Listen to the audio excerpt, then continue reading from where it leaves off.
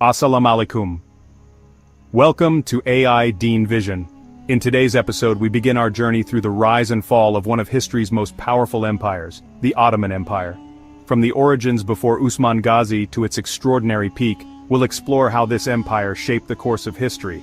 Stay with us as we uncover the stories of the sultans, the battles, the politics, and the rise of a global superpower. Make sure to hit the like button, subscribe to our channel, and share this video with those who love history and empires. The story of the Ottoman Empire begins long before the reign of Osman Ghazi, rooted in the rich history of Anatolia. This region, known today as Turkey, was once home to many empires and cultures, each leaving their mark. The migration of Turkish tribes into Anatolia began in the 11th century, as they fled the Mongol invasions in Central Asia.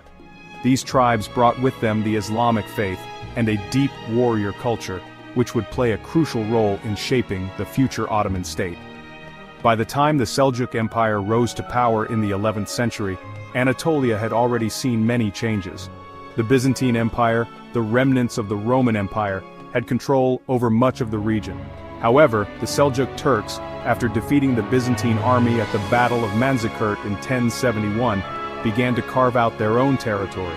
This marked the beginning of the slow decline of Byzantine influence in Anatolia, providing an opportunity for Turkish tribes to establish their own states. As the Seljuks expanded their reach, many Turkish warlords or beys emerged in the region. These beys ruled over small, independent territories, often fighting each other for control. Among these beys were the Kayi tribe, a group of nomadic Turks who had been pushed westward from their homeland in Central Asia. They would play a significant role in the formation of the Ottoman Empire. At the time, the region was in turmoil, with various states vying for control, and the Byzantines struggling to maintain their hold over Anatolia. The Kayi tribe, led by Ertugrul Bey, was one of the many tribes in this volatile region. Ertugrul and his people settled in the town of Sogut, located near Byzantine-controlled lands. The decision to settle here was strategic, as Sogut was close to the heart of Byzantine power, but was still within reach of the Seljuk Sultanate.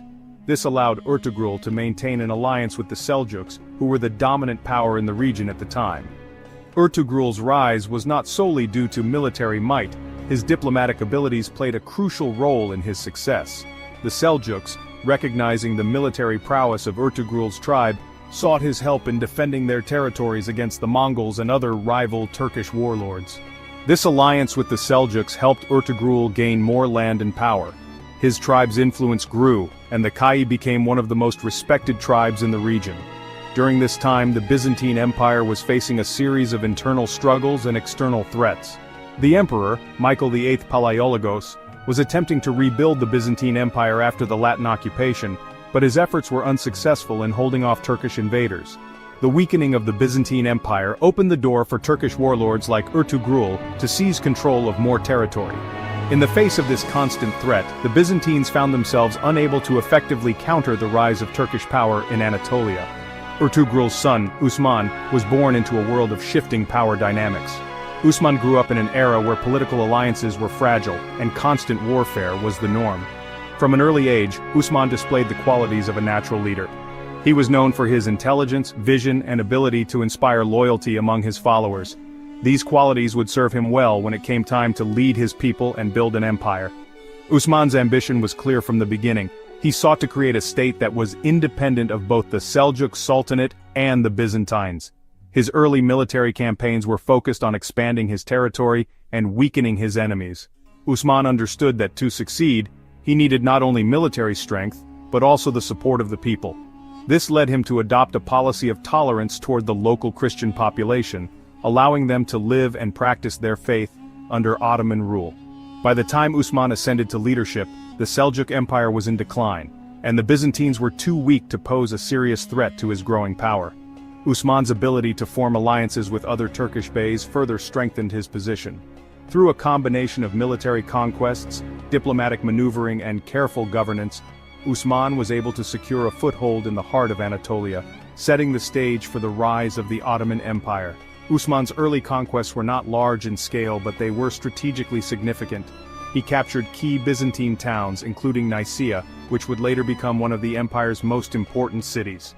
These victories were a sign of Usman's growing influence in the region, and his ability to expand his territory without provoking too much resistance was a testament to his political savvy. The Ottoman state began to take shape, and Usman's leadership became the foundation upon which the empire would be built. One of the key factors in Usman's success was his ability to inspire loyalty among his followers. Unlike many of his rivals, who ruled through fear and oppression, Usman's leadership was characterized by fairness and justice. His people saw him as a just ruler who sought to create a state where both Turks and non-Turks could coexist peacefully. This policy of inclusivity helped him gain the support of many Christian peasants, who saw the Ottomans as a better alternative to Byzantine rule. Usman's military campaigns were also marked by his ability to adapt to changing circumstances. He was not afraid to form alliances with other powerful Turkish beys when it suited his needs, but he was also willing to break these alliances if they no longer served his interests. This pragmatic approach to politics allowed him to navigate the complex political landscape of Anatolia and establish his own independent power base. Usman's victory at the Battle of Baphius in 1302 was a turning point in his rise to power. This battle, fought against the Byzantine Empire, demonstrated Usman's military prowess and solidified his position as a dominant force in the region. Following this victory, Usman's power continued to grow, and his territory expanded rapidly. By the time of his death in 1326, Usman had laid the foundation for an empire that would last for over 6 centuries. The key to Usman's success lay not only in his military victories but also in his ability to create a stable and just government. He established a legal system based on Islamic principles, ensuring that justice was upheld for all of his subjects. This commitment to fairness and equality helped to win the support of both Turks and non-Turks alike, and it became a hallmark of the Ottoman state. Usman's reign marked the beginning of a new era in the history of Anatolia. His leadership created a state that was built on the principles of Islam, military strength and social justice. The Ottoman Empire, though still in its infancy, was poised for greatness. As Usman's sons and successors continued his work, the empire would grow to become one of the most powerful in the world. The Ottoman Empire would go on to become a beacon of Islamic power, stretching across 3 continents and lasting for centuries. But it was Usman's vision and leadership that set the stage for this incredible journey. His ability to unify the Turkish tribes and build a state that balanced military strength with social justice laid the groundwork for an empire that would change the course of history. Usman's vision was not simply to create an empire but to build a society based on Islamic principles of justice, equality and brotherhood. This vision would guide the Ottoman state throughout its long history, influencing the policies of every sultan who followed Usman's example. His legacy as the founder of the Ottoman Empire is still felt today, as the values he instilled in the empire continue to resonate in modern Turkish society. The Ottoman Empire was not just a military force, it was a cultural and religious entity. Under Usman's leadership, the Ottomans became a center of Islamic scholarship, culture, and art. The empire would go on to produce some of the most magnificent architectural wonders in the world, as well as a rich tradition of literature, music, and intellectual achievement. Usman's reign was the beginning of a long and storied history, one that would see the Ottoman Empire rise to become one of the most powerful states in the world. It was a history marked by both triumph and tragedy, but through it all, Usman's vision and leadership remained the foundation upon which the empire was built. The rise of the Ottoman Empire is a testament to the power of leadership, vision, and perseverance. Usman's ability to unite the Turkish tribes, forge alliances, and expand his territory laid the groundwork for one of the most remarkable empires in history. As we look back on this period, we see not only the origins of a great empire but also the lessons that can be learned from Usman's leadership. The Ottoman Empire's legacy has influenced not just the world of its time but continues to shape modern societies. Understanding its rise, its rulers, and its eventual decline helps us reflect on the powerful lessons history offers.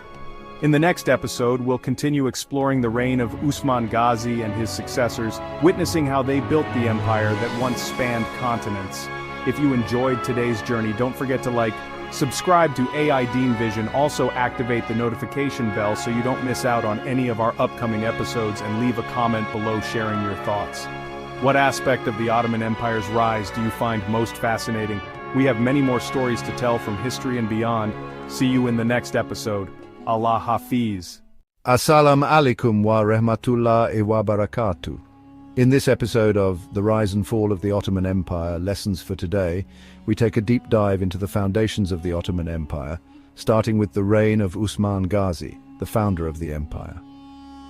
Osman's leadership, vision and military acumen would lay the groundwork for one of the most powerful and influential empires the world has ever seen.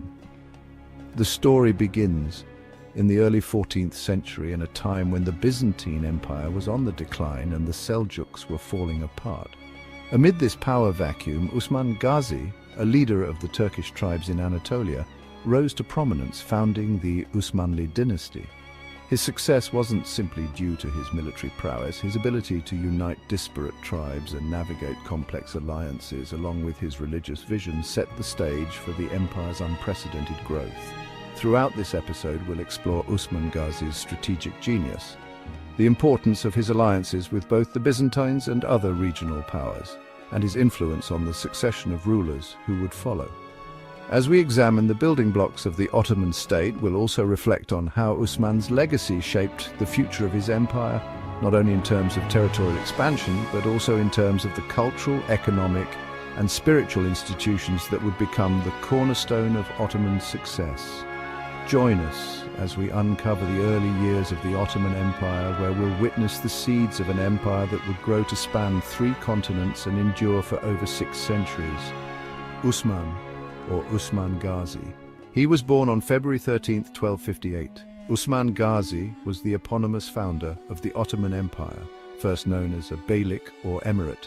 While initially a small Turkoman principality during Osman's lifetime, his beylik transformed into a vast empire in the centuries after his death.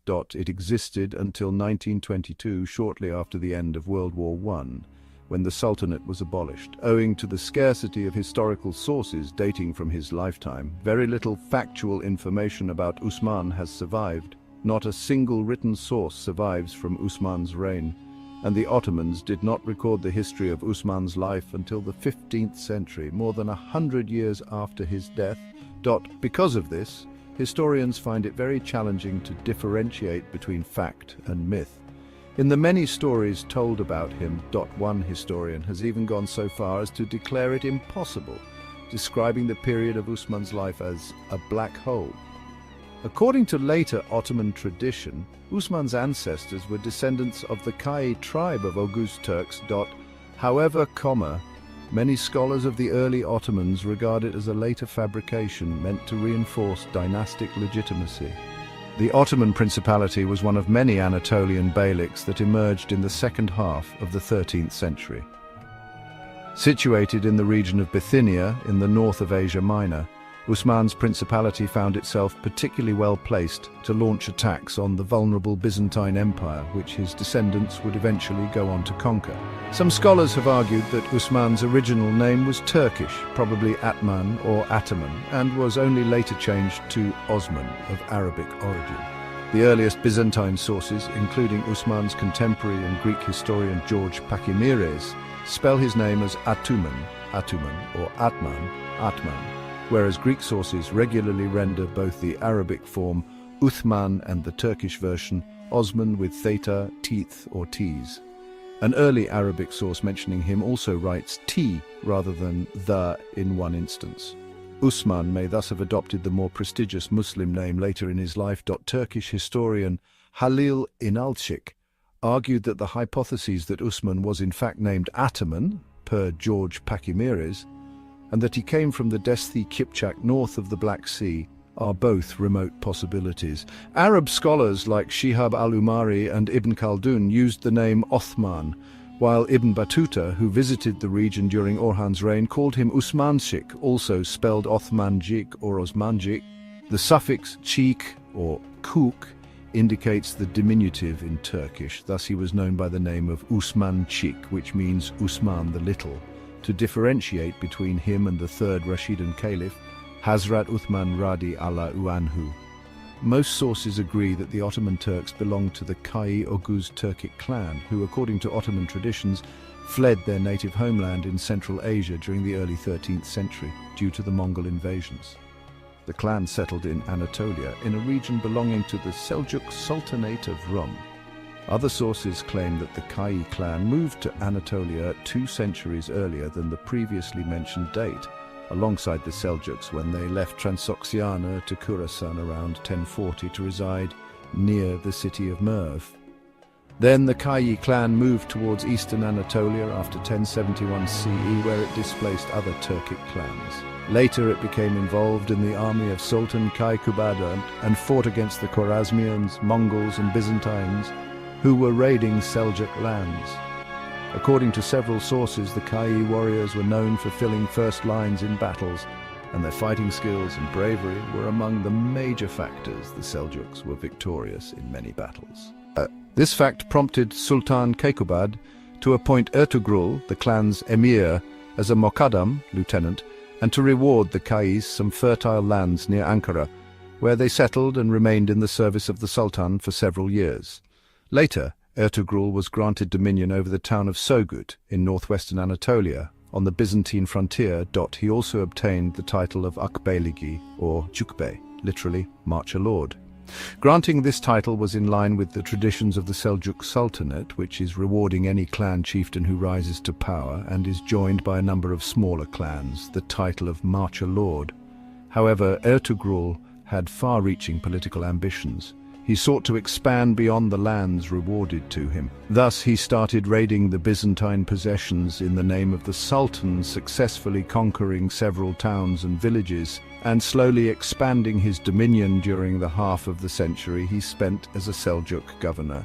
In 1281, Ertugrul died at nearly 90 years of age. Although the exact date of Usman's birth is unspecified, some sources indicate that he was born on the 13th of February 1258, the exact same day the Mongol hordes invaded Baghdad, killing its inhabitants and ravaging its landmarks. Other sources, such as the 16th century Ottoman historian Kemal Pasazadeh, say that Usman was most likely born around the middle of the 13th century, possibly in 1254/5. Information related to the early life of Usman is limited.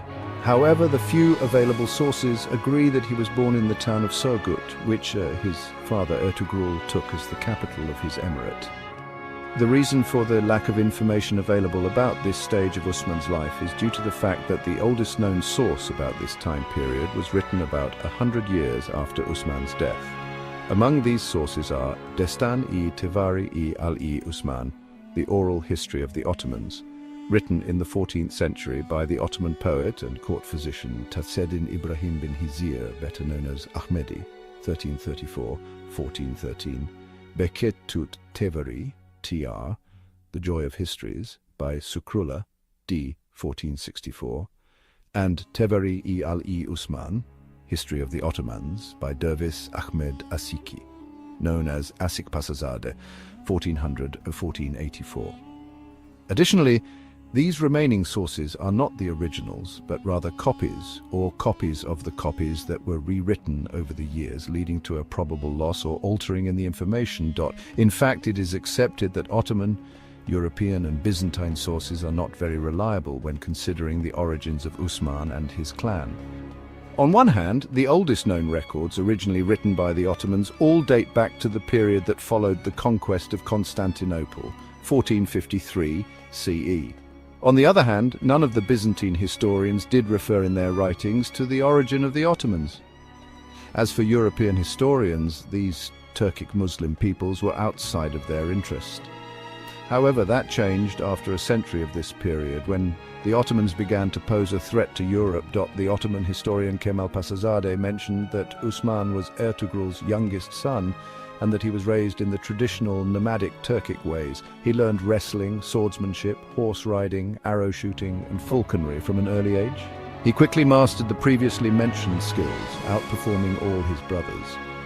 He was also taught the principles of Islam, and was influenced by the teachings of Sufi sheikhs, mostly his mentor, Sheikh Edebali, and this was reflected in his personality and lifestyle. In terms of proportions, the most popular and classic narration is that Usman is the grandson of Suleiman Sağ, who died drowning while crossing the Euphrates River on horseback. The Turkish historian Yilmaz Ostuna considers that Usman's grandfather and Ertugrul's father is called Gunduz Alp, saying that it is more likely that Suleiman Shah is a name stuck in Anatolian popular memory, and it actually refers to Suleiman bin Kutulmish, who founded the Seljuk Sultanate of Rum. Ostuna adds that it is possible that Ottoman historians tried forming a connection between the Ottomans and the Seljuks, especially since the Ottomans appeared on the stage of history claiming to be the legitimate successors of the Seljuks. Based on this, Usman's assumed lineage is as follows: Usman bin Ertugrul bin Gunduz Alp bin Kaya Alp bin Gökalp bin Sarkuk Alp bin Kayisi Alp. Other researchers agree that the connection between Ertugrul, Usman and the Seljuks may have been largely invented by court chroniclers a century later, and the true origins of the Ottomans thus remain obscure. On the other hand, some Ottoman sources indicate further lineage to Usman and the Oghuz Turks, which is closer to myth than reality, saying that these people are descendants of Japheth, son of Noah, and that Usman's genealogical tree contains 52 ancestors or more and ends with the prophet Noah alayhi salam himself. This lineage includes Gökalp and Oghuz Han, who is said to be the father of Gökalp, and all the Oghuz Turkic peoples, including the Seljuks. Origin of the Ottoman Empire. The exact date of Usman's birth is unknown, and very little is known about his early life and origins due to the scarcity of sources and the many myths and legends which came to be told about him by the Ottomans in later centuries. He was most likely born around the middle of the 13th century, possibly in 1254 fifths, the date given by the 16th century Ottoman historian Kemal Pasazade. 2. According to Ottoman tradition, Usman's father, Ertugrul, led the Turkic Kai tribe west from Central Asia into Anatolia, fleeing the Mongol onslaught. He then pledged allegiance to the Sultan of the Anatolian Seljuks, who granted him dominion over the town of Surgut on the Byzantine frontier. This connection between Ertugrul and the Seljuks, however, was largely invented by court chroniclers a century later, and the true origins of the Ottomans thus remain obscure. According to the Karamanid historian Shikari, Usman was a low-born Yoruk and shepherd. Almost nothing is known for certain about Usman's early activities except that he controlled the region around the town of Sogut, and from there launched raids against the neighboring Byzantine Empire. The first datable event in Usman's life is the Battle of Baphius in 1301 or 1302, in which he defeated a Byzantine force sent to counter him. Usman appears to have followed the strategy of increasing his territories at the expense of the Byzantines while avoiding conflict with his more powerful Turkish neighbors.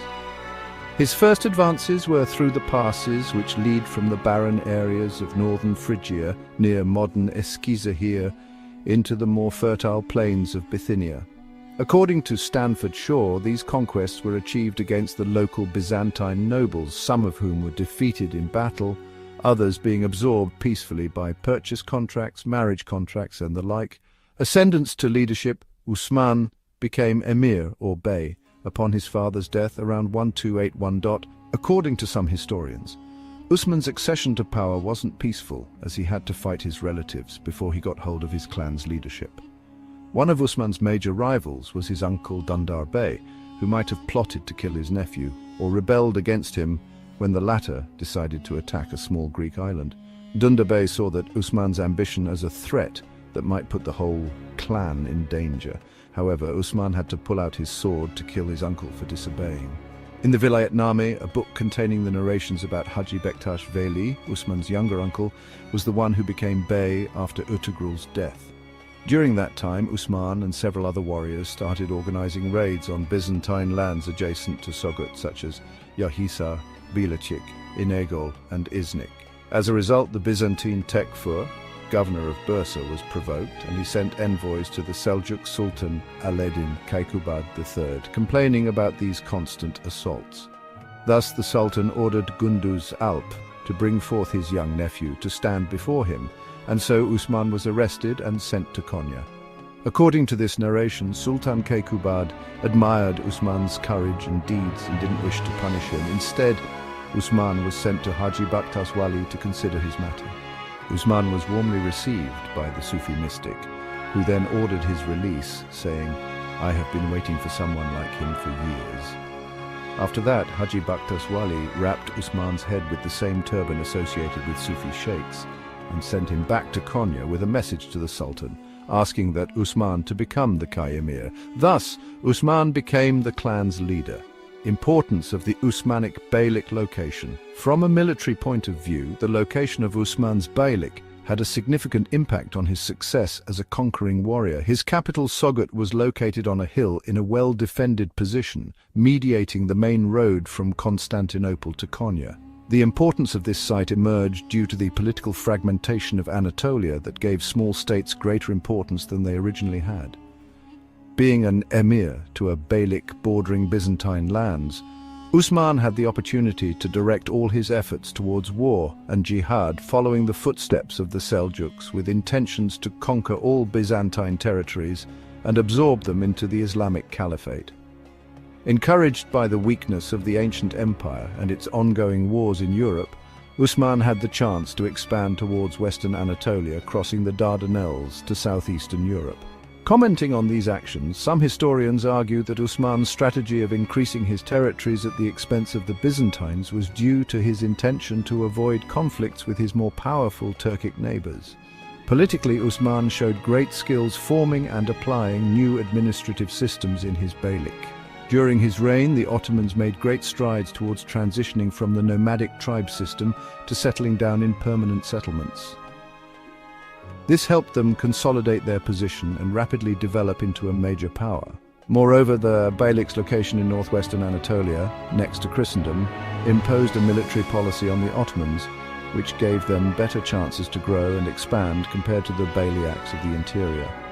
Osman's beylik was also relatively far from both the Mongol invasions and the influence of the powerful Turkoman beyliks in southern and southwestern Anatolia.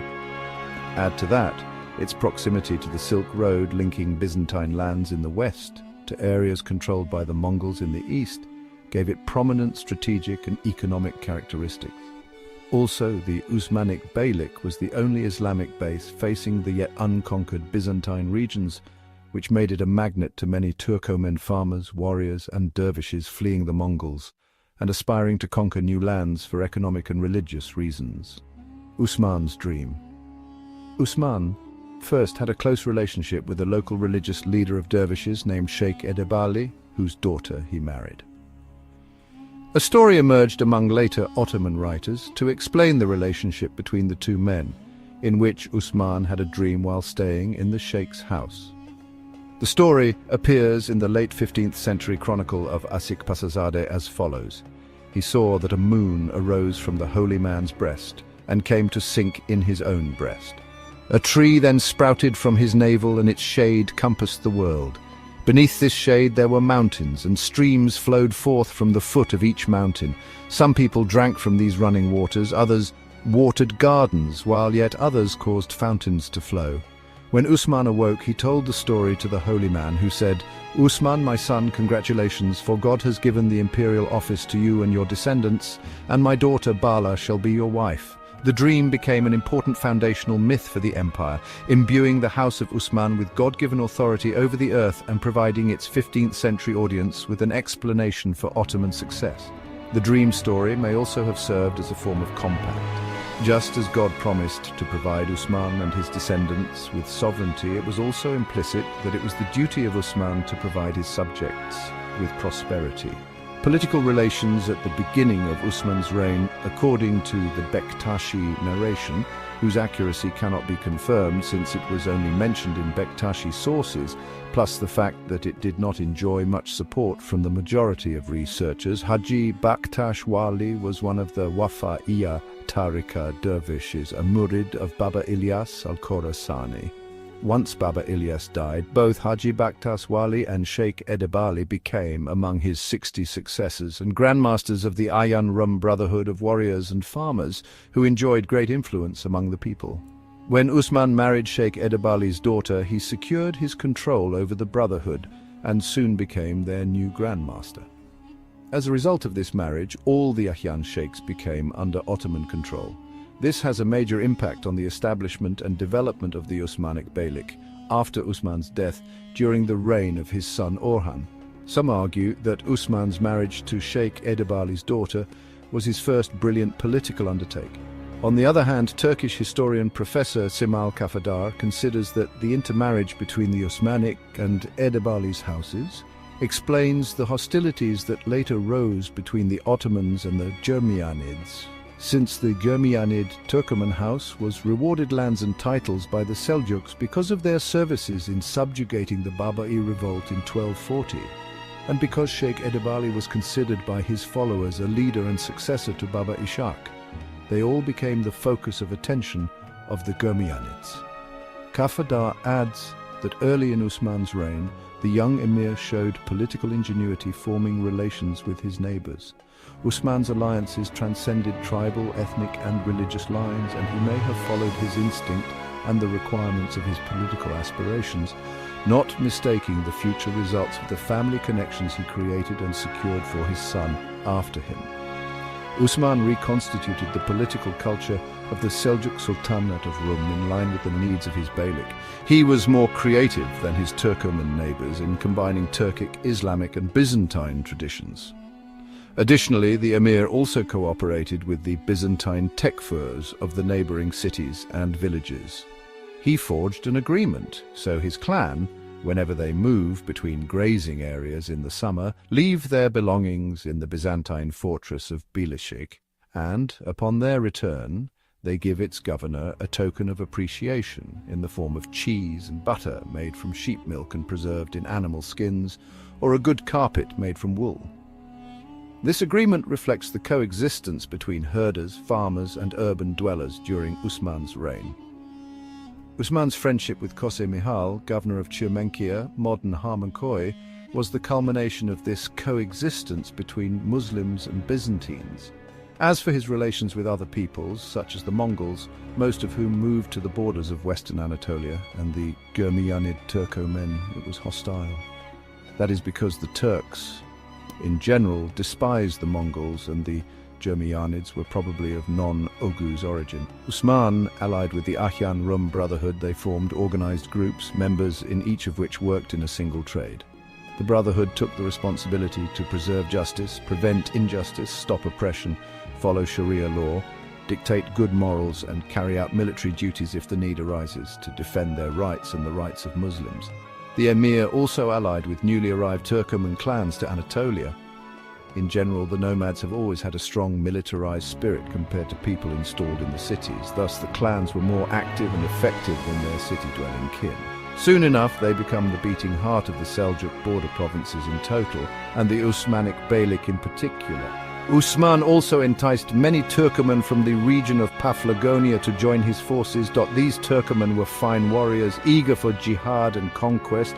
Each of them followed a tariqa, an order of Sufism, and was supervised by a sheikh, who taught them the meaning of jihad alongside many Islamic principles. However, another section of these Turkoman did not have close ties to Islam for various reasons. Thus, Usman entrusted them to several sheikhs and dervishes to be given proper Islamic education and be satiated with the values that glorify conquest, aiming to spread the word of Islam. In fact, these sheikhs and dervishes were very enthusiastic about promoting the Turuk of the Khorasani walis, and Usman's request gave them this chance. As for the ruling hierarchy, Usman was firstly subordinate to the Chobanid emir in Kastamonu, followed by the Seljuk Sultan through the Germianid Bey in Kütahya, who was in turn subordinate to the Mongol Ilkhan in Tabriz. During this period, the Seljuk Sultans had lost their power over their local emirs, and the Mongol Ilkhan practiced his authority in Anatolia through his appointed generals, where he requested that every local governor, including Usman, sends him soldiers whenever he requests so. As for the hierarchy of name-delivering in Kutba, imams used to pray for the guidance of the Abbasid Caliph in Egypt first, the Mongol Ilkhan in Tabriz, Seljuk Sultan in Konya, and finally the local bey or emir. Expansion of the beylik. Until the end of 13th century, Usman I's conquests include the areas of Bilashik, Belakomis, Yenisehir, Melengaya, Inagol, Angelokomis, and Yarhisar, Kopruhisar, and Byzantine castles in these areas. According to Shah, Usman's first real conquests followed the collapse of Seljuk authority when he was able to occupy the fortresses of Kulukahisar and Eskisehir. Then he captured the first significant city in his territories, Yenisehir, which became the Ottoman capital. In 1302, after soundly defeating a Byzantine force near Nicaea, Usman began settling his forces closer to Byzantine-controlled areas. Alarmed by Usman's growing influence, the Byzantines gradually fled the Anatolian countryside. Byzantine leadership attempted to contain Ottoman expansion, but their efforts were poorly organized and ineffectual. Meanwhile, Usman spent the remainder of his reign expanding his control in two directions: north along the course of the Sakarya River, and southwest towards the Sea of Marmara, achieving his objectives by 1308. Usman's last campaign was against the city of Bursa. Although Usman did not physically participate in the battle, the victory at Bursa proved to be extremely vital for the Ottomans, as the city served as a staging ground against the Byzantines in Constantinople, and as a newly adorned capital for Usman's son, Orhan. Ottoman tradition holds that Usman died just after the capture of Bursa, but some scholars have argued that his death should be placed in 1324, the year of Orhan's accession. Conquest of Karakhisar. After establishing his beylik, Usman had to fight on two fronts, one against the Byzantine and the other against the Turkoman beyliks that opposed his rule, especially the Germanids.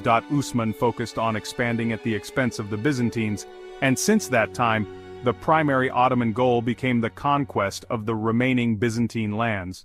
Some accounts indicate that the first battle Usman launched against the Byzantines was aimed to revenge a defeat that he suffered in the spring of 1284 or 1285, where the Byzantines, led by the Tekfur of Bursa, ambushed him and his men. It is in doubt that Usman knew about this ambush from one of his spies. Nevertheless, he chose to clash with the Byzantines, and he was defeated and forced to withdraw with casualties, including his nephew Koka Saruhan Bey, son of Savchi Bey. Based on this, around 1286, Usman went forward to Karakhisar at the head of a military force of 300 fighters. It was a fortress located 2 leagues away from Inagol, within the scope of Mount Uludag. The emir attacked the fort at night and managed to conquer it, extending his beylik northwards toward Lake Iznik's proximity. The Ottoman victory at Karakhisar triggered the fort's governor, who refused to be a subordinate subject to a Muslim ruler, especially a border emir. So he allied himself with Karakhisar's governor, and both men agreed to fight the Muslims, aiming at retaking all Byzantine lands that were lost recently. Thus, the Ottomans and the Byzantines met again in battle, somewhere between Bilachik and Inegol, where fierce fighting took place in which Usman's brother Savchi Bey and the Byzantine commander Palados were killed. The battle ended with an Ottoman victory. Then, the Ottomans entered Karakhisar, where they, reportedly for the first time, converted the town's church into a mosque. Usman appointed a Qadi, magistrate, and a Subasi, chief of police, for the newly conquered city. Historians differed in determining the date of this conquest, yet none made it prior to 1286, or exceeding 1291. Usman made his new city a staging base of his military campaigns against the Byzantines, and ordered that his name be delivered at the Friday Khutbah, which was the first manifestation of his sovereignty and authority. Usman's latest victory was his greatest up to that date. Seljuk Sultan Alaeddin Keykubat III expressed his deep appreciation for Usman's accomplishments in the name of the Seljuks and Islam, giving him the title of Hadrat Uthman Ghazi Marzuban Ali Jah Uthman Shah, the honorable conqueror and border guardian Usman Shah. The Sultan also bestowed upon Usman the governance of all the land he did conquered, as well as the towns of Eskisehir and Inonu.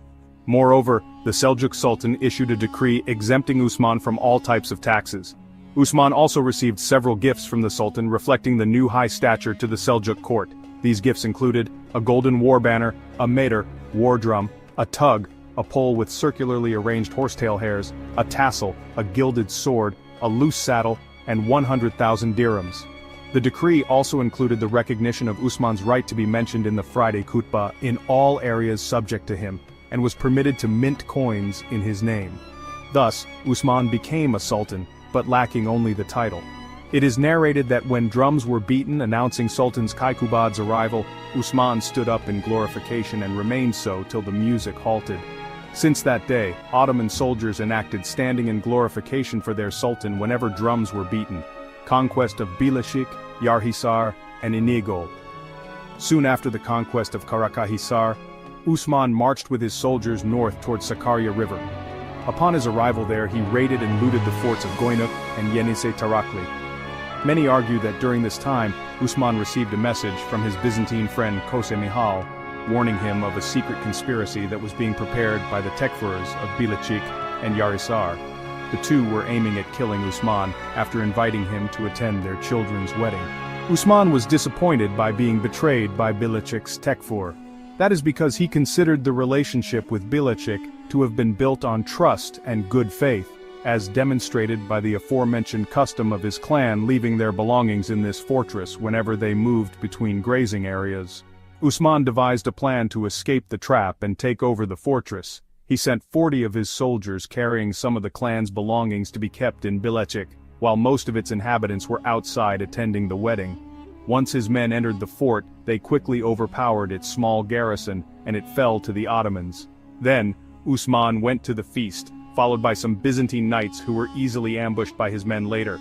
A short battle took place in which Osman was victorious, and most of the Byzantines were killed.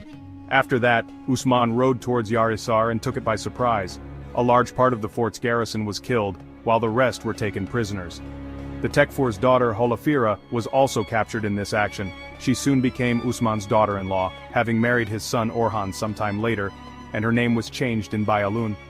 Afterwards, Osman and several of his men took over all towns and villages surrounding Inegol, before laying siege on the fort itself and taking it with ease. Osman ordered the execution of Inegol's Tekfur since he was known for persecuting his Muslim neighbors, then placed a new garrison for the town, and distributed the loot among his men. Fall of the Seljuk Sultanate of Rum and the Usmanic Beylik's independence. Osman aspired after his multiple victories to expand on two axes, aiming to isolate the Byzantine cities he was looking to conquer. First, he blocked the road leading to Iznik from the eastern side. Then, he advanced from the west towards Lopadion and Evrenos. After that, Osman turned around Mount Uludag from both north and south, avoiding the fortified city of Bursa, connecting with his Muslim neighbors in the southeast. During that time, the Byzantine Empire was preoccupied with ongoing clashes with its powerful enemies in Anatolia, such as the Germianids and the coastal Beyliks, not to mention suppressing unrest and discord in Constantinople and the Balkans. The empire was unable to face Osman's threats, thus, he felt free to expand at the Byzantines' expense, exploiting the current situation. At the same time, the Seljuk Sultanate of Rum was seeing its final days. The Sultanate grip was slowly weakened over its Turkoman Beyliks. Sultan Alaeddin Kaikubad III became deeply unpopular after he purged the Seljuk administration of his predecessor's men with extreme violence. This prompted the Mongol Ilkhan Mahmud Ghazan to call upon Kaikubad to appear before him, and once the latter did in 1302, he was executed and replaced with his predecessor, Ghiyath ad-Din Masud bin Kaikawus, to keep the peace in Anatolia. According to another account, Mongol and Tatar hordes raided Asia Minor in 1300 and killed Sultan Kaikubad in his capital Konya. It was also said that Kaikawus himself killed his rival, coveting his own return on the throne. Another story suggests that Kaikubad escaped and sought refuge in the Byzantine court, where he remained until his death. In all cases, Kaikawus's rule was short-lived, lasting between 4 and 6 years at most, and when he died in 1308 CE, the Seljuk Sultanate of Rum was no more to be mentioned in the historical records, giving the way for the Turkoman Beyliks to emerge as independent states. The demise of the Seljuk Sultanate of Rum gave Osman autonomy over his dominion. He soon dubbed himself Padisa al-i-Usman, sovereign of the House of Osman. After that, Osman set his sights towards conquering the last of the Byzantine cities, towns, and fortresses in Anatolia. According to one account, after Sultan Alaeddin Kaikubad III was killed by the Mongols, viziers and notable leaders met and decided that since the late Sultan had no offspring, one of the local emirs should take his place, and they found Osman perfect fitting the candidacy. Thus the leaders offered the emir the position, and Osman accepted becoming a sultan. It is likely that Kaikubad's and Kaikawus's deaths led to the Sultanate of Rum falling into chaos, and prompted many of its regular soldiers to join the armies of local emirs, including Osman. This gave the latter a great momentum and important military experience, enriching his army for the upcoming conquests. Battle of Beifius. Soon after Osman secured his independence and established control over all fortresses he conquered, he sent messages to all remaining Byzantine Tekfurs in Anatolia, asking them to choose between accepting Islam, Ottoman sovereignty, and paying jizya, or war. Some of these Tekfurs ended up accepting Islam, including Osman's old friend Koze Mihal. who became the Turkic leader's companion and would play a considerable part in the upcoming expansions of the Usmanic Beylik. His descendants became known in Ottoman history as Mihalagulari, children of Michael, plural of Mihalaglu. Other governors acknowledged Usman's sovereignty, while the rest kept their loyalty to the Byzantine emperor. Thus, Usman started harassing their fortresses such as Bursa and Nicaea, which was besieged in 1301. The Ottoman raids also threatened the port city of Nicomedia with famine, as the Ottomans roamed the countryside prohibiting peasants from harvesting wheat.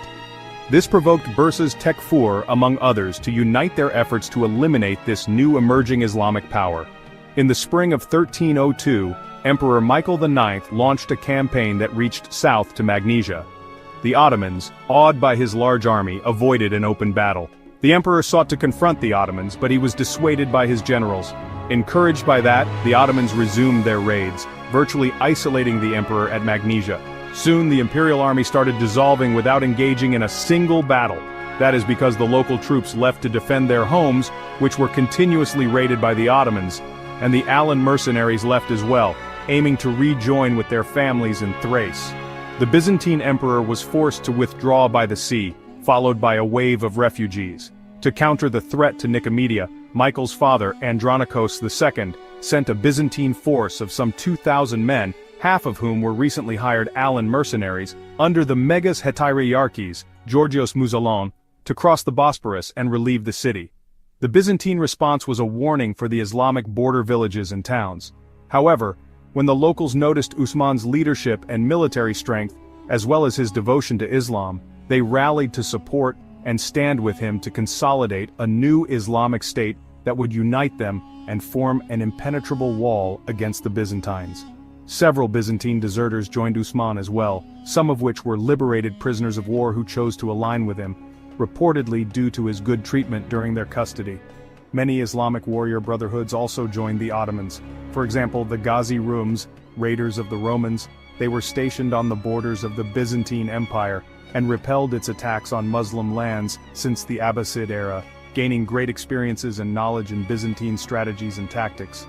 Another example is the Hajian Rums, pilgrims of the land of the Romans, a brotherhood of Muslim clergy concerned with teaching local villagers and recent converts the basics and different aspects of Islam, and had a side objective of assisting the Mujahideen in combat. The Byzantine and Ottoman armies eventually met on the 27th of July 1302 at the plain of Baphius located between Nicomedia and Nicaea.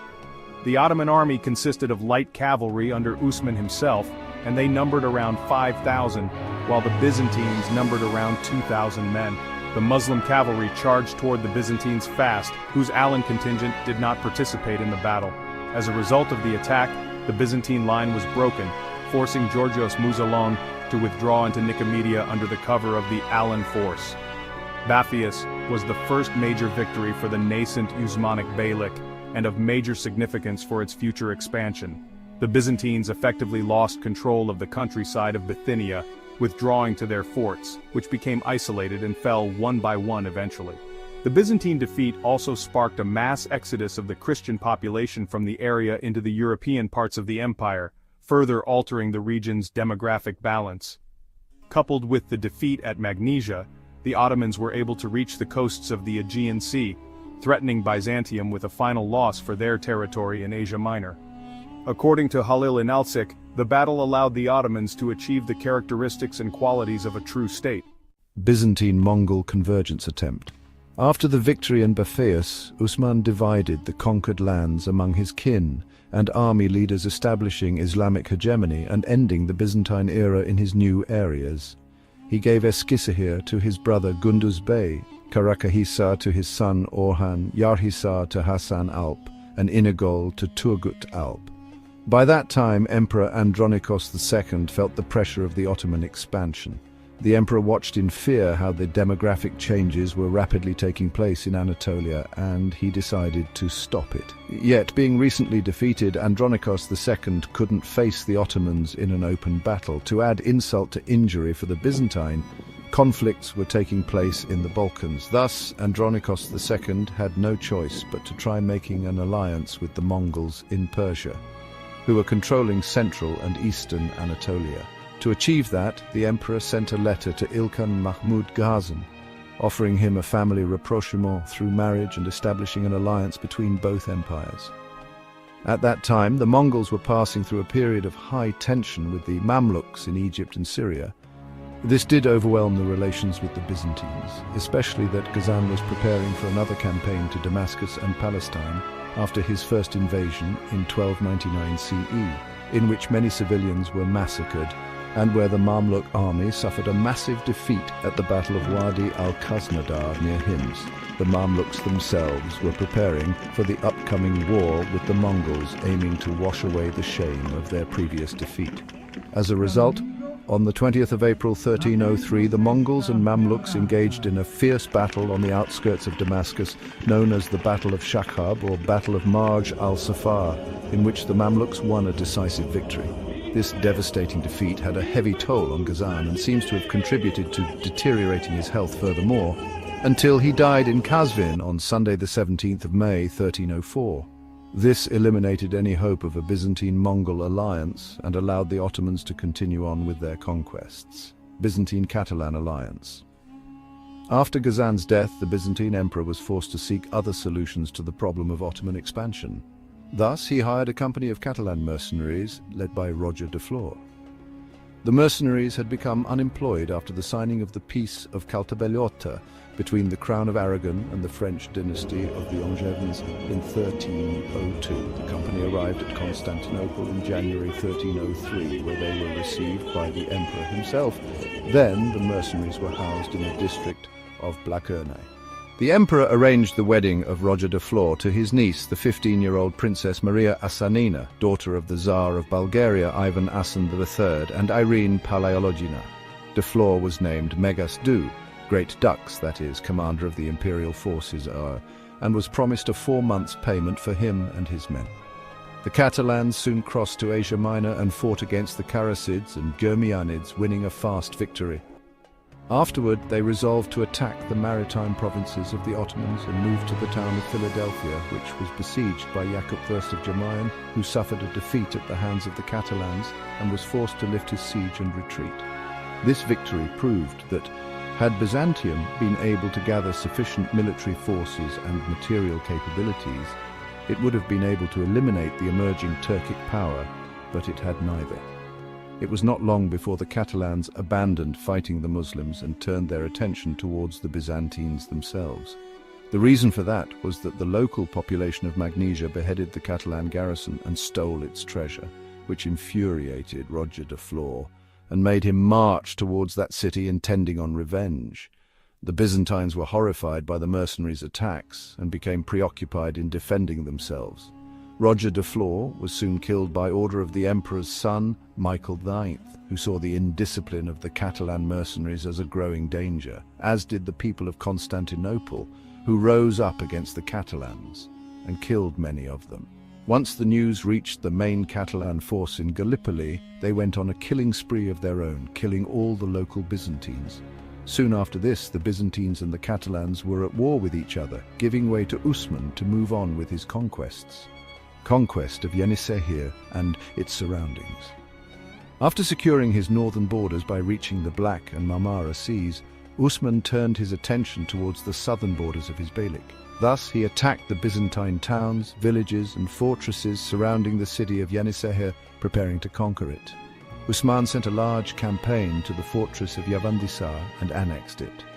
Then he attacked Yenisehir, took it with ease and made it his temporary capital, after fortifying and strengthening its defenses. Soon after that, Osman started sending more campaigns against the remaining Byzantine cities, conquering several fortresses including Lefko, Akhisar, Koçhisar, Yeniçehisar, Marmarakik and Kopruhisar.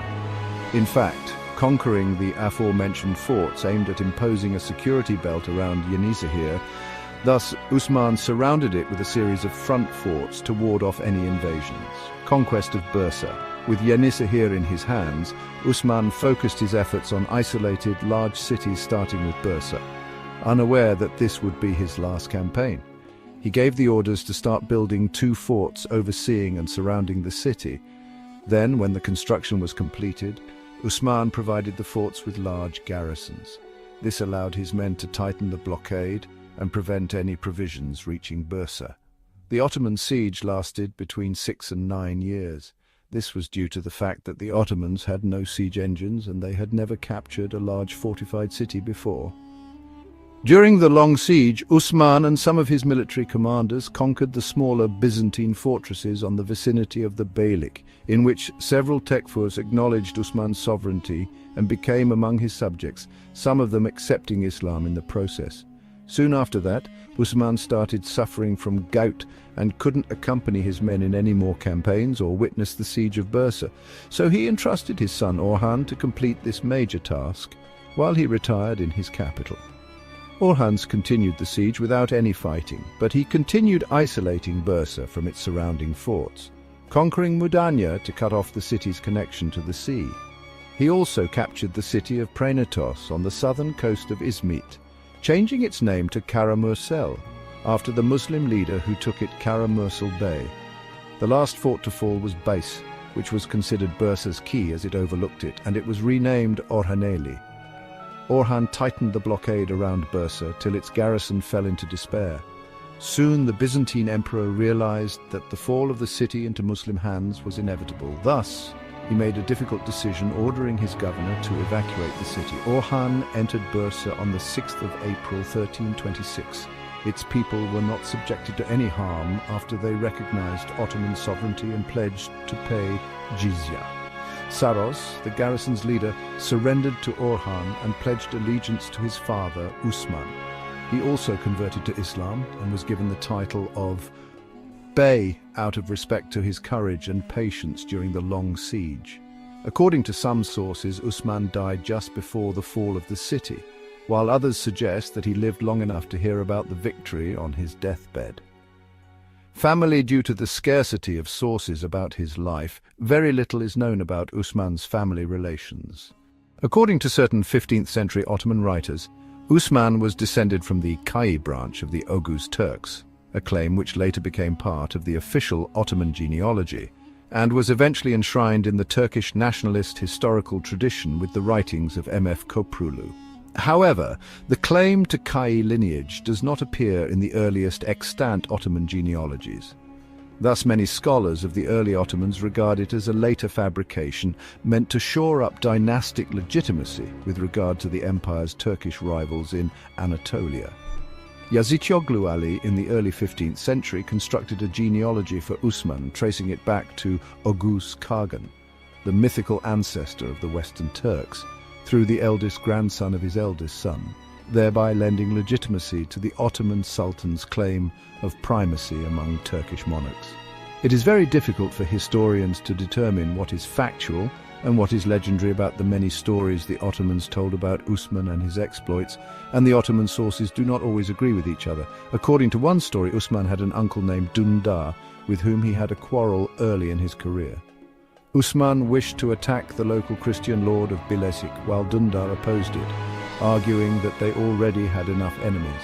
Interpreting this as a challenge to his leadership position, Osman shot and killed his uncle with an arrow dot. This story first appears in Nesri's work, but is missing in earlier Ottoman historical works. If it was true, it means that it was likely covered up to avoid tarnishing the reputation of the Ottoman dynasty's founder with the murder of a family member. It may also indicate an important change in the relationship of the Ottomans with their neighbours, shifting from relatively peaceful accommodation to a more aggressive policy of conquest. Consorts Osman I had two known consorts who were both his legal wives and some unknown concubines. Rabia Bala Hatun. She was the daughter of Sheikh Edebali and the mother of Alaeddin Ali Pasha. She spent the last years of her life with her father and died in Bilezik in 1324. She was buried next to her father's tomb, Kamariye Malhun Hatun, daughter of Umar Abdulaziz Bey. Called also Mal or Mala Hatun, she was the mother of Orhan Fulana Hatun, girl from humble social background with whom Osman became infatuated when he was very young. When she rejected his marriage proposal, believing it to be a joke, Osman kidnapped her and made her his concubine. Sons Osman I had at least 8 sons, Fulan Bey, born before 1281, with Fulan Hatun. He was sent to the court of Giyasuddin III Kaikhusrau, Seljuk Sultan, to be raised in his house when Ertugrul signed peace with him. He had at least 3 sons, Ahmed, Bayad and Halil, and his descendants were still alive at the time of the reign of Bayezid I. Orhan, 1281–1362, with Malhun Hatun, second Ottoman ruler, Alaeddin Erden Ali Pasha, c. 1281–1331, with Rabia Bala Hatun, governor of Bilecik and founder of several mosques in Bursa. His descendants were still alive in the 16th century. Koban Bey, 1283–1337. He built a mosque in Bursa. Buried in Sogut in the turba of Ertugrul, Pazali Bey, 1285. General of Orhan, he had at least 2 sons, Ilyas Bey and Murad Bey, and at least 2 daughters. Buried in Sogut in the turba of Ertugrul. Hamid Bey, 1288–1329. Buried in Sogut in the turba of Ertugrul. Murad Arslan Melik Bey, 1290–1336.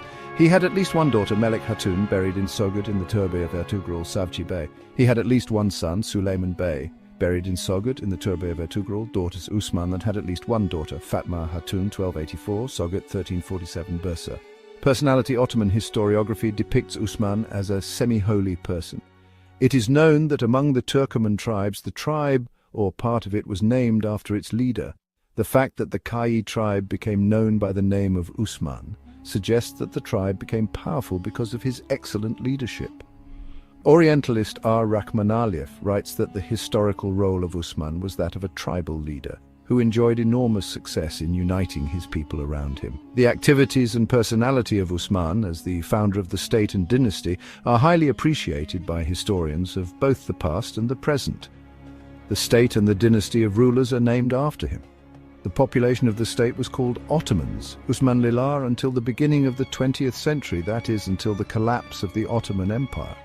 Historian F. Uspensky notes that Usman relied not only on force but also cunningness. Historian and writer Lord Kinross writes that Usman was a wise, patient ruler whom people sincerely respected and were ready to serve him faithfully. He had a natural sense of superiority, but he never sought to assert himself with the help of power, and therefore he was respected not only by those who were equal in position, but also those who exceeded his abilities on the battlefield or on wisdom. Usman did not arouse feelings of rivalry in his people. Only loyalty. Herbert Gibbons believed that Usman was great enough to exploit masterful people. According to Simal Kafadar, death. According to the sources that say Usman lived to hear of the fall of Bursa, Orhan rushed back to Sogut to inform his father of his great victory. Once he reached it, he was immediately summoned to Usman, who was on his deathbed. Soon after Usman heard the news, he died from natural causes. However, Usman managed to name Orhan to be his successor, although the latter was not Usman's firstborn. Yet the dead emir believed that Orhan was better fit to rule than his elder half-brother Alaeddin, who was more passive and pious than Orhan. As for the exact cause of Usman's death, it is well known that he suffered from gout for several years, which seemingly caused his eventual death.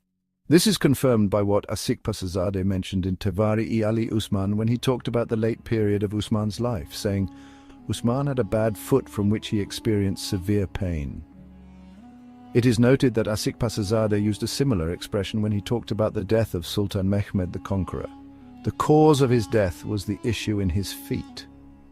It is now known that gout is a genetic disease in the Ottoman dynasty, and many sultans suffered from it. The exact date of Usman's death is debatable. It is said that he died on the 21st of August 1326 at 70 years old. The 15th century Ottoman historian Ruhi Çelebi, who wrote down the history of the Ottoman Empire until 1481, indicates that Usman died in 1320. However, Uruk Adiloglu, another Ottoman historian who lived during the time of Sultans Mehmed the Conqueror and Bayezid II up until 1502, says that Usman died in 1327. Contemporary Turkish historian Nekdet Sakalglu states that, despite the absence of documents mentioning Usman's name after the year 1320, there are documents confirming Orhan's ascension to the throne in 1324. Based on this, Usman's death might have occurred in the same or previous year. It is also certain that Usman's death was after the death of his father-in-law, Sheikh Edebali, and after the death of his wife Rabia Bala Hatun, because it is known that Usman buried the two in Bilecik. Once Usman died, Orhan ordered the transfer of his body to Bursa, his new capital. Thus, Usman's body was laid there to rest. His grave is located today in the neighborhood of Tufan. The reason behind the transferring Usman's body was due to a will Usman did tell his son about during the early years of besieging Bursa. My son, when I die, bury me under that silver dome in Bursa. However, Osman's current tomb dates back to the time of Sultan Abdulaziz, 1861-1876, because the first tomb was completely destroyed in a severe earthquake that struck the region in 1855. It was rebuilt by the aforementioned Sultan. Sultan Abdul Hamid II, 1876-1909, also constructed a shrine in Sogut, where Osman was buried for a while before he was moved to Bursa. According to some sources, Osman left a written will to his son Orhan, instructing him to move on with conquests and jihad against the Byzantines, that he abides by the teachings of Islam, accompany the ulama, amend his parish, and dedicates himself to spread the word of Islam. Legacy Osman is considered the founder of the Ottoman Dynasty, who started an imperial line that would expand to include 35 sultans, rulers of one of the largest and most powerful empires in world history. The Ottoman Empire lasted until 1918, when it disintegrated after defeat alongside other Central Powers in World War I. Osman is often referred to as the first in the line of Ottoman sultans, although he himself never carried this title in his life and was instead called Bey, or Emir. One endowment written in Persian and dating back to 1324 indicates that Osman was given the titles Muhyiddin, Reviver of the Faith, and Fakhruddin, Pride of the Faith. Osman's descendants are distributed today in several American, European, and Arab countries after the royal Ottoman family was expelled from Turkey in 1924, shortly after the declaration of the Republic by Mustafa Kemal Atatürk. Eventually, several family members returned to Turkey after the Turkish government allowed the females to return in 1951. However, male descendants had to wait until 1973 CE to be able to enter Turkey again. Other members remained in the countries where their ancestors had sought refuge, such as England, France, the United States, Egypt, Saudi Arabia, among others. Osman's descendants are known today as the Osmanoglu, son of Osman family. The sword of Osman, Turkish taklid-i seyf, was an important sword of state used during the coronation ceremony of the Ottoman sultans, starting with Sultan Murad II. The practice started when Osman was girt with the sword of Islam by his father-in-law Sheikh Edebali. The girding of the sword of Osman was a vital ceremony which took place within 2 weeks of a sultan's accession to the throne. It was held at the tomb complex at Eyüp on the Golden Horn waterway in the capital Constantinople. The fact that the emblem by which a sultan was enthroned consisted of a sword was highly symbolic. It showed that the office with which he was invested was first and foremost that of a warrior. The sword of Osman was girded onto the new sultan by the Sharif of Konya, a Mevlevi dervish who was summoned to Constantinople for that purpose. The reign of Osman Ghazi is a testament to the power of vision, unity, and leadership. His ability to inspire loyalty, navigate complex political landscapes, and lay the groundwork for a lasting empire is a remarkable example of effective leadership. Osman's foundational role in the Ottoman Empire was not just about territorial conquests, but about setting up an enduring system of governance that would outlast him and serve his successors for generations to come. In this episode, we've seen how Osman's strategic marriage alliances, his adherence to Islamic principles, and his diplomacy set a solid foundation for future expansion. His story teaches us that even in times of uncertainty and adversity, strong leadership combined with a clear vision can transform a region and its people into a powerful force on the world stage. Looking ahead, the seeds planted by Osman Ghazi would continue to flourish, as his successors would go on to expand the empire into a vast, multi-continental state. But the essence of the empire, its unity, its cultural foundation, and its military might, began with Osman Ghazi. As we move forward, we'll explore how his legacy shaped the course of Ottoman history. End of video. Thank you for watching this episode of The Rise and Fall of the Ottoman Empire, Lessons for Today. If you enjoyed this deep dive into the early foundations of the empire, don't forget to like, share, and subscribe for more insightful episodes. In the next episode, we'll continue our journey through history, exploring the reign of Orhan Ghazi, Osman's son, and how the empire expanded and consolidated its power under his leadership. Leave your thoughts and questions in the comments below, and let's continue the conversation about the Ottoman Empire and its legacy in today's world. Stay tuned and see you in the next episode. Allah Hafiz. Assalamu alaikum wa rahmatullahi wa barakatuh, dear brothers and sisters, and welcome back to AI Deen Vision channel. Alhamdulillah, we're here together again to dive deep into the chapters of Islamic history that shaped our world. This is episode 3 of our ongoing journey through the Ottoman legacy. And today we're stepping into the life of a man whose vision and valor transformed a humble frontier state into the foundations of a mighty empire. That man is Orhan Ghazi, the second ruler of the Ottoman dynasty, son of Osman Ghazi, and a leader whose story resonates with lessons of faith, strategy, and perseverance.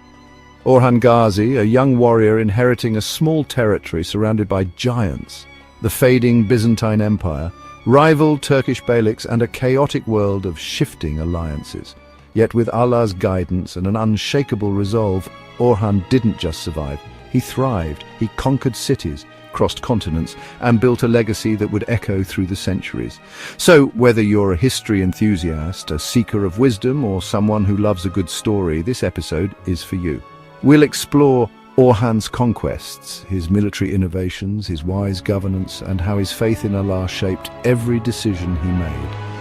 Grab your favorite drink, get comfortable, and let's travel back to the 14th century together. Before we start, don't forget to hit that like button, subscribe to the channel and ring the bell so you're always notified when we drop a new episode. Ready? Bismillah, let's begin. Orhan Ghazi was born in 1281 in the modest town of Sogod, nestled in the rugged hills of northwestern Anatolia. His father, Osman Ghazi, was the founder of the Ottoman dynasty, a dreamer who saw a future empire in a divine vision. His mother, Malhun Hatun, raised him with the values of Islam, justice, humility, and courage. By the time Osman passed away, historians place it between 1323 and 1324. Orhan was around 43 years old, seasoned by years of fighting alongside his father and steeped in the mission to expand their fledgling state. But let's set the scene. When Orhan took the reins, the Ottoman territory was tiny, a speck compared to the sprawling Byzantine Empire to the west or the fragmented but fierce Turkish beyliks to the east and south. The Seljuk Sultanate, once a unifying force in Anatolia, was fading into irrelevance. It was a time of opportunity and danger, and Orhan stepped into this chaos with a clarity of purpose that can only come from faith. Allah says in Surah Al-Baqarah, ayah 216, "But perhaps you hate a thing and it is good for you, and perhaps you love a thing and it is bad for you. And Allah knows while you know not." Orhan trusted in Allah's plan, and what he achieved was nothing short of miraculous. The early reign, strengthening the foundations. Orhan's first years as ruler weren't about grand conquests. They were about survival and stability. He inherited a state built on tribal alliances with a mix of Turkmen warriors, local villagers, and a handful of loyal commanders.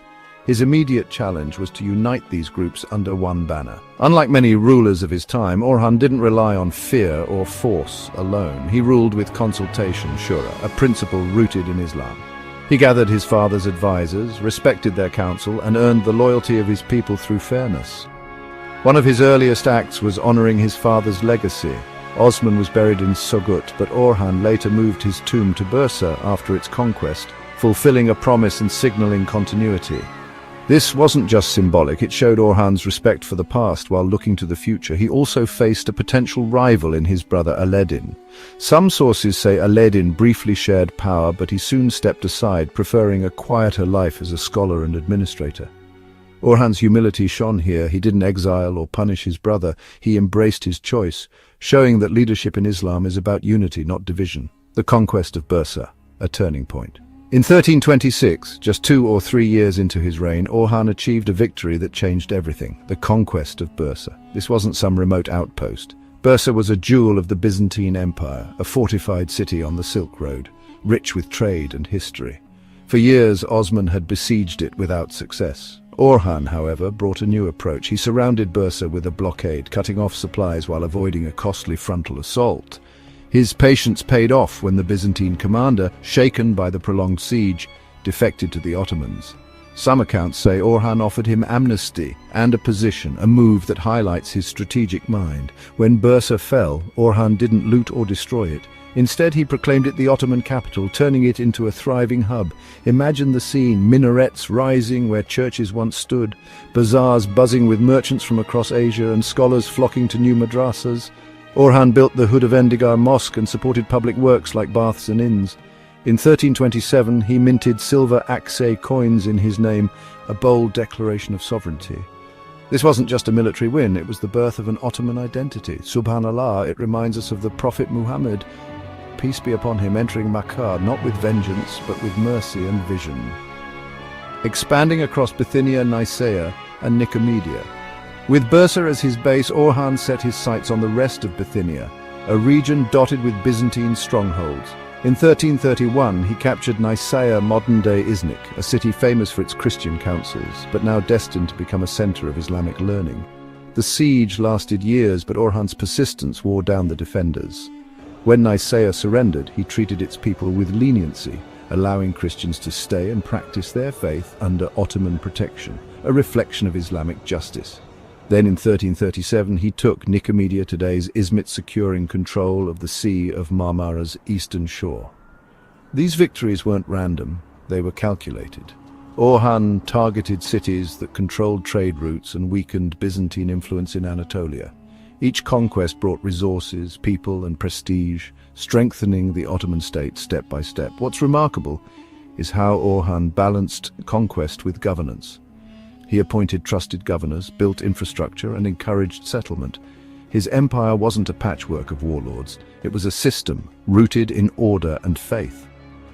Military reforms, the seeds of greatness. Let's talk about Orhan's military genius, because this is where his legacy truly shines. Before Orhan, the Ottoman forces were a loose coalition of tribal warriors, brave but disorganized. He transformed them into a disciplined army that could rival any in the region. He created the Yaya, a light infantry drawn from local recruits, and the Piyad, a cavalry unit for swift strikes. These weren't just names, they were innovations. The Yaya gave him a standing force, ready at all times, while the Piyad could raid or retreat as needed. This flexibility made the Ottomans unpredictable and deadly. But Orhan's most visionary move was planting the seeds for the Janissaries. Though the core was formalized under his son Murad I, Orhan began the practice of recruiting young men from conquered Christian lands, especially in the Balkans later on, converting them to Islam and training them as elite soldiers. These weren't slaves in the modern sense. They were educated, paid, and fiercely loyal to the Ottoman ruler alone.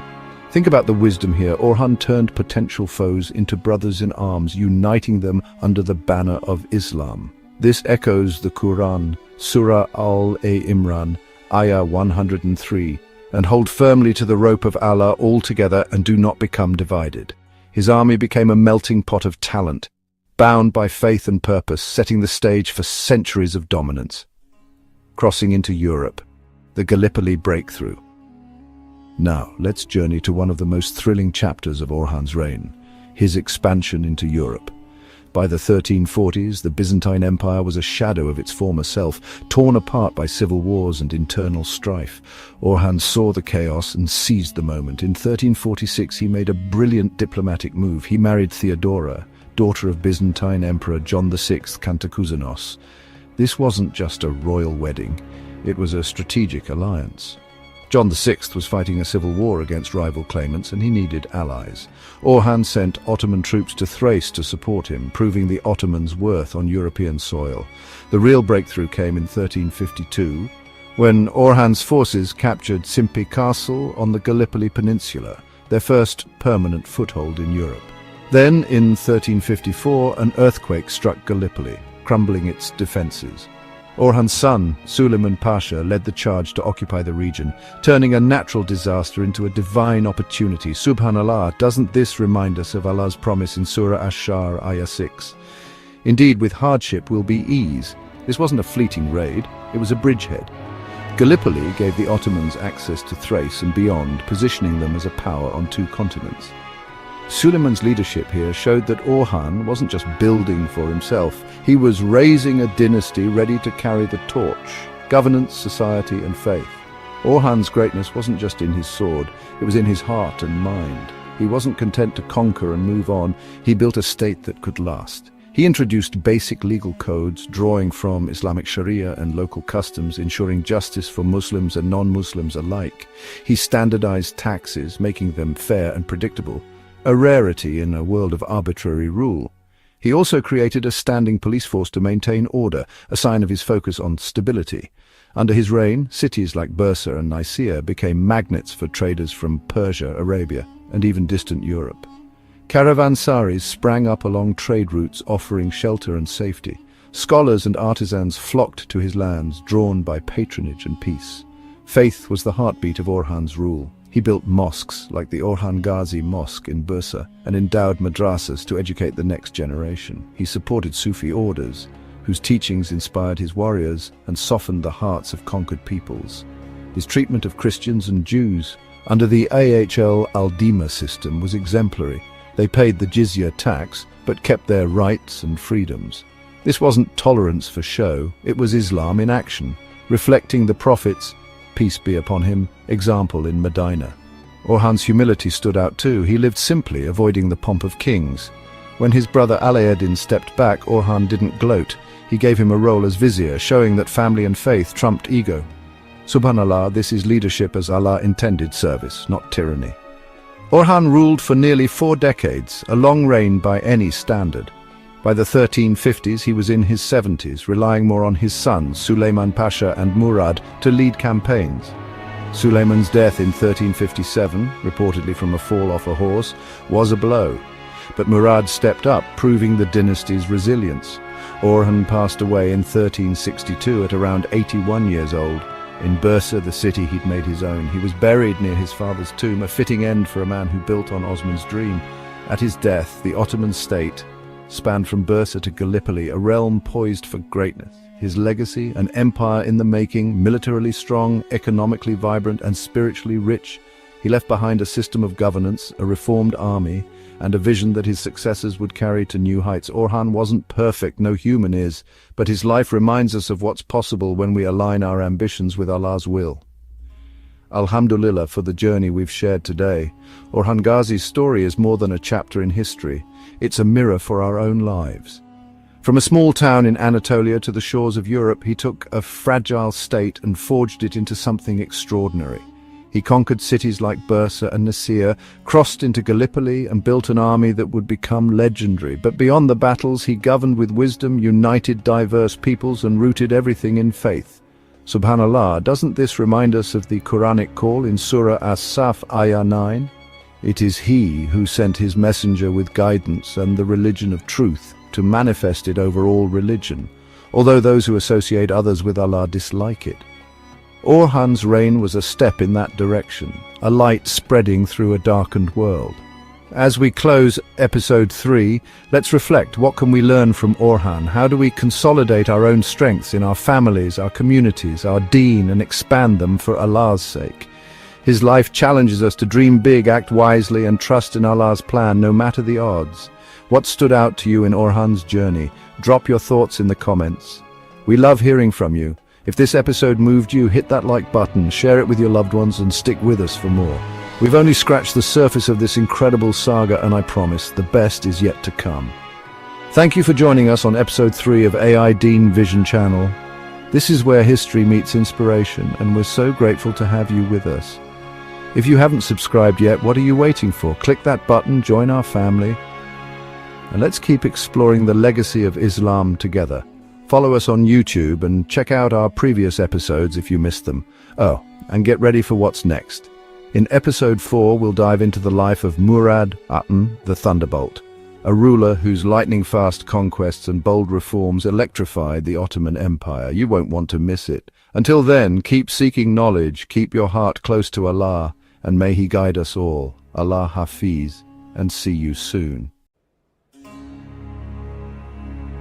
The Ottoman world of the mid-14th century was a realm brimming with ambition and opportunity. It was a time when the winds of change were sweeping across Anatolia and the seeds of a powerful empire were being sown. The landscape was dotted with burgeoning towns and fortified cities, each a testament to the growing influence of the Ottoman state. The early sultans, Osman and Orhan, had carved out a foothold in Anatolia, wresting land from weakened Byzantine rulers. Their conquests were not just about territory, they were about establishing a legacy, a foundation upon which future generations could build. The Byzantine Empire, once a formidable power, was now a shadow of its former self, providing the Ottomans with the perfect opportunity to expand. It was into this world, ripe with the promise of conquest, that Murad I, grandson of Osman, was born in 1326. From a young age, Murad was immersed in the culture and traditions of his people, learning the art of leadership and the strategies of war. His upbringing was steeped in the stories of his forebears' victories and the vision of a united and powerful Ottoman state. He would inherit not just a fledgling state, but also the mantle of leadership at a pivotal moment in its history. The challenges he faced were immense, but so were the opportunities. Murad's ascension to the throne was a turning point, marking the beginning of a new chapter in the Ottoman saga. When Murad I ascended to the Ottoman throne in 1362, he inherited a domain on the cusp of greatness. The foundations laid by his predecessors had set the stage for a period of unprecedented growth and expansion. Murad's vision was clear: to transform the Ottomans from a regional power into a dominant force in the eastern Mediterranean. His predecessors had laid the groundwork for expansion, but it was Murad who possessed the vision and the ruthlessness to transform the Ottomans from frontier warriors to masters of a vast empire. His military campaigns were marked by strategic brilliance and unyielding determination. Murad's ability to inspire and lead his troops was unparalleled, and his victories on the battlefield were numerous. He was a man born for conquest, a skilled military strategist, and a shrewd political operator. Murad's reign was characterized by a series of calculated moves, both on and off the battlefield. He understood the importance of alliances and diplomacy, often using marriage and treaties to secure his position and expand his influence. From the moment he donned the mantle of Sultan, Murad then set about solidifying his power and expanding his realm. He reformed the military, creating a more disciplined and effective fighting force. His administrative changes ensured that the empire could sustain its growth and manage its new territories efficiently. Murad's reign marked a turning point in Ottoman history. His leadership transformed the Ottomans from a collection of loosely connected territories into a cohesive and powerful empire. His vision extended beyond mere conquest. He sought to create a lasting legacy that would endure for generations. He inherited a small principality and transformed it into a formidable empire straddling 2 continents. The territories under his control grew exponentially, and with each new conquest, the prestige and power of the Ottoman state increased. Murad's ability to integrate diverse cultures and peoples into his empire was a testament to his leadership. His administrative reforms, military prowess, and strategic vision laid the foundations for centuries of Ottoman dominance. Murad's reign saw the establishment of a centralized bureaucracy, which helped to streamline governance and ensure the efficient collection of taxes and resources. Murad I understood that to achieve lasting power, he needed to create an empire built on more than just military might. He invested in infrastructure, building roads, bridges, and fortifications that would support the empire's growth. His focus on education and culture helped to foster a sense of unity and identity among his subjects. He needed to establish a strong administrative framework, a loyal army, and a capital city that reflected the growing prestige of the Ottoman state. Bursa, the first major capital of the Ottomans, became a center of culture, commerce, and governance under Murad's rule. His reign heralded a new era for the Ottomans, one marked by relentless expansion, administrative innovation, and the forging of a distinct Ottoman identity. Murad's policies and reforms set the stage for the future sultans who would continue to build on his legacy. Murad I's story is the story of the Ottoman Empire's transition from a small Turkish emirate to a major power in the eastern Mediterranean. His reign was a period of transformation where the foundations of a mighty empire were laid, and the vision of a united and powerful Ottoman state began to take shape. It is a story of ambition, conquest, and the enduring legacy of a sultan who shaped an empire. Murad I's impact on the Ottoman Empire was profound, and his legacy continues to be felt to this day. His reign was a testament to the power of vision, leadership, and the relentless pursuit of greatness. Murad I's decision to establish a new capital in Edirne was a strategic masterstroke. This decision was not made lightly. It was the result of careful consideration and a deep understanding of the geopolitical landscape of the time. Located in Thrace, on the European side of the Dardanelles, Edirne was a city of immense strategic and symbolic importance. Its position allowed the Ottomans to control key trade routes and military pathways, making it a linchpin in their expansion strategy. It was a gateway between Anatolia and the Balkans, ideally positioned to serve as a launchpad for further Ottoman expansion into Europe. The city's location facilitated the movement of troops and resources, which was crucial for sustaining long-term campaigns. In 1369, Murad declared Edirne the new capital of the Ottoman Empire, a move that signaled his ambition and cemented his legacy as a builder of empires. This proclamation was a clear message to both his allies and adversaries that the Ottomans were a force to be reckoned with. The transfer of the capital from Bursa to Edirne was not merely a symbolic gesture, it was a calculated move designed to reflect the changing dynamics of the Ottoman state. Bursa had served its purpose, but Edirne offered new opportunities for growth and influence. Edirne, with its strategic location and its rich Byzantine past, offered a more fitting base from which to project Ottoman power into the heart of Europe. The city's historical significance and existing infrastructure made it an ideal choice for the new capital.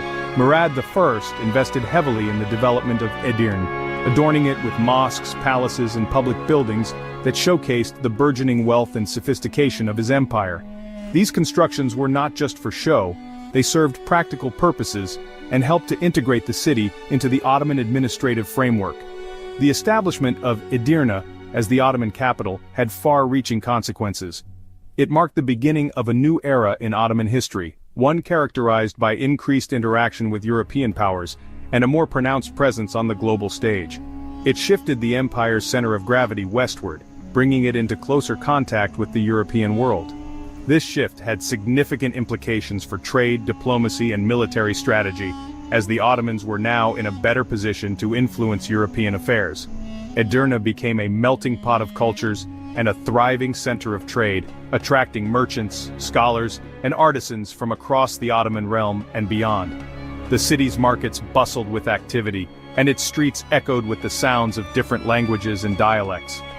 Under Murad's guidance, Edirne flourished, transforming itself from a conquered city into the vibrant heart of a burgeoning empire. The city's transformation was a testament to Murad's vision and the resilience of the Ottoman state, setting the stage for future conquests and achievements. Murad I, a devout Muslim, saw himself as a warrior for Islam, tasked with spreading the faith.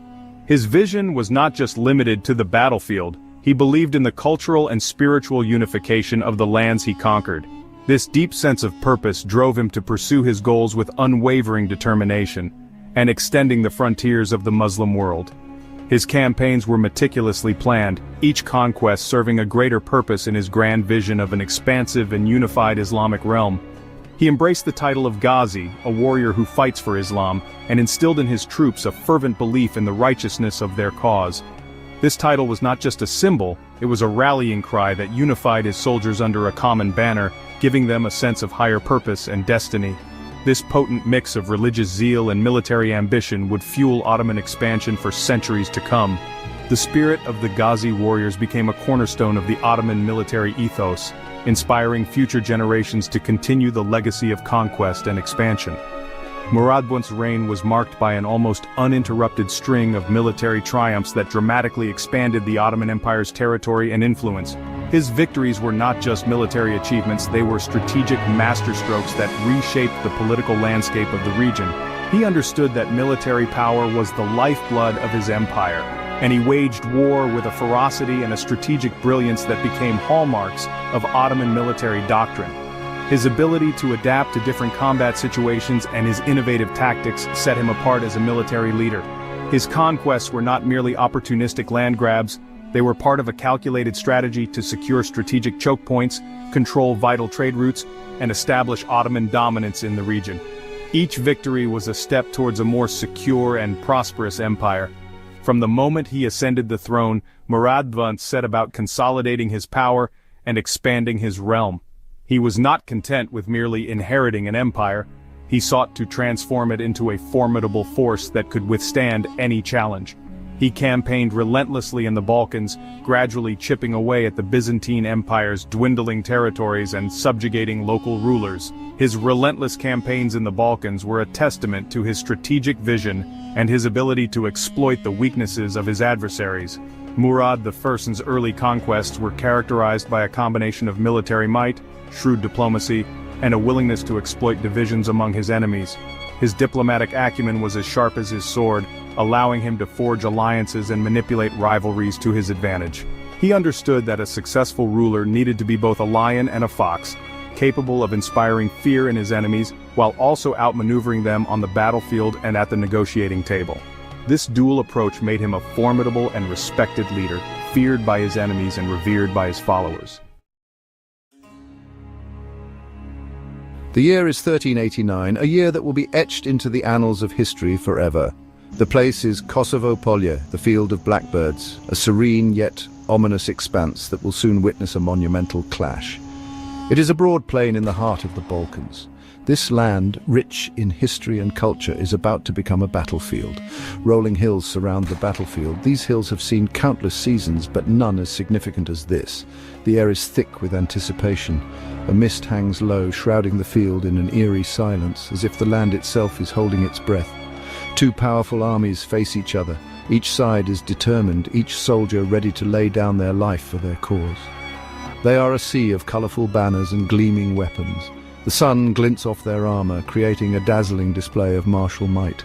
On one side stand the Ottoman Turks, a formidable force. Their reputation precedes them. They are a rising empire, hungry for conquest. Their ambition knows no bounds, and their eyes are set on Europe. They have swept across Asia Minor. Their conquests have been swift and decisive, leaving a trail of subjugated lands in their wake. Now they are knocking on the doors of Europe. The continent braces itself for the impending storm. On the other side stands a coalition of Serbian princes and their allies. United by a common cause, they are the defenders of their homeland. They are the last bastion of resistance against the Ottoman tide. Their resolve is unyielding, their spirit indomitable. They are fighting for their homes, their faith, and their very existence. Every man knows the stakes, and every heart beats with determination. The stage is set for a clash of civilizations. This is not just a battle for land, but for the very soul of a people. This battle will determine the fate of the Balkans. The outcome will shape the future of this region for generations. It will echo through history for centuries to come. The legacy of this day will be remembered, retold, and revered. To understand the Battle of Kosovo, we must turn back the clock. We must journey to the heart of a changing world.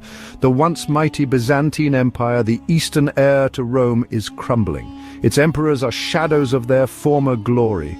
They rule over a shrinking domain. Into this power vacuum strides a new force. The Ottoman Turks, a nomadic people from the steppes of Central Asia. They are united under a dynasty of ambitious rulers. They are fierce warriors, skilled horsemen, and masters of siege warfare. The Ottomans conquer vast territories. They absorb diverse cultures into their growing empire. They embrace Islam as their faith and a unifying force. Their rise is meteoric.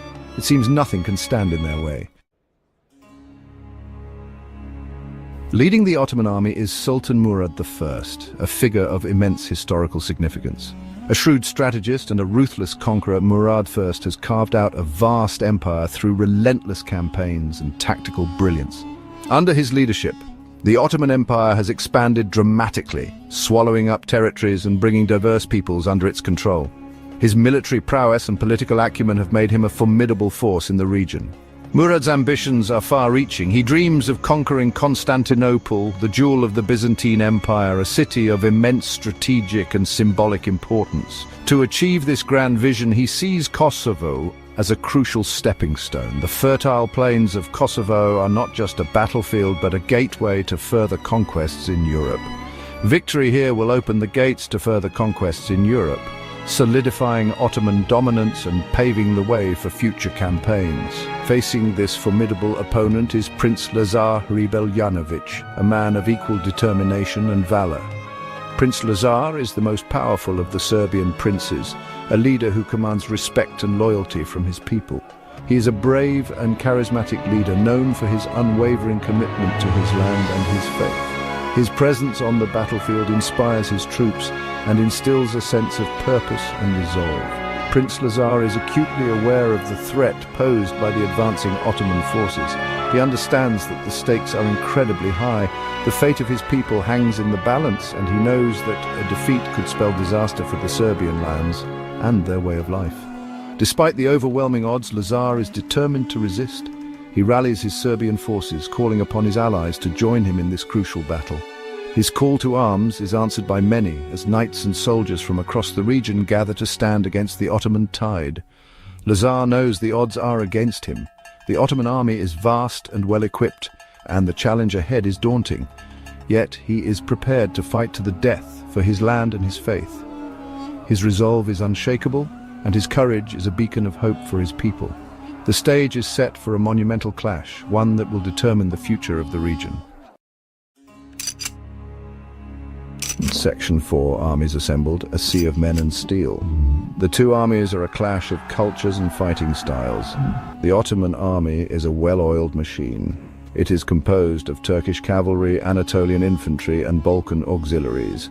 They are armed with bows, scimitars, and maces. Their tactics are based on mobility, flanking maneuvers, and overwhelming numerical superiority. The Serbian army is a more diverse force. It is composed of heavy cavalry, armored infantry, and peasant levies. They are armed with lances, swords, and battle axes. Their tactics are based on a strong defense, heavy charges, and the hope of breaking the Ottoman lines. The tension hangs heavy in the air.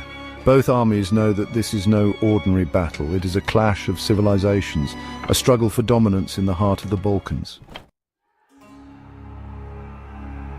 Section 5, The Day of Thunder, June 15th, 1389. This day would be etched into the annals of history as one of the most significant and bloodiest battles of the medieval era. The sun rises on June 15th, 1389. It casts a long shadow over the field of blackbirds. The early morning light reveals the vast expanse of the battlefield, a silent witness to the impending clash. The air is still and heavy. The silence is broken only by the neighing of horses and the clanging of armor. Knights and soldiers, clad in their heavy armor, make final preparations. Their faces a mix of determination and apprehension. Both armies stand ready. They are a kaleidoscope of colors under the bright banners that snap in the wind. The vibrant flags representing various factions and noble houses flutter defiantly, adding a surreal beauty to the grim scene. The Ottoman forces are arrayed in a crescent formation. This strategic arrangement, designed to envelop and crush the enemy, showcases their military prowess and tactical acumen. Their center is commanded by Murad himself. The Sultan, resplendent in his ornate armor, stands as a symbol of strength and leadership, inspiring his troops with his presence. His most elite troops guard him. These seasoned warriors, hand-picked for their skill and loyalty, form an impenetrable shield around their leader. On the flanks are the fearsome Turkish cavalry poised to strike at the Serbian wings. These horsemen, renowned for their speed and ferocity, are the hammer that will drive the nail into the heart of the Serbian defense. The Serbian forces are positioned on a slight rise. This elevated ground offers them a strategic advantage, allowing them to survey the battlefield and anticipate the enemy's movements. Their center is held by Lazar and his personal guard. Prince Lazar, a figure of immense respect and authority, stands resolute with his most trusted warriors by his side. Their flanks are composed of Serbian cavalry and their allies, ready to counter the Ottoman threat. These allied forces, bound by a common cause, are prepared to fight with unwavering courage and determination. A hush falls over the battlefield. The tension is palpable as both sides await the inevitable clash. Every soldier knows that the next few hours will determine the fate of their nations. The only sound is the beating of drums. The drums grow louder. The rhythmic pounding echoes across the field, a harbinger of the violence to come. The signal to attack is imminent. Both armies brace themselves, knowing that the moment of reckoning is at hand. The air is thick with anticipation as the warriors prepare to charge into the fray. Assalamu alaikum, brothers and sisters, and welcome back to the AI Deen Vision channel. And today we're embarking on an epic journey for episode 5 of our historical series. We're diving into the life of a legendary Ottoman Sultan, Bayezid I, famously known as Yildirim Bayezid or the Thunderbolt. This episode will uncover the extraordinary tale of a ruler whose lightning-fast conquests and fearless leadership shaped an empire, only to face one of history's greatest challenges in his clash with Timur Lang, the fearsome Tamerlane. Bayezid I reigned from 1389 to 1402, a period filled with breathtaking victories and heart-wrenching defeats, and his name still resonates as a symbol of power and unpredictability. From the plains of Kosovo to the walls of Constantinople, from the triumph at Nicopolis to the fateful Battle of Ankara, we'll explore every major battle that defined his legacy. This is not just a story of war, it's a saga of faith, ambition, and the relentless pursuit of glory in the name of Islam. Bayezid's reign saw the Ottoman Empire rise to new heights, stretching across continents, yet it also faced trials that nearly brought it to its knees. Before we begin, please hit that subscribe button like this video and ring the bell so you never miss an episode of AI Deen Vision. Let's start with the man himself. Who was Bayezid I, and how did he earn the title Thunderbolt? Born in 1360 to Sultan Murad I and Gulkicek Hatun, he grew up in a world of conquest and ambition. His father had already expanded Ottoman borders into Europe and Anatolia, but Bayezid would take this legacy further, and into uncharted dangers. His nickname Yildirim, meaning Thunderbolt, came from his swift and decisive military campaigns, a trait some trace back to his early battles against the Karamanids in 1386, while others point to his heroics at Kosovo in 1389. Whatever the origin, Bayezid became a storm on the battlefield, striking with speed and precision. As Sultan, he commanded one of the largest armies of his era, blending traditional Turkish cavalry with the elite Janissaries, aiming to unify the Muslim world under Ottoman rule while challenging Christian Europe. Yet his path was fraught with obstacles: rebellious Anatolian beyliks, crusading armies from the west, and the looming shadow of Timur. Our journey begins on June 15, 1389, at the Battle of Kosovo, where Bayezid's reign was forged in blood and triumph. Here, his father Murad I led the Ottomans against a Serbian coalition, only to be assassinated by a knight named Milos Obilic. In that moment of chaos, Prince Bayezid took command, turned the tide, and crushed the Serbs, securing his throne, though not without executing his brother Jakub to eliminate any rivals. This ruthless act set the tone for a reign of brilliance and bloodshed. With Kosovo won, Bayezid turned his gaze to new horizons, ready to expand the Ottoman Empire like never before. Are you ready? Let's march into history together. Bayezid's ascension and the Battle of Kosovo, 1389. Bayezid Thumt's reign began on the blood-soaked plains of Kosovo in 1389, a battle that would define his early legacy. His father, Sultan Murad I, faced a coalition of Serbian princes led by Lazar Rebeljanović, determined to halt Ottoman expansion into the Balkans. The fight was fierce, with both sides locked in a brutal struggle for supremacy. As the Ottomans gained ground, tragedy struck. Murad I was assassinated by Milos Obilic, a Serbian knight who infiltrated the ranks. Chaos threatened to unravel the Ottoman effort, but Bayezid, then a prince, stepped into the breach. With unwavering resolve, he rallied the troops, took command, and led them to a decisive victory. The Serbian forces were shattered, their leaders killed or captured, and Serbia was reduced to an Ottoman vassal state. This triumph showcased Bayezid's courage and tactical brilliance, earning him admiration and fear in equal measure. Yet his first act as Sultan was a grim one. To secure his throne, he ordered the execution of his brother Jakub, who had fought alongside him at Kosovo. This decision, rooted in the harsh realities of succession, eliminated any immediate threats to his rule but left a stain of fratricide on his legacy. With power consolidated, Bayezid wasted no time. He inherited an empire on the rise, and his ambition was boundless: to unite Anatolia's Muslim beyliks and push deeper into Christian Europe. Kosovo was just the beginning, a launching pad for a series of campaigns that would cement his nickname, the Thunderbolt. His next moves would take him east to Anatolia, where rebellious emirates awaited the storm of his wrath. Early conquests in Anatolia, 1390 to 1392.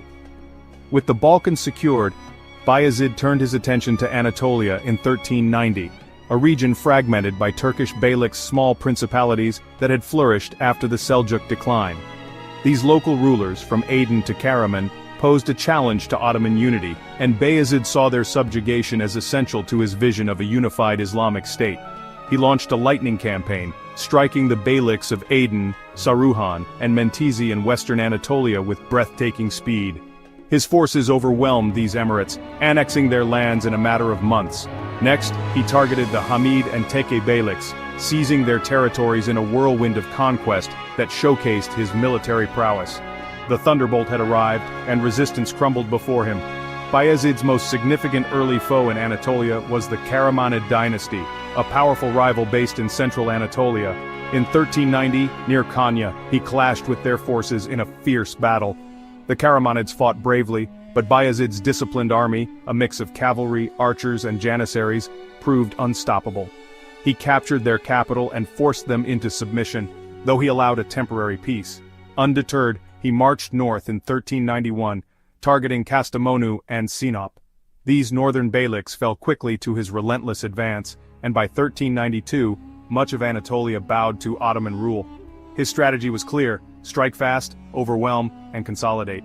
Bayezid's success wasn't just about land, it was about legitimacy.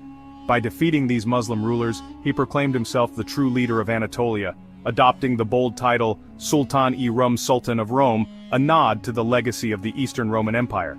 These victories laid the groundwork for his empire, but they also drew the attention of a distant rival, Timur Lang. Siege of Constantinople and Balkan campaigns, 1393 to 1395. In 1394, Bayezid set his sights on Constantinople, the Byzantine capital that stood as a glittering prize between Europe and Asia. Determined to succeed where others had faltered, he began a blockade, cutting off the city's supplies and battering its formidable walls. To tighten his grip, he constructed Anadolu Hisari, a fortress on the Bosporus's Asian shore, a bold declaration of Ottoman intent. The Byzantines, led by Emperor Manuel II Palaeologus, resisted stubbornly, calling for aid from Europe. That aid would come later, but for now, Bayezid shifted focus to the Balkans to secure his western flank. In 1393, he marched into Bulgaria, capturing Ternova and crushing its czar. The following year, he took Salonika, a key Greek city, further expanding his European holdings. These conquests sent shockwaves through Christendom. Bayezid's empire now stretched from Thrace to Macedonia, Bulgaria to parts of Serbia, a dominion that alarmed Hungary, Venice, and other powers. In 1395, he tested Hungary's resolve, launching lightning raids into King Sigismund's territory. The Hungarians fought back, but Bayezid's speed left them reeling. His ambition seemed limitless. Constantinople was still under siege, and Europe was on the defensive. Yet his aggression was stirring a response. A coalition of Christian states began to form, determined to halt the Thunderbolt's advance. This set the stage for one of his greatest triumphs, the Battle of Nicopolis, where Bayezid would face the full might of a European crusade. The Battle of Nicopolis, 1396. On September 25, 1396, Bayezid I met his most formidable challenge yet at Nicopolis, a fortified town on the Danube in modern Bulgaria. A massive crusader army, the last great crusade of the Middle Ages, had assembled under King Sigismund of Hungary. Knights from France, Germany, England and beyond joined Hungarian forces, numbering around 30,000, intent on stopping the Ottoman advance and relieving Constantinople. Bayezid's army, slightly smaller at 20,000 to 25,000, included his elite janissaries, cavalry and Serbian vassals led by Stefan Lazarevic. The Crusaders, brimming with confidence, laid siege to Nicopolis, but Bayezid moved with his signature speed. Disguised in Hungarian attire, he scouted their lines personally, inspiring his troops with his boldness. The battle began with a fatal misstep by the Crusaders. Overeager for glory, they charged without a unified plan, smashing through Bayezid's light cavalry screen. Thinking victory was theirs, they pressed forward only to fall into a trap. The Thunderbolt unleashed his hidden janissaries and heavy cavalry, encircling the enemy in a crescent-shaped pincer movement. Chaos erupted as the Crusaders were surrounded, their knights cut down or captured. The Danube became a tomb, their fleet sank, and escape was impossible. By day's end, 10,000 Crusaders were prisoners, thousands more dead, and Sigismund fled in disgrace. Bayezid's victory was absolute, a triumph that stunned Europe and solidified the Ottomans as a superpower. To mark this glory, he built the Ulu Cami in Bursa, a monument to his greatness. Nicopolis was a defining moment, but it also intensified his rivalry with Timur, whose shadow loomed ever closer. Later Anatolian campaigns, 1397 to 1398, flush with victory at Nicopolis, Bayezid resumed his siege of Constantinople while turning back to Anatolia to finish his unification efforts. In 1397, he targeted the Karamanids once more, this time decisively. At the Battle of Acre, he crushed their emir and annexed their lands, ending their independence. No longer content with truces, he eradicated their power. In 1398, he struck the Janik Emirate in northern Anatolia, seizing their territory with ease. Then came the lands of Burhan al-Din, where he captured Elbistan and Malatya, further expanding his realm. These conquests were bold, but they carried a price. By taking these territories, Bayezid violated a treaty with Timur Lang, the Turco-Mongol conqueror who claimed suzerainty over these beyliks. Timur, a self-styled heir to Genghis Khan, had built an empire stretching from Central Asia to India and Persia. Bayezid's actions enraged him, setting the stage for a clash of titans. By 1398, Bayezid's empire was vast, Anatolia was largely united, and Europe trembled before him. His army, blending cavalry and janissaries, was a disciplined juggernaut. Yet his rapid expansion and pride were drawing him into a confrontation he could not avoid. The years of triumph had made him a legend, but they also planted the seeds of his greatest trial, the clash with Timur Lang, the Battle of Ankara, 1402. By 1400, tensions between Bayezid and Timur had reached a breaking point. Timur demanded Bayezid restore the Anatolian beyliks under his protection, but the Thunderbolt refused, insulted by the ultimatum. Their rivalry was personal, both claimed to be the supreme ruler of the Islamic world, and their egos clashed as fiercely as their armies would. In 1402, Timur marched into Anatolia with a colossal force, estimated at 140,000, including war elephants and seasoned warriors from across his empire. Bayezid, commanding around 85,000 men, met him near Ankara on July 20th. The odds were against him, but Bayezid's confidence was unshaken, until betrayal struck. Some of his Anatolian troops, resentful of his rule, defected to Timur mid-battle. The fighting was brutal. Bayezid positioned his army on a plain, relying on his cavalry and janissaries, but Timur's tactics were merciless. He poisoned water sources, exhausting Bayezid's men in the summer heat, then unleashed his elephants and archers. The Ottoman lines buckled, and Bayezid's forces were surrounded. Despite fierce resistance, the Thunderbolt was captured, his army shattered. Timur's victory was devastating. Bayezid was paraded in chains, a humiliation that broke his spirit. Confined in a cage or palanquin, accounts vary, he died in captivity in 1403, a tragic end for a once invincible ruler. The Battle of Ankara plunged the Ottoman Empire into the interregnum, a civil war among Bayezid's sons, delaying its rise for a decade. Yet his legacy endured, a testament to his brilliance and the trials he faced. Bayezid I, the Thunderbolt, was a ruler of paradoxes, a conqueror of unparalleled speed and vision, yet a man whose ambition led to his downfall. From Kosovo to Nicopolis, he built an empire that struck awe into the hearts of friend and foe alike. His victories reshaped the Ottoman state, proving its might against Europe's crusaders and Anatolia's rebels, but his clash with Timur revealed the limits of even the greatest warriors. Bayezid's reign teaches us the power of faith and courage, but also the dangers of pride and overreach. His story is a chapter in the larger saga of Islam's resilience, a reminder that empires rise and fall, yet their lessons endure.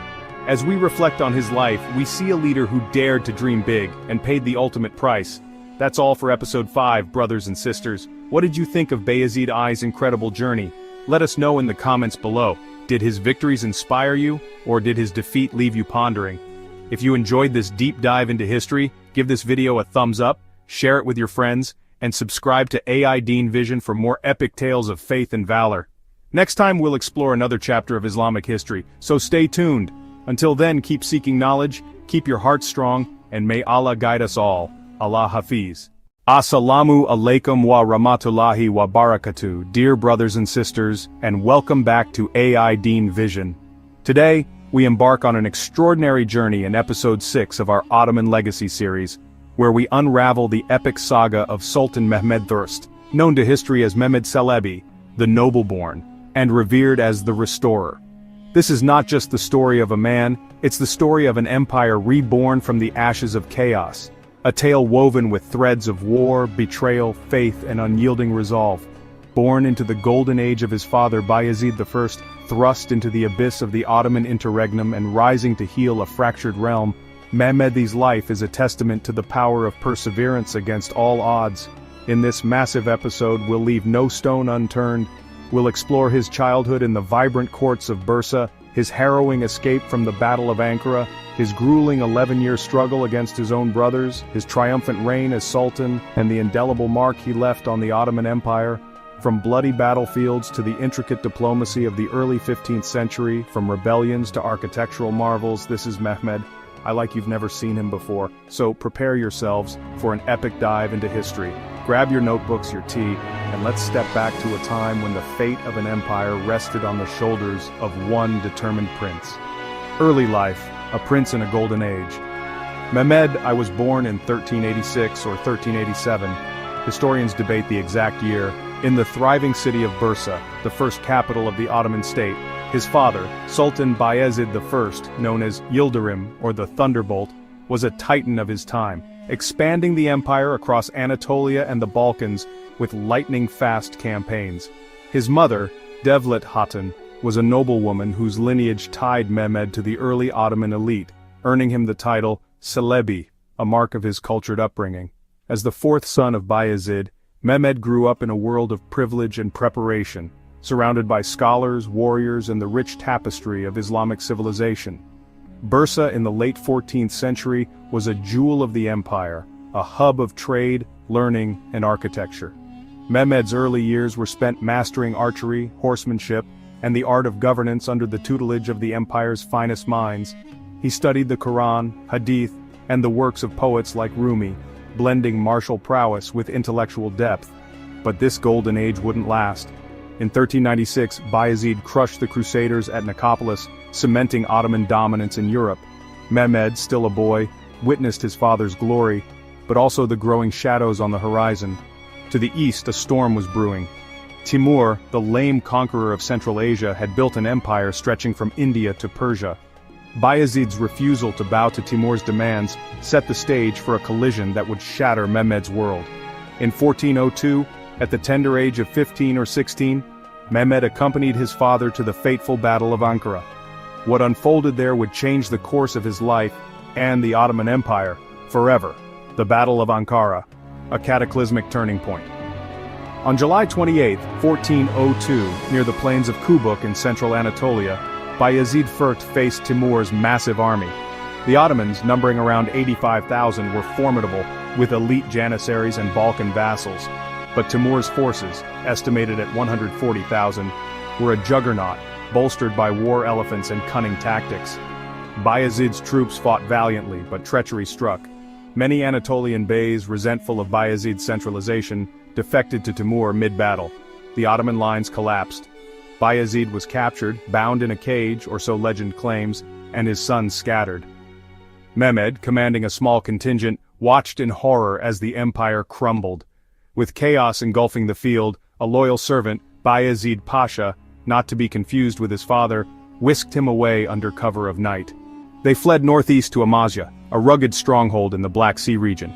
Here, in a fortress perched above the Yeşilırmak River, Mehmed took stock of a world turned upside down. His father's fate was grim. Bayezid died in captivity in 1403, some say by poison, others by despair. For Mehmed this was no mere tragedy, it was the beginning of a lifelong struggle. The Ottoman Interregnum, a war of brothers. Bayezid's death plunged the Ottoman Empire into the Interregnum, a brutal civil war from 1402 to 1413, where his sons fought to claim the throne. Unlike European monarchies with primogeniture, Ottoman tradition allowed any male heir to vie for power, often through bloodshed. With Bayezid gone, 5 sons were in play. Ertugrul had died in 1400, Mustafa was a prisoner of Timur in Samarkand, leaving Suleiman, Isa, Musa, and Mehmed to battle it out. This was fratricide on an epic scale, a test of wits, loyalty, and raw determination. Mehmed began in Amasya, a modest base in the province of Rum. Timur, after Ankara, had divided the empire among Bayezid's sons as vassals, confirming Mehmed's rule there. But his brothers had grander footholds. Suleiman Celebi, the eldest, seized Rumelia, the European territories, with Edirne as his capital. Isa Celebi took Bursa, the empire's symbolic heart. Musa Celebi, the youngest, initially lingered in the shadows but would soon rise as a fierce contender. The first clash, Mehmed versus Isa, 1404 to 1405. Mehmed's first move was bold. In 1404 he marched on Bursa to challenge Isa. The city's strategic and emotional significance, home to the tombs of Osman and Orhan, made it a prize worth fighting for. Isa, backed by local elites, resisted fiercely. Battles raged around Ulubat and Yenisehir, with Mehmed's smaller but disciplined forces clashing against Isa's defenders. After months of skirmishes, Mehmed's persistence paid off. In 1405 he captured Bursa, forcing Isa to flee to Constantinople.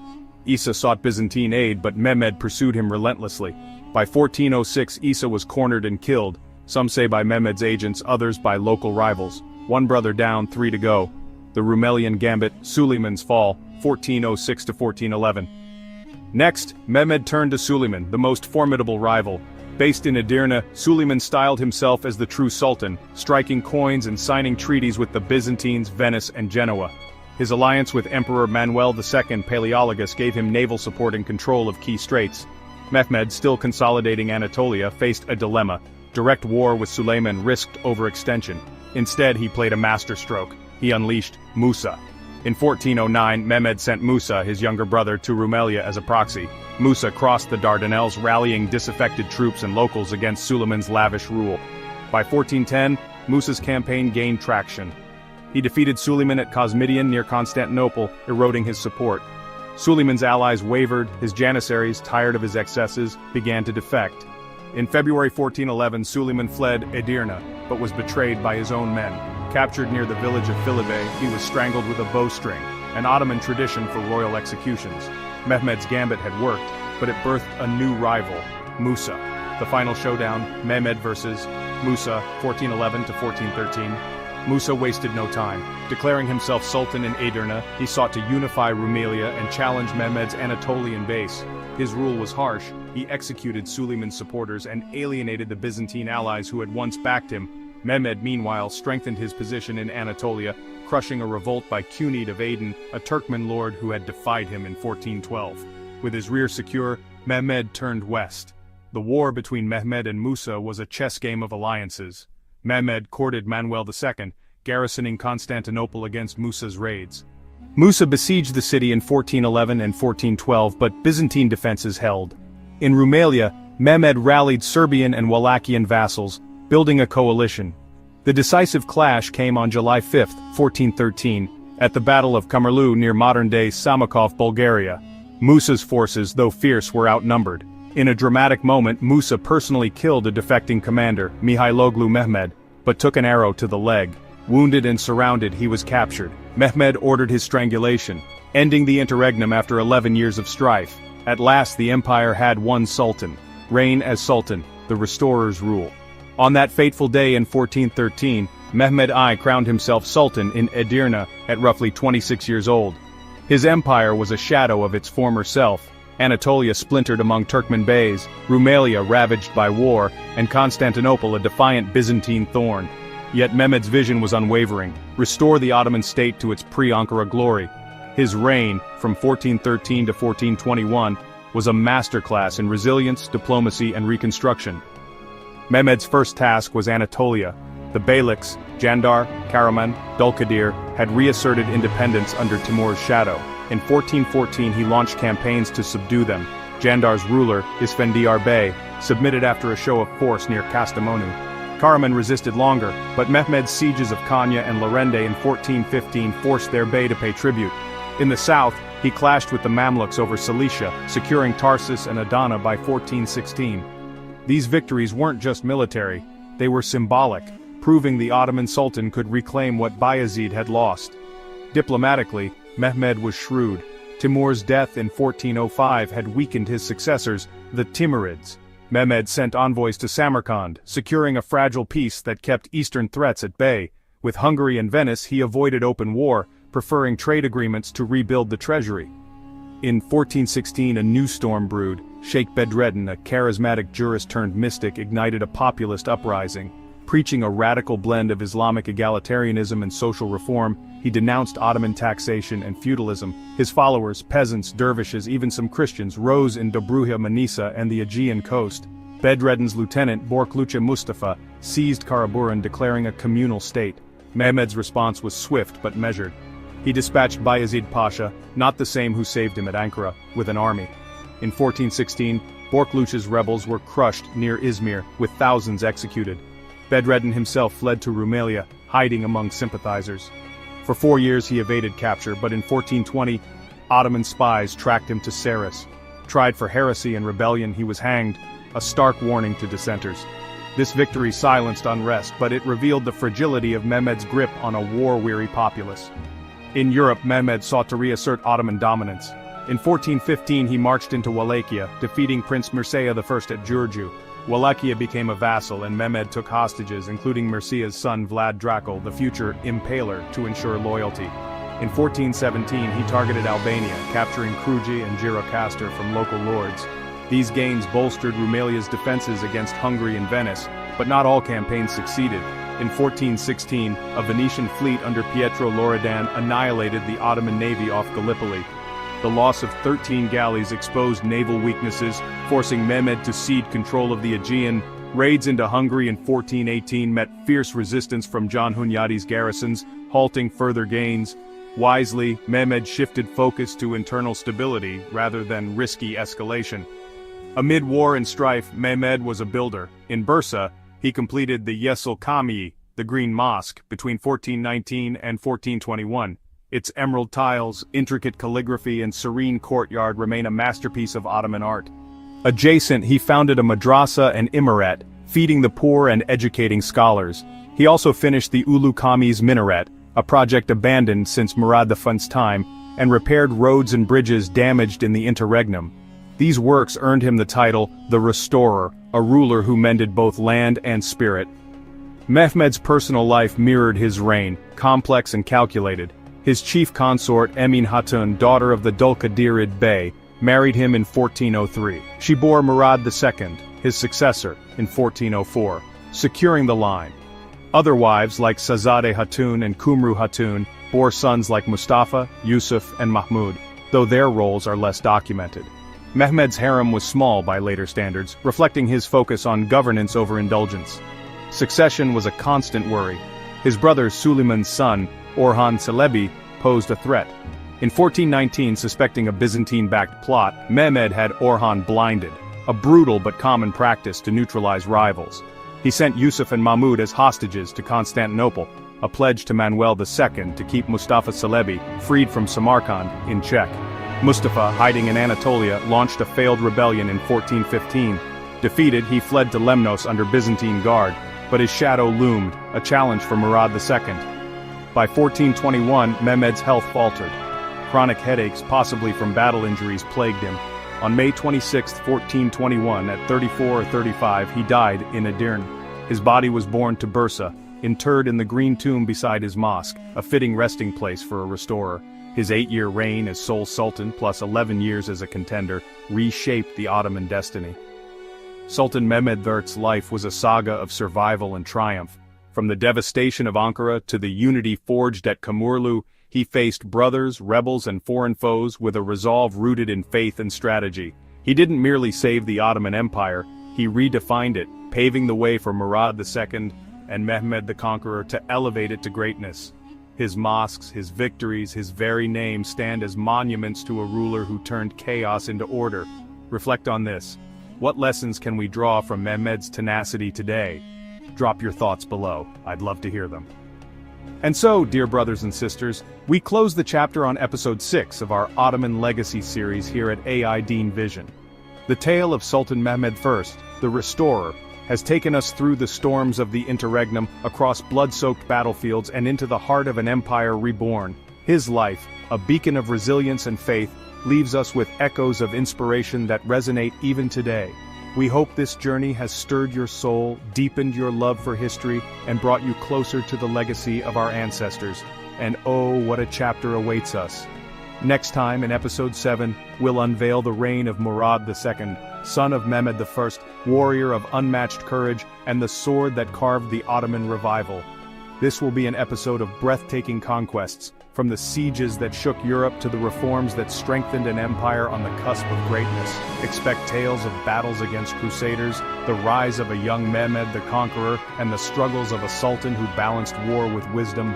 It's an episode that will set your spirit ablaze, a story of destiny unfolding. If this episode touched your heart, don't let it end here. Join our growing family.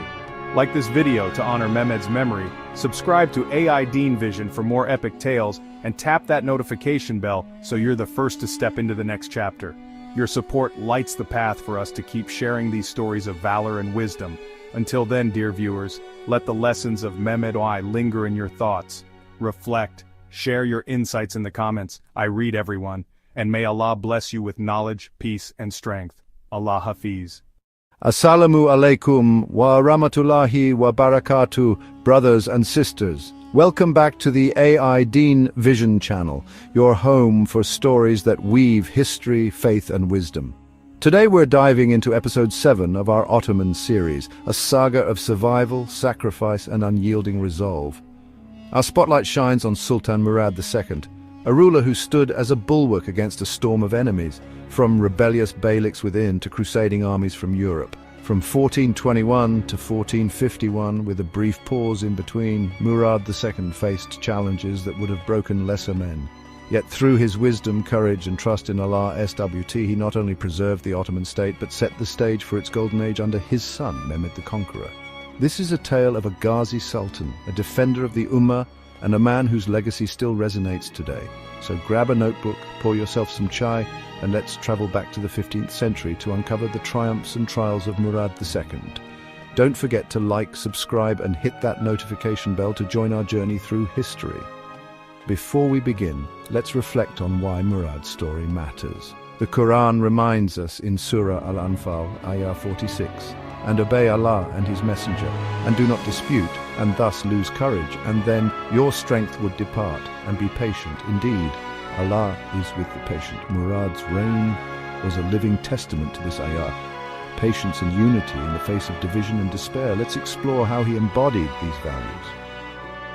The young Sultan's burden. To understand Murad II, we need to step into his world. Born in June 1404 in Amasya, a serene city in northern Anatolia, Murad was the son of Sultan Mehmed I, known as Celebi the Noble. His childhood was anything but peaceful.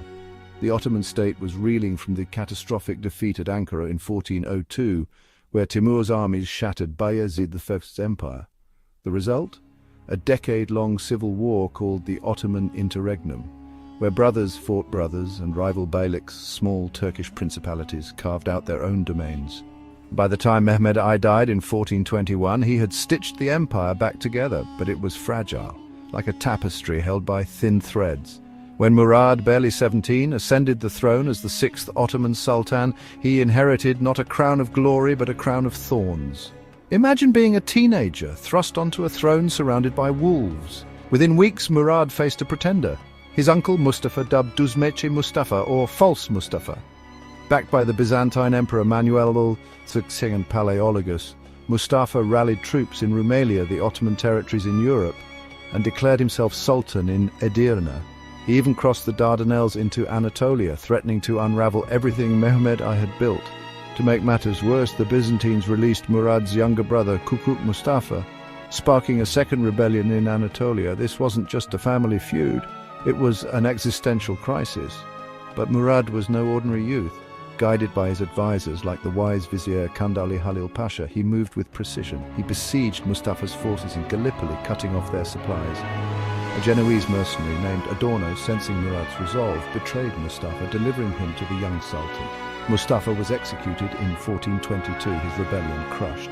Kukuk Mustafa's revolt met a similar fate the following year, with Murad's troops storming his base in Iznik. These early victories weren't just about power, they were about survival. Murad knew that a divided empire would fall to its enemies, both within and beyond its borders. Let's pause for a moment. The Quran teaches us in Surah Al-Baqarah, Ayah 153, "O you who have believed, seek help through patience and prayer. Indeed, Allah is with the patient." Murad's early reign reflects this. Faced with betrayal, he didn't despair. He turned to strategy and faith, trusting that Allah SWT would guide him through the storm. The Byzantine gambit and Anatolian unity. With internal threats subdued, Murad turned his attention to the Byzantine Empire, the fading shadow of Rome that still clung to Constantinople. The Byzantines had meddled in Ottoman affairs for too long, supporting pretenders like Mustafa to keep the Ottomans weak. In 1422, Murad struck back, launching a daring siege against Constantinople itself. This wasn't just a military campaign, it was a declaration of intent. Murad organized a new infantry unit, the Azebs, and marched through Byzantine territories, tightening the noose around their capital. The siege was a spectacle. Ottoman troops, numbering in the tens of thousands, surrounded the city's formidable walls. Murad's engineers brought early cannons, a new technology that hinted at the future of warfare. But Constantinople's defenses, built centuries earlier, were legendary. The Byzantines, led by Emperor Manuel II and his son John VIII, held firm, bolstered by their faith and the city's massive fortifications. After months of effort, Murad realized the siege was draining his resources, and the Byzantines were playing another card. While Murad was focused on Constantinople, the Byzantines incited Anatolian beyliks, like the Aydinids, Germianids and Karamanids, to revolt. These principalities, once allies of the Ottomans, saw a chance to reclaim independence. Suddenly, Murad faced a war on two fronts. He made a tough call: lift the siege and march back to Anatolia. This wasn't defeat, it was strategy. Over the next few years, Murad campaigned tirelessly, subduing one beylik after another.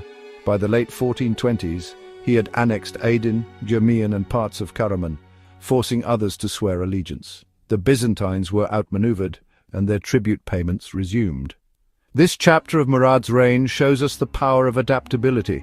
He didn't cling to pride or vengeance. He prioritized the empire's unity. As Muslims, we're reminded of Surah Al-Imran, Ayah 159. So by mercy from Allah, O Muhammad, you were lenient with them. And if you had been rude in speech and harsh in heart, they would have disbanded from about you. Murad's leniency with some defeated beyliks, offering them roles within the empire, ensured loyalty where force alone might have failed. The Balkan Front and the Crusade of Varna.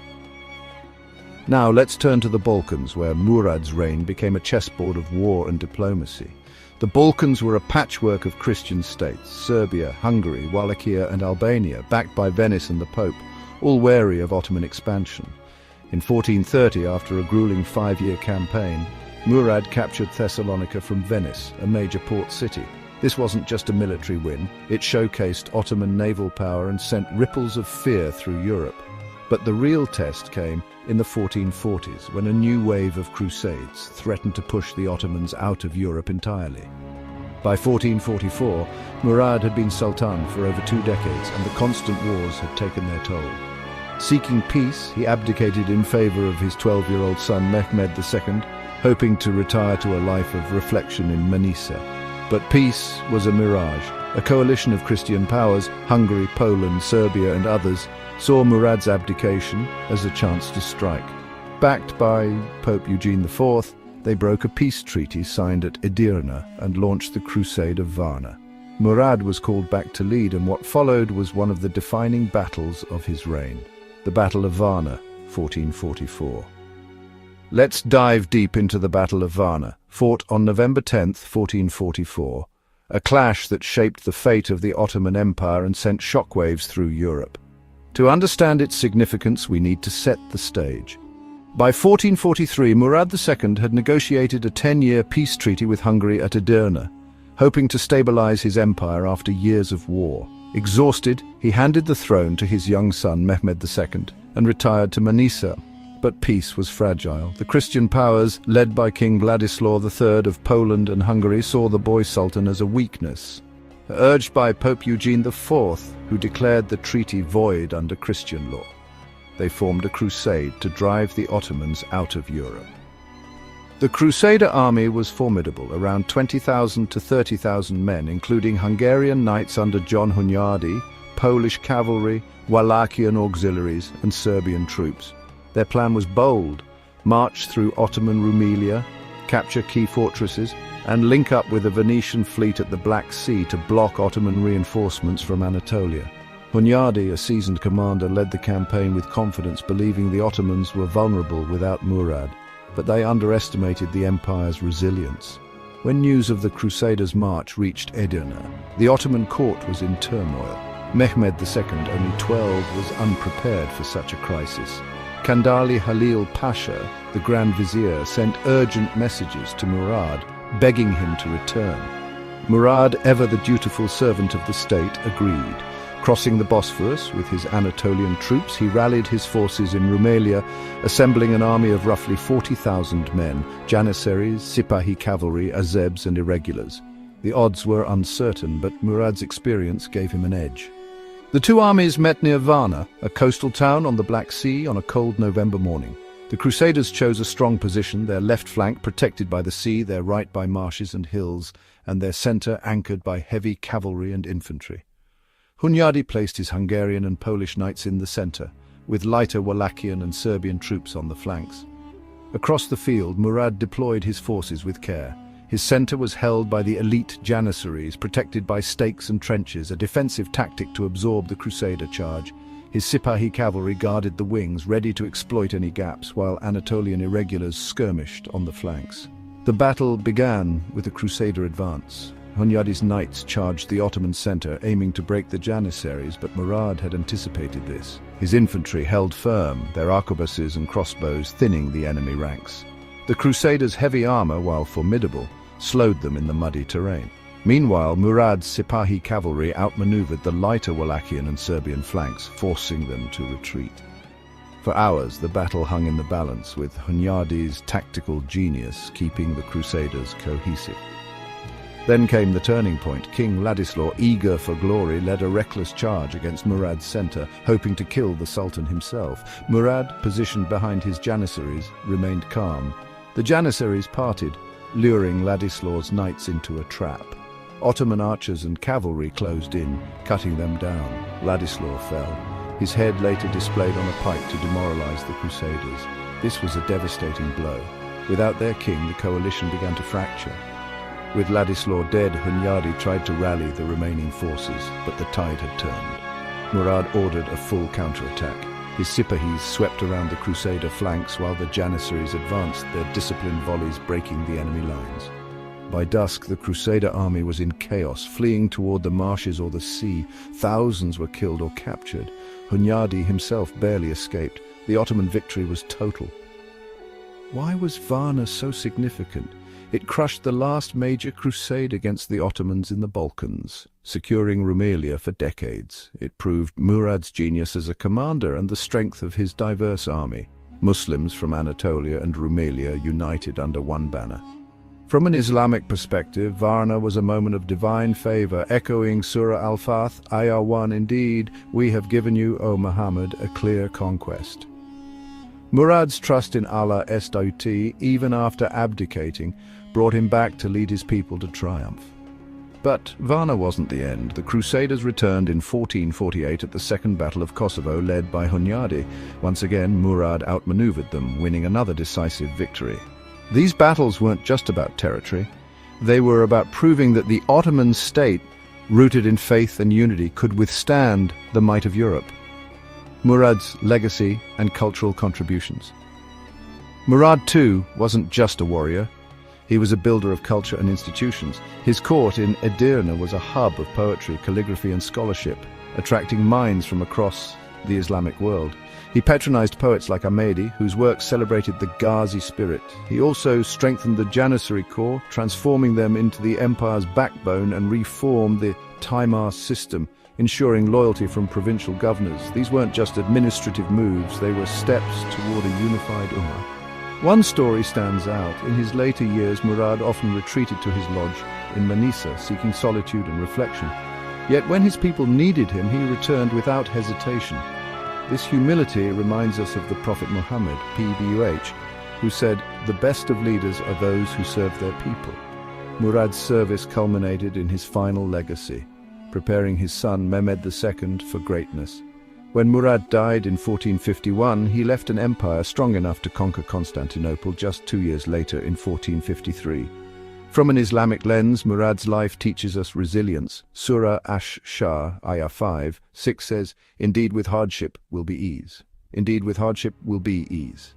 Murad faced hardship after hardship, rebellions, sieges, crusades, but ease followed through his faith and perseverance. His story is a call to trust in Allah's plan, no matter how dark the path seems. So, what does Murad II's story teach us today? His reign was a crucible, forging an empire that would carry the banner of Islam for centuries. Against pretenders, Beyliks and European crusades, he stood as a Ghazi Sultan, defending not just land, but the soul of the Ummah. His victories at Varna and Kosovo weren't just military triumphs, they were proofs of faith, strategy and unity. Murad didn't seek glory for himself, he sought stability for his people, paving the way for his son to conquer Constantinople and open a new chapter in history. As we reflect on Murad's life, let's ask ourselves, how can we embody his patience and resolve in our own struggles? The Quran reminds us in Surah Al-Asr, "By time indeed mankind is in loss, except for those who have believed and done righteous deeds and advised each other to truth and advised each other to patience." Murad's legacy is a challenge to live with purpose, to unite for the greater good, and to trust in Allah's mercy. That's all for episode 7, brothers and sisters. Share your thoughts in the comments. What inspired you about Murad II?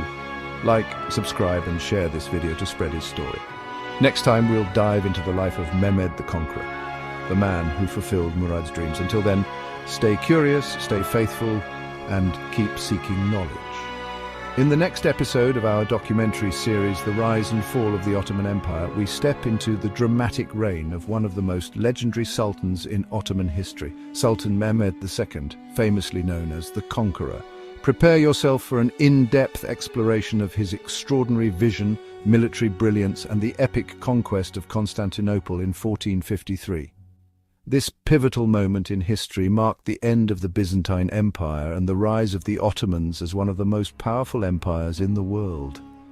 Join us as we uncover the strategy, the siege, and the profound impact of this monumental event. Will Sultan Mehmed II's ambition bring about the fall of an ancient empire? What was the secret to his unparalleled success? Tune in next time to witness the transformation of the Ottoman Empire under the might of Sultan Mehmed II and how it set the stage for a new era in world history. Don't miss it. Stay with us as we continue to uncover the breathtaking saga of the Ottomans. See you in the next episode. Allah Hafiz. Assalamu alaikum wa rahmatullahi wa barakatuh, brothers and sisters. Welcome back to the AI Deen Vision channel, where we uncover the stories of our past through the lens of faith, wisdom, and history. Today we embark on episode 8 of our Ottoman series, a monumental journey through the reign of Sultan Mehmed II, the man who earned the title Fateh, the Conqueror. From 1444 to 1481, with a brief pause in between, Mehmed transformed the Ottoman state from a rising power into a global empire. He faced trials that tested his resolve, crusaders at his borders, rivals within his court, and the towering walls of Constantinople itself. Yet, through his courage, his brilliance, and his trust in Allah, he not only conquered cities, but built a legacy that shaped the Ummah for centuries. This is the saga of a Ghazi Sultan who turned dreams into dominion, a ruler whose victories echo in our mosques and minarets today. So, grab your notebook, pour some tea, and let's step into the 15th century to witness the rise of Mehmed the Conqueror. Don't forget to like, subscribe, and hit that notification bell to stay with us on this epic journey. Before we dive in, let's reflect on why Mehmed's story resonates. The Quran tells us in 94 Surah An-Shara ayat 5 and 6, English translation, "For indeed with hardship will be ease, indeed with hardship will be ease." Sultan Mehmed's life was a balance of action and devotion, conquering lands for the Deen, then raising his hands in gratitude to Allah. Across 8 chapters, from his days as a boy sultan to his final push into Italy, we'll see how he lived this truth. Let's begin with the Boy Sultan, where a young Mehmed first tastes the weight of power. The Boy Sultan, 1444-1446. A boy, barely 12 years old, seated on a throne too large for his frame, a turban heavy with expectation resting on his brow. It's 1444, and Mehmed, son of Sultan Murad II, is no ordinary child. He's the heir to an empire on the cusp of greatness. Welcome to Chapter 1 of Mehmed II's reign and rise and fall of the Ottoman Empire, a story of power, decline, and wisdom. I'm your name, and today we step into a tale of a boy sultan's first brush with power, a fleeting reign that would shape a conqueror. This is not yet the story of Constantinople's fall, but the spark that lit the fire. The Ottoman Empire, born from Osman's dreams and hardened by Murad's wars, now rests in untested hands. Let's begin. The stage is set by 1444. The Ottoman Empire was a rising force, its borders stretching from the Balkans to Anatolia, forged by a century of conquest.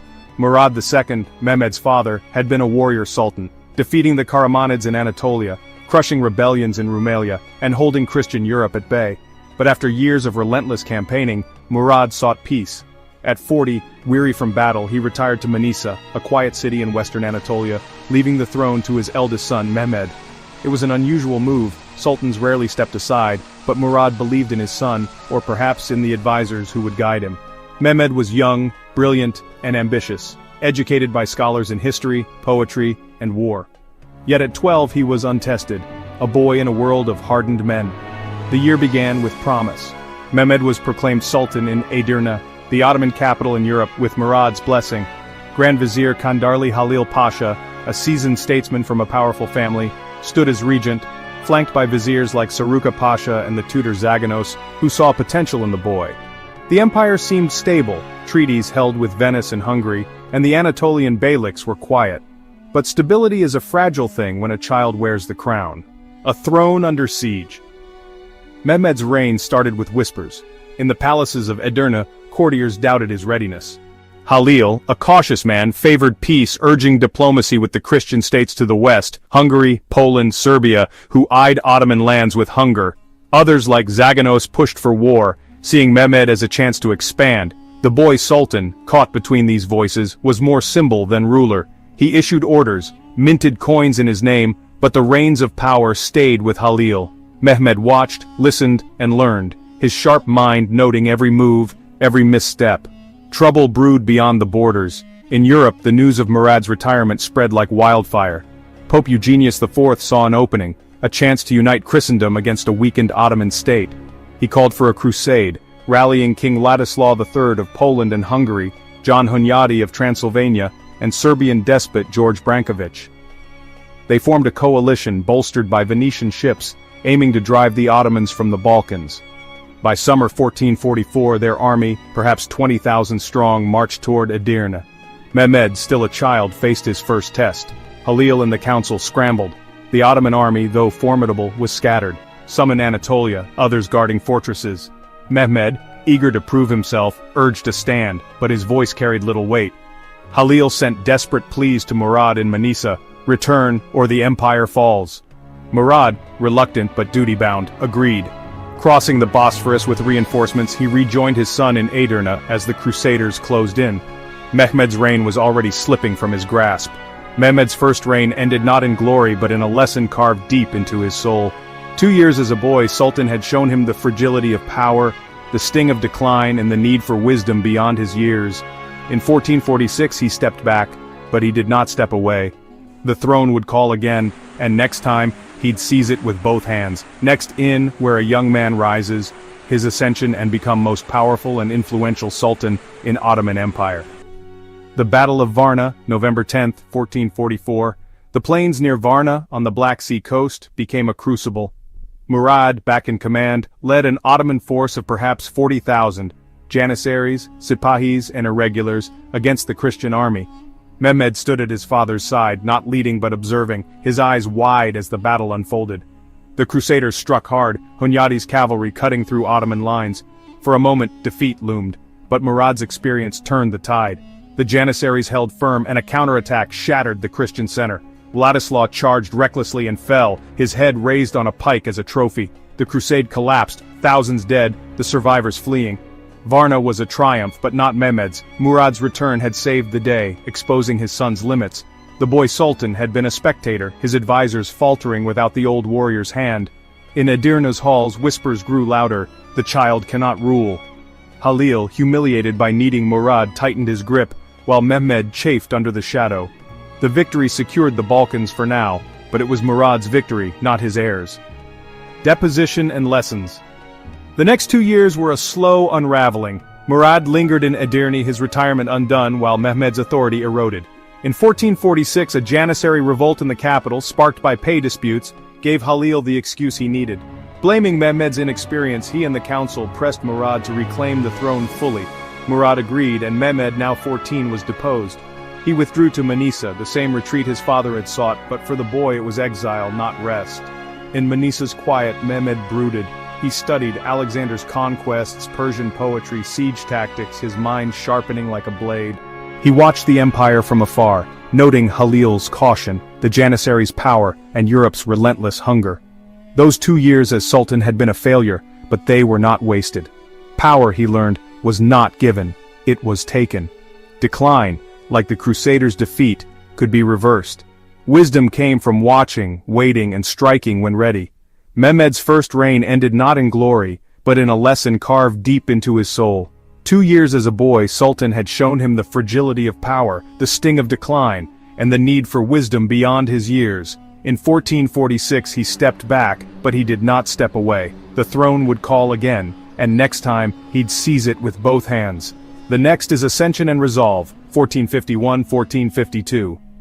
February 1451. A cold wind sweeps through Edirne, carrying whispers of death and destiny. Sultan Murad II, warrior of a generation, lies still, his heart silenced after years of triumph. In his place rises Mehmed, now 19, no longer the boy of Varna but a man forged by exile and ambition. This is chapter 2 of Mehmed II's reign, Ascension and Resolve. The Ottoman Empire stands at a crossroads, peace or conquest, tradition or transformation. Mehmed chooses the latter, and his first steps will echo across centuries. Let's walk with him as he seizes power, silences doubters, and sets his sights on a prize no sultan before him could claim. The Sultan is dead. Long live. The Sultan Murad II's death comes suddenly on February 3, 1451, after a hunting trip near Edirne. At 47, he'd ruled for nearly 3 decades, a titan who'd crushed crusaders and tamed rivals. His passing leaves a void and an opportunity. Mehmed, in Manisa since his 1446 deposition, hears the news and acts fast. He mounts his horse, a retinue at his heels, and races 200 miles to Edirne. Arriving days later, he finds the capital tense. Janissaries restless, viziers plotting, borders watched by hungry foes. On February 18th, he's proclaimed Sultan, the second time in 7 years. But this time, it's different. No regents will hold his leash. Mehmed's first act is a chilling signal of intent. Murad's youngest son, Ahmet, an infant from a concubine, is a potential rival under Ottoman succession's brutal logic, fratricide to secure the throne. Mehmed orders his death. A bowstring tightens around the child's neck, a quiet end in the harem's shadows. The court gasps, but Mehmed is unmoved. "The state is one," he declares, echoing a principle he'll codify later. Power, he knows, tolerates no cracks, purging the old guard. The boy Sultan of 1444 had been a puppet. The man of 1451 will not be. Grand Vizier Kandarli Halil Pasha, architect of Mehmed's earlier fall, remains a towering figure, cautious, tied to the old ways and wary of war. Mehmed respects his experience but distrusts his restraint. He keeps Halil in place for now, but shifts the balance. Zaganos Pasha, a fierce loyalist from Mehmed's Manisa days, rises as second vizier. Young, aggressive, and devoted, Zaganos shares Mehmed's hunger for conquest. Saruka Pasha and others from Murad's era are sidelined or dismissed. The Janissaries, still prickly after 1446, are placated with bonuses, loyalty bought, not begged. Mehmed's court buzzes with change. He summons scholars, engineers, and generals, his mind alive with plans. He pores over maps, studies Roman sieges, and debates with mullahs. Islam's call to jihad fueling his vision. Constantinople looms in his thoughts, a city Murad coveted but never took. Mehmed resolves to succeed where his father paused. Buying time. The empire's edges are restless. In Anatolia, the Karamanids, perennial thorns, stir after Murad's death. To the west, Hungary and Venice eye the Balkans, sensing weakness. Mehmed moves with a wisdom beyond his years. He buys time. In spring 1451, he sends envoys to Karaman's Ibrahim Bey, offering peace if tribute resumes. Ibrahim, wary of Ottoman might, agrees, a skirmish avoided. With Venice, Mehmed renews trade treaties, soothing their merchants' fears. Hungary's John Hunyadi, licking wounds from Varna, gets a truce extension. These pacts are not weakness but strategy. Mehmed clears the board for his true target. By late 1451, he's testing his strength. A minor campaign in Thrace quells a revolt, blooding his troops and sharpening his command. He inspects Gallipoli's docks, eyeing the fleet, still modest but growing. Every step builds toward 1453, though none yet know it. The throat cutter rises April 15, 1452. Mehmed's ambition takes shape on the Bosphorus. He orders a fortress built at its narrowest point, opposite Anadolu Hisari, Murad's old tower. Rumeli Hisari, later called Throat Cutter, is a bold stroke. It's on Byzantine land, 5 miles from Constantinople's walls, a stone dagger at the city's neck. Constantine II, the last Roman emperor, protests, citing treaties. Mehmed ignores him. "Beyond your walls you own nothing," his vizier snaps back.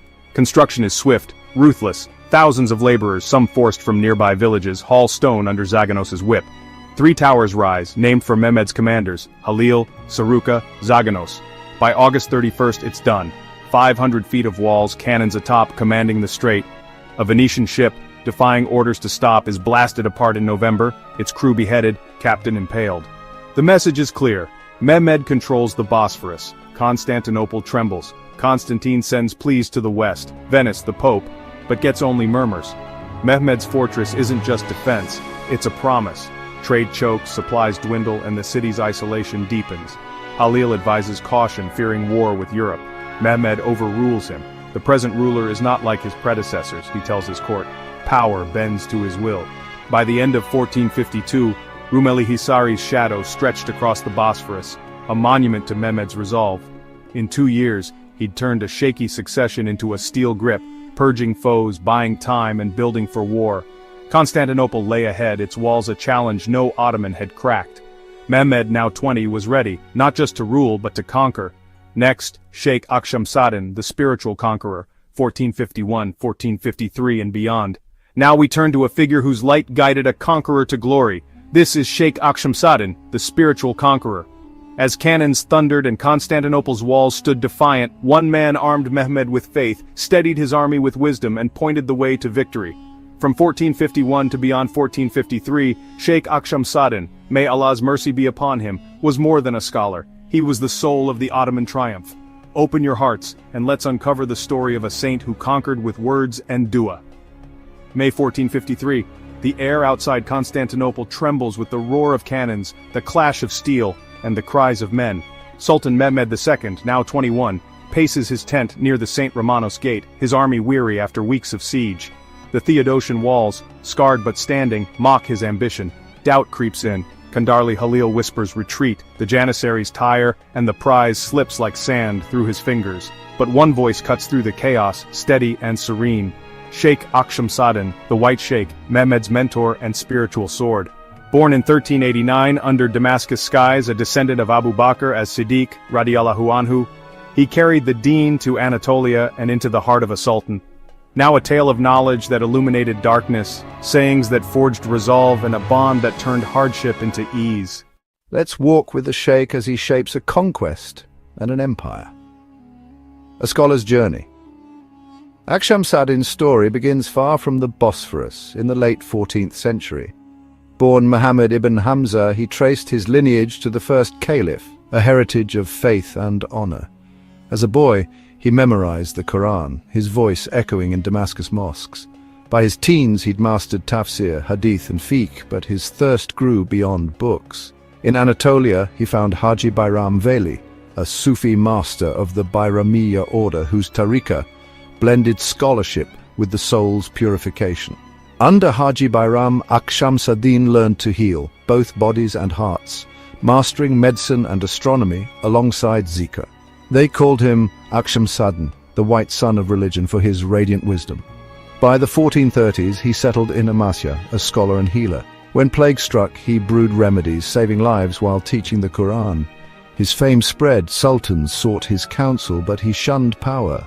In 1444, Murad II summoned him to tutor young Mehmed during his first reign.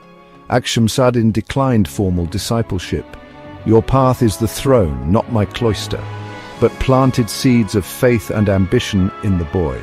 When Mehmed returned to Manisa after 1446, Akshamsadin stayed close, a quiet guide through years of exile, the bond with Mehmed.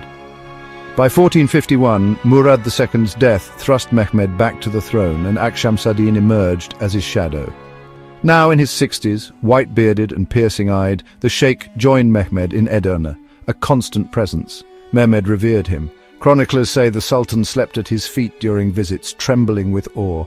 "My hands shake with excitement near him," Mehmed confessed. a rare humility from a man who'd ordered his brother's death. Akshamsadin's early counsel shaped him. Patience is the key to relief, echoed through Mehmed's consolidation, a reminder of Allah's timing. When Rumeli Hisari rose in 1452, the sheikh blessed the stones. This is the gate to Allah's victory. Their bond was no mere formality. Akshamsadin saw in Mehmed the fulfillment of a hadith. Rasulullah said, "Verily Constantinople will be conquered. How excellent is the commander who conquers it, and how excellent is his army." Musnad Ahmad. He whispered this to Mehmed, igniting a fire. "You are that commander if Allah wills." Mehmed clung to it, his ambition now a mission for the Deen. Steadying the Pashas and army as the 1453 siege loomed, Akshamsadin's influence stretched beyond the Sultan. In Edirne's war councils, Kandarli Halil Pasha urged caution, "The West will unite against us." Zaganos Pasha, fiery and loyal, pushed for attack. Akshamsadin bridged them. "Allah aids the resolute, unite and the city falls." Zaganos took heart. Even Halil, skeptical, bowed to the sheikh's certainty. The army, 60,000 to 80,000 souls, felt his presence. Janissaries grumbled as cannons faltered in April. Azabs died under Greek fire. Akshamsadin walked the camps, his white robes stark against the mud. He led nightly prayers, Allahu Akbar, rising over the Bosphorus, his tesbih a rhythm against despair. "Victory follows the prayer of the patient," he told them. Soldiers wept, spirits rekindled. When tunneling failed, he stood firm. Each hardship is a step to ease. Trust Allah's plan. The letter of Sheikh Akshamsadin to Sultan Mehmed. This incident happened because of those sailors and brought sadness and disappointment to heart. Important chances appeared, but we missed them and they turned against us. One of these was the infidels' excessive relaxation, and having morale. The other one is your mismanagement of things and failure to have your commands obeyed. Besides, you may add to these the conviction that my prayers and heralds were ungrounded. Now, it is not a time for indolence and neglect.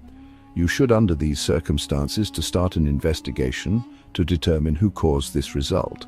Then you should punish and dismiss all those who found responsible. Otherwise, they would act slowly when the castles are attacked and trenches are filled up. As you well know, many of them are reluctant and people acting only by force. Among them, there are very few who would devote himself for the sake of God. They act when they see a benefit or booty and throw themselves into the front for the sake of this world. What I ask you is to show your authority and implement your command effectively. Appoint for these positions the people who have little mercy and compassion, so they react with severity and violence. This is even in accordance with the Sharia. The God says, "O Prophet, fight against the disbelievers and the hypocrites and be harsh upon them." Ain 73. While staying in the midst of sadness, a strange thing happened to us. We consulted to the Quran and we found this verse thanks to the directives of Jafar al-Sadiq, the Sultan of the Nobles. Allah has promised the hypocrite men and hypocrite women and the disbelievers the fire of hell, wherein they will abide eternally. It is sufficient for them. And Allah has cursed them, and for them is an enduring punishment. Ain 68. Now those who have not arrived are not true Muslims, but they are like hypocrites, and they are together with infidels in the hellfire, as indicated here. Therefore, you need to act with violence. Hopefully this will not end with disappointment and embarrassment. You should know that we will be victorious and triumphant with God's help and support. In fact, everything belongs to the God and is originated from Him, though we need to exert effort and work hard as much as we can. This is the path of the Prophet and his companions. Having reciting the Quran with sadness, I slept again. Thank God I witnessed numerous blessings and joyful heralds. I found solace with this because I have not been blessed by such a thing for a long time.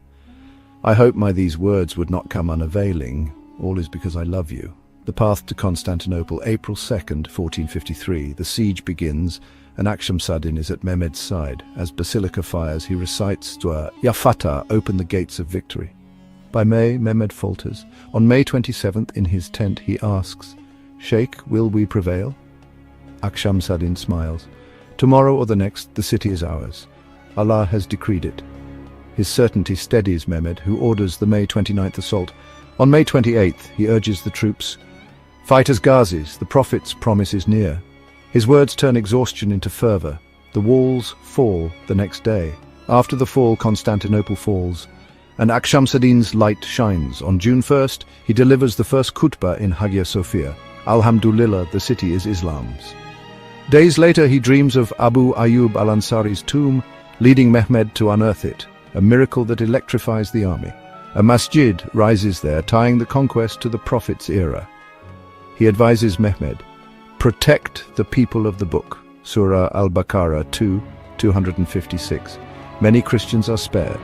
Until 1459, he shapes Istanbul's Islamic soul, retiring to Goynuk, where he passes at 70. His grave a beacon.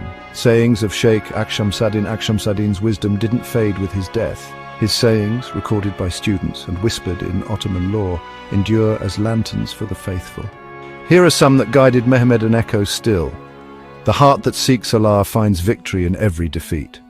Said to Mehmed in Manisa after 1446, this lifted the boy from despair, planting resilience for 1453. "Knowledge without action is a bird without wings," urged Mehmed to pair his studies with deeds. Rumeli Hisari and canons were born of this. "The Sultan rules the body, but Allah rules the soul. Submit to him first." A reminder during 1451's power grab.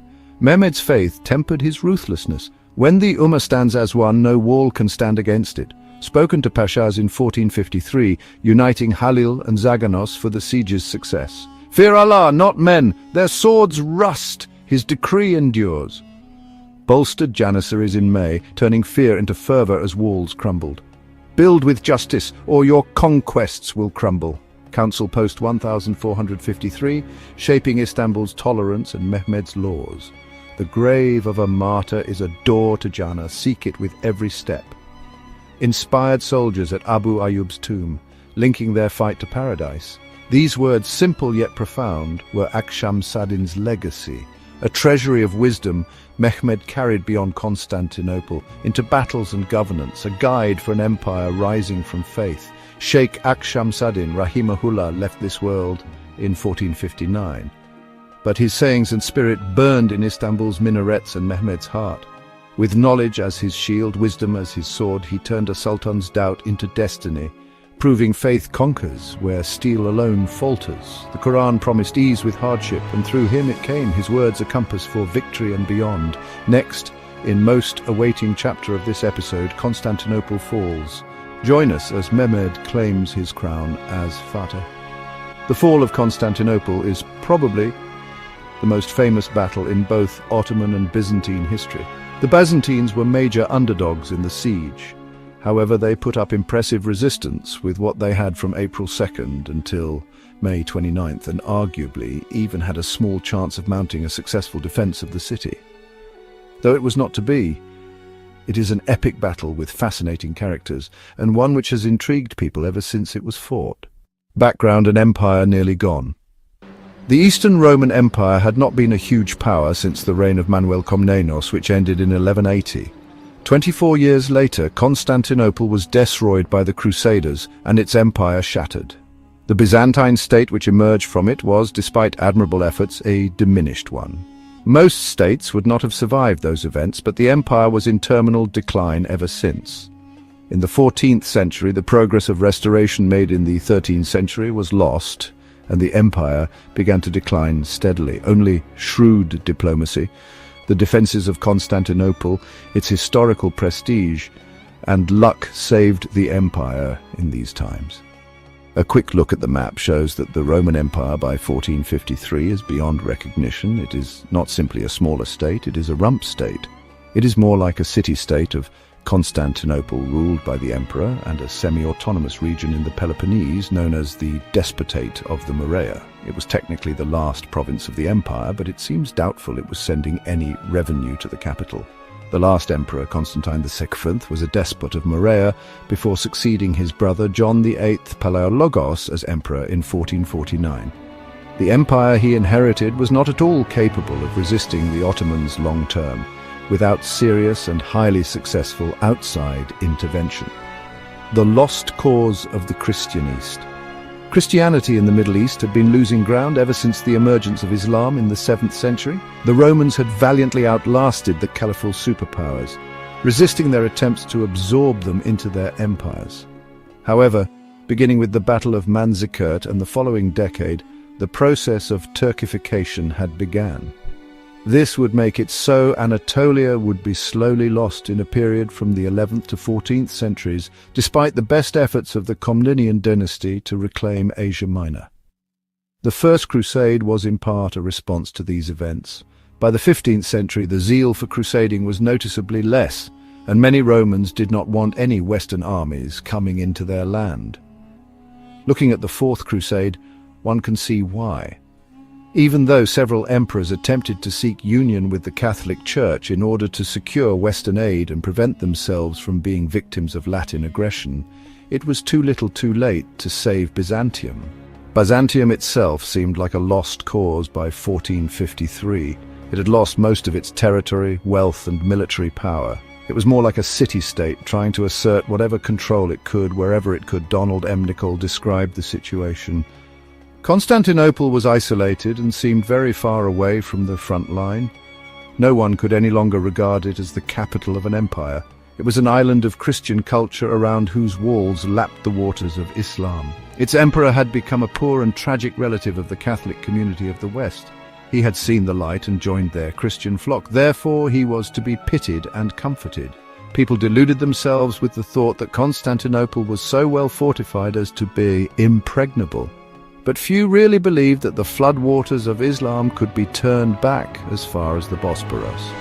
The Romans would get a bit of help, but not the kind they would need to defy the Ottoman army, which would be outside the Theodosian walls. The last emperor, Constantine II. Palaiologos was the son of Manuel II Palaiologos. When he took over, he had a good resume as a mature, experienced leader. First, he was made regent of the empire in 1422, while Joe VIII had left the city to try to get Western aid against the Turks. When Manuel II died after poor health, John VIII became the sole emperor and gave Constantine VII territory north of Constantinople as his own to govern. It was clear that Constantine was trusted by John VIII and was a far better man than his infighting brothers. John VIII eventually sent Constantine to help in the Morea. Then he served as the one of the despots of the Morea, essentially independent governors of the Peloponnese and nominally a province of the empire. This province typically had three despots. During his rule, they were able to work together to oust the Latins from their remaining territory in the Peloponnese, and even conquer territory outside of that. After taking Patras in the Morea, the West and the Ottomans were concerned, neither truly wanting to see any rising Byzantine powers in the region. Constantine was a great leader, and although he ruled a small and relatively weak state, he tried to expand it. He led a campaign north, further into Greece, liberating Athens from the Crusaders and moving into Ottoman Thessaly. Secondly, he had served as the regent for his brother John VIII Palaiologos. He did not try to overthrow his brother, as he surely genuinely respected his brother for trying to Rome. In 1437, Constantine went back to Constantinople to meet with the Emperor John VIII. His other brothers feared he would be raised to co-emperor or otherwise made the official heir. But instead, John VIII had recalled him to place his trust in him once more. John went to Italy for a council between the Eastern and Western churches. Many Romans vehemently opposed a union with the Catholics, whom they saw as heretical. John saw the pragmatic value for the endangered empire. John even had to bring Demetrios, a brother of Constantine and John, because of his rebellious behavior and the possibility he might cause another damaging civil war in the emperor's absence. Again, this highlights how noble a man Constantine VII was in the context of his family and his time. Constantine saw his brother's wisdom and himself would die a unionist, trying to convince the Latins to help save the city they had destroyed in 1204. John VIII died October 31st of 1448. He was a controversial figure among his own people. Donald M. Nicholl wrote about his mixed legacy. He may be remembered as the emperor who went to the Pope's council at Florence. He was so remembered with some bitterness by most of his subjects. Perhaps it was too late for such an emperor. Perhaps his father Manuel II had been right. What the empire needed was not a great emperor, but a good manager. John VIII, for all his qualities as a person, was neither. He had not even been able to manage his own brothers. His younger brother Demetrios had his eye on the throne, but his eldest surviving brother Theodore not unnaturally considered himself to have prior claim. In 1443, Theodore had agreed to exchange the despotate of Mistra, which he had governed for 36 years, for the appanage of Salimbria in Thrace. The arrangement put an end to the feud that he had been waging with his younger brother Constantine in Greece. It also put Theodore that much nearer to Constantinople to move into the palace when the moment came. He was never given the chance, for he died in June 1448, 4 months before the emperor. Before he died, however, he chose the despot Constantine. From every military and political point of view, it was the wisest choice. And thus Constantine VIII was the last emperor to succeed to the throne. He inherited all the problems the others couldn't fix, and would have to face their culmination as the city would fall just 5 years later. When Constantine heard that his brother died and the throne was vacant, he had to act wisely. He was far from the capital in the Morea. He was aware of the fact his brothers might try to interfere and take the throne for themselves, and they were closer to Constantinople at this critical moment.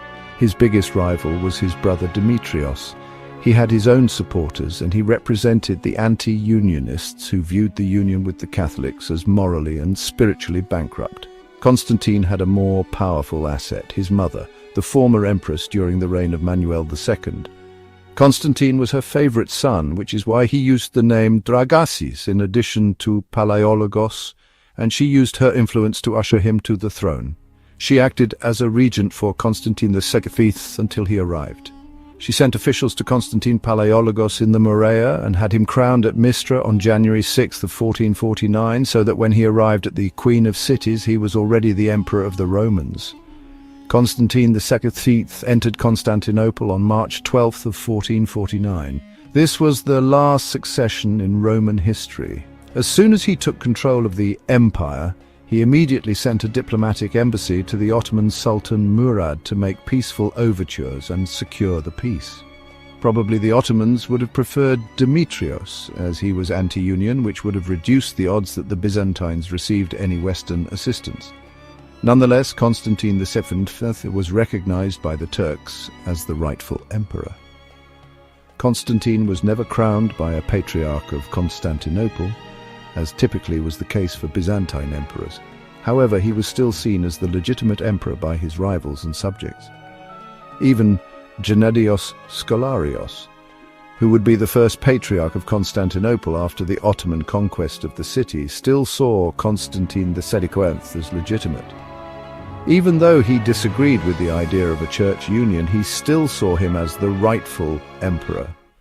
The useless province. The Morea looks like a province of the Roman Empire on most maps, and in a way it was. But in a way it was just its own parallel state. The Palaiologos family did rule it. Constantine VII had ruled it, for example, prior to his rise to the throne.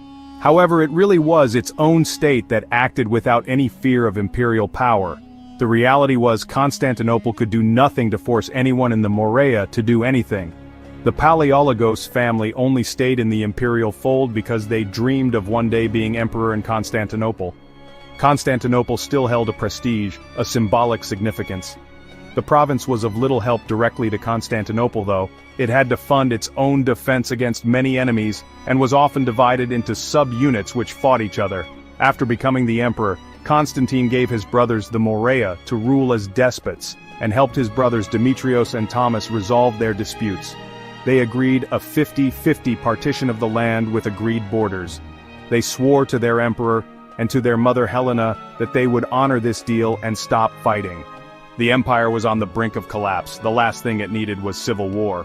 As was the case many less than noble members of the Palaiologos family, it still devolved into pitiful infighting, sadly. Showing how much less able and how much less moral they were as leaders, their agreements dissolved within mere months of taking over the despotate. Instead of helping in the struggle their brother in Constantinople was facing against the Turks, the brothers hindered it. The brothers invited Turkish interference in their wars against each other, weakening the land and exposing its inhabitants to raiding. It probably shook what faith the locals even had in Byzantine rule. Constantine II, who had helped bring success to the Morea, must have been disappointed to see the resources of the last Roman province being wasted this way. There was nothing he could do though. He had his own problems. The new Sultan. Although on paper, Mehmed II had been made Sultan in 1444 when his father retired to Bursa. He was 12 years old and his father Murad had to come out of his retirement to run the Ottoman Empire. When in 1451 the Sultan Murad II died, Mehmed truly ruled the state. This was to result in a change of policy towards the Romans, which would lead to their doom. His successor was a young man of only 19 years of age, and he would finally put the Roman Empire to death. Initially, Mehmed confirmed previous arrangements with the Byzantines as he consolidated his power. The Sultan was initially seen as inexperienced youth who could easily be manipulated by both his own and officials, and the diplomatically astute Byzantine court. Donald Nicole describes the miscalculation of the Byzantines regarding Mehmed II. The Byzantines were slow to recognize that so young and inexperienced a ruler presented with a danger more formidable than any sultan since the great Bayezid.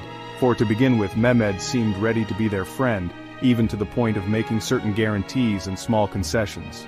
Despite the initial hopes of his enemies, Mehmed II was not a weak-minded boy, however, and quickly showed this was not the case. He promoted his own loyal officials, Zaganos Pasha and Shihab al-Din Pasha, to counterbalance the influence of his father's Grand Vizier, Kandarli Halil. The Sultan had his own brother killed to remove the potential for him to be overthrown. The only potential claimant to the Ottoman throne was Prince Orhan, whom the Byzantines held in their capital as a card to play against the Turks. Any other possible sources of problems for the Ottomans were dealt with by Mehmed. He dealt with the Karaman Turks in Anatolia, who had tried to take advantage of the young ruler and were crushed in 1451. It seems once has more security and rule, he looked for a pretext to seize the city which had long been the target of the Ottomans. In late 1451, the Emperor Constantine II asked Mehmed to double the payment of 20,000 hyperpera which the Romans collected to imprison for detaining Prince Orhan, an Ottoman rival to the throne. This was a traditional maneuver in Byzantine diplomacy, to hold potential rivals for their opponents' thrones to either unleash or retain the threat to unleash upon their foes. Allegedly, after receiving the message, one of Mehmed's viziers wrote the following message: "You stupid Greeks, I have known your cunning ways for long enough." The late Sultan was a lenient and conscientious friend to you. The present Sultan Mehmed is not of the same mind. If Constantinople eludes his bold and impetuous grasp, it will only be because God continues to overlook your devious and wicked schemes.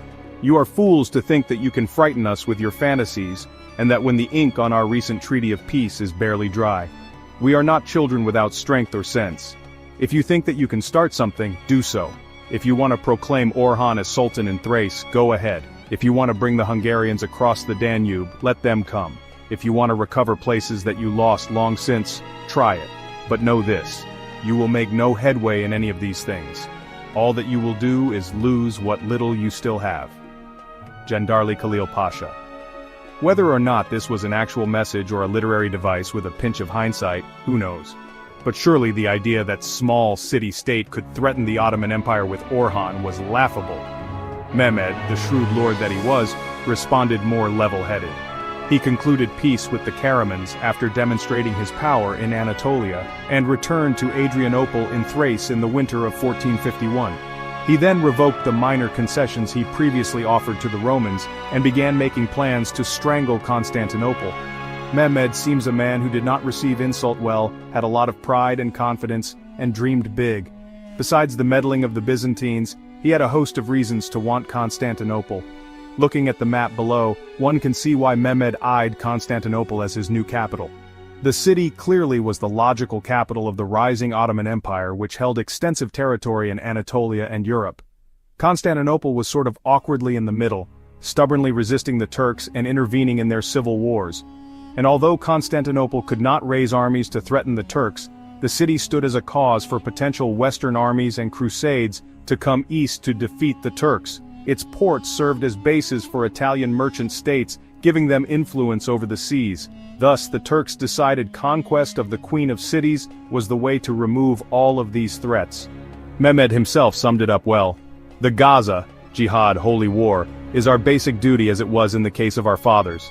Constantinople, situated in the middle of our domains, protects our enemies and incites them against us. The conquest of this city is therefore essential to the future and the safety of the Ottoman state. As soon as Mehmed had decided on conquering the city, he began laying the groundwork for such a feat instead of rushing into it out of spite for Constantine the Sultan's meddling. Bayezid had already built his own fortress on the Bosphorus known as Anadoluhisari in 1394. That helped the Ottomans exert more influence on the narrow strait. Mehmed built his own fortress on the Bosporus, and he boldly built it right on Byzantine territory. This fortress is known as Rumeli Hisari, and also was known by the Turks as Bogaz Kesin, which meant channel cutter. Constantine II protested but could do little else about Mehmed's power move. Construction began in April 1452 on the fortress and was finished in 4 months. The Byzantines could see the fortress being built from the walls of Constantinople, and it probably sent fear in their hearts. The sense of impending doom must have loomed large. Ducas recorded an incident which demonstrated the power that Rumeli Hisari gave the Ottomans over the Bosporus.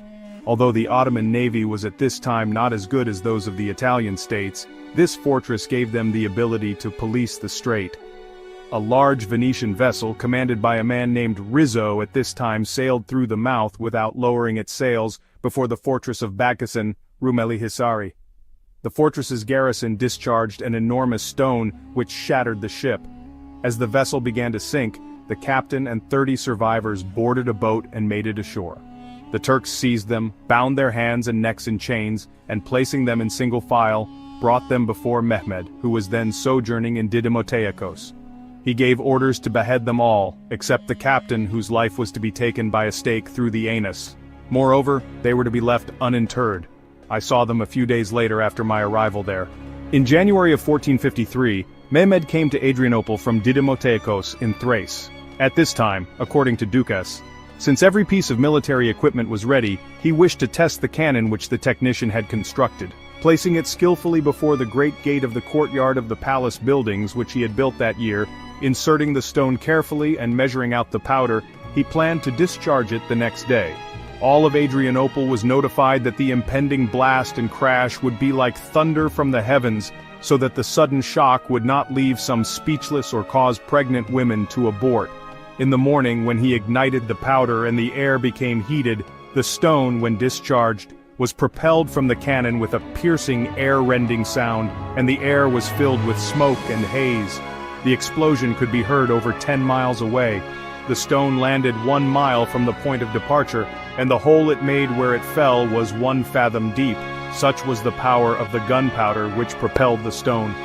There is a dialogue recorded by the contemporary Byzantine historian Ducas between the sides which documents the venom between the sides over the construction of Rumeli Hisari. The Byzantine ambassadors allegedly told the Sultan that they wanted to be friends and submit. Some 100 years or more have elapsed since your forefather Murad, Orhan's son, seized Adrianople. In their treaties with us, none of his descendants except yourself has ever considered the erection of a tower or hut within the environs of the city. Even when there was cause and both sides proposed battle, yet by making a compromise they preserved peace. When your grandfather Mehmed wished to build a fortress on the eastern shore of the straits, he made this request, which was not a small one, of Emperor Manuel, like a son importuning his father. He assented on the grounds that the work was to be constructed in the east, which for many years had been inhabited by the Ottomans. Now that all is going well with you, you are obviously determined to close the Black Sea to the Franks in order to starve the city, and to deprive her of her customs duties. We entreat you, therefore, renounce this design, and we will be your genuine friends just as we were the friends of your father, the honorable ruler. If you wish us to pay tribute, we will do so. Mehmed replied to the Romans from a position of strength and dismissiveness. I take nothing from the city. Beyond the fosse, walls of Constantinople, she owns nothing. If I desire to build a fortress at the sacred mouth, the emperor has no right to stop me.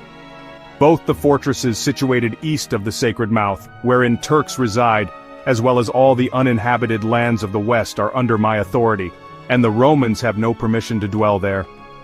Mehmed added that his father had desired to build Rumeli Hisari, and that he vowed to build another fortress on the western shore opposite the fortress on the eastern shore. He did not live to achieve this, but, with God's help, I will do so. Why do you try to stop me? Is it not permissible for me to do as I wish in my own lands?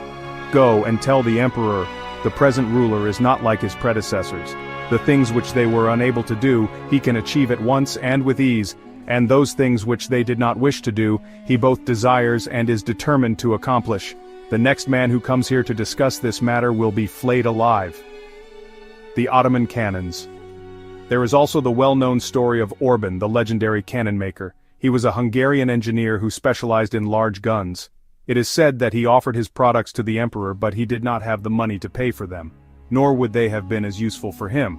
However, for Mehmed they were not only affordable but far more pragmatically useful for his goals. Mehmed used these guns on Rumeli Hisari to police the Bosporus. Any ship not granted passage risked being blown out of the water by Orban's cannons. Far bigger guns than that were being crafted for the purpose of blasting holes in the legendary defenses of Constantinople. Dukas described the situation regarding Orban switching sides. With the passing of summer and the beginning of autumn, although Mehmed remained in his palace, he took no rest. Night and day his only concern was how to take the city and become her master. While he was directing the construction of the fortress, a cannon founder came from the city, a Hungarian by nationality, and a very competent technician. He had come to Constantinople long ago. After he made his trade known to the emperor's chief ministers, they mentioned it to the emperor. Although the emperor had authorized an unworthy stipend for his skill, the artisan was not given even this paltry and unsubstantial sum. His circumstances became desperate, so one day he left the city and went to the barbarian. Mehmed welcomed him gladly and generously supplied him with food and clothing. If the emperor had given him but a quarter of the remuneration which he received at the hands of Mehmed, he would not have fled from Constantinople. When Mehmed asked if he could forge a large enough cannon to destroy the Theodosian walls, Orban replied, "I am able, if you so wish, to construct a cannon as great as the size of the stone shown me. I have precise knowledge of the city's walls. The stone discharged from my cannon would reduce to dust not only those walls, but even the whales of Babylon. I will complete the whole operation satisfactorily, but I am not competent to discharge the stone and I could not guarantee to do that." After Mehmed heart that he told him, "Cast the cannon for me, and I will see to the discharging of the stone." Dukas then recorded that the Sultan wasted no time and gave him what he needed to work. A supply of bronze was provided and the technician fashioned the matrix of the apparatus. In 3 months' time a terrifying and extraordinary monster was forged and cast. Mehmed was systematically preparing for the siege, far more than any of his predecessors, greatly increasing the odds of his success. Byzantine preparations. Constantine II protested the building of Rumeli Hisari, but I highly doubt he thought that could truly do anything. According to Dukas, when the emperor heard of the incident, he shut the city gates, and all the Turks found inside were bound and taken into custody. 3 days later, however, he set them free. What could he do? From among the Turks who were rounded up there were some young eunuchs from the ruler's palace who, on being presented to the emperor said, "If you will release us, O emperor, before the sun sets in the west, we will be grateful to you. If, however, we do not return to the ruler by the time the sun has set, but are released later, it will not do us any good but only result in our deaths. For this reason show us mercy and release us now. Otherwise, command that our heads be chopped off. It is better to die at your hands than at the hands of the common destroyer of the universe." Realizing his efforts to convince the Sultan that peace was the best option, Constantine II wrote a message conveying his steadfast defiance to Mehmed. "Since you have chosen the way of battle and neither with oaths nor with flattery am I able to prevail upon you, do what you will. As for myself, I take refuge in God, and if it be His will to deliver the city into your hands, who is able to stop you? If again He implants peace in your heart, this I would also gladly welcome. For the present, however, take back your treaties and oaths. From this moment on, with the city gates secured, I will defend the inhabitants within as long as there is strength in me. As for yourself, continue to rule as an oppressor until the righteous judge shall render unto each of us the just verdict." Dukas wrote that, when the barbarian heard these words, he made no attempt to justify his action, but forthwith ordered a declaration of war to be made. 6 months earlier, foreseeing the future, the emperor diligently prepared the city's fortifications and moved inside those villagers living nearby. The harvested wheat and the winnowing fans were also brought inside. Constantine was not a dumb or passive man, thus he did what he could to prepare Constantinople for what was obviously coming. Surely he did rely on his faith, but he also endeavored in all the ways he could to bolster the defense of New Rome. Constantine had in his memories the experience of the 1422 siege of Constantinople, giving him the kind of experience needed for this situation. He had as much as he could harvested and stored from the areas surrounding the city, and also bought or acquired as charity large sums of food from the Aegean islands held by both Romans and Italians. Constantine sent word to the Republic of Venice that the city was under the threat of imminent conquest. The Republic was his greatest hope. They had a powerful fleet and could project their influence via sea and help protect their commercial interests. Constantine had renewed the privileges of Venice in 1450, and the Venetians retained a trade quarter in Constantinople, but they were not overly moved by the pleas of the emperor.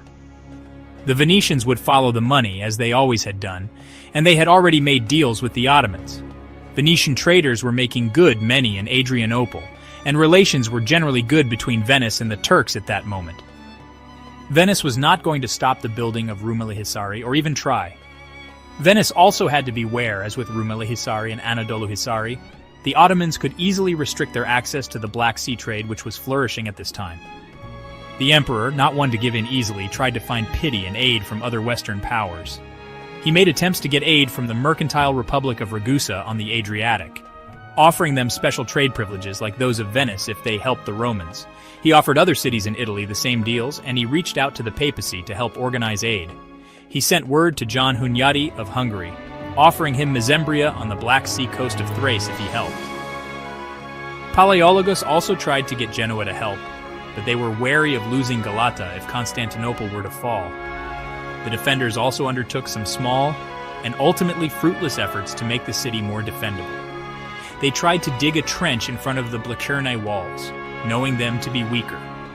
They also tried to put wool and leather sheets over the walls to absorb cannonballs, which did not actually work. Controversy in Constantinople. As the emperor did all he could to ready the defenses, many people had other concerns. After Rumeli-Hisari was finished, some good news arrived for the desperate emperor. Cardinal Isidore, the papal legate sent to help continue the officially agreed union between the Eastern and Western churches, arrived in Constantinople. With him came 200 archers from the city of Naples in Italy. However, this also created further controversy, as the Byzantine clergy railed against the Catholic Church and decried the heresy of giving up their independent orthodoxy. Constantine had to summon the clergy and listen to their complaints, as there was no Patriarch of Constantinople at this time. Even as he prepared for the ultimate battle, the emperor could not find a uniform sense of purpose in his people. Donald M. Nicole describes the mixed sentiment of the populace and their worldview. It seemed that in the end, when their backs were to the wall, they had allowed the Latins to win the last round in the Battle of Wits that had begun with the Fourth Crusade. At the moment when the final siege of Constantinople was about to begin, there must surely have been those who thought that it would be better to surrender than to resist. It was common knowledge and common experience from the fate of other Byzantine cities that resistance, if unsuccessful, brought a terrible retribution from the Turks. There were certainly those who felt and perhaps said that they would prefer to see the Sultan's turban in their city than the Latin mitre. The remark was attributed to Lucas Notarus, and although it seems to be out of character, he may well have been goaded into uttering it by the insensitivity of some of the Unionists. 14. But surrender was not much spoken of. Constantinople was unique. It was the nerve center of a whole way of life. Even in its surrounding provinces that were now irretrievably under Turkish domination, the currents of thought and faith that had emanated from it over the centuries were still flowing. Omens and prophecies about the ultimate fate of the city had been heard for many years. The Byzantines were given to bouts of fatalistic gloom and pessimism. It was widely believed that the end would come in the 7,000th year from the creation, in 1492, which meant that there were still 40 years to run. When the moment came, however, as it seemed to come in the long winter of 1452, there were few who felt that their Queen of Cities was not worth defending. This is why, despite the controversy over union, the people did not revolt against Constantine. The city and all it stood for had to be defended, and no one could accuse Constantine II Palaiologos of neglecting that responsibility. Ducas said that the people were immensely fearful following the construction of Rumeli-Hisari. He is writing with hindsight, however. He said after the emperor's ambassadors had heard the tyrant's reply as he vented his wrath and fury, they returned to the city to tell the emperor of these developments. Then the entire populace of the city, full of anguish and fear, told one another, "He it is who will enter the city and destroy and enslave her inhabitants, trample upon the blessed sacraments, demolish the holy churches, and cast on the squares and crossroads the relics of divinely inspired men and martyrs deposited in them. Alas, what shall we do? Where shall we go? Thus did the wretches bewail and lament their fate. Ducas writes, knowing of their fate, but the people probably had some hope as these events had not yet taken place. But surely this sentiment of fear and helplessness was in the streets of Constantinople as well. Foreign aid. Although other states had failed to organize large relief forces for the Queen of Cities, there were some heroic individuals. As mentioned above, Cardinal Isidore brought 200 archers with him, not a princely number, but surely enough men to slightly boost the defense of the Theodosian walls. Although he did not come purely to add to the defense of the city, but on a political spiritual mission, he knew that it was under threat, thus him going. There is worthy of praise. The most important hero to arrive on the scene was Giovanni Giustiniani Longo of Genoa. This man deserves special praise for his efforts. He personally recruited 700 men for the defense of the city from Genoa, Chios, and Rhodes. He had experience in defensive siege warfare, and also brought John Grant, a sapper who could help fight the Turks underground if they tunneled under the walls. He was such an impressive and effective leader that Constantine II made him the overall commander of the defense. The strength of the Ottoman army. There are varying estimates of the Ottoman army which conquered Constantinople. I am going to disregard any wild estimates and try to give the most academically supported and fair estimations I can based on my research. The consensus I have found is 80,000 fighting men, and I will present this historical narrative under the guidance of that academic estimation. As far as primary sources, Giacomo Tedaldi, in his contemporary account, said that on the 4th day April in this same year, 1453, the Turks moved close to Constantinople, and on the following day, the 5th, their army took up its position before the city. At the siege were altogether 200,000 men, of whom perhaps 60,000 were fighting men, 30 to 40,000 of them being mounted. A quarter of them were equipped with coats of mail or leather jackets. Of the others, many were armed after the fashion of France, some after the fashion of Hungary, and others again had helmets of iron and Turkish bows and crossbows. The rest of the soldiers were without equipment, except that they had swords and scimitars, which are a kind of Turkish sword. The rest of the 200,000 were thieves and plunderers, hawkers, workmen, and others who followed the army. This sounds like a realistic estimate. 60,000 fighting men would require a huge support network, and the artillery force itself would have required a lot of laborers. The supply logistics of the army, cooks, civilians, families following along, and slaves serving the Ottoman leadership. The Ottoman Navy, historian David Nicoli described the Navy. The Ottoman fleet was a separate arm by the mid-15th century, and probably had its own dockyard and arsenal organization. With its main base at Gallipoli, its initial role was to ensure that Ottoman armies could cross between Anatolia and Rumelia without hindrance. Nevertheless, this Ottoman fleet was virtually destroyed by the Venetians outside Gallipoli in 1416. But eventually, the Ottoman navy recovered and began to grow again.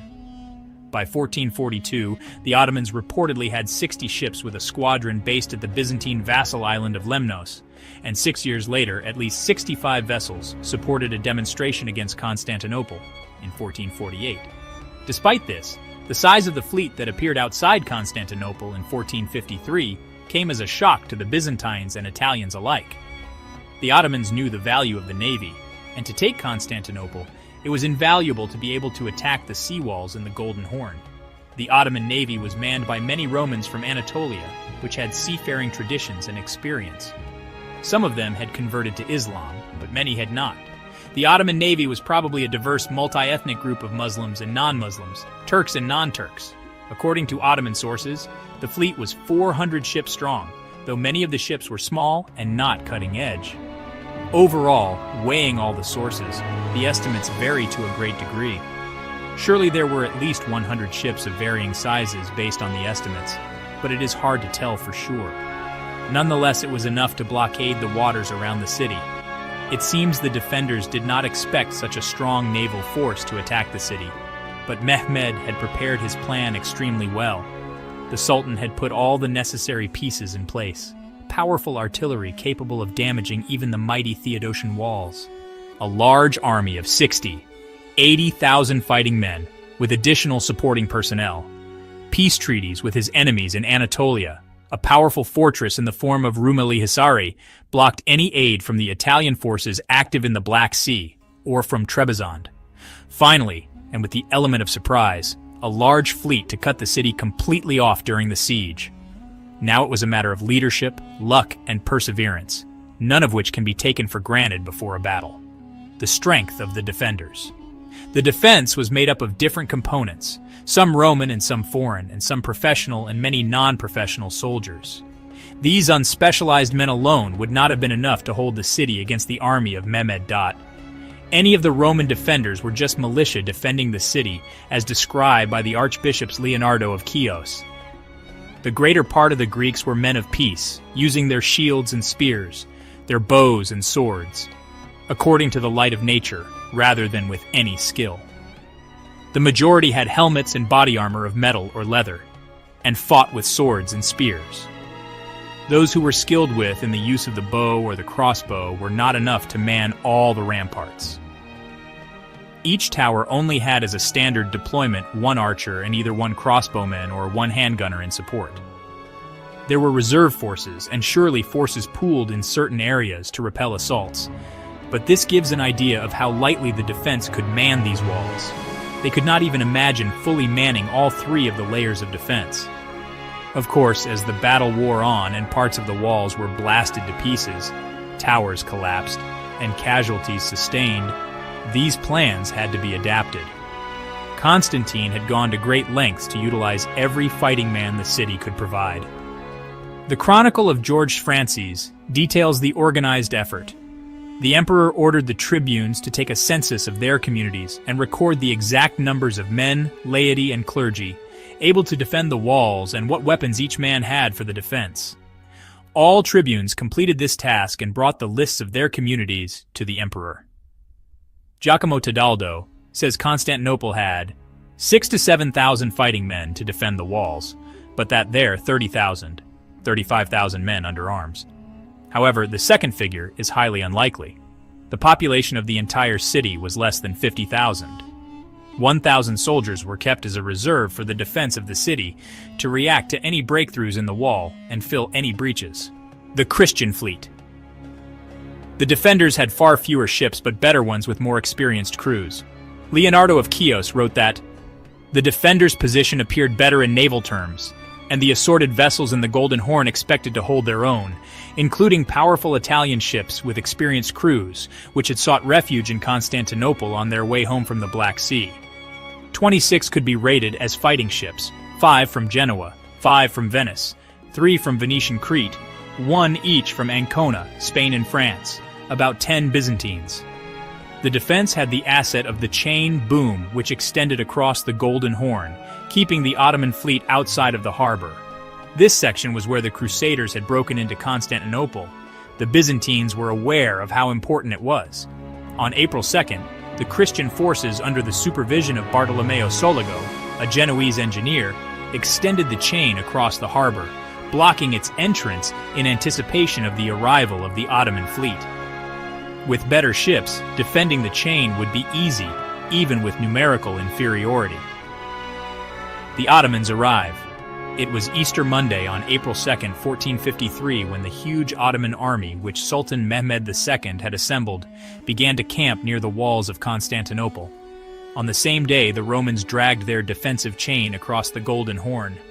Mehmed and his circle pitched their camp in front of the St. Romanos Gate. The majority of the forces had not yet arrived, though, and took until April 6th to fully deploy in front of the city. The main Ottoman army paused when it was 1 mile, 1.5 kilometers, from the Queen of Cities, and made their prayers before moving in to set up for the biggest battle they would ever fight in. The siege begins. The siege truly began on April 7th when the first assault on the walls was unleashed by Mehmed upon the Christian defenders. This was a probing assault by the poorly equipped and irregular troops. These were the more zealous but less illustrious warriors. The defenders did not struggle to push this wave back. The cannons were doing damage, but following the attacks did their best and repaired the walls overnight, to the frustration of the Turks. However, there were large cannons which did a lot of damage according to Isidore of Kiev. who was writing after the fall of the city. He said that the Ottomans deployed many cannons, but most were small, which did not cause damage to the walls. It was the 3 large ones which sent more than 700 large projectiles and caused serious damage, which opened breaches in the surrounding walls. The Byzantines themselves were using Italian cannons under the command of 2 men known as the Bocchiardi brothers. Even when their largesse cannon busted, the defenders used smaller cannons to great effect. They would stuff it like a shotgun with multiple rounds and shoot it off into the enemy troops, inflicting much damage. Leonardo of Chios tells of the limited but effective use of the cannons the defenders had. These, however, could not be fired very often because of the shortage of powder and shot. When they were available, their position did not at first allow them to do any damage to the enemy, who were protected by fences and trenches. And the largest cannon had to remain silent, for fear of damage to our own walls by the vibration. But on occasion they were fired against the tight-packed enemy, with great destruction of men, and of the shelters which protected them, and every shot did damage, since the enemy could not avoid it. In this way many Turks died, wounded by cannon and gunfire. Right away, it would have been clear. To take Constantinople meant a huge blood sacrifice for the attackers. In the early days of the siege, the defenders were successful and confident enough to even make sorties against the Turks, but eventually Giustiniani decided to top that tactic and abandon the outer third wall and retreat to the middle wall. At this point, both sides were reorganizing and little fighting took place. Mehmed had his artillery moved in order to improve the bombardment. After a couple days of rest and planning, the Ottomans opened fire again April 11th or 12th. Leonardo of Chios salutes the Ottomans for their military prowess with their artillery, theorizing that even a Scipio, a Hannibal, or any of our modern generals would have been amazed at the discipline which they showed arranging their weapons, and the promptness and evidence of forward planning which their maneuvers showed. From this point on in the battle, the bombardment would remain steady.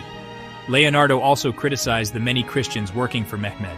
But tell me, pray, who were truly responsible for this encirclement of the city? Who but traitors taught the Turks their work? Hungarians, Bohemians, and others from all the kingdoms of Christendom were to be found among the Turks. The defenders were shocked how large the cannonballs being hurled at them were, up to 1,100-pound shells hitting the ancient walls.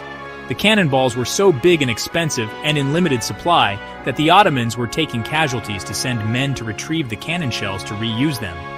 To protect his soldiers, the Ottomans built woodworks near the walls to provide some cover for his troops going in the line of danger. At sea, the Ottomans also had opened their assault on the city. The first assault on April 7th was easily repelled. The Turks then waited for more ships from the Black Sea to arrive and launched a second attack on April 12th. However, the Christian ships were taller, and thus the defenders could shoot down on the exposed Ottoman sailors and slaughter them. At sea, the Ottomans were making no progress at this point in the battle. Leonardo of Chios wrote that the Ottomans expected it to be easier due to the small numbers of defenders. The enemy thought that the small numbers of the Christians would prevent them from defending the city satisfactorily when they were overcome by weariness after continuous fighting. But this was not the case. The lack of progress was a problem for Mehmed. We know the battle would be won, but the Ottoman soldiers and officials just knew that many previous attempts had failed. Thus, they were naturally more skeptical that we might expect that this battle would be won. Mehmed played politics, and had his lead admiral Balteoglu brought to his camp, and he debated executing him. Historians believe it was unlikely he would have seriously decided to do this, but he had to make it look like it was individual errors and not his own, hindering the attack on Constantinople, particularly at sea. Hamza Bey was appointed to take charge of the navy, and Balteoglu was spared. Morale was low in the army, and the defenders felt the siege was going well. Some factions in the Ottoman forces wanted to give up. Kandarli Halil, the influential Grand Vizier, advocated abandoning the siege with favorable terms at this time. He proposed Mehmed extract 70,000 gold pieces a year and some political rights over the city. However, the other viziers and Mehmed himself most importantly decided to continue the siege. Kandarli's lack of faith would not be forgotten either. However, for now, the will and determination of Mehmed kept the siege on track. The siege goes on. Tedaldi describes how stubborn the city was in its resistance.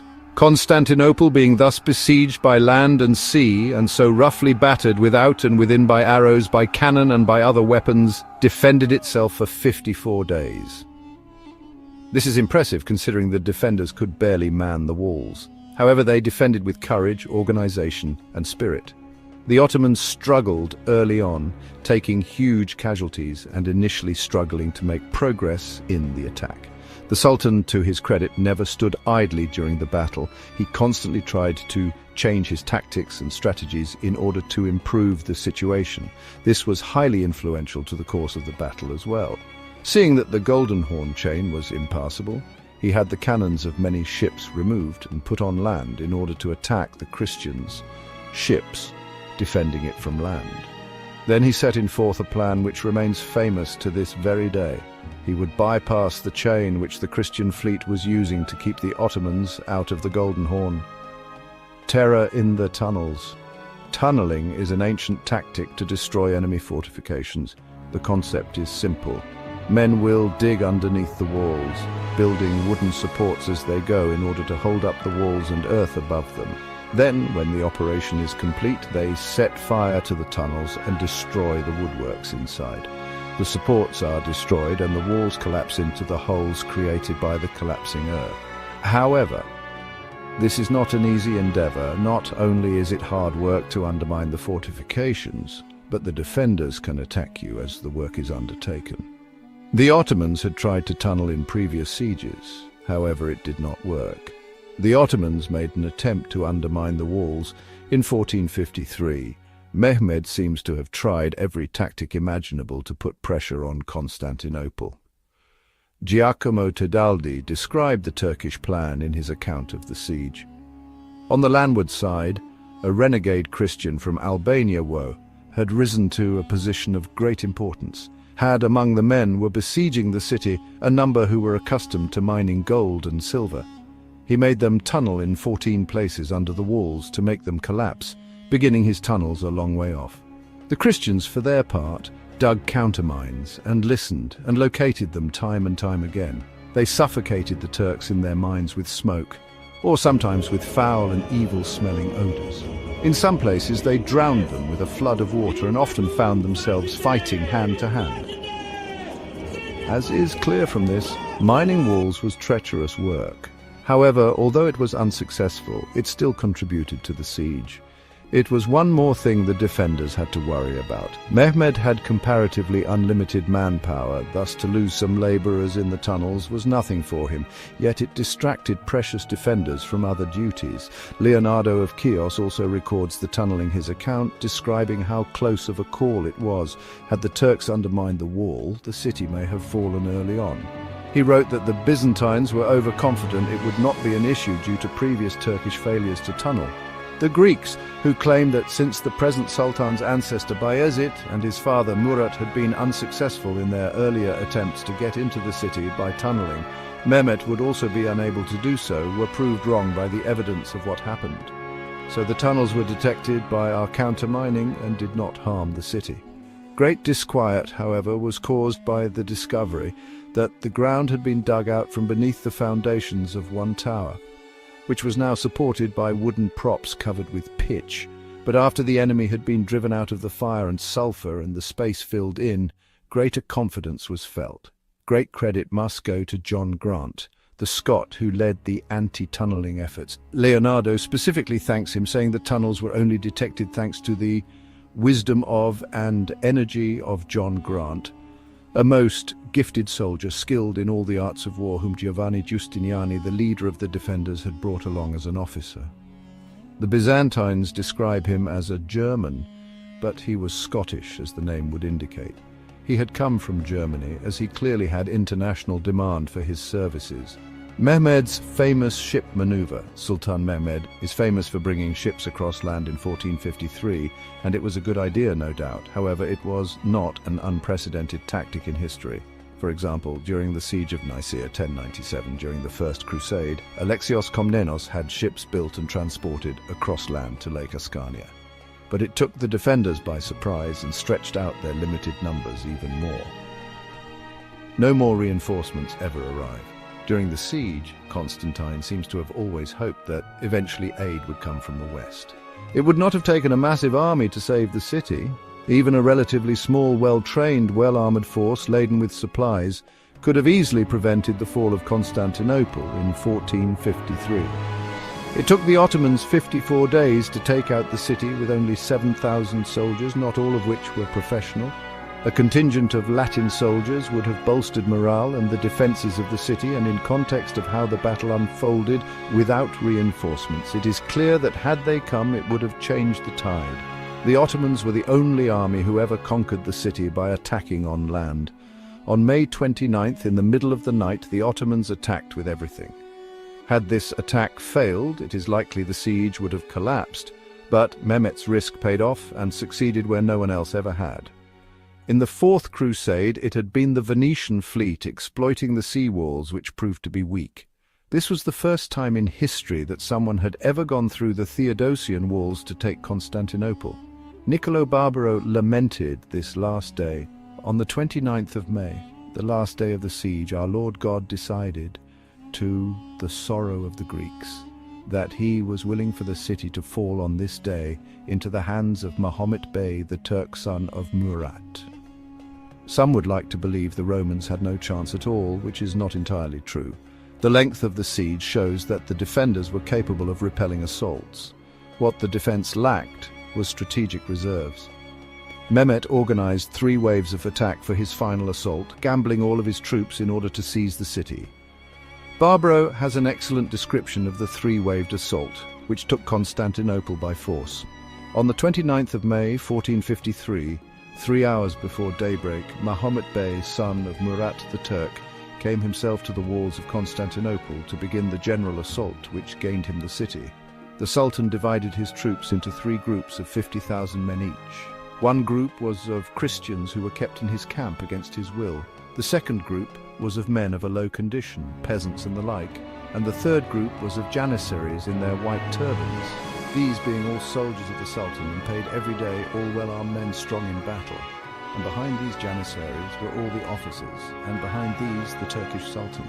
The first group, which was the Christians, had the task of carrying the ladders to the walls, and they tried to raise the ladders up, and at once we threw them to the ground with the men who were raising them, and they were all killed at once, and we threw big stones down on them from the battlements, so that few escaped alive. In fact, anyone who approached beneath the walls was killed. When those who were raising up the ladders saw so many dead, they tried to retreat towards their camp so as not to be killed by the stones. And when the rest of the Turks who were behind saw that they were running away, at once they cut them to pieces with their scimitars and made them turn back towards the walls, so that they had the choice of dying on one side or the other. And when this first group was killed and cut to pieces, the second group began to attack vigorously. The first group was sent forward for 2 reasons. Firstly, because they preferred that Christians should die rather than Turks. And secondly, to wear us out in the city. And as I have said, when the first group was dead or wounded, the second group came on like lions unchained against the walls on the side of San Romano. And when we saw this fearful thing, at once the tocsin was sounded through the whole city and at every post on the walls, and every man ran crying out to help. And the eternal God showed us his mercy against these Turkish dogs, so that every man ran to ward off the attack of the pagans, and they began to fall back outside the Barbicans. But this second group was made up of brave men who came to the walls and wearied those in the city greatly by their attack. They also made a great attempt to raise ladders up to the walls, but the men on the walls bravely threw them down to the ground again, and many Turks were killed. Also, our crossbows and cannon kept on firing into their camp at this time and killed an incredible number of Turks. However, the defenders had held after the first 2 assaults. The Turks had taken huge casualties, but they had saved their best soldiers, the janissaries, for the final assault. As the second group of Ottomans clearly had not succeeded to take the city, the ultimate moment of truth came. Mehmed's gamble that he could take the city by force at this moment, if it had failed, would have meant the failure of the siege and quite plausibly the end of Mehmed's reign. But the janissaries advanced. Barbaro describes these men as all very brave men and said that Mehmed was behind them for this wave. He said the attacks were ferocious. This third group attacked the walls of the poor city. not like Turks but like lions, with such shouting and sounding of castanets that it seemed a thing not of this world, and the shouting was heard as far away as Anatolia, 12 miles away from their camp. This third group of Turks, all fine fighters, found those on the walls very weary after having fought with the first and second groups, while the pagans were eager and fresh for the battle. And with the loud cries which they uttered on the field, they spread fear through the city and took away our courage with their shouting and noise. The wretched people in the city felt themselves to have been taken already, and decided to sound the tocsin through the whole city, and sounded it at all the posts on the walls, all crying at the top of their voices, "Mercy! Mercy! God send help from heaven to this empire of Constantine, so that a pagan people may not rule over the empire." All through the city all the women were on their knees, and all the men too, praying most earnestly and devotedly to our omnipotent God and his mother, Madonna St. Mary, with all the sainted men and women of the celestial hierarchy, to grant us victory over this pagan race, these wicked Turks, enemies of the Christian faith. While these supplications were being made, the Turks were attacking fiercely on the landward side by San Romano, by the headquarters of the most serene emperor and all his nobles, and his principal knights and his bravest men, who all stayed by him, fighting bravely. The Turks were attacking, as I have said, like men determined to enter the city by San Romano on the landward side, firing their cannon again and again with so many other guns and arrows without number, and shouting from these pagans that the very air seemed to be split apart. And they kept on firing their great cannon, which fired a ball weighing 1,200 pounds, and their arrows, all along the length of the walls on the side where their camp was, a distance of 6 miles, so that inside the Barbicans at least 80 camel loads of them were picked up, and as many as 20 camel loads of those which were in the ditch. This fierce battle lasted until daybreak. It was an apocalyptic moment. The ancient Theodosian walls crumbled from weeks of bombardments, tens of thousands of determined men attacking the city, dead Ottoman soldiers everywhere, and a stubborn few defenders fighting as hard as they could to save Constantinople. This is one of those battles which was not decided on one side lacking willpower or courage. Both sides displayed these virtues to the maximum. But then, one bullet changed the course of the battle. Giovanni Giustiniani Longo, the hero of the city so far, was fighting in a breach of the wall, repelling the attackers successfully. Then he was hit by a Turkish gun, and suddenly everything changed. When Giustiniani was wounded and retreated, the Romans lost their heavy troops, which were the key. Throughout the battle, the Turks had tried overwhelming the defenders, but the heavily armoured Genoese troops had repelled them. They were the best performing soldiers in this battle by far. Probably seeing him leave weakened the morale of the troops, and some of his troops followed him to check on his condition. It is important to remember that his men were being paid by him, so if he died, their stake in the battle was gone. Niccolò Barbaro has a bias against Giustiniani, because Venice and Genoa had extreme animosity. Thus he accuses Giustiniani of abandoning his post out of cowardice. However, it seems clear when looking at all the sources that Giustiniani was seriously injured, and his retreat was due to just concerns of mortality, not cowardice. Regardless of Giustiniani's motivation, the effect was the same: a collapse of the defences. Barbaro describes the chaos. At this moment of confusion, which happened at sunrise, our omnipotent God came to his most bitter decision and decided to fulfill all the prophecies, as I have said, and at sunrise, the Turks entered the city near San Romano, where the walls had been razed to the ground by their cannon. But before they entered, there was such a fierce struggle between the Turks and the Christians in the city who opposed them, and so many of them died, that a good 20 carts could have been filled with the corpses of the first Turks. When they entered, the Turks quickly began looking for the loot they had earned from such a bloody endeavour, which taking Constantinople was. The Emperor's last stand. One of the things that makes the fall of Constantinople a great story is the dignity which the character and courage of Constantine VI gave to the defenders as well as Romans, Greeks of later centuries. He did not simply surrender the city and flee to Rome or the Morea or to Venice, which he certainly could have. He fought and died for his people and for Constantinople, and for that he deserves respect. In this story, he is the hero who dies a heroic death in most narratives. It is fitting the last emperor was named Constantine. Gennadios Scholarios, the first Ottoman-appointed patriarch of Constantinople, made some observations about coincidental elements of the story. Donald M. Nicol wrote that he noted that the Christian empire of the Romans had originated with the Emperor Constantine and his mother Helena, and had come to its end when another Constantine, son of Helena, was emperor and was killed in conquest of his city. Between the first and last Constantine there had been no emperor of the same name whose mother was a Helena. There are multiple accounts of how he died in the primary sources, most of which portray the emperor heroically, but not all of them do. There are several conflicting accounts. Probably as the city fell and people fled, the survivors mostly had not seen it themselves. They just pieced it together from hearsay. You can make your own conclusion, but most historians believe he died with honor. Giacomo Tedaldi of Florence wrote that the Emperor of Constantinople was killed. Some say that his head was cut off, and others that he died in the press at the gate. Both stories may very well be true. Leonardo of Chios. The emperor then, seeking to avoid capture, cried, "Which of my brave young soldiers will run me through now with my own sword in God's name, so that his sovereign may not be handed over to our crafty foes?" For a while he survived, battling against the press of the Turks, and was cleft in two by an axe.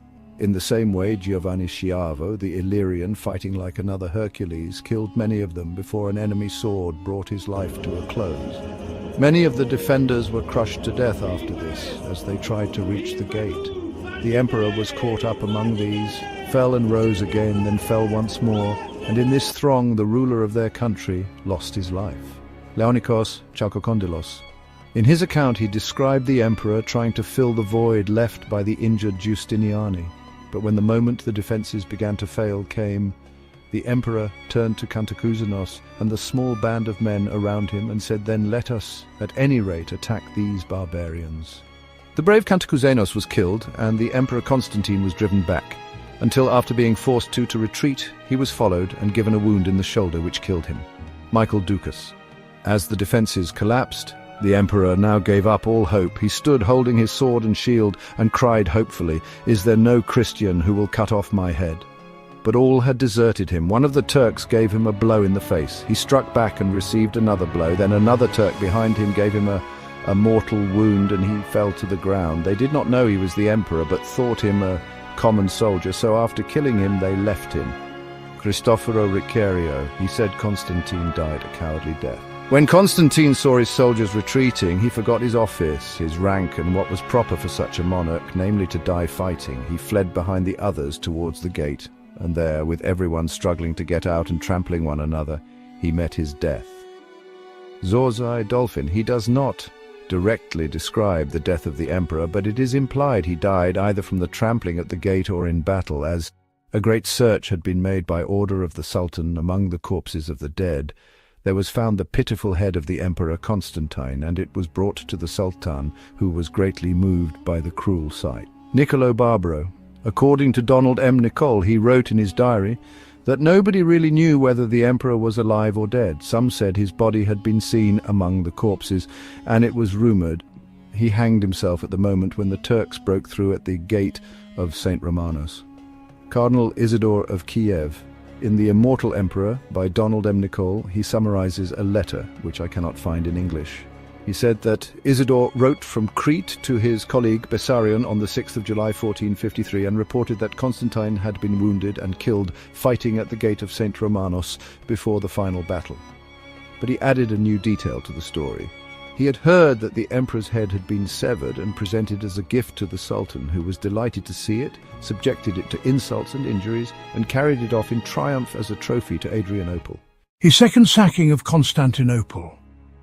Once the city began to fall, historian David Nicol wrote that it is clear that some areas inside Constantinople resisted the first looters before surrendering to regular troops who were sent into the city, while the bulk of the army remained outside. Probably at first, people did not know if the city had fallen or if just a few Turks had made it in. Mehmed was an able commander and systematically took control of the city. I take issue with the fact David Nicol said the Ottomans treated the population better than the Crusaders did, because only 4,000 people died. If you account for the massive population difference, the people did not fare better. What is perhaps better is the way buildings and infrastructure was treated overall by the Turks, because they wanted to reinvent the city as a new capital of the Ottoman Empire, not just loot it for profit like the Crusaders. I feel he poorly substantiated this claim and downplayed the violence of the sack, despite primary source evidence. The suffering of the Roman people. They, Ottomans, found a lot of monetary value in the people of Constantinople. Refugees from across the city were huddled inside its greatest church, aware the defences had fallen and in great fear. Of course, the Ottoman soldiers busted down the locked doors and then sorted everyone inside by value for enslavement. The sick and wounded were killed. An imam shouted the Shahada and said something like, "There is no God but Allah and Muhammad is his messenger." From that moment on, Hagia Sophia would never be a church again. The Greek clergy stubbornly continued their divine liturgy, even as Turkish soldiers stormed in until they were forcibly stopped. Things got pretty ugly, Dukas tells us that. Who can recount the calamity of the time and place? Who can describe the wailing and the cries of the babes, the mother's tearful screams and the father's lamentations? The commonest Turk sought the most tender maiden. The lovely nun, who heretofore belonged only to the one God, was now seized and bound by another master. The rapine caused the tugging and pulling of braids of hair, the exposure of bosoms and breasts and outstretched arms. He added in this sad passage that virgins who had never been exposed to the sun and hardly ever seen by their own fathers were dragged about, forcibly pushed together and flogged. The despoiler led them to a certain spot and, placing them in safekeeping, returned to take a second and even a third prize. A Turkish account of the sack of Constantinople in 1453. An Ottoman Turkish source which, Mehmed Oruk Bey, records the horror the population of Constantinople faced when the city fell. Soldiers advanced from all sides, deploying force and violence. Making their way into the interior of the fortress, they were relentless in their sack of the city. They seized the infidels' sons and daughters and wives and their goods. They plundered whatever they could find by way of gold, silver, pearls, jewels and gold leaf, gold florins, silver aspers and merchandise. They took anyone they caught in the infidels' houses as they were plundering. In this way, the warriors for Islam were more than satiated with plunder. They got rich with the riches of war. Oruk Begtarihi. This was a standard practice that if a city did not surrender, it would be subjected to 3 days of plundering. Constantine V famously refused to surrender the Queen of Cities. If one looks at the fall of Trebizond in 1461, David Komnenos surrendered and his city was not plundered in this way. Leslie Pierce points out Mehmed likely did not enjoy seeing his prize despoiled in this way. It may well be that the Sultan was pained to endorse this inexorable reward. For one thing, the capture and enslavement of young people could deprive the recovering city of a sorely needed resident population of workers and taxpayers. Such, however, was the unwritten constitution of the empire. Combat forces expected to become rich in goods and human capital. Also, it was he who had to repair all the damage from his own budget. The reality is a high number of Ottoman soldiers died in the long battle, and the surviving warriors would have been furious if they were denied the riches they were entitled to by custom. Most medieval armies expected plunder from a city if they captured it by military force, unless liberating their own city from foreign occupation. Unfortunately, Constantinople had already dealt with the thirst for plunder once in 1204 already. Mehmed enters the city, Jandali Khalil. Jandali Khalil is portrayed as being a traitor working for the Christians. I doubt that he did earlier on send harsh messages to the Byzantines. I think he did want to work against Mehmed for his own reasons, and that is why he had some common cause with the defenders. The influential Grand Vizier had advocated abandoning the siege with favourable terms early in the battle. He proposed Mehmed extract 70,000 gold pieces a year and some political rights over the city. However, the other viziers and Mehmed himself, most importantly, decided to continue the siege. Kandali's lack of faith was not forgotten by the Sultan after his great conquest of Constantinople. It is true the defenders thought of him in a friendly way, Leonardo of Chios referred to him as a friend of the defenders, which tells us all we need to know in terms of why Mehmed had him killed. Leonardo stated that Mehmed ordered a larger cannon to be cast, but it was never completed by its maker, thanks to the efforts, as it was said, of our friend the Vizier Halil. It is possible Halil wanted Mehmed to fail so he could seize power. Had the siege failed, it is likely the young sultan would have been toppled, or at the least been embroiled in civil war. After taking control of the city, Mehmed dispensed his retribution upon Kandali Halil. Just 2 days after the conquest of Constantinople, on June 1st, the Sultan had him arrested. He was executed on July 10th, 1453. The significance of the fall of New Rome. Of course, there are some obvious outcomes of significance. The first and foremost, and the most obvious, is the fact that it was the end of the Roman Empire. Stephen Runciman wrote how it has been used as an arbitrary date for the end of the medieval period. In the days when historians were simple folk, the fall of Constantinople, 1453, was held to mark the close of the Middle Ages. Secondly, it cemented the rise of the Ottoman Empire and became the centre of the Ottoman world. Today, Istanbul is a source of great pride for Turkish people. They love their city, and of course this is not possible without the conquest of Constantinople in 1453. Julian Rabi described the significance of the fall of Constantinople extremely well from an Islamic and Turkish point of view. In 1453, Mehmed's victory realized a dream that Dar al-Islam had harbored for 800 years, the capture of Constantinople. The Arabs had set about trying to conquer the Roman Empire and very quickly had swallowed half of it. However, the Romans outlasted this threat. However, the Ottomans had realized this ancient dream successfully in 1453. Mehmed set about refounding Constantinople as a new Islamic Turkish capital of the Ottoman Empire. Rabi added that the Sultan defined the city in multiple ways: demographically, spatially, architecturally, ceremonially, ideologically, and of course religiously. He ordained the fate of both Hagia Sophia and the Holy Apostles. One he preserved, the other he demolished. If I am correct in suggesting Mehmed built directly over the Holy Apostles, then the tomb of the founder of the new Constantinople lay near the tomb of the founder of the first Constantinople. If the Mihrab of Fatih Kami did indeed stand over the tomb of Constantine, the Mihrab established by the man who conquered Constantinople for Islam stood over the tomb of the man who established Christianity as the imperial religion. One marked the future, the other the past. The city today is known as Istanbul, but this name change did not occur in 1453. The name of the city was kept as Constantinople, rendered as Turkish as Constantiniye. This name was on Ottoman coinage during the entire existence of the empire. Istanbul was a popular nickname. Rabi concluded that Mehmed's vision was of a city that contained echoes of Constantinople's past, but was, above all, a living witness to Islam. Thus, Istanbul retained shadows of Byzantine Constantinople everywhere, but had embarked on a new journey which has led to today's metropolis of Istanbul. None of this was possible without the conquest which Mehmed envisioned, led and pushed for.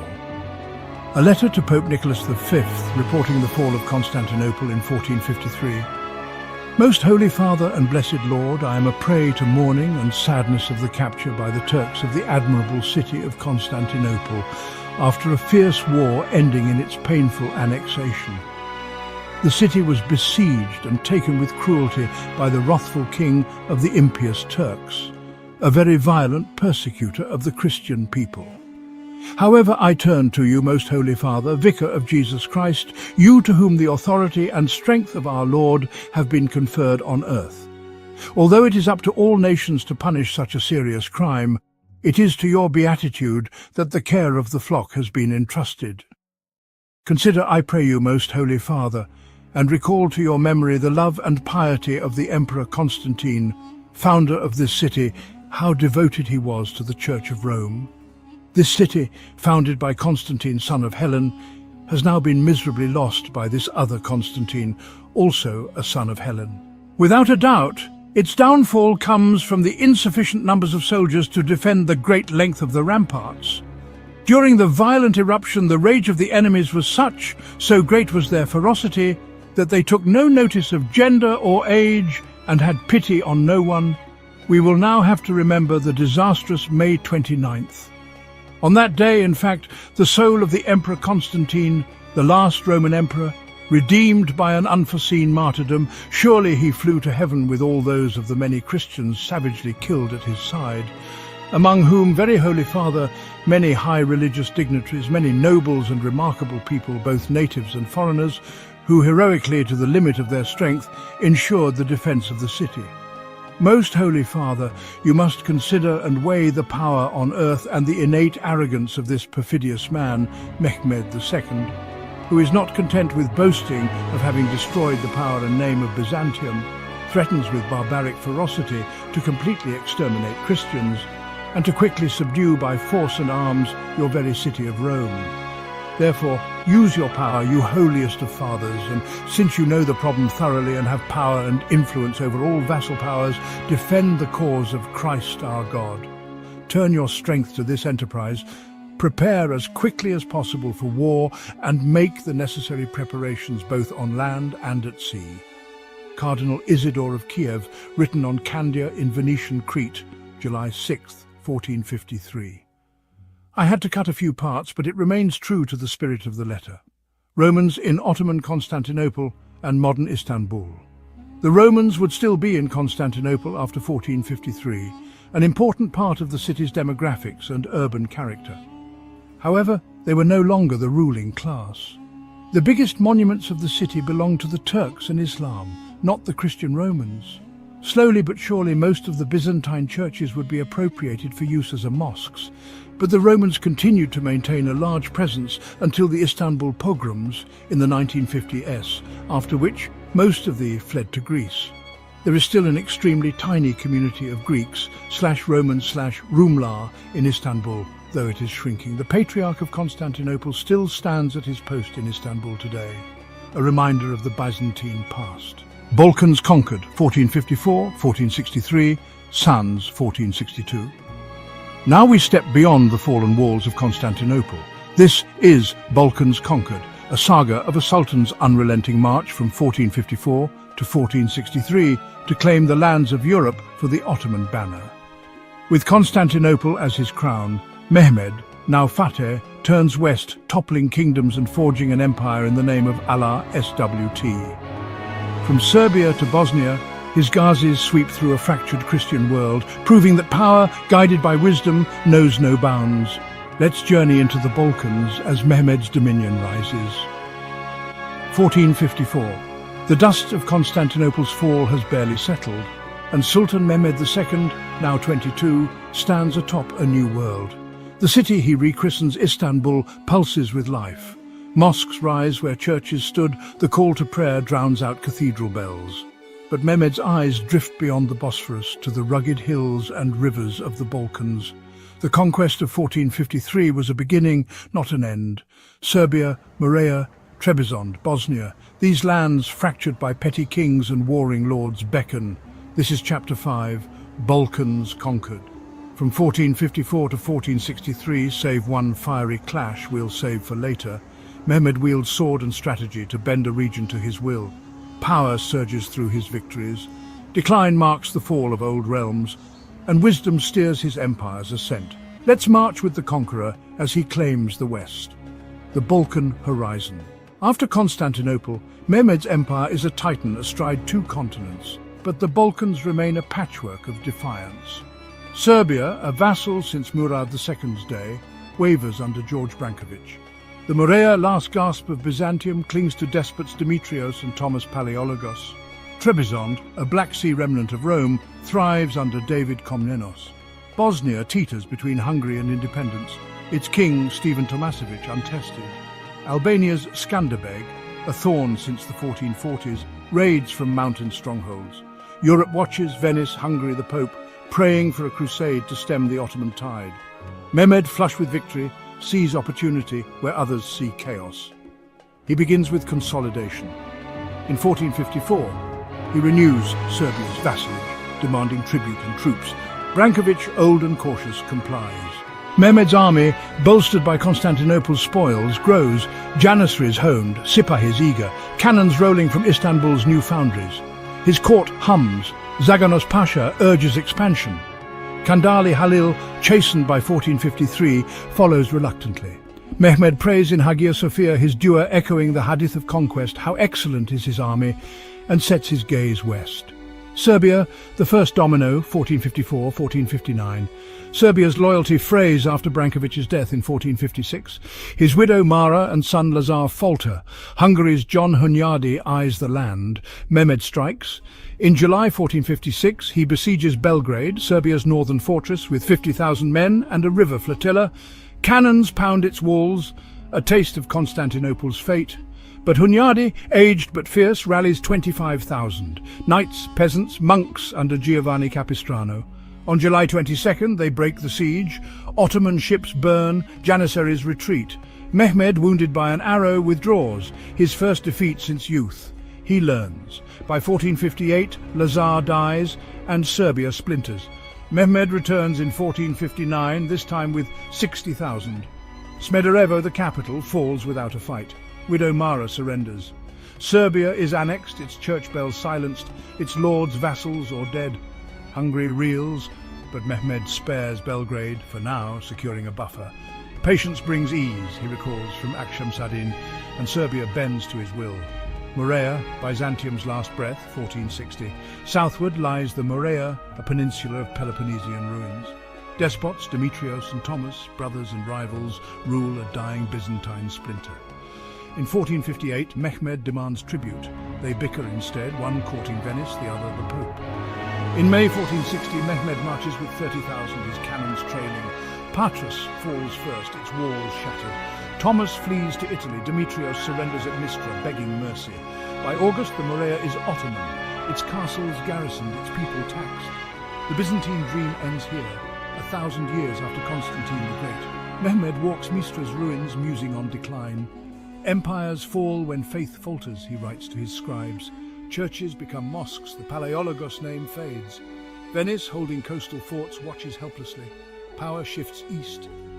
Trebizond, the Black Sea Prize, 1461. Across the Black Sea, Trebizond clings to imperial glory, its Komnenos dynasty rich from Silk Road trade.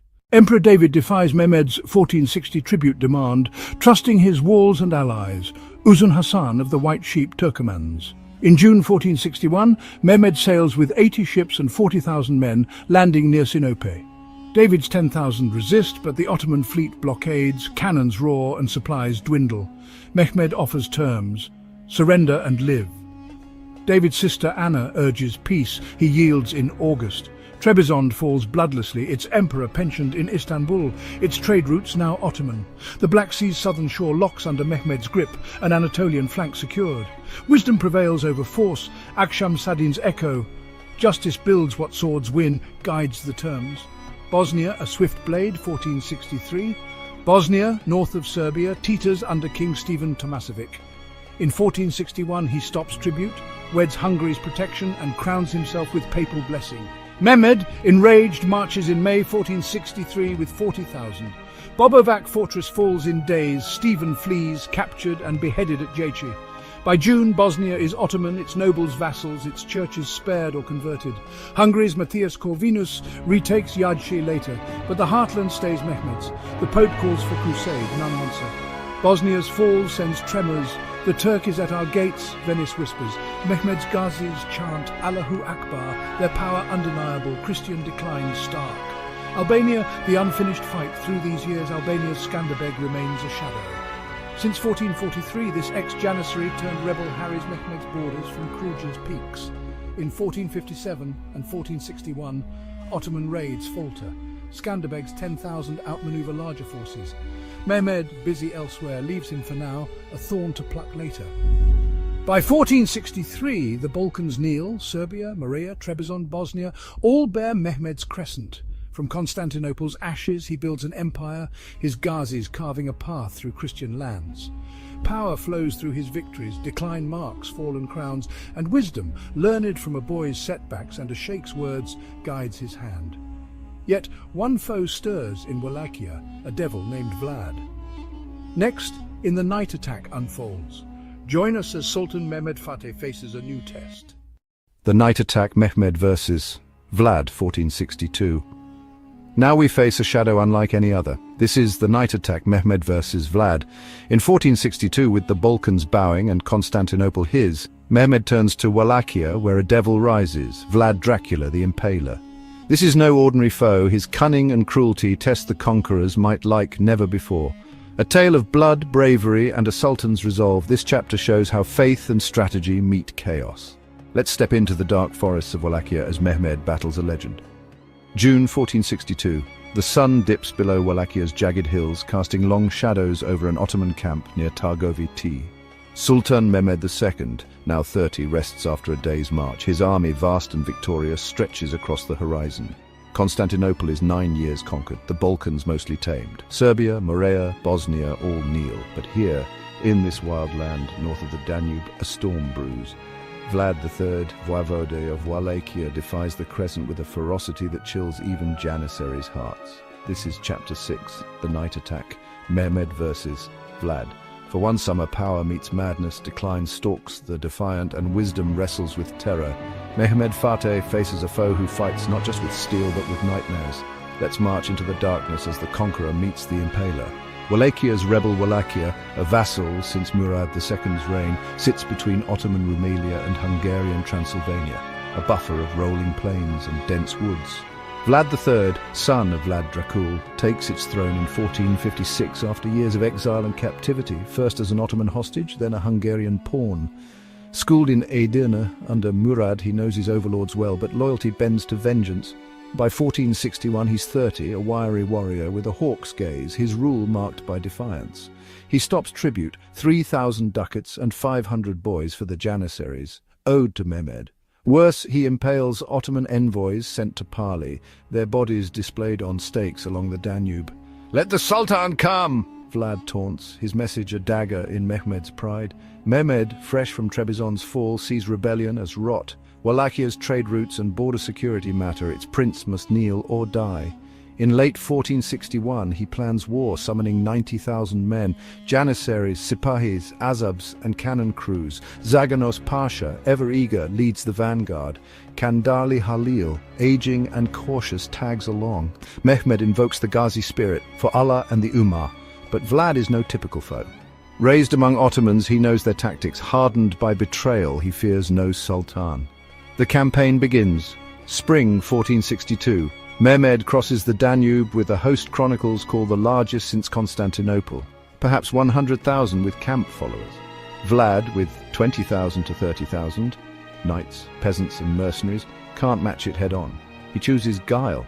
As Mehmed advances from Giurgiu in April, Vlad scorches the earth, villages burn, wells poison, crops rot. "Let them starve," he orders, retreating north. Ottoman scouts vanish, their heads later found on pikes, Vlad's welcome mat. By June, Mehmed's army trudges through a wasteland, rations thinning, morale fraying. Vlad strikes from shadows, night raids, ambushes in forests, arrows from cliffs. At Nicopolis, he sinks Ottoman boats, drowning hundreds. Mehmed presses on, his cannons useless in this guerrilla war. Targovite, Vlad's capital, looms, a prize to end the madness. On June 16th, Mehmed camps 5 miles south, his tent ringed by janissaries, cannons primed. Vlad watches from the hills, plotting his boldest move. The night attack, June 17th, 1462. Darkness falls, a crescent moon barely lighting the sky. Mehmed's camp sleeps, 90,000 souls in tents and trenches, guards nodding off. At midnight, a rumble shakes the silence. Vlad, with 10,000 horsemen, charges from the woods. Torches flare, trumpets blare, arrows rain. "Kill the Sultan!" Vlad roars, aiming for Mehmed's tent. Ottoman lines erupt in chaos. Azabs scatter, Sipahis mount in panic. Janissaries, disciplined, form a wall, their muskets spitting fire into the night. Vlad's men carve deep. Thousands fall, tents burn, horses scream. Mehmed, roused from sleep, dons armor, his guards shouting, "Allahu Akbar!" The attackers nearly reach him. Chronicler Tursun Bey says a spear grazes the royal tent, but janissaries hold. Vlad, seeking Mehmed among decoy tents, falters. By dawn he retreats, leaving 5,000 Ottoman dead, some say 15,000. His own loss is heavy, but uncounted. Mehmed survives, shaken but alive, his camp a smouldering ruin. A devil fights for him. A Sipahi mutters, fear creeping in. The forest of the impaled Mehmed regroups, pressing to Targovida. On June 23rd, he halts, stunned. Across a mile-long valley, 20,000 stakes rise. Ottoman prisoners, merchants, even women and children impaled alive. Their bodies rot in the summer heat, a grotesque forest swaying in the breeze. Vlad's message, "This is your fate." Mehmed, hardened by war, blanches. Chroniclers say he weeps, not from pity but dread. "How do you fight such a man?" he asks Zaganos. The army falters. Janissaries whisper of jinns, Azab's desert, disease spreads, typhus from corpses, dysentery from bad water. Vlad's capital lies empty, its people fled. Mehmed, wisdom-strained, sees no victory here. He orders retreat, leaving Vlad's brother Radu, a loyal Ottoman ally, to claim Wallachia with 10,000 men. By July, Mehmed crosses the Danube back to Rumelia, his pride stung, his power checked. Aftermath and outcome, Vlad's triumph is brief. Radu, handsome and cunning, wins Wallachian boyars with promises. Peace, not stakes. By August, Vlad flees to Transylvania, seeking Hungary's aid. Matthias Corvinus, wary, imprisons him instead.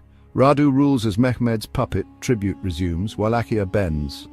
Technically, Vlad's legend grows, a ghost haunting Ottoman borders, but Mehmed claims victory. The land is ours, the devil caged. The night attack scars Mehmed's reign, a rare falter for Fateh. Yet it proves his resilience. Akshamsadin's words echo, "The heart that seeks Allah finds victory in defeat," and Mehmed turns loss into strategy, securing Wallachia through Radu. Power bends, not breaks. Decline is Vlad's, not his. July 1462, Mehmed leaves Wallachia, his banners intact, his enemy humbled but not crushed. The night attack tests his power, reveals a decline he'll never let take root, and sharpens a wisdom born of hardship. Allah's promise of ease holds. Vlad fades for now, a shadow to haunt another day, while Mehmed's empire stands firm. Next, in the Venetian Wars ignite. Join us as the conqueror turns to the seas.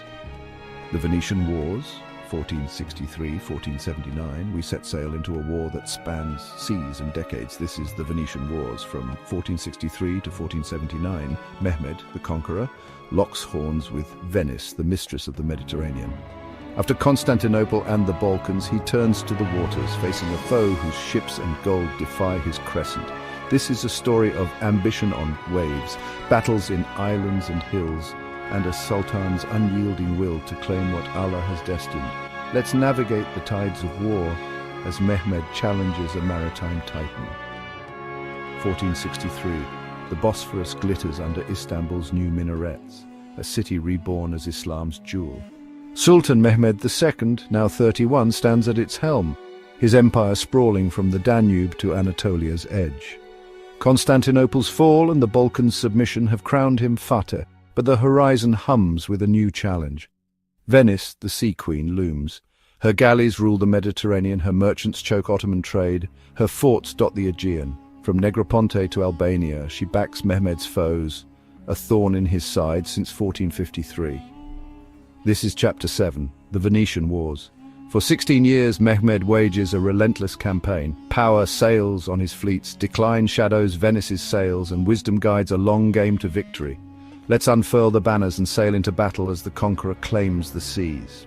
The spark of war Venice has long danced with the Ottomans. Trade pacts in 1454 brought peace after Constantinople, but tension festers. By 1463, Mehmed's Balkan push, Bosnia's fall, Serbia's annexation, alarms the Signoria. Venice backs Albania's Skanderbeg, a rebel since the 1440s, arming his raids from Kruja. In May 1463, Mehmed demands they stop. Venice refuses, citing commerce and Christendom. Pope Pius II, dreaming of crusade, eggs them on, promising gold. Mehmed declares war. Their ships will sink, their forts will burn, and summons his navy, rebuilt since 1453. The Ottoman fleet, once modest, now boasts 100 galleys, reinforced by Istanbul's arsenals. Admiral Mahmud Pasha, a Serbian convert, leads with Zaganos at his side. On land, 60,000 march, Janissaries, Sipahis, cannons rolling. Venice fields 50 galleys, seasoned captains, and coastal strongholds like Negroponte and Modon. Their wealth funds mercenaries. Their diplomacy pulls Hungary and the Pope in. Mehmed prays in Hagia Sophia, echoing Akshamsadin's saying, "When the Ummah stands as one, no wall can stand against it," and launches his war. Early clashes, Albania and the Aegean, 1463-1466. The war opens in Albania, Skanderbeg's lair. In 1463, Mehmed sends 30,000 under Balaban Badera to crush him. Skanderbeg, with 10,000, ambushes in Ohrid's hills. Ottoman losses mount, Balaban retreats. Venice cheers, sending ships to Corfu and Lesbos. Mehmed counters in 1464, besieging Lesbos, a Venetian base. Cannons pound its walls. After weeks it falls. Genoese defenders flee. Ottoman flags rise. Venice's Aegean grip slips, but Skanderbeg holds, a thorn unplucked. In 1466, Mehmed marches personally to Albania with 40,000. Kruger's fortress resist. Skanderbeg's men rain arrows from cliffs. After months, Mehmed withdraws, leaving garrisons. Skanderbeg dies in 1468 of fever, not battle, but Albania's fight drags on. Venice keeps it alive. Mehmed's power grows, yet wisdom tempers haste. Patience brings ease, he recalls. Negroponte, the sea turns red, 1470. July 1470, Mehmed targets Negroponte, Euboea, a Venetian island off Greece, vital for trade and naval control. He sails with 100 ships and 70,000 men, landing near Chalcis. Cannons, small akin to basilica, hammer its walls, a moat slowing assaults. Venice sends 50 galleys under Niccolo Canal, but he hesitates. The Turks' fleet is too vast, and lingers offshore. On July 12th, after weeks of bombardment, Janissaries storm breaches. Chalcis falls, 6,000 defenders die, survivors enslaved. Mehmed walks the ruins, renaming it Egribos, Crooked Land, an Ottoman foothold. Venice's navy reels, the Pope's crusade talk fades. Negroponte's loss cuts their eastern trade. Decline creeps into Venetian sails. Mehmed's power surges, his fleet now a Mediterranean menace. Allah aids the resolute, he muses, Akshemseddin's words, proven anew. The Black Sea shift, Kaffa falls, 1475. Venice's ally, Genoa, holds Kaffa in Crimea, a Black Sea trade hub. In 1475, Mehmed strikes. 80 ships under Gedik Ahmed Pasha blockade its port. 40,000 land troops encircle. Kaffa's walls crack under cannon fire. On June 6th it surrenders. Genoese flee. Tatars pledge fealty as vassals. Crimea bows, its trade now Ottoman, strangling Venetian routes further. This isn't Venice's fight directly, but it wounds them. Genoese decline, weakens their coalition. Mehmed's navy, once mocked, rivals Europe's best. Power flows north. Wisdom lies in striking foes' lifelines. Build with justice, or conquests crumble, Akshemseddin taught, and Mehmed builds. The long grind, stalemate and strain, 1471-1478. The war drags, Venice clings to Modon, Coron and Scutari. In 1477, Mehmed besieges Scutari, Shkodra, with 50,000. Its Venetian garrison holds, reinforced by sea. Skanderbeg's death eases Albania, but rebels linger, both sides tire. Ottoman coffers strain, Janissaries grumble. Venice's treasury bleeds, merchants beg peace. Hungary's Matthias Corvinus skirmishes but commits little. Pius II's crusade dies with him in 1464. Mehmed presses on, his fleet raiding Crete and Rhodes. Venetian outposts tremble. In 1478, a plague hits Istanbul, yet he rallies. Fear Allah, not men, Akshemseddin's saying, steals his will. Venice, exhausted, sues for peace. The Turk is too strong, their doge admits. Peace at a price, 1479, January the 25th, 1479. Envoys sign a treaty in Istanbul. Venice cedes Negroponte, Scutari and Morea forts, pays 100,000 ducats and grants trade rights, humiliation cloaked as commerce. Mehmed accepts. Victory is Allah's, not ours alone. His empire now spans seas. Albania submits fully. By 1480, its resistance broken. Venice's decline is stark. Her eastern empire shrinks, her navy outmatched. Mehmed's power peaks, his wisdom in enduring a long war rewarded. The Mediterranean shifts, Ottoman galleys rule where Venetian sails once danced. 1479. Mehmed stands victorious, the Venetian wars won through grit and guile. For 16 years he wrestled a sea power, turning hardship into ease as Allah promised in Surah Ash-Shah. Power sails on his ships, decline marks Venice's fall, and wisdom, forged from patience, secures his realm. The West trembles, Rome whispers his name. Next, in the final push unfolds, join us as Mehmed reaches for his last conquests and legacy. Now we reach the end of a legendary journey. This is final push and legacy. From 1480 to 1481, Mehmed the Conqueror makes one last leap for glory before Allah SWT calls him home. From Italy's shores to Anatolia's frontiers, he pushes his empire to its zenith, leaving a mark that echoes through centuries. This is a tale of ambition's twilight, a sultan's farewell, and a legacy built on faith and foresight. Let's witness the final chapter of Mehmed Fateh as his empire rises to eternity. 1480, Istanbul basks in the glow of conquest, its skyline pierced by minarets, its markets alive with trade from Crimea to Cairo. Sultan Mehmed II, now 48, stands at the helm of an empire unmatched. Constantinople, his jewel, the Balkans, his shield, the Mediterranean, his sea. Venice kneels, her tribute paid. Vlad's shadow fades in Wallachia's hills. But Mehmed's heart beats restless. Rome, the old Rome, whispers in his dreams a second Constantinople to claim. This is Chapter 8, Final Push and Legacy. In his final years, Mehmed reaches west and east, his power at its peak, decline lurking in his shadow, and wisdom cementing a state to outlast him. Let's walk his last steps as the conqueror writes his testament in stone and blood. The Italian Gambit, Otranto, 1480. By 1480, Mehmed's gaze turns to Italy. Venice's 1479 treaty opens the Adriatic. Pope Sixtus IV builds a Sistine chapel but neglects his defences. Mehmed sees a fractured land, Naples, Milan, Florence at odds, Rome weak. He dreams of fulfilling a prophecy, Islam in the Eternal City, a mirror to 1453. On July 28, 1480, Gedik Ahmed Pasha sails with 90 ships and 18,000 men, landing at Otranto, a port in Italy's heel. Cannons roar, the town falls in 2 weeks. 800 defenders slain, their skulls piled as a warning. Europe panics. The Turk is at Christendom's door. Naples sends troops, but they falter. The Pope flees Rome briefly, praying for crusade. Mehmed plans a second wave, 40,000 more to march on Rome, 200 miles away. If Constantinople fell, so can its mother, he tells his pashas, his power stretching across seas. Otranto's church becomes a mosque, its bells silent. Decline looms for the west, but fate has other plans. Anatolia secured, Karaman and beyond, 1468-1480. While Italy beckons, Mehmed ties loose ends in the east. Karaman and Anatolian Beylik rebels since Murad's day. In 1468, after Constantinople, Mehmed crushes its emir, Qasim, annexing Konya, its turquoise domes now Ottoman. By 1474, Karaman's last forts fall, its people bow. Eastward, the white sheep Turkomans under Uzun Hasan challenge Mehmed post-Trebizond. In 1473, at Otlukbeli, Mehmed's 70,000 cannons blazing shatter Hasan's 80,000 horsemen. Hasan flees, his threat fades.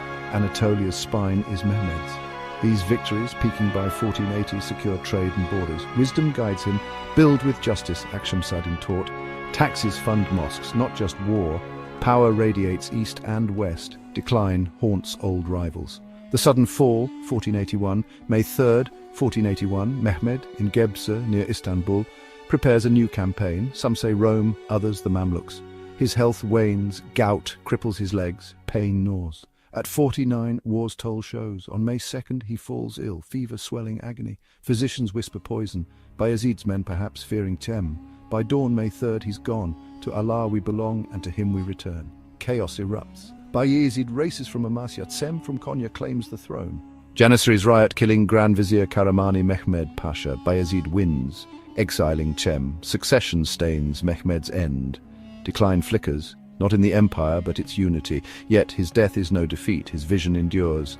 A legacy carved in time, Mehmed's empire spans 2 million square kilometers. Rumelia to Anatolia, Crimea to Morea, Istanbul thrives. Topkapi Palace rises in 1478, its domes a throne for sultans. The Fatih Mosque, built 1463-1470, trains scholars, feeds the poor.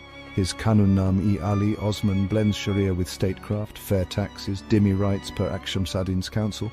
No compulsion in religion. Surah al-Baqarah 2, 256. Culture blooms. Bellini paints him in 1480. Persian poets sing. Greek scribes write. Hagia Sophia stands as Islam's beacon. Abu Ayyub's tomb draws pilgrims. Trade surges. Venetian ducats, Genoese silver flow through Istanbul, a bridge of continents.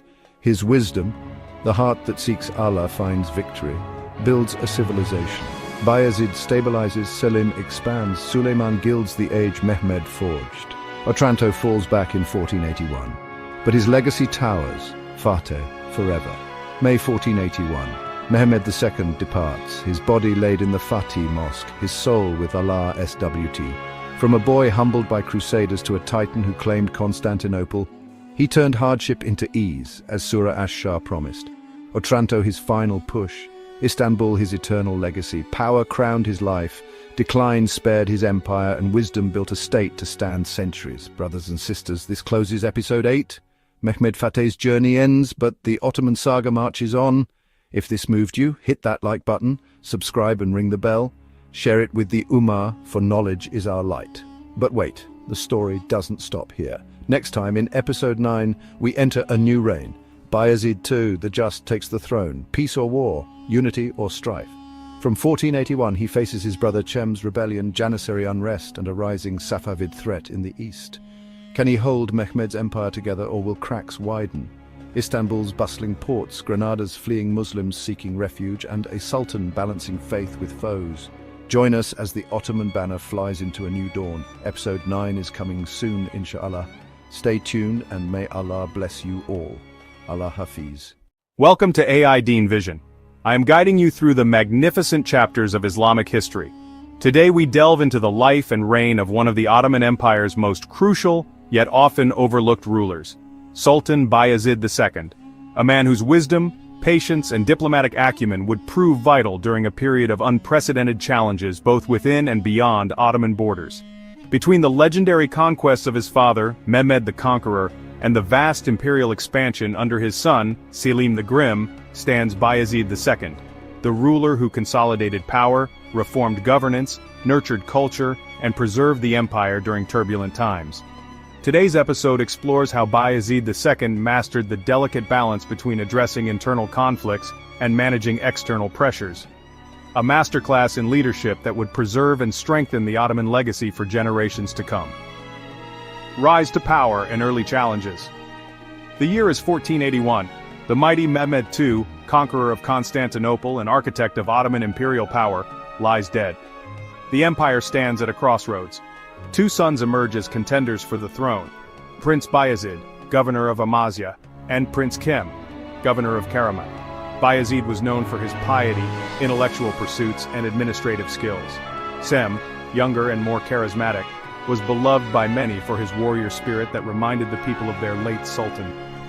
The stage was set for what could have been a devastating succession crisis. The Janissary Corps, the elite Ottoman military force, played a decisive role in these early moments. Grand Vizier Kahramani Mehmed Pasha initially concealed news of Mehmed II's death while secretly favoring Prince Cem's succession. However, when word reached the Janissaries, they revolted, demanding Prince Bayezid take the throne. Janissary commanders said, "The empire needs stability, not adventures. We stand with Prince Bayezid." Bayezid moved swiftly. While stationed in Amasya, approximately 300 miles from Constantinople, he made the journey to the capital in record time. On May 22, 1481, at the age of 34, Bayezid was proclaimed Sultan Bayezid II, becoming the 8th Ottoman Sultan. His first act was politically shrewd and personally painful. He doubled the customary accession payment to the Janissaries, securing their loyalty, while simultaneously issuing orders for increased military readiness. Bayezid understood that his brother Cem would not relinquish his claim to the throne without a fight. The civil war between Bayezid and Cem often gets overlooked in Ottoman history, but it was critical in shaping both Bayezid's reign and Ottoman relations with Europe for nearly 15 years. Just weeks after Bayezid's coronation, Prince Cem mobilized his supporters in Anatolia, declaring himself the rightful sultan. The brothers clashed near Bursa, with Bayezid's forces emerging victorious. Cem fled eastward, eventually seeking refuge with the Mamluk Sultanate in Cairo before making his most fateful decision, turning to the Knights of Rhodes for protection. This began one of the most fascinating diplomatic episodes of the 15th century. The Knights of Rhodes, sworn enemies of the Ottomans, recognized Cem's immense value as a political hostage. Soon, Cem was transferred to France and later to papal custody in Rome, becoming a pawn in European politics. For Bayezid, this presented a complex diplomatic and security challenge. His brother, a legitimate claimant to the throne, was now under the protection of European powers who could, at any moment, launch a campaign to install Cem as a puppet sultan. Sultan Bayezid II said, "Send forth envoys to Rome. Tell the Pope we are prepared to pay 40,000 gold pieces annually for my brother's continued comfortable captivity. It is a small price for the empire's stability. Send forth envoys to Rome. Tell the Pope we are prepared to pay 40,000 gold pieces annually for my brother's continued comfortable captivity. It is a small price for the empire's stability. This arrangement, essentially paying Europe not to use Sem against him, would continue until 1495. Each year, 40,000 gold pieces flowed from Constantinople to Rome, demonstrating Bayezid's pragmatic understanding that sometimes gold is more effective than swords. Internal reforms and consolidation. While managing the Sem crisis, Bayezid turned his attention to the empire's internal affairs. Unlike his conquest-focused father, Bayezid realized the empire needed stability and administrative reform to digest its recent rapid expansion. Bayezid inherited an empire that had more than doubled in size under his father, but rapid conquest brought challenges: diverse populations, overextended resources, and administrative systems struggling to keep pace. Bayezid's approach was methodical and thoughtful. He initiated comprehensive tax reforms, seeking to rationalize the chaotic collection systems that had developed during rapid expansion. He regularized the Timur system, the Ottoman land grants given to military officers, ensuring better oversight and productivity. Throughout the empire, Bayezid initiated building projects aimed at improving infrastructure and public services. Aqueducts, bridges, madrasas, Islamic schools, hospitals and caravanserais, roadside inns, rose across Ottoman lands. In Constantinople itself, Bayezid constructed his magnificent mosque complex designed by the celebrated architect Yakup Shah. The Bayezid II Mosque, completed in 1506, remains one of Istanbul's architectural treasures. The complex included not only the mosque itself but also a school, public kitchen, caravanserai, and hammam, bathhouse, demonstrating Bayezid's commitment to his people's spiritual and physical well-being. Administratively, Bayezid strengthened central authority while also addressing provincial grievances. He frequently traveled throughout his domains, personally hearing complaints and resolving local issues, a practice that earned him the respect of his subjects and the nickname Bayezid the Just. Ottoman citizens said, "The Sultan himself heard my case. He overruled the corrupt governor and restored my family's lands. Never before has a ruler shown such concern for justice." Bayezid's legal reforms were particularly significant. He commissioned comprehensive law codes that would serve as the foundation of Ottoman jurisprudence for centuries. These Kanun names codified both religious and secular law, providing clear guidelines for governance. Bayezid also revolutionized the Ottoman bureaucracy, expanding the scribal service and implementing new record-keeping practices. These seemingly mundane changes actually represented a profound modernization of Ottoman governance, creating a more efficient and responsive state apparatus. Religious challenges and the rise of the Safavids. While Bayezid was strengthening his empire internally, a new threat emerged from the east. The rise of Shah Ismail and the Safavid dynasty in Persia presented not just a military challenge, but an existential religious threat to Ottoman authority. Shah Ismail was no ordinary adversary. Charismatic and militarily talented, he promoted Twelver Shi'ism as the official state religion of his new empire, directly challenging the Sunni Ottoman claim to leadership of the Islamic world. The Kizilbash movement represented a profound challenge to Ottoman authority. These Turkic tribes, followers of the Safavid Sufi order, were attracted to Shah Ismail's religious charisma and his messianic claims. Most alarmingly for Bayezid, many Kizilbash supporters lived within Ottoman territory in eastern Anatolia. They represented a potential fifth column that could destabilize Ottoman rule from within. Ottoman officials said, "Your Majesty, our reports indicate Kizilbash sympathizers are spreading Shah Ismail's teachings in 7 eastern provinces. They openly question your authority as caliph." Bayezid's response to this religious political threat demonstrated his characteristic blend of firmness and restraint. He ordered increased surveillance of suspected Kizilbash communities and the deportation of the most radical elements to newly conquered territories in the Balkans, separating them from potential Safavid contact. Simultaneously, Bayezid strengthened border fortifications and increased troop deployments in eastern Anatolia.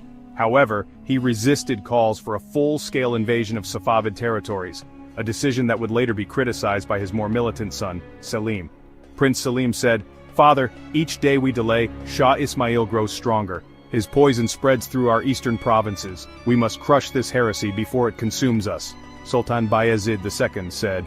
"And risk a war on two fronts while European powers conspire with my brother? Patience, my son. The empire's strength lies in wisdom as much as in the sword." Bayezid's approach to the Safavid threat was multifaceted. While militarily preparing for potential conflict, he simultaneously pursued diplomatic channels, economic pressure, and internal religious reforms to strengthen Sunni orthodoxy within Ottoman domains, external pressures, and naval development. Beyond the eastern threat, Bayezid faced significant challenges from European powers, particularly Venice, which contested Ottoman control of Mediterranean trade routes and ports. The Ottoman-Venetian War of 1499 to 1503 represents one of Bayezid's most significant military achievements. It fundamentally altered the balance of naval power in the eastern Mediterranean. Recognizing the strategic importance of naval power, Bayezid invested heavily in the Ottoman fleet. He expanded the imperial shipyards, recruited skilled shipbuilders, and standardized vessel designs. By 1500, the Ottoman navy had become a formidable force capable of challenging Venetian supremacy. The decisive engagement came in August 1499, at the Battle of Zonchio off the coast of Greece. The first naval battle in history where ships used gunpowder artillery as their primary weapon. The Ottoman fleet, under the command of Kemal Reis, decisively defeated the Venetians. Kemal Reis said, "Target their flagship, our cannons outrange theirs. Today we claim the seas for the Sultan." By the war's end in 1503, the Ottomans had seized key fortresses and ports in Greece and Albania, further securing their position in the eastern Mediterranean. Venice was forced to pay war reparations and acknowledge Ottoman commercial supremacy in the region. Bayezid's diplomatic skills were equally evident in his management of relations with other European powers. He maintained peaceful relations with Hungary through shrewd negotiations, and cultivated diplomatic ties with Poland to counter Russian influence in the Black Sea region. What's remarkable about Bayezid's foreign policy was its sophisticated understanding of the European balance of power. He played European rivals against each other masterfully, ensuring no anti-Ottoman coalition could effectively form. Cultural golden age and religious tolerance. Beyond political and military matters, Bayezid II presided over a flourishing of Ottoman art, architecture, science, and scholarship. A deeply cultured man himself, Bayezid was an accomplished poet writing under the pen name Adli, meaning just one. The Sultan assembled a remarkable library at Topkapi Palace, collecting manuscripts from across the Islamic world. He patronized historians, geographers, astronomers, and religious scholars, transforming Constantinople into one of the world's great centers of learning. Sultan Bayezid had a particular interest in medicine and astronomy. He sponsored the translation of key scientific texts and established new medical schools throughout the empire. The Sultan Bayezid II Hospital in Edirne, completed in 1488, was centuries ahead of its time. Its innovative design included specialized treatment sections, water therapy, music therapy for mental patients, and advanced surgical facilities. This complex remains one of the most remarkable examples of Islamic medical architecture. Perhaps most remarkably, Bayezid demonstrated extraordinary religious tolerance during an age of increasing persecution elsewhere. Following the 1492 expulsion of Jews from Spain, Bayezid issued a formal invitation for Jewish refugees to settle in Ottoman territories. Sultan Bayezid II said, "They call this Ferdinand of Spain wise? He impoverishes his kingdom and enriches mine by sending me his country's most industrious citizens." Thousands of Sephardic Jews found refuge in Ottoman lands, bringing valuable skills in medicine, commerce, printing, and manufacturing. They established thriving communities in Constantinople, Salonika, Izmir, and other Ottoman cities, contributing significantly to imperial prosperity. The introduction of the printing press to Ottoman lands, operated primarily by Jewish refugees, allowed for wider dissemination of knowledge. However, Ottoman authorities initially restricted printing to non-Arabic alphabets to protect the traditional art of Islamic calligraphy. Under Bayezid's rule, the Ottoman Empire truly embodied its reputation as a mosaic of religions and cultures. Christians, Jews, and Muslims coexisted within a system that, while privileging Islam, provided significant protections for religious minorities through the millet system. Final years and succession crisis. By 1509, Bayezid's health was beginning to fail. That same year, Constantinople was struck by a devastating earthquake, locals called the Lesser Judgment Day, which damaged thousands of buildings including parts of the Topkapi Palace. Some saw this as an ominous sign. More troubling than natural disasters was the growing tension between Bayezid's sons. Three princes emerged as contenders for succession: Ahmed, the Sultan's favorite, Korkut, the intellectual, and Selim, the aggressive military commander. The succession crisis of Bayezid's final years represents one of the most consequential moments in Ottoman history. Its outcome would fundamentally shape the empire's trajectory for the next century. Prince Selim, governing the frontier province of Trabzon, grew increasingly concerned about the Safavid threat. Dissatisfied with his father's cautious approach, Selim took unauthorized military action against Safavid sympathizers, directly challenging imperial authority. Sultan Bayezid II. My son defies me while I still live? Has ambition consumed all filial respect? The situation deteriorated when Selim marched on Adrianople with his troops in 1511, effectively rebelling against his father. When Bayezid mobilized to confront him, Selim withdrew temporarily. However, the crisis revealed that the Janissary Corps increasingly favored Selim over Bayezid's preferred successor, Prince Ahmed. Janissary officer. Ahmed is weak. The empire needs Selim's strength to face the Persian heretics. If the old sultan cannot see this, perhaps it is time for him to rest from the burdens of rule. By early 1512, the 61-year-old Bayezid, suffering from what historians believe was gout and possibly early stages of cancer, faced the reality that his military support was eroding. When Selim marched on Constantinople a second time, the Sultan made the difficult decision to abdicate rather than risk civil war. On April 25, 1512, after a reign of 31 years, Bayezid II formally abdicated in favor of his son Selim. The old Sultan requested permission to retire to his birthplace in Demotica, but would never reach his destination. Just 3 days into his journey, on May 26, 1512, Bayezid II died near the village of Abalar. While official accounts attributed his death to natural causes, rumors persisted that he had been poisoned on Selim's orders. Whether Bayezid died naturally or was murdered remains one of history's unresolved questions. What's certain is that the transition of power to Selim I marked a sharp turn toward military expansionism that would define the next phase of Ottoman history. Sultan Bayezid II's legacy is often overshadowed by the more dramatic reigns that preceded and followed him. Yet his 3 decades on the throne were crucial for Ottoman development. He took an empire rapidly expanded by conquest and transformed it into a well-administered state with functioning institutions. While Bayezid added fewer territories than his father or son, he strengthened Ottoman control over existing possessions. His diplomatic and administrative achievements ensured the empire could sustain its growth and meet future challenges. Bayezid's cultural patronage produced architectural masterpieces that still grace Istanbul's skyline. His religious tolerance provided refuge for persecuted minorities, enriching Ottoman society with new talents and perspectives. His legal reforms provided stable governance for generations. In the trio of Sultan Mehmed the Conqueror, Sultan Bayezid the Just, and Sultan Selim the Grim, we see the full spectrum of leadership. Mehmed built through conquest, Bayezid through consolidation, and Selim would return to aggressive expansion. Each was necessary for the Ottoman Golden Age. Perhaps the final word should come from Bayezid himself, who wrote in one of his poems, "The wise ruler sees beyond the glory of conquest to the harder task of just governance, for it is one thing to claim lands and another to win hearts." Thank you for joining us for this exploration of Sultan Bayezid II's remarkable reign. If you enjoyed this episode, please like, subscribe, and share. Join us next time as we examine the dramatic reign of Selim I and the Ottoman expansion into the Arab world. Allah Hafiz. Assalamu alaikum and welcome back to AI Deen Vision, where we explore the fascinating history of the Islamic world.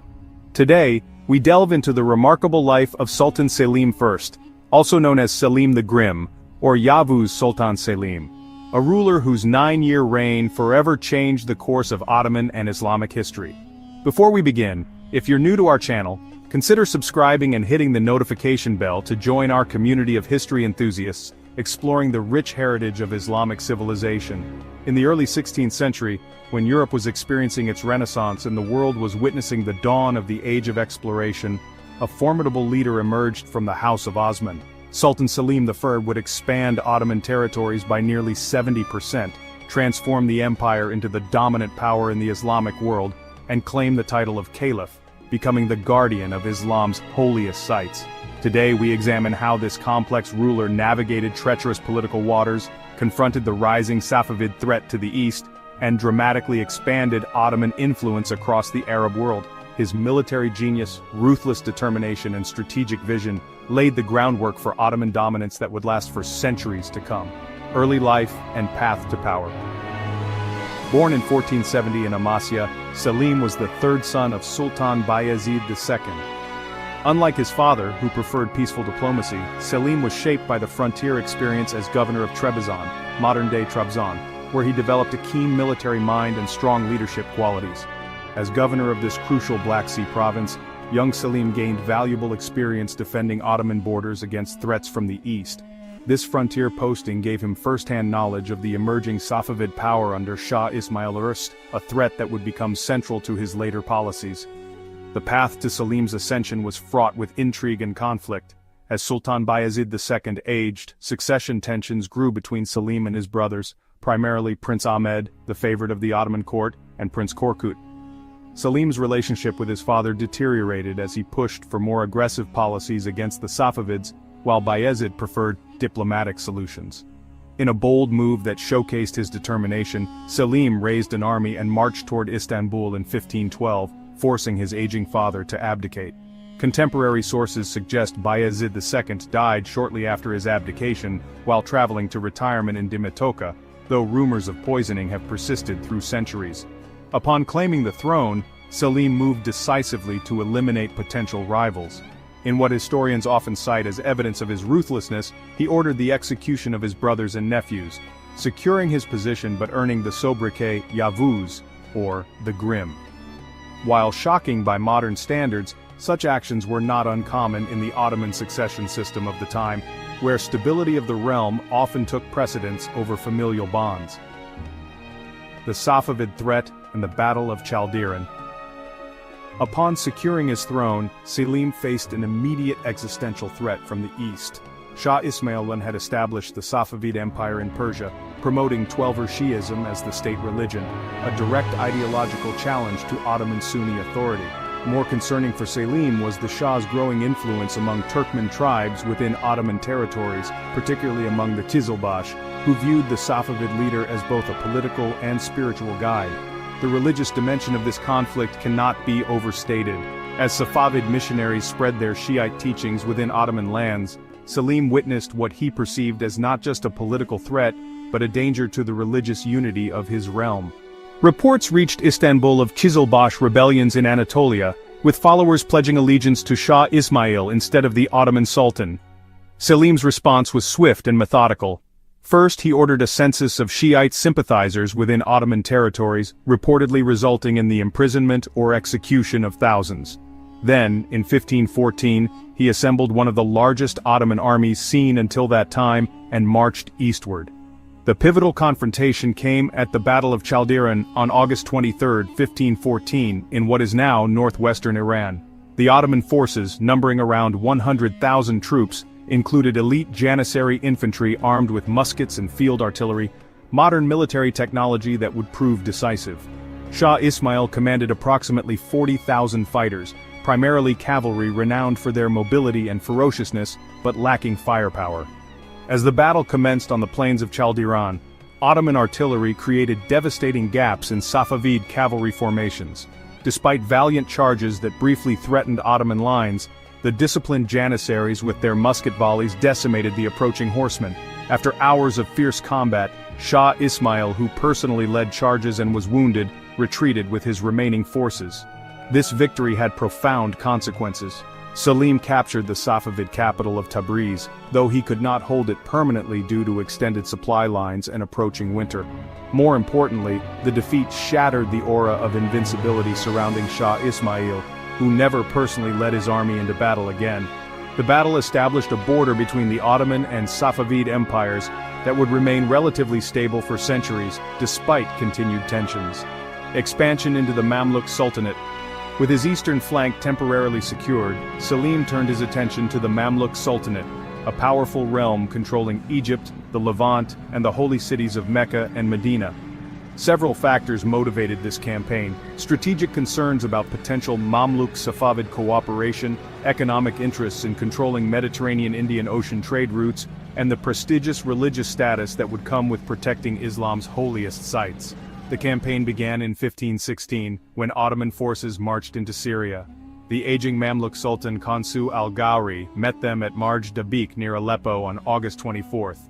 Despite their reputation as formidable warriors, the Mamluks found themselves at a technological disadvantage against Ottoman firearms and artillery.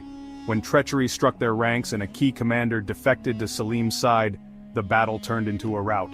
Sultan al-Ghawri died during the battle, possibly from a heart attack upon seeing his forces collapse. Damascus fell without resistance, and Selim was welcomed as a liberator by local populations who had grown weary of Mamluk tax burdens. The Ottomans continued their advance into Palestine, taking Jerusalem and Gaza by the end of 1516. The new Mamluk Sultan, Tumen Bey II, desperately tried to organize resistance in Egypt. He ordered the construction of defensive fortifications and even acquired firearms to counter Ottoman advantages. However, Selim's forces crossed the Sinai Desert and engaged the Mamluks near Cairo at the Battle of Ridania on January 22, 1517. Despite innovative Mamluk tactics, including the use of camels to shield their gunners and the deployment of firearms, Ottoman superiority in numbers and artillery again proved decisive. Tumen Bey escaped the battlefield but was captured weeks later after urban warfare in Cairo. In a symbolic display that marked the end of Mamluk power, Selim ordered his execution at Cairo's Bab Zuwayla Gate. The conquest brought immense territories under Ottoman control, including the economically vital Nile Valley and crucial Red Sea ports. Perhaps most significantly, with the Mamluks defeated, the guardianship of the holy cities of Mecca and Medina transferred to the Ottoman Sultan, dramatically enhancing Selim's prestige throughout the Islamic world. The Caliphate and religious authority. The conquest of Mamluk territories marked a watershed moment in Islamic history. According to tradition, when Selim entered Cairo, the last Abbasid caliph, al-Mutawakkil III, formally transferred the caliphate to him, along with sacred relics of the Prophet Muhammad, including his mantle and sword. While historical scholarship has questioned aspects of this formal handover ceremony, noting that the caliph had limited actual power by this time, the symbolic significance remained profound. Selim now controlled Mecca and Medina, positioning himself as the protector of the holy sites and the annual Hajj pilgrimage. This religious authority complemented Ottoman military might, transforming Selim from merely a powerful sultan into the foremost leader of Sunni Islam. He adopted new titles reflecting this status, including Servant of the Two Holy Sanctuaries, Qadim al-Haramain al-Sharifain. Selim leveraged this religious authority in his ongoing ideological struggle against the Safavids. By positioning himself as the defender of Sunni orthodoxy, he strengthened his legitimacy among Muslims worldwide and undermined Safavid claims to Islamic leadership. The acquisition of the caliphate would have lasting implications for Ottoman rulers after Selim.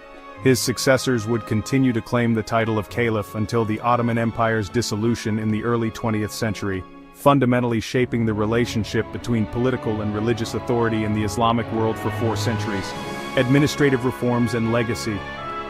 Beyond his military conquests, Selim implemented significant administrative reforms to consolidate and govern his vastly expanded empire. He maintained many local governance structures in newly conquered territories, particularly in the Arab provinces, while integrating them into the broader Ottoman system. In Egypt, Selim established a new administrative model by appointing a governor, wali, supported by janissary garrisons, while allowing Mamluk households to maintain local influence under Ottoman oversight. This pragmatic approach recognized the complexity of governing diverse territories and became a template for Ottoman provincial administration. The conquest of Arab lands dramatically transformed Ottoman finances and trade networks. Control of key ports and trade routes between Europe, Africa, and Asia brought enormous wealth into imperial coffers. The annual tribute from Egypt alone reportedly covered a significant portion of the empire's expenses. Selim also oversaw a substantial expansion of the Ottoman navy, recognizing that maritime power would be essential for protecting trade routes and confronting European naval powers in the Mediterranean. This naval development laid the groundwork for Ottoman maritime dominance under his son, Suleiman. In Istanbul, Selim ordered construction of the Imperial Naval Arsenal, Tersane-i Amir, and expanded the palace complex. However, his reign was too short and militarily focused to see many major architectural projects completed. Selim's unexpected death in 1520, possibly from cancer or infection at the age of 49 or 50, cut short his ambitious plans. He was succeeded by his only surviving son Suleiman, who would build upon his father's conquests to earn the title Suleiman the Magnificent in the West, and Suleiman the Lawgiver, Kanuni, in Ottoman tradition. Historical assessment and character. Sultan Selim remains one of history's most consequential, yet controversial rulers. His contemporaries and subsequent historians have painted contrasting pictures of the man behind the conquests. Selim was renowned for personal courage, leading troops from the front and sharing their hardships. He was highly educated, fluent in Turkish, Arabic, and Persian, and composed poetry under the pen name Selimi. Some of his verses reveal contemplative aspects of his character that contrast with his warrior image. His administrative diligence was legendary. He personally reviewed state documents and was known for rigorous meritocracy in appointments. Corruption was severely punished regardless of the offender's rank. Yet Selim's ruthlessness is equally well documented. He executed viziers who failed him and showed little mercy to those perceived as threats. His temperament earned him fearful respect rather than affection from many subordinates. Modern historical assessment recognizes Selim as a pivotal figure who fundamentally altered the Ottoman trajectory. In just 9 years, he transformed a regional power into an empire that spanned 3 continents and united most of the Islamic world under a single authority for the first time since the early Abbasid period. His conquest of the Arab lands shifted the empire's center of gravity, transforming the Ottomans from a primarily Balkan-Anatolian state into the predominant power of the Middle East. This reorientation would define Ottoman priorities and challenges for centuries to come. Sultan Selim I's brief but momentous reign represents a turning point in both Ottoman and Islamic history. In just 9 years he nearly doubled imperial territories, claimed the mantle of the caliphate, and positioned the Ottoman Empire as the preeminent Islamic power of the early modern era. His victories against the Safavids and Mamluks redrew the map of the Middle East and established patterns of religious and political authority that would endure for centuries. The acquisition of Mecca, Medina, Jerusalem, Damascus, and Cairo brought unprecedented prestige to Ottoman rule. Yet Selim's legacy is complex. His military brilliance and administrative acumen laid the foundations for the Ottoman Golden Age under his son Suleiman. However, his conquests also committed the empire to defending vast territories across 3 continents, creating strategic challenges that would eventually strain imperial resources. The religious dimension of his reign, establishing the Ottoman Sultan as caliph and defender of Sunni Islam, fundamentally shaped the empire's identity and its relationships with both Muslim and non-Muslim powers for generations to come. As we reflect on Selim's impact, we see a ruler whose vision and determination forever altered the course of history, creating the political and religious framework that would define the Middle East until the early 20th century. Thank you for joining us on this journey through one of Islamic history's most pivotal periods. If you enjoyed this exploration of Sultan Selim's remarkable reign, please like this video and subscribe to AI Deen Vision for more content on Islamic history and civilization. Share your thoughts in the comments below. Which aspect of Selim's legacy do you find most significant? And let us know which historical figures or events you'd like us to cover in future videos. Until next time, this is AI Deen Vision, where we illuminate the past to better understand our present. Allah Hafiz. Assalamu alaikum, and welcome to the 11th episode of our historical journey through the Ottoman Empire. I'm your host from AI Deen Vision, and today we explore the reign of Sultan Suleiman I, known to Europeans as the Magnificent, and to his own people as Kanuni, or the Lawgiver. His extraordinary 46-year reign from 1520 to 1566 represents the absolute pinnacle of Ottoman power, prosperity, and cultural achievement. Join us as we discover how under one man's visionary leadership the Ottoman Empire transformed from a regional power into a global superpower that dominated 3 continents and shaped world history for centuries to come. Early life and education, 1494 to 1520. Born in November 1494 in Trabzon, young Suleiman was the only surviving son of Sultan Selim I and Hafsa Sultan. Unlike many Ottoman princes who received primarily military training, Suleiman received an exceptional education in science, history, literature, theology, and warfare. He studied poetry, mathematics, geography, astronomy, and several languages including Arabic, Persian, and Turkish. His grandfather, Sultan Bayezid II, took special interest in Suleiman's education, recognizing the boy's extraordinary intelligence and potential. From an early age, Suleiman displayed remarkable curiosity about the world and a voracious appetite for knowledge. His tutors included some of the empire's most renowned scholars, who exposed him to both Islamic and classical European traditions of learning. At age 7, following Ottoman tradition, Suleiman was appointed governor of Kaffa, modern Feodosia, in Crimea, though his duties were largely performed by advisors while he continued his education. Later, as a teenager, he governed the province of Manisa, where he gained practical administrative experience and developed his leadership abilities. When his father Selim I launched his successful campaign against the Mamluk Sultanate of Egypt in 1516-17, Suleiman served as regent in Istanbul, demonstrating his administrative competence and earning the respect of the empire's senior officials. This experience proved invaluable, giving him insight into the complexities of managing a vast, multi-ethnic empire. When Selim I died suddenly in 1520, the 26-year-old Suleiman inherited an empire already in a powerful position, controlling Anatolia, the Balkans, the Levant, and recently conquered Egypt. The treasury was full, the military formidable, and the administrative system functioning efficiently. What distinguished Suleiman from many inheritors of great empires was his determination not merely to maintain his inheritance but to dramatically expand and improve upon it. Military conquests and expansion. 1521 to 1566, Suleiman quickly demonstrated his military prowess. In 1521, just months after ascending the throne, he led a campaign that captured Belgrade, a fortress that had resisted Ottoman forces for decades and represented the gateway to Central Europe. This victory sent shockwaves through European capitals. The campaign revealed Suleiman's personal military leadership style. Unlike many monarchs who directed operations from a distance, Suleiman actively participated in planning and was present on the battlefield, inspiring his troops through personal example. His strategy at Belgrade demonstrated sophisticated understanding of artillery deployment and siege tactics, overwhelming the city's formidable defenses. The following year, he turned his attention to the Mediterranean, conquering the island of Rhodes after a 6-month siege, expelling the Knights Hospitaller who had long disrupted Ottoman maritime activities.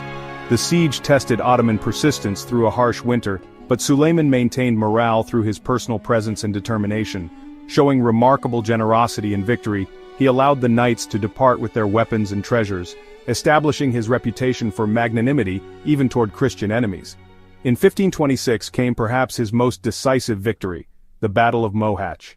After careful preparation and a massive mobilization of forces, Ottoman armies under Suleiman's direct command utterly crushed the Hungarian army in less than 2 hours of combat. King Louis II of Hungary drowned while fleeing the battlefield, effectively ending Hungarian independence for centuries. The Hungarian crown lands were divided between Ottoman direct rule and vassalage, pushing Ottoman borders deep into Central Europe. Suleiman personally led the campaign, demonstrating tactical brilliance in the deployment of his superior artillery and janissary infantry. The victory at Mohacs represented not just territorial gain, but the defeat of one of the major powers standing between the Ottoman Empire and Central Europe. The psychological impact throughout Christian Europe was profound, triggering panic and calls for crusade. In 1529, Suleiman launched his most ambitious campaign, the First Ottoman Siege of Vienna. Leading a massive army northward, he intended to strike at the heart of Habsburg power. Though ultimately unsuccessful due to early winter weather, extended supply lines, and determined Habsburg defense, the campaign demonstrated the astounding reach of Ottoman power. The mere fact that Ottoman forces could threaten the Habsburg capital struck terror throughout Western Christendom. The campaign revealed both the extent and limits of Ottoman logistical capabilities. While the empire could project power deeper into Europe than any Muslim state had ever done, the challenges of distance, weather, and supply lines would ultimately constrain further westward expansion. Nevertheless, the psychological impact was immense. Habsburg Emperor Charles V, who controlled vast territories across Europe and the Americas, had been forced to recognize the Ottoman Sultan as an equal power on the world stage. Under Suleiman's leadership, the Ottoman navy achieved Mediterranean dominance. He appointed the legendary corsair Barbarossa Hayreddin Pasha as Grand Admiral, who built the Ottoman fleet into the Mediterranean's most powerful naval force. Barbarossa's naval genius combined with Suleiman's strategic vision and financial backing created an unparalleled maritime power. The 1538 Battle of Preveza saw Barbarossa defeat a much larger Holy League fleet commanded by Andrea Doria, establishing Ottoman naval supremacy in the eastern Mediterranean for decades. Ottoman ships controlled major maritime routes, much of the North African coast, and even conducted raids as far as the North Atlantic. This naval dominance secured Ottoman trade, protected pilgrim routes to Mecca, and projected power throughout the Mediterranean basin. In the east, Suleiman fought multiple campaigns against Safavid Persia, capturing Baghdad in 1534 and securing Iraq for the empire. These eastern campaigns were motivated by both strategic considerations, securing the empire's eastern flank, and religious factors, as the Ottomans positioned themselves as defenders of Sunni orthodoxy against Safavid Shi'ism. The 1534 campaign demonstrated Suleiman's remarkable energy and leadership. He personally led his army on an epic march across Anatolia into Safavid territory, capturing Tabriz before proceeding to Baghdad. When the city surrendered, Suleiman made a ceremonial entry, visiting the tombs of Abu Hanifa and Abdul Qadir Gilani, demonstrating his respect for Islamic scholarship and Sufi tradition. By securing control over Mecca and Medina during his reign, Suleiman adopted the title of Caliph and positioned himself as leader of the Sunni Muslim world. This religious authority complemented his political and military power, giving him unprecedented prestige throughout the Islamic world. By the end of his reign, the Ottoman Empire stretched from Algeria to the Persian Gulf, and from the outskirts of Vienna to Yemen, an area exceeding 2 million square miles. This vast territory encompassed diverse populations, cultures, and resources that made the Ottomans the world's most powerful state. The empire controlled major trade routes between east and west, dominated key agricultural regions, and possessed the human and material resources to field armies and fleets larger than any European power could muster. Administrative reforms and legal legacy. While his military achievements earned him the title Magnificent in Europe, within the Ottoman Empire, Suleiman was called Kanuni, the lawgiver. This title reflected his most enduring achievement, the comprehensive reformation of Ottoman legal and administrative systems. Suleiman ordered a complete revision of the legal system, creating a new legal code called the Kanuni Osmani, Ottoman law. This sweeping reform standardized and codified existing practices that had evolved haphazardly over centuries, reformed taxation systems to be more equitable and efficient, reducing corruption, eliminated arbitrary punishments that had varied by region and official, created a more merit-based system for government appointments, protected the rights of all subjects including non-Muslims, standardized criminal and civil procedures across the empire, regulated markets, guilds and commercial activities, established clear rules for land ownership and inheritance. The Sultan personally presided over the Imperial Council, Divan-e-Humayun, twice weekly, demonstrating his hands-on approach to governance. Under his direction, the administrative system was restructured into a more efficient bureaucracy capable of managing his vast territories. He appointed officials based on merit rather than birth or connections, creating a more professional civil service. Suleiman's legal reforms extended to the military as well. He reorganized the Janissary Corps, improving training and discipline while maintaining their elite status. He standardized the Timur system, land grants to cavalry officers, ensuring that military officers received appropriate compensation while agricultural lands remained productive. His regulations governing urban guilds helped maintain quality standards in manufacturing and commerce. Guilds were given clearer legal standing, with specific rights and responsibilities that balanced the interests of producers, consumers, and the state. This system helped maintain social stability in Ottoman cities while ensuring economic prosperity. Perhaps most remarkably, Suleiman's legal code provided significant protections for religious minorities within the empire. Under the millet system, non-Muslim communities were granted considerable autonomy in managing their internal religious and civil affairs. While non-Muslims paid additional taxes, they enjoyed freedom of worship, protection of property rights, and communal self-governance, a stark contrast to the religious persecution common in contemporary Europe, where the principle of cuius regio, eius religio, whose realm, his religion, often led to forced conversions and expulsions. Suleiman appointed judges, qadis, throughout the empire who were expected to apply the law fairly regardless of a person's religion or social status. Court records from the period show cases where Christians and Jews successfully sued Muslims, including government officials, something unimaginable in most other societies of the era. The comprehensive nature of Suleiman's legal reforms created a system of governance that would endure for centuries. The Kanun-i Osmani remained the foundation of Ottoman law until the 19th century, providing stability and predictability that facilitated the empire's long-term survival despite numerous challenges. The cultural renaissance Suleiman's reign coincided with an extraordinary flowering of Ottoman culture, art, and architecture. He was himself a gifted poet, writing under the pen name Muhibi, composing over 3,000 poems in his lifetime. His verses explored themes of divine love, human emotion, and philosophical reflection, demonstrating sophisticated literary technique and spiritual depth. The Sultan's patronage of the arts was unparalleled in Ottoman history. He maintained a circle of poets, scholars, musicians, and artists at court, fostering an atmosphere of cultural creativity and intellectual engagement.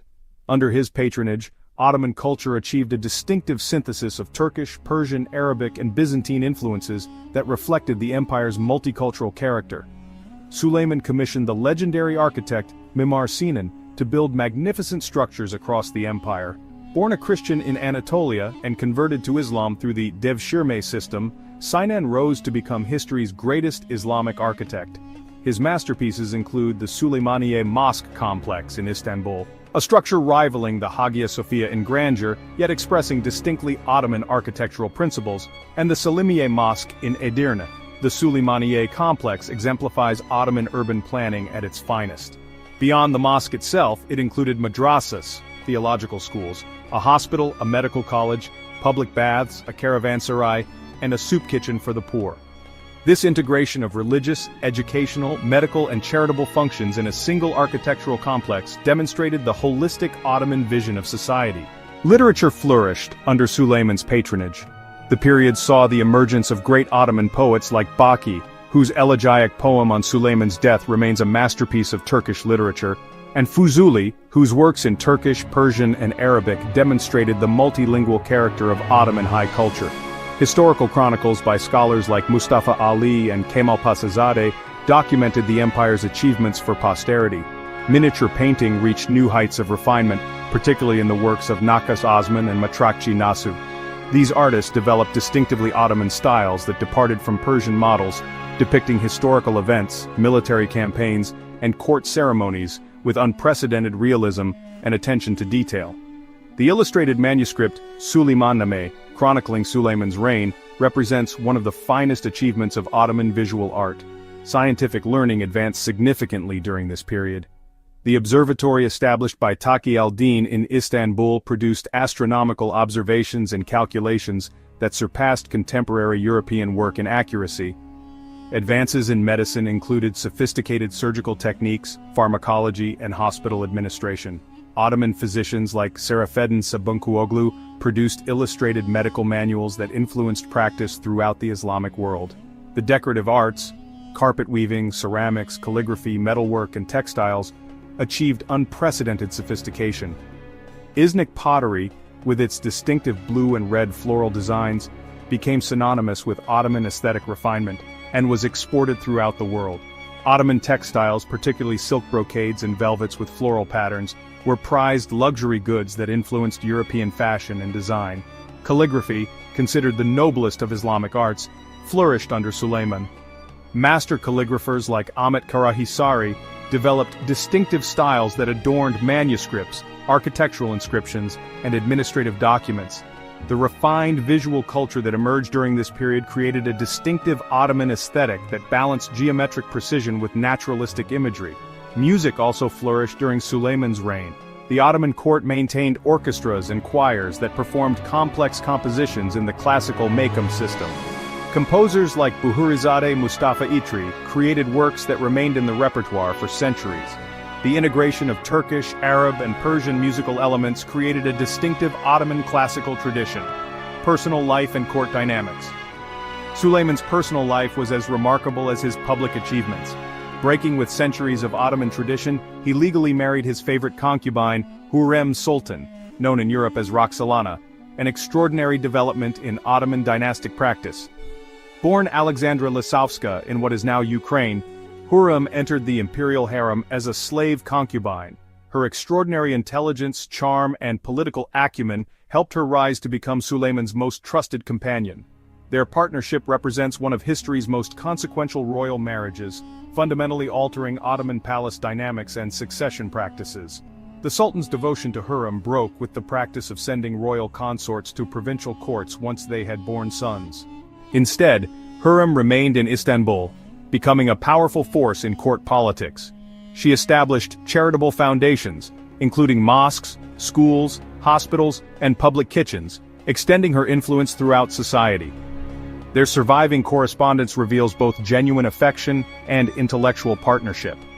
Suleiman wrote passionate poetry to Hurrem, while her letters to him during military campaigns show political astuteness and emotional intelligence. As the Sultan's confidant, Hurrem influenced diplomatic relations, particularly with Poland, Lithuania, and Muscovy, Russia, regions she knew from her youth. Their union produced 5 sons and a daughter, creating intense succession rivalries within the dynasty. In 1553, in a tragic chapter of Suleiman's reign, he ordered the execution of his eldest son, Mustafa, born to another concubine, after suspecting him of plotting against the throne, a decision possibly influenced by Hurrem's promotion of her own son's interests. This execution shocked Ottoman society, as Mustafa had been popular and widely seen as a capable heir. The incident revealed the darker side of Ottoman succession politics and the intense pressures of maintaining dynastic continuity in an empire where multiple sons could claim legitimacy. Beyond his immediate family, Suleiman cultivated a sophisticated court culture that reflected imperial power and refinement. Court ceremonies became increasingly elaborate, with precisely defined protocols that emphasized the Sultan's unique status. The imperial palace at Topkapi was expanded and embellished, creating specialized spaces for various functions of governance, diplomacy, and private life. The Sultan's relationship with his Grand Viziers also shaped governance significantly. Ibrahim Pasha, Suleiman's childhood friend who served as Grand Vizier from 1523 to 1536, exercised unprecedented authority until his execution for alleged overreach. Later Grand Viziers like Rustam Pasha, Hurrem's son-in-law, and Sokolu Mehmed Pasha managed daily governance while the Sultan focused on strategic matters, foreign relations and diplomacy. Suleiman established sophisticated diplomatic relations with powers across Europe, Asia, and Africa. His most audacious diplomatic innovation was the Franco-Ottoman alliance with King Francis I of France against their common Habsburg enemies, a partnership that scandalized Christian Europe but demonstrated the Sultan's pragmatic approach to international relations. This alliance represented the first formal diplomatic partnership between a major European Christian power and the Ottoman Empire. It included not just military coordination, but commercial agreements, cultural exchanges, and regular diplomatic missions. French ambassadors became permanent fixtures at the Ottoman court, while Ottoman representatives traveled to Paris, establishing precedents for modern diplomatic practice. Suleiman exchanged ambassadors with Venice, Poland, Lithuania, Russia, and even distant powers like the Sultanate of Aceh in Indonesia. Ottoman diplomatic correspondence from this period reveals a sophisticated understanding of international politics and balance of power strategies. The Sultan maintained an extensive intelligence network that kept him informed of developments throughout Europe and Asia. He granted extensive trade privileges to French merchants through capitulations agreements, laying the foundation for the capitulation system that would later become problematic for Ottoman sovereignty. These agreements facilitated commerce while extending Ottoman diplomatic influence, though in later centuries they would be exploited by European powers to gain economic advantages. Suleiman simultaneously maintained the Ottoman economy's competitive edge through strategic control of trade routes and key commodities. The conquest of Egypt and Iraq secured access to lucrative trade with India and East Asia, while naval dominance in the eastern Mediterranean protected shipping lanes. Ottoman commercial regulations encouraged domestic manufacturing and exports, while managing imports to maintain a favorable balance of trade. The Sultan's diplomacy extended to the Islamic world as well. He built alliances with Muslim states in Central Asia and India, positioning himself as the leader of Sunni Islam against Safavid Shi'ism. His support for Muslim communities under non-Muslim rule from Spain to Southeast Asia enhanced Ottoman prestige throughout the Islamic world. Later years and legacy, 1550 to 1566. In his final years, Suleiman became less directly involved in military campaigns, delegating more authority to his Grand Vizier Sokolu Mehmed Pasha. The death of Hurrem Sultan in 1558 affected him deeply, leading to a period of mourning and increased religious devotion. He commissioned the Suleymaniye Mosque partly as a tribute to her memory, ensuring that they would be buried side by side. Despite advancing age and reportedly suffering from gout, Suleiman refused to abandon his military responsibilities. At age 71, he personally led his 13th military campaign into Hungary in 1566, demonstrating remarkable stamina and determination even in old age. This final campaign targeted the fortress of Zigitvar, defended by the Croatian-Hungarian nobleman Nikola Subic Zrinski. During the siege of Sigitvar, Suleiman died in his tent on September 7, 1566. To prevent disarray in the army, Grand Vizier Sokolu kept the Sultan's death secret for weeks until his son Selim II could secure the throne, a testament to the vizier's loyalty and political acumen. The fortress fell shortly after Suleiman's death, but the delay caused by the siege prevented further Ottoman advance that season.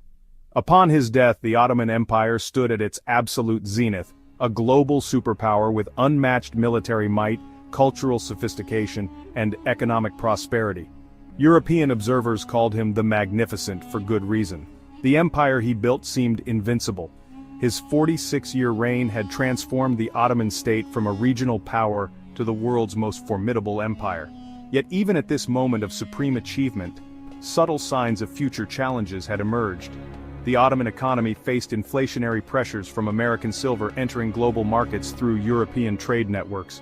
Military technology was advancing rapidly in Europe, beginning to erode Ottoman tactical advantages. The very size of the empire created enormous administrative challenges that would test his successors. Suleiman's legacy extended far beyond his territorial conquests. His legal reforms created an administrative system that would sustain the empire for centuries. His cultural patronage produced architectural masterpieces that still dominate Istanbul's skyline. His diplomatic innovations established patterns of international relations that shaped European and Middle Eastern history. Perhaps most significantly, Suleiman established an imperial model that balanced central authority with local autonomy, religious orthodoxy with practical tolerance, and traditional values with administrative innovation. This flexible, pragmatic approach to governance enabled the Ottoman Empire to adapt to changing circumstances and survive for another 3.5 centuries after his death. Sultan Suleiman's 46-year reign represents the pinnacle of Ottoman achievement, a golden age of territorial expansion, institutional development, cultural flowering, and international prestige. Under his leadership, the Ottoman Empire achieved a level of power, sophistication, and prestige unmatched by any contemporary state. His military conquests created an empire spanning 3 continents, controlling the most strategically valuable territories in the Eastern Mediterranean world. His legal reforms established governance systems that would endure for centuries, balancing central authority with practical administration of diverse populations. His cultural patronage produced artistic and architectural masterpieces that still inspire awe today. Perhaps most remarkably, Suleiman achieved all this while maintaining relative religious tolerance and social stability within his multi-ethnic, multi-religious empire. At a time when Europe was torn apart by religious warfare following the Protestant Reformation, the Ottoman Empire under Suleiman offered a contrasting model of governance that accommodated diversity within a coherent imperial framework. As we conclude this episode, we must ask, could such an extraordinary golden age be sustained by Suleiman's successors? Or would the very size and complexity of the empire he created present challenges too great to overcome? The answer lies in understanding the profound transition that began with Suleiman's death, when the empire stopped expanding and began the long, complex process of adapting to a changing world. Join us in our next episode as we explore how Suleiman's son, Selim II, faced the monumental task of following in his father's footsteps and maintaining an empire at its territorial peak. Thank you for watching this episode of Rise and Fall of the Ottoman Empire on AI Deen Vision. If you appreciated this deep historical journey, please support our channel by liking, subscribing, and sharing with fellow history enthusiasts. Activate the notification bell to be alerted when episode 12 on Sultan Selim II releases. We value your thoughts and questions in the comments below. For those wishing to support our educational mission, consider joining our Patreon community. Until next time, this is AI Deen Vision, illuminating the past to understand our present. Allah Hafiz. Assalamu alaikum. Welcome back to AI Deen Vision's historical journey through the Ottoman Empire. Today we explore a critical transitional period in Ottoman history, the reign of Sultan Selim II from 1566 to 1574. Often overshadowed by his legendary father, Suleiman the Magnificent, Selim's shorter reign marks a subtle but significant shift in how the empire functioned. Following in the footsteps of perhaps history's most accomplished sultan, Selim faced the monumental challenge of maintaining an empire at its territorial zenith. His reign forces us to examine fundamental questions about imperial governance. What happens when territorial expansion reaches its natural limits? How does leadership evolve when a different personality occupies the throne? Join us as we explore this pivotal but often misunderstood chapter in Ottoman history, one that would establish patterns of governance lasting for generations. Early life and character. 1524 to 1566. Born in 1524 to Sultan Suleiman and his beloved wife Hürrem Sultan, Selim was never expected to inherit the throne. His elder half-brother Mustafa was widely regarded as the most capable successor, but Mustafa's execution in 1553, amid complex court intrigues possibly involving Hürrem's influence, dramatically altered Selim's prospects.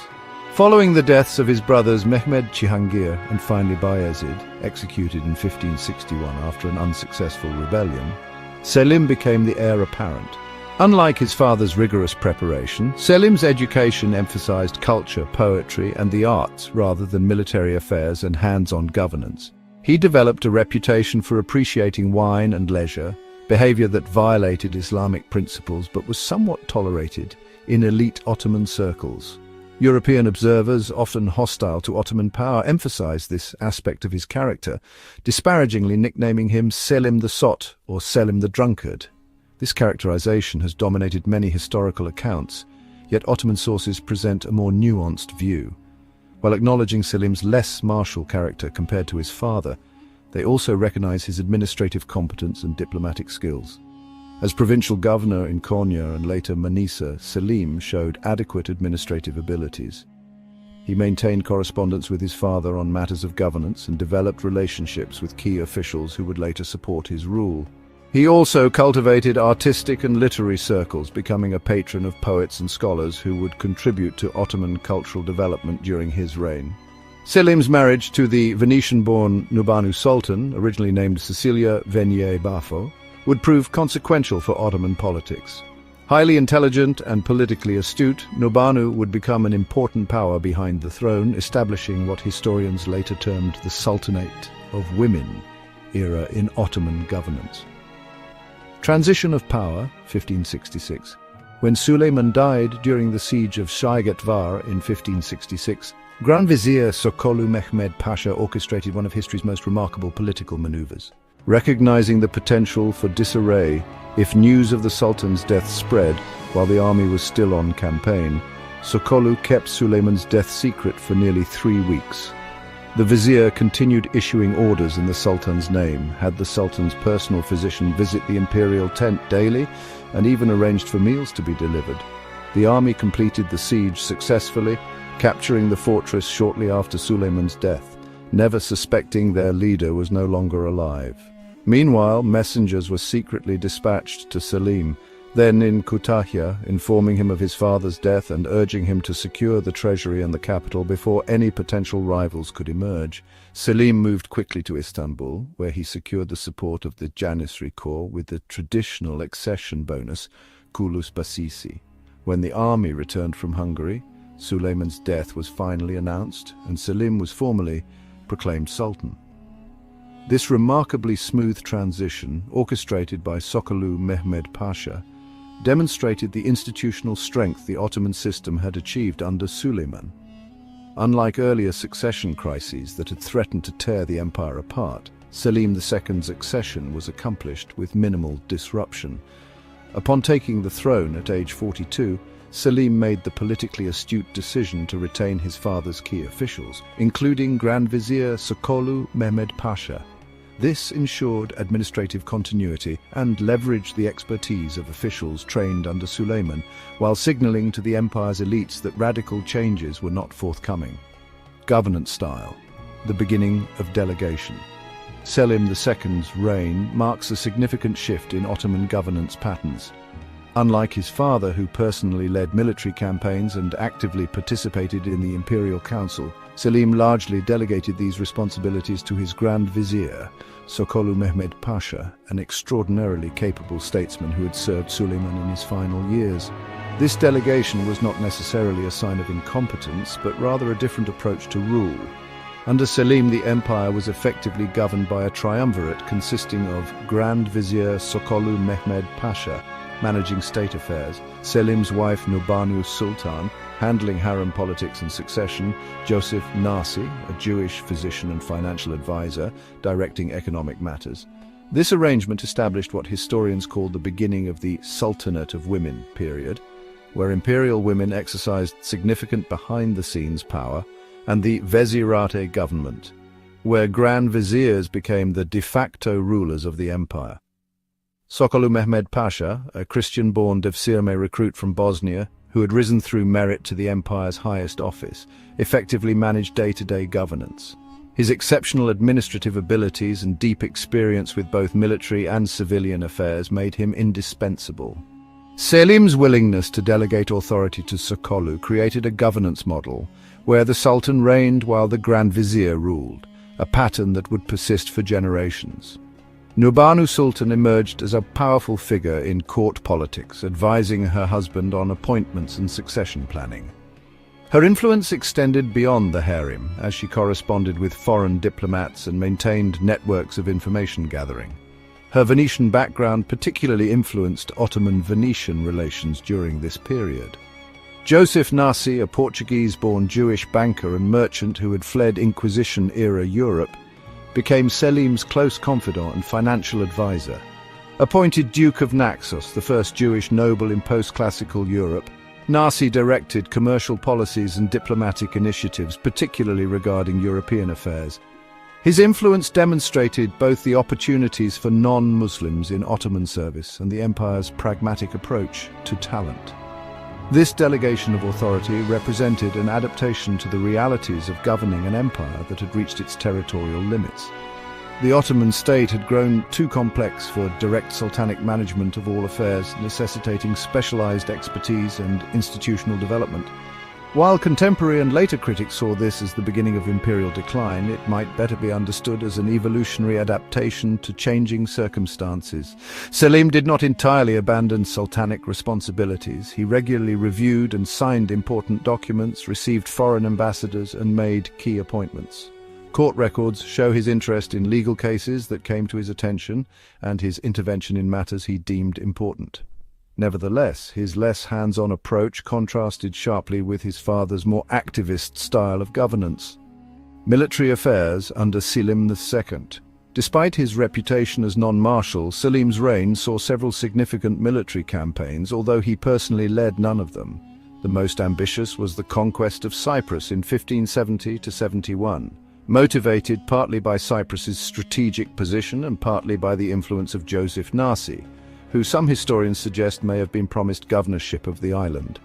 The Ottoman forces successfully captured this Venetian possession after a difficult campaign.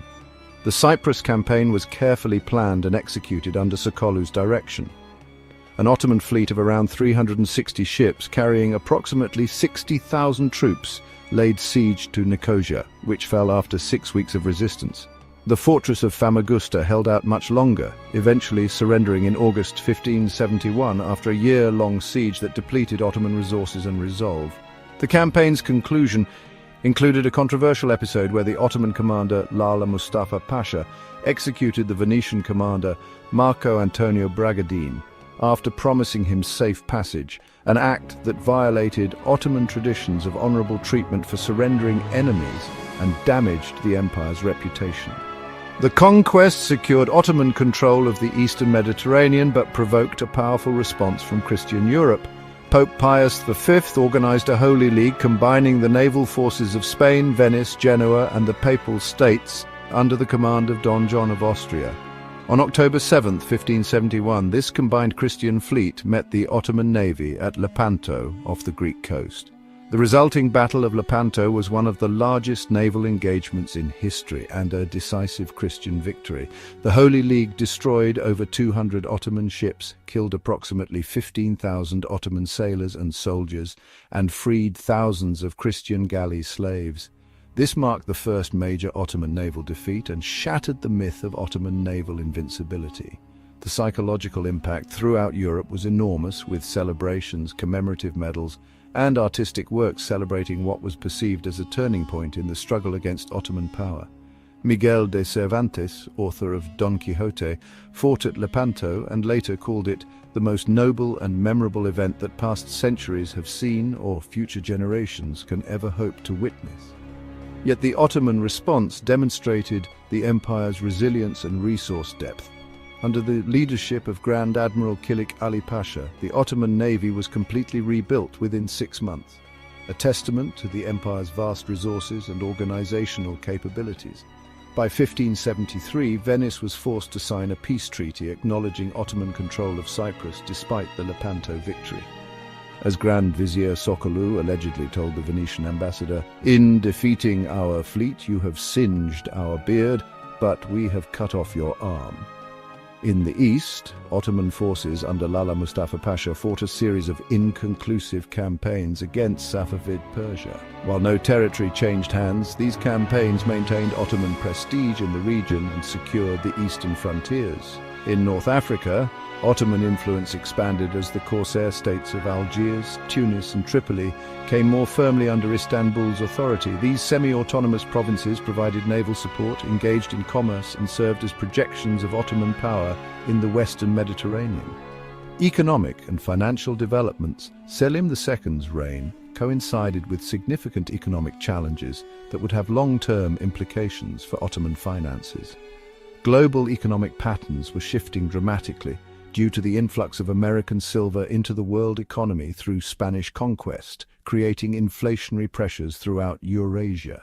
The Ottoman currency, the aksi, experienced devaluation during this period, with silver content reduced in 1569. This debasement reflected both fiscal pressures and the empire's integration into global economic patterns. Prices for basic commodities rose, creating hardships for urban populations and fixed-income groups like soldiers and religious officials.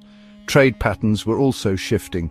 The Portuguese circumnavigation of Africa had opened alternative routes to Asian markets, gradually reducing the Ottoman Empire's role as middleman in East-West trade. While the immediate economic impact was limited, these changes began eroding a key source of Ottoman prosperity. Selim's administration responded to these challenges by increasing tax efficiency, developing new revenue sources, and attempting to maintain price controls in urban markets. Joseph Nassi's financial expertise proved valuable in navigating these challenges, though long-term structural issues remained unaddressed. The empire's vast territorial extent continued to provide economic advantages. Control of key agricultural regions in the Balkans, Anatolia, and Egypt ensured food security. Diverse manufacturing centers in cities like Istanbul, Bursa, Damascus, and Cairo produced high-quality textiles, ceramics, and metalwork for both domestic consumption and export. The integrated Ottoman market remained one of the world's largest economic zones. Cultural and architectural developments. Despite being less remembered for cultural patronage than his father, Selim II continued Ottoman traditions of architectural and artistic development. His most significant architectural commission was the Selimiye Mosque in Edirne, designed by the great architect Mimar Sinan. The Selimiye represents the culmination of Sinan's career and is considered his masterpiece. Its dome, slightly larger than that of the Hagia Sophia, creates an atmosphere of extraordinary spaciousness and light. The mosque's 4 minarets, each with 3 balconies, dominate the Edirne skyline. The complex included a madrasa, Darul Qura, Quran recitation school, timekeeper's room, and outer courtyard.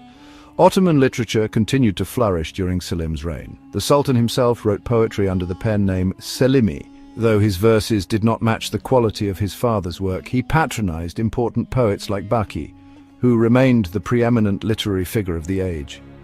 Manuscript illustration reached new heights of sophistication.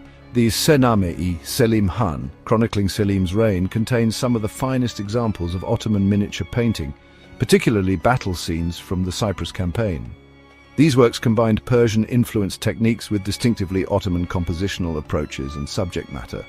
The decorative arts maintained their excellence during this period.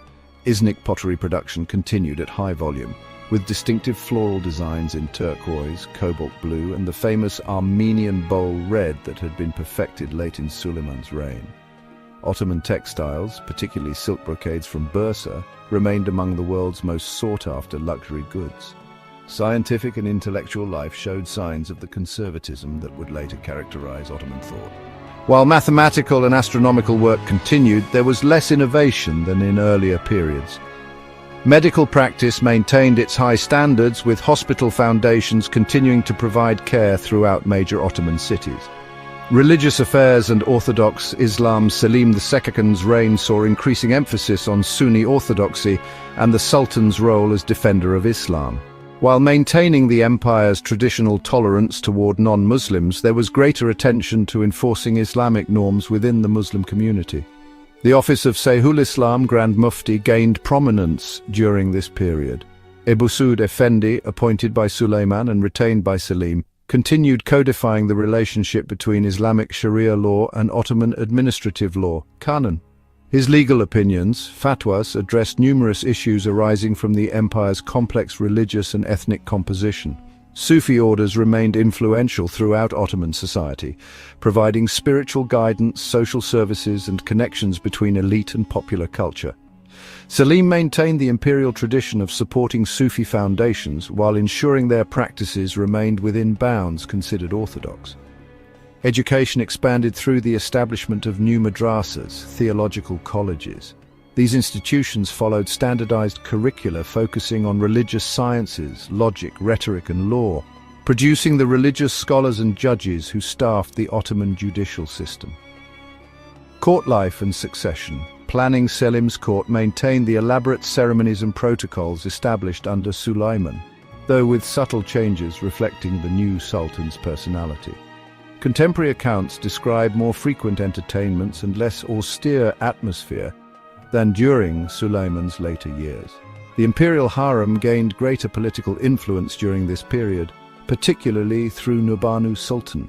She carefully managed the education and positioning of her son, the future Murad III, ensuring he would succeed his father without the fratricidal struggles that had characterized earlier successions.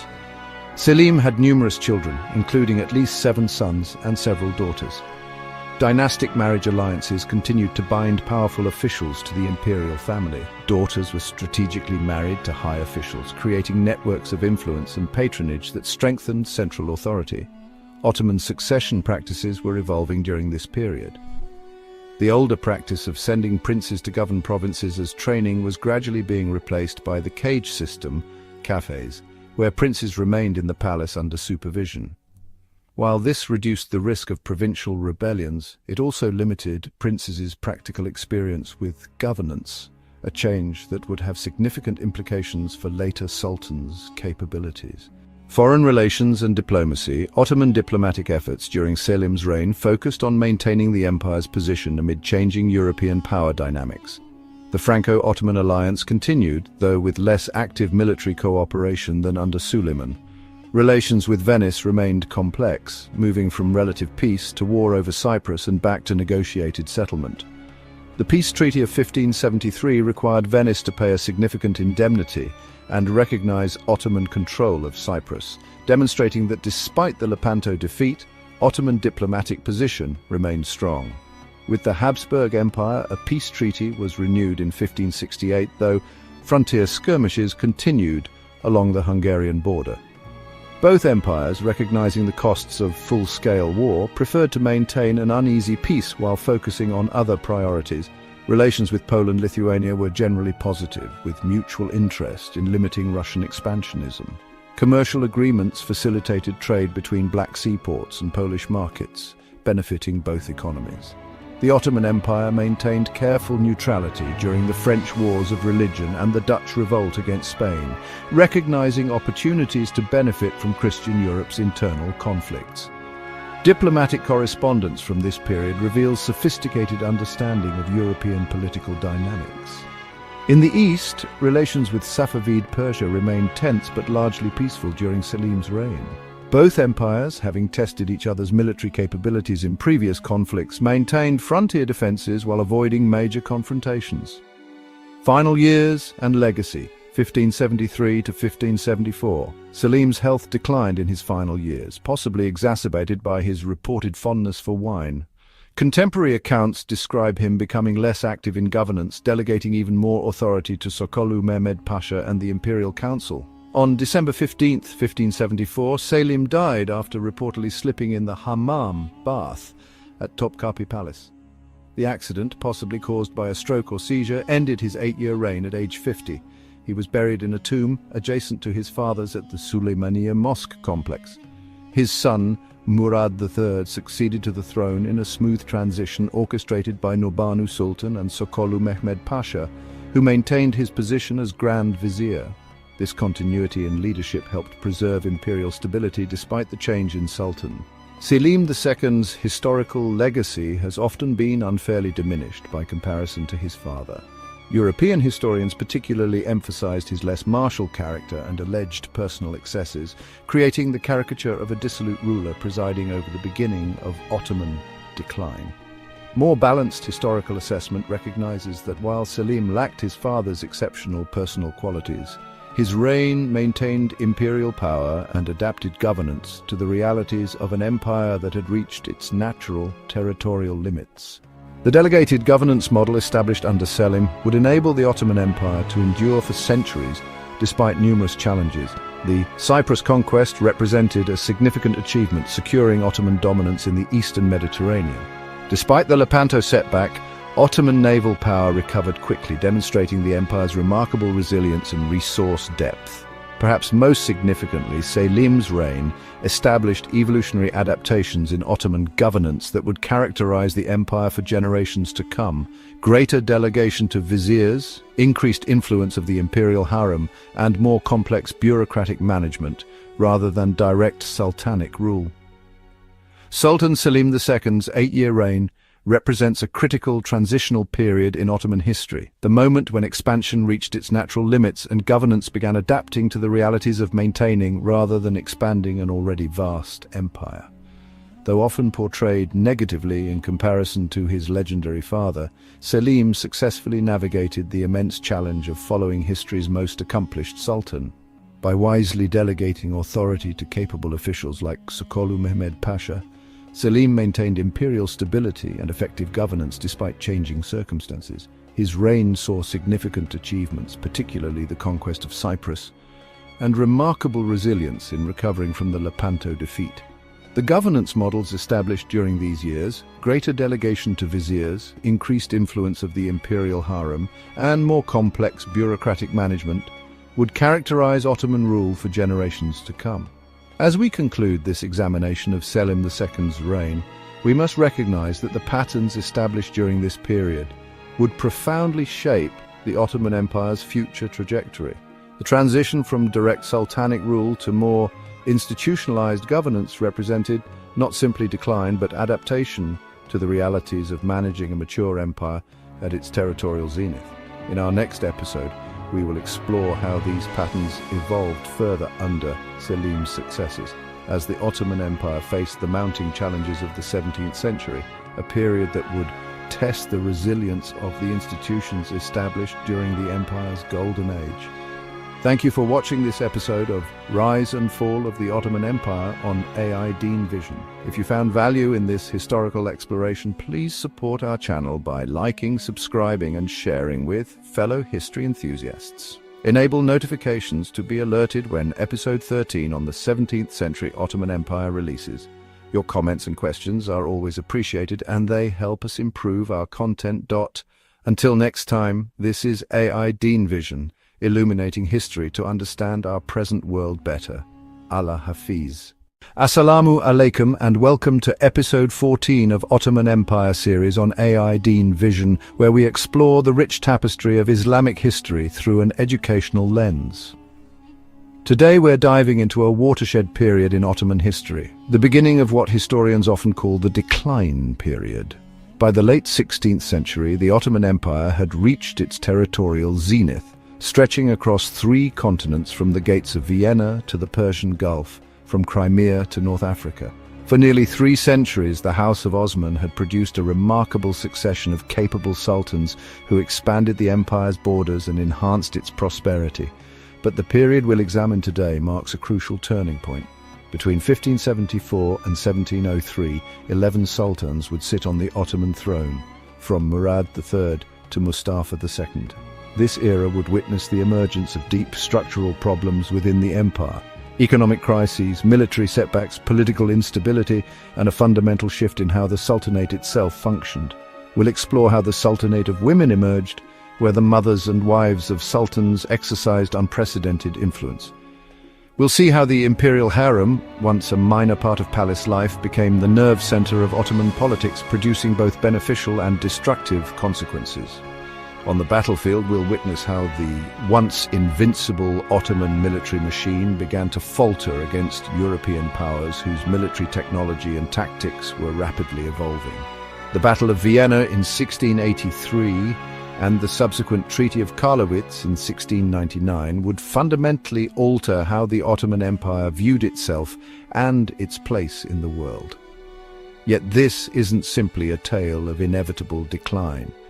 We'll also examine impressive reform efforts and the remarkable resilience of an empire that, despite these mounting challenges, would endure for another 2 centuries. The Köprülü viziers would temporarily halt many destructive trends through their ambitious reforms, so join us as we explore this pivotal period in Islamic history through the lives and reigns of these 11 sultans who presided over an empire in transformation. This is The Decline Begins, the struggles of the 17th century Ottoman sultans. The late 16th century transition, Sultan Murad III reigned 1574 to 1595. Our journey begins with Sultan Murad III, who ascended to the throne in 1574 following the death of his father Selim II. Upon taking power, Murad ordered the execution of his 5 brothers to prevent any challenges to his rule, a practice that had become traditional but would later prove problematic for Ottoman succession. Murad inherited an empire at its territorial peak, but already showing signs of strain. Early in his reign, the economy appeared robust, with the treasury full and trade flourishing across Ottoman domains. The Imperial Mint produced coins of consistent quality, and Ottoman merchants maintained profitable trade networks spanning from Venice to India. In foreign affairs, Murad launched a successful war against the Safavid Empire in 1578. After 12 years of conflict, the Ottomans secured significant territorial gains in the Caucasus and Western Persia through the Treaty of Constantinople in 1590. This would be one of the last major Ottoman territorial expansions eastward. However, beneath this veneer of success, structural problems were emerging. The influx of American silver into the global economy via European trade routes caused significant inflation throughout Ottoman lands. The value of the Ottoman axe declined, causing economic hardship for many subjects and for the state itself. Perhaps most consequentially, Murad III's reign marked the beginning of profound changes in how the Sultanate functioned. Unlike many of his predecessors, Murad preferred the comforts of the palace to actively leading armies or directly overseeing administration. He became deeply influenced by his mother, Nurbanu Sultan, and his favorite concubine, Safiye Sultan. This palace-centered approach to rule had cascading effects. The Sultan became increasingly isolated from direct governance, relying more heavily on Grand Viziers, while the influence of the Imperial harem in state affairs grew substantially. This period marks what historians call the beginning of the Sultanate of Women, where the Valid Sultan, mother of the reigning Sultan, and Haseki Sultan, favorite concubine, wielded tremendous influence. Military discipline also began deteriorating during this period. The Janissary Corps, once the elite backbone of Ottoman military might, increasingly involved themselves in commerce despite regulations forbidding such activities. Their military effectiveness declined as their political power grew. By the time of Murad's death in 1595, inflation was rampant, corruption had increased at all levels of government, and military effectiveness was declining. Yet the empire remained powerful and wealthy, with few outside observers recognizing these as signs of systemic problems rather than temporary challenges. Sultan Mehmed III reigned 1595 to 1603. Upon Murad III's death, his son Mehmed III inherited not just a throne but also ongoing conflicts. Upon ascending to power, Mehmed ordered the execution of his 19 brothers, the largest fratricide in Ottoman history, and had 7 pregnant concubines from his father's harem sewn into weighted sacks and thrown into the Bosphorus. Mehmed inherited the ongoing Long Turkish War against the Habsburg Empire. In a rare display of traditional Ottoman leadership, Mehmed personally led his armies to victory at the Battle of Kerestes in 1596, temporarily boosting Ottoman morale and his own reputation. However, this victory was more the exception than the rule during his reign.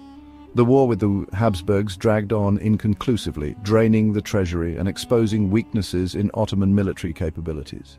European powers were catching up technologically, while Ottoman innovation had stagnated. Like his father, Mehmed III was heavily influenced by the women of the Imperial harem, particularly his mother, Safiye Sultan, who effectively ran the government for periods during his reign. This further entrenched the Sultanate of women as a feature of Ottoman governance. Domestically, Mehmed's reign witnessed the beginning of the destructive Kelali rebellions, a series of uprisings by provincial forces and former soldiers that would plague Anatolia for decades. These rebellions reflected deeper problems: economic distress, weakening central authority, and the dislocation caused by climatic changes during what historians now call the Little Ice Age. When Mehmed III died in 1603, he left behind an empire facing growing internal and external pressures. The peace treaty with Austria, signed shortly after his death in 1606, would bring temporary relief, but the structural problems continued to deepen. The early 17th century crisis. Sultan Ahmed I reigned 1603 to 1617. Ahmed I came to the throne at the tender age of 13, following his father's death. In a significant break with tradition, Ahmed did not execute his younger brother Mustafa upon ascending to the throne. Instead, he confined him to what became known as the cafes, or cage, a secluded section of the harem where potential heirs would be kept under luxurious house arrest. Despite his youth and the challenges facing the empire, Ahmed's reign had notable achievements. He commissioned the magnificent Sultan Ahmed Mosque, better known today as the Blue Mosque, which remains one of Istanbul's most iconic structures. This architectural masterpiece represented both genuine piety and a desire to leave a lasting legacy, comparable to Suleiman the Magnificent's Süleymaniye Mosque. In 1606, the Treaty of Zitvatorok concluded the long Turkish war with the Habsburgs. While presented as a victory, this treaty marked a subtle but important shift. For the first time, the Ottomans treated the Habsburg Emperor as an equal rather than an inferior, a small but telling diplomatic concession. Ahmed also made peace with the Safavid Empire in 1612, a practical necessity given the internal challenges facing the Ottoman state. The Peace of Nasu Pasha returned territories in the Caucasus to Safavid control, another sign that the era of Ottoman expansion was ending. Domestically, the Kelali rebellions continued to rage across Anatolia, devastating rural areas and disrupting the tax base. Ahmed's government struggled to suppress these uprisings, which reflected deeper economic and social dislocations within the empire. Like his predecessors, Ahmed was significantly influenced by the women of the harem, particularly Qasem Sultan, who would become one of the most powerful women in Ottoman history. Her influence would extend across multiple reigns following Ahmed's premature death at age 27 in 1617. Sultan Mustafa Büyük, first reign 1617 to 1618, second reign 1622 to 1623. With Ahmed's death, the Ottoman succession took an unprecedented turn. Rather than passing to one of Ahmed's sons, the throne went to his brother Mustafa, the first departure from direct father-to-son succession since the empire's founding. Mustafa, having spent his formative years confined in the cafes with minimal education or preparation for rule, displayed clear signs of mental instability. Contemporary accounts describe him as prone to fits of laughter, crying without cause, and throwing coins to fish in the palace pools. After just 3 months, a coalition of officials and military leaders deposed Mustafa in favor of Ahmed's young son Osman. This first deposition of a sultan set a dangerous precedent that would undermine the stability and authority of the sultanate for generations to come. Sultan Osman II, r. 1618 to 1622, Osman II became sultan at just 14 years of age, but despite his youth, he proved to be ambitious and reform-minded. Educated and intelligent, Osman recognized many of the empire's structural problems and was determined to address them. In 1620, Osman led a campaign against Poland, but the war ended in stalemate after the Battle of Kotin in 1621. This inconclusive result against a relatively minor European power further highlighted Ottoman military decline. The young sultan returned to Istanbul determined to implement sweeping reforms. He planned to create a new, loyal army recruited from Anatolian Turks to replace the increasingly unreliable Janissary corps. He also began preparations to move the capital from Constantinople to Damascus or Cairo, away from the Janissary's power base. These reform plans proved fatal. In May 1622, the Janissaries, combined with religious students and certain palace factions, revolted against the young sultan.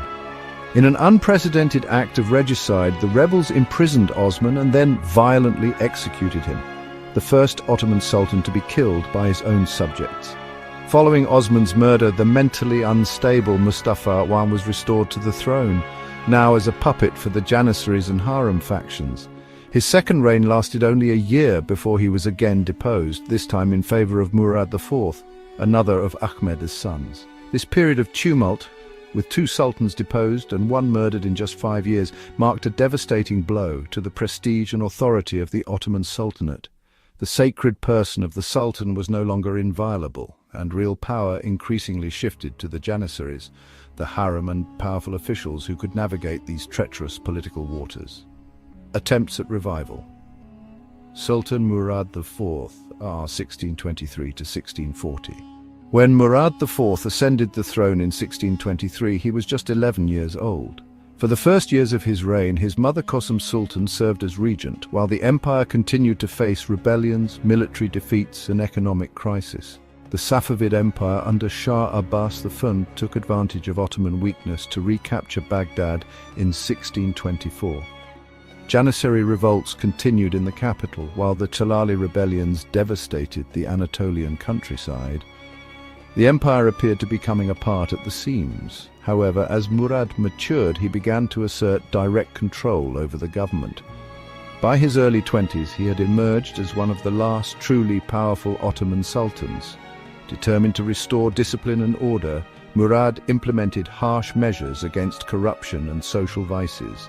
The Sultan personally patrolled Istanbul's streets at night, executing anyone found violating his strict prohibitions on alcohol, tobacco, and coffee.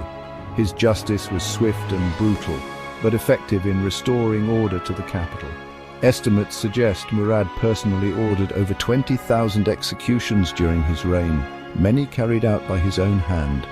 Militarily, Murad revived the tradition of sultan-led campaigns. In 1635, he personally led the army to recapture Yerevan from the Safavids. His crowning achievement came in 1638 when he reconquered Baghdad, an important symbolic and strategic victory. The Treaty of Zuhab with Persia in 1639 established a border between the Ottoman and Safavid empires that would largely remain unchanged until World War I. Murad's harsh but effective governance temporarily reversed several negative trends. The treasury was replenished, corruption reduced, and military discipline restored. The Janissaries were kept in check, and the authority of the Sultanate was at least partially rehabilitated. However, Murad's promising reign was cut short when he died in 1640 at just 27 years of age, likely from cirrhosis despite his public prohibition on alcohol. With his death, the empire lost its last sultan who combined traditional military leadership with effective governance. Sultan Ibrahim, reigned 1640 to 1648. Ibrahim, Murad IV's brother, had spent his entire life in the cafes, constantly fearing execution. When messengers came to inform him of his brother's death and his own succession, Ibrahim reportedly refused to believe them. suspecting a trap to lure him to his death. The years of confinement and fear had taken their toll. Ibrahim displayed clear signs of mental instability, earning him the nickname Ibrahim the Mad. Historical accounts describe bizarre behavior, including ordering his entire harem drowned when he heard rumors of infidelity and having the Grand Vizier's daughter brought to his harem against her and her father's wishes. Ibrahim's reign saw extraordinary extravagance. He had a fascination with fur and reportedly had his chambers, walls, and furniture lined with the most expensive sable pelts. This lavish spending quickly depleted the treasury that Murad IV had worked so hard to restore. Despite his personal limitations, Ibrahim's reign saw the beginning of the conquest of Crete from Venice in 1645, though this would ultimately prove to be a costly 24-year war that drained Ottoman resources. By 1648, a coalition of officials, religious authorities, and janissaries had had enough.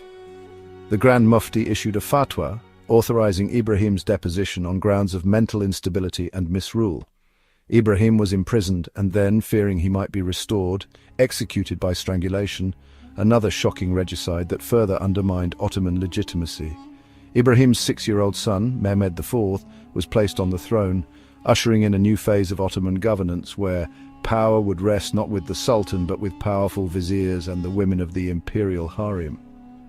The era of the Koprulu Grand Viziers, Sultan Mehmed IV, reigned 1648 to 1687. When Mehmed IV became Sultan at age 7, real power initially rested with his grandmother Kosem Sultan. However, a power struggle soon erupted between Kosem and Mehmed's mother Turhan Sultan. This conflict ended with Kosem's murder in 1651, allegedly strangled with a curtain cord by Turhan's supporters. The early years of Mehmed's reign were disastrous for the Ottoman Empire.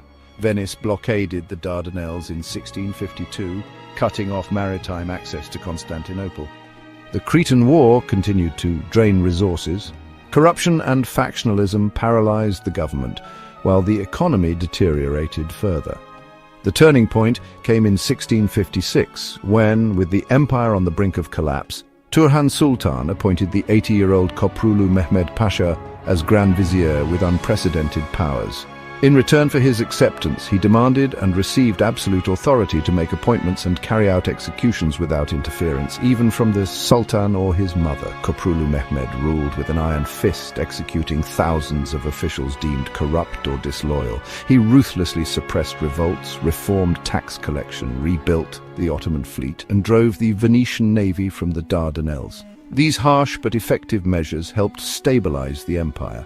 When Koprulu Mehmed died in 1661, he was succeeded as Grand Vizier by his son Fazil Ahmed Pasha, who continued his father's reform policies.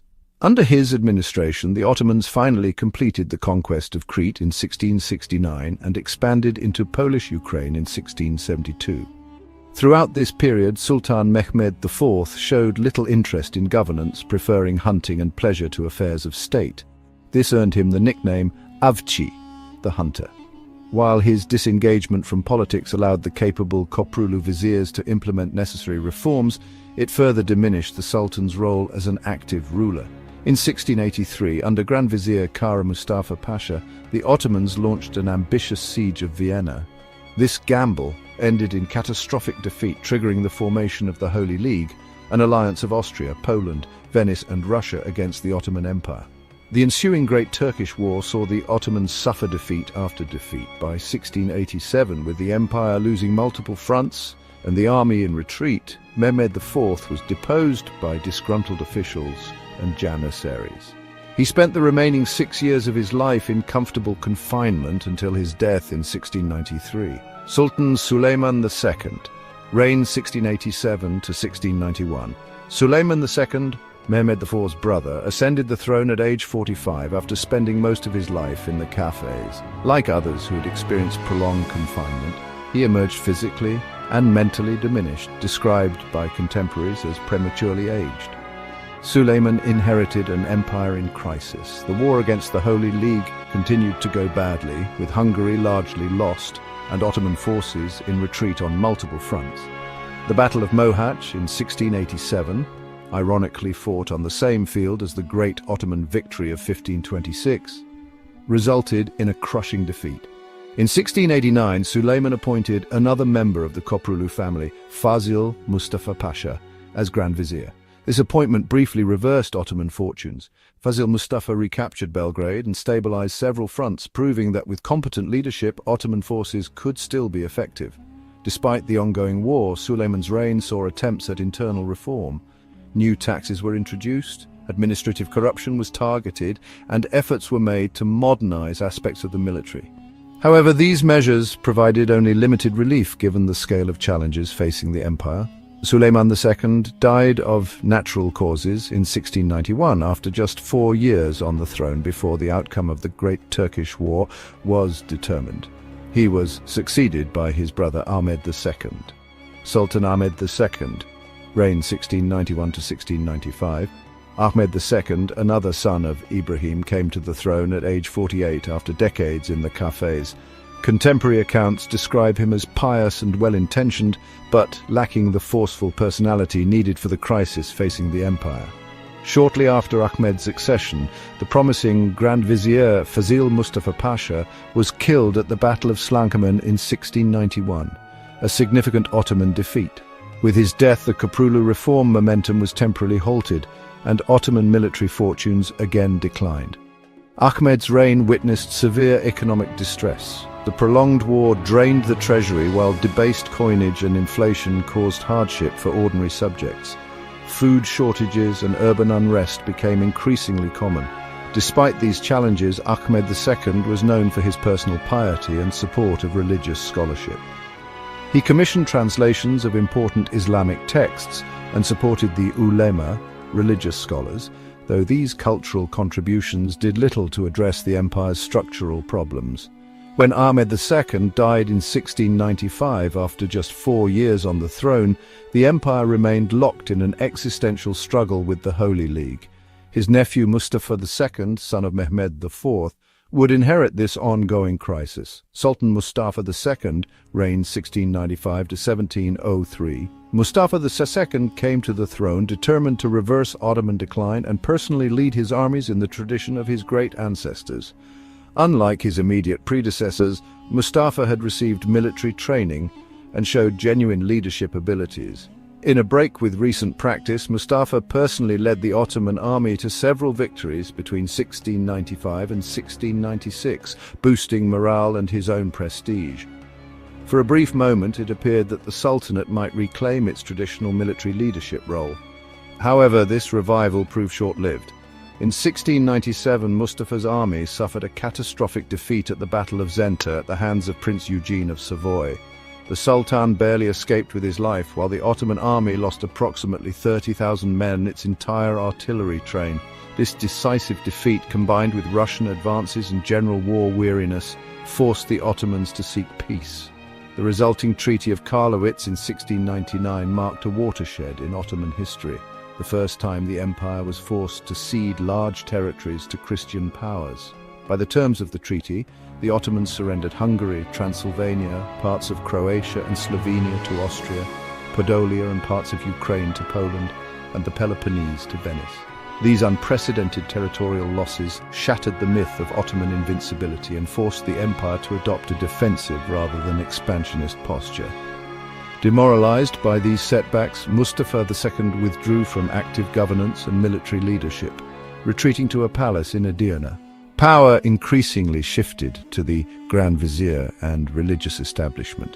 In 1703, growing discontent with the Sultan's absence from the capital and ongoing economic problems triggered what became known as the Edirne event, a rebellion that forced Mustafa to abdicate in favor of his brother Ahmed III.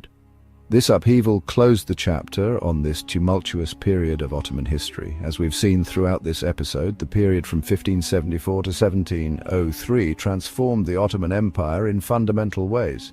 From the height of its territorial expansion under Murad III to the humiliating concessions of Karlowitz under Mustafa II, we witnessed the emergence of structural problems that would continue to challenge the empire for its remaining 2 centuries. The 11 sultans who reigned during this period faced unprecedented challenges, both internal and external. Some, like Murad IV and Mustafa II, early in his reign, demonstrated that determined leadership could still make a difference. Others, damaged by confinement in the cafes or overwhelmed by circumstances, proved unable to stem the tide of decline. The emergence of the Sultanate of Women fundamentally altered Ottoman governance. Figures like Qasım Sultan and Turhan Sultan wielded power in ways that would have been unimaginable in earlier eras. While some of these women proved capable administrators, their prominence reflected a broader shift away from the traditional militaristic sultanate. The rise of the Koprulu family of Grand Viziers demonstrated that reform was possible and could temporarily reverse negative trends.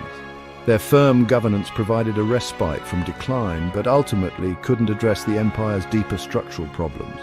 Militarily, this period witnessed the transformation of the Janissaries from elite fighting force to a politically powerful but militarily less effective institution. European powers, once technologically inferior to the Ottomans, now surpassed them in military innovation and organizational effectiveness. The Treaty of Karlowitz in 1699 marked a psychological turning point. For the first time, Ottoman elites had to confront the reality that their empire was no longer expanding but contracting. This would eventually prompt more systematic reform efforts in the 18th century. Yet, despite these challenges, it's important to remember that the Ottoman Empire remained one of the world's great powers. It would endure for another 2 centuries and continue to shape world history in profound ways. The resilience of the Ottoman institutions allowed the empire to adapt and survive long after many contemporary observers predicted its collapse. In our next episode, we'll explore how the empire responded to these challenges in the 18th century through the Tulip period and early reform efforts that attempted to modernize the Ottoman state while preserving its essential character. Thank you for joining us for this exploration of a critical period in Islamic history. If you enjoyed this episode, please like, subscribe, and share with others interested in the rich tapestry of our shared past. Until next time, Allah Hafiz. Assalamu alaikum, and welcome to episode 14 of Rise and Fall of Ottoman Empire on AI Deen Vision. And today we delve into one of the most fascinating periods in Ottoman history, the 18th century. This era witnessed both spectacular extravagance during the famous Tulip period and crucial attempts at reform as the empire faced mounting challenges from European powers. From Ahmed III's cultural renaissance to Selim III's radical reforms, this century would set the stage for the dramatic transformations of the Ottoman state in the modern era. We'll explore the reigns of 6 sultans who navigated the empire through changing fortunes: Ahmed III, Mahmud I, Osman III, Mustafa III, Abdul Hamid I, and the reformist Selim III. Their collective story tells us of an empire adapting to survive in an increasingly hostile international environment while struggling with internal contradictions.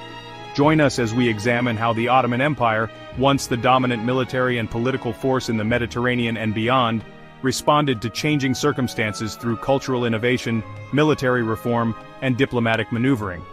The choices made during this century would shape the destiny of the Muslim world for generations to come. Sultan Ahmed III and the Tulip era, 1703 to 1730, the 18th century Ottoman Empire opens with the reign of Sultan Ahmed III, who ascended to the throne after the deposition of his brother Mustafa II, following the Edirne incident of 1703.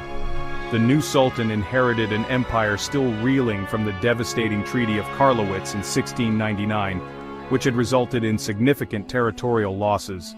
Ahmed III's early reign was dominated by the need to restore stability and recover from these setbacks. However, his reign is most remembered for the period known as the Lale Devri, or Tulip era, named after the flower that became a symbol of luxury and refinement during this time.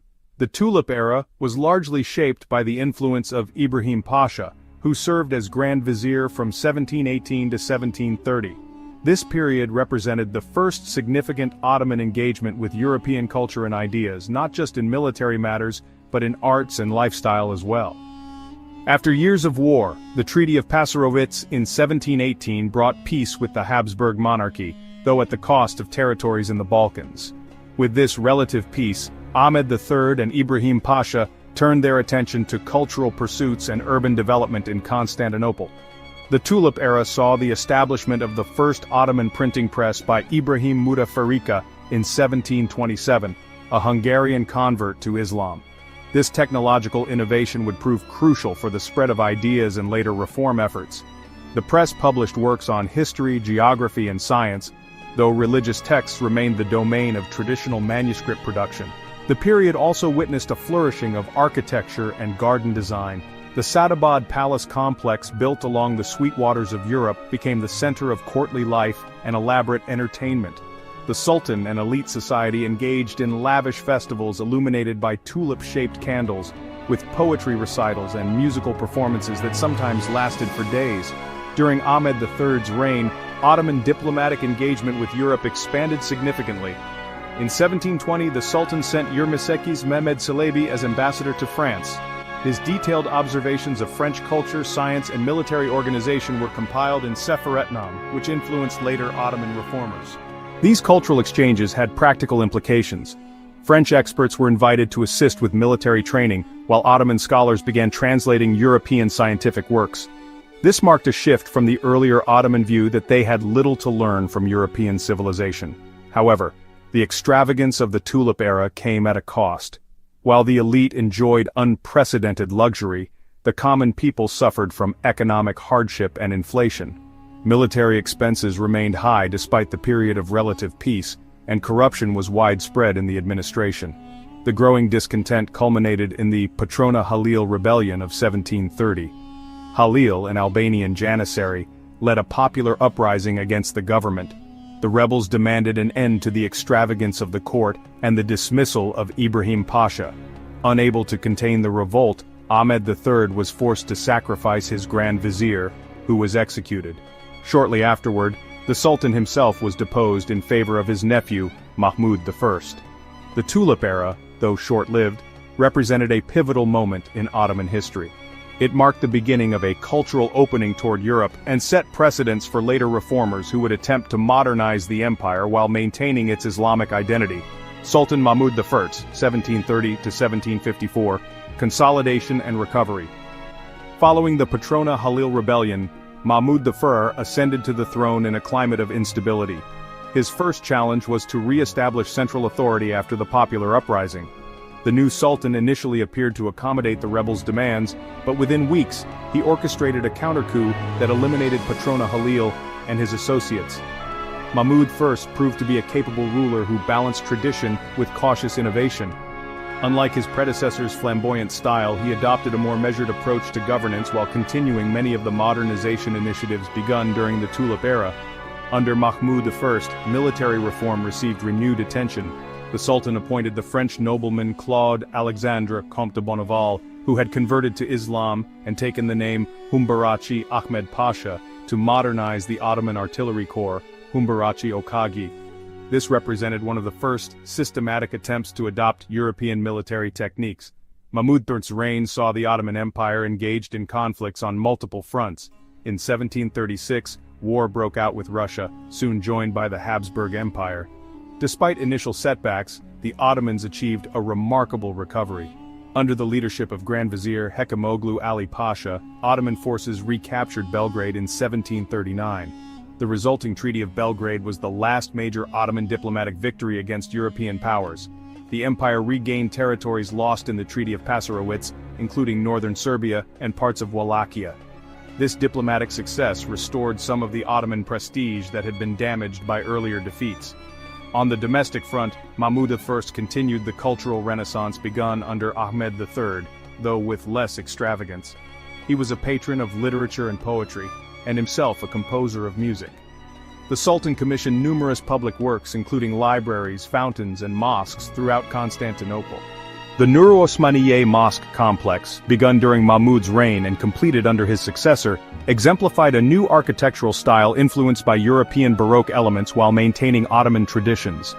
This synthesis of styles reflected the empire's growing engagement with European culture while affirming its Islamic identity.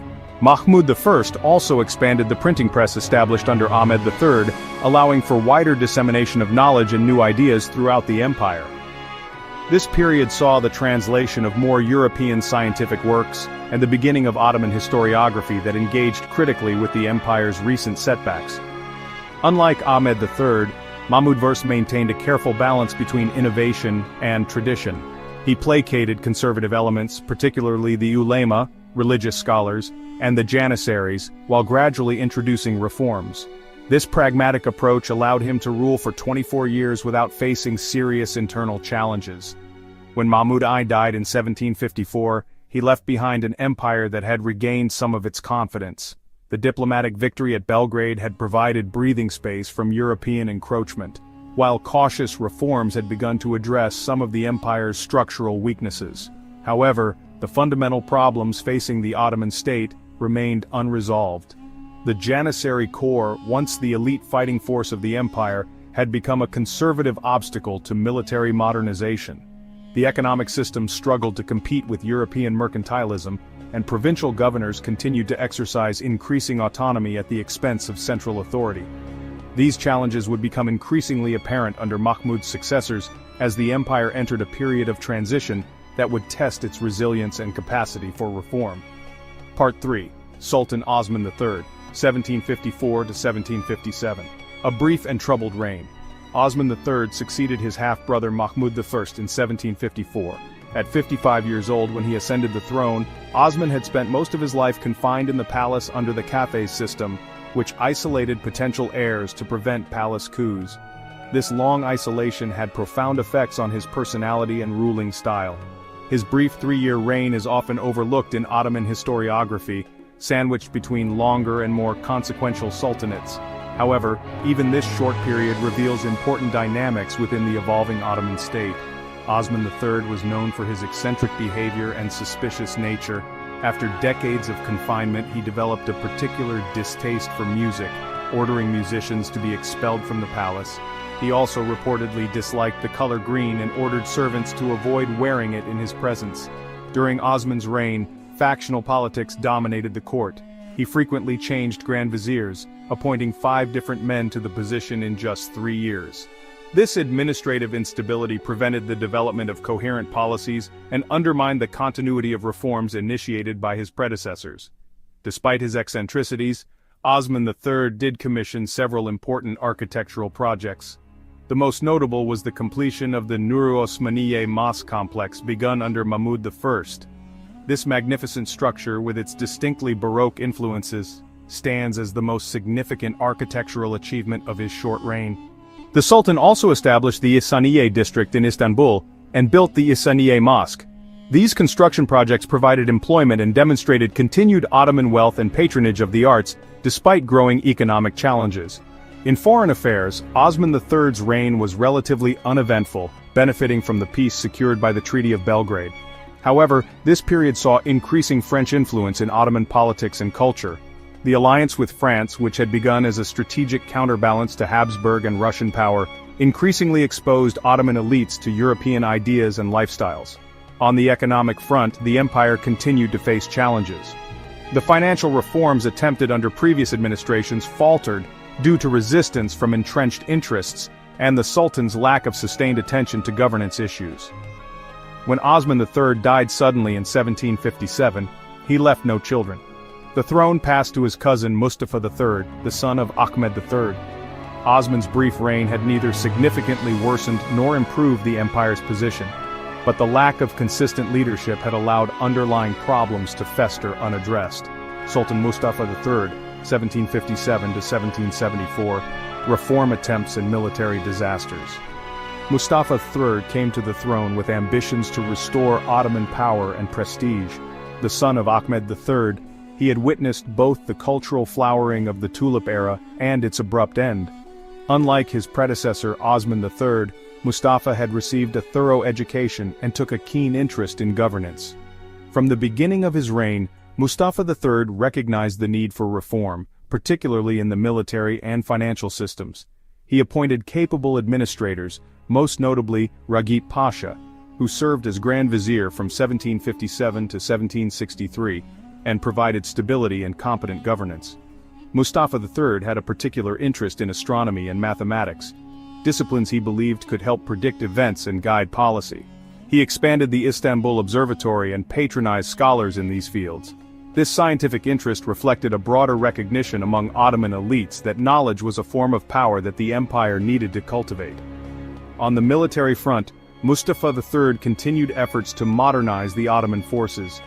He recruited European military experts, particularly from France, to train Ottoman troops in modern tactics and technology. The artillery corps received special attention, with new cannon designs and training methods introduced. Baron François de Tott, a French officer of Hungarian origin, played a significant role in these reforms. He established a new engineering school, the Mühendishane-i-Bar-i-Humayun, Imperial Naval Engineering School, in 1773, which trained Ottoman officers in modern mathematics, fortification design, and artillery tactics. Despite these reform efforts, the Ottoman Empire was drawn into a disastrous war with Russia from 1768 to 1774.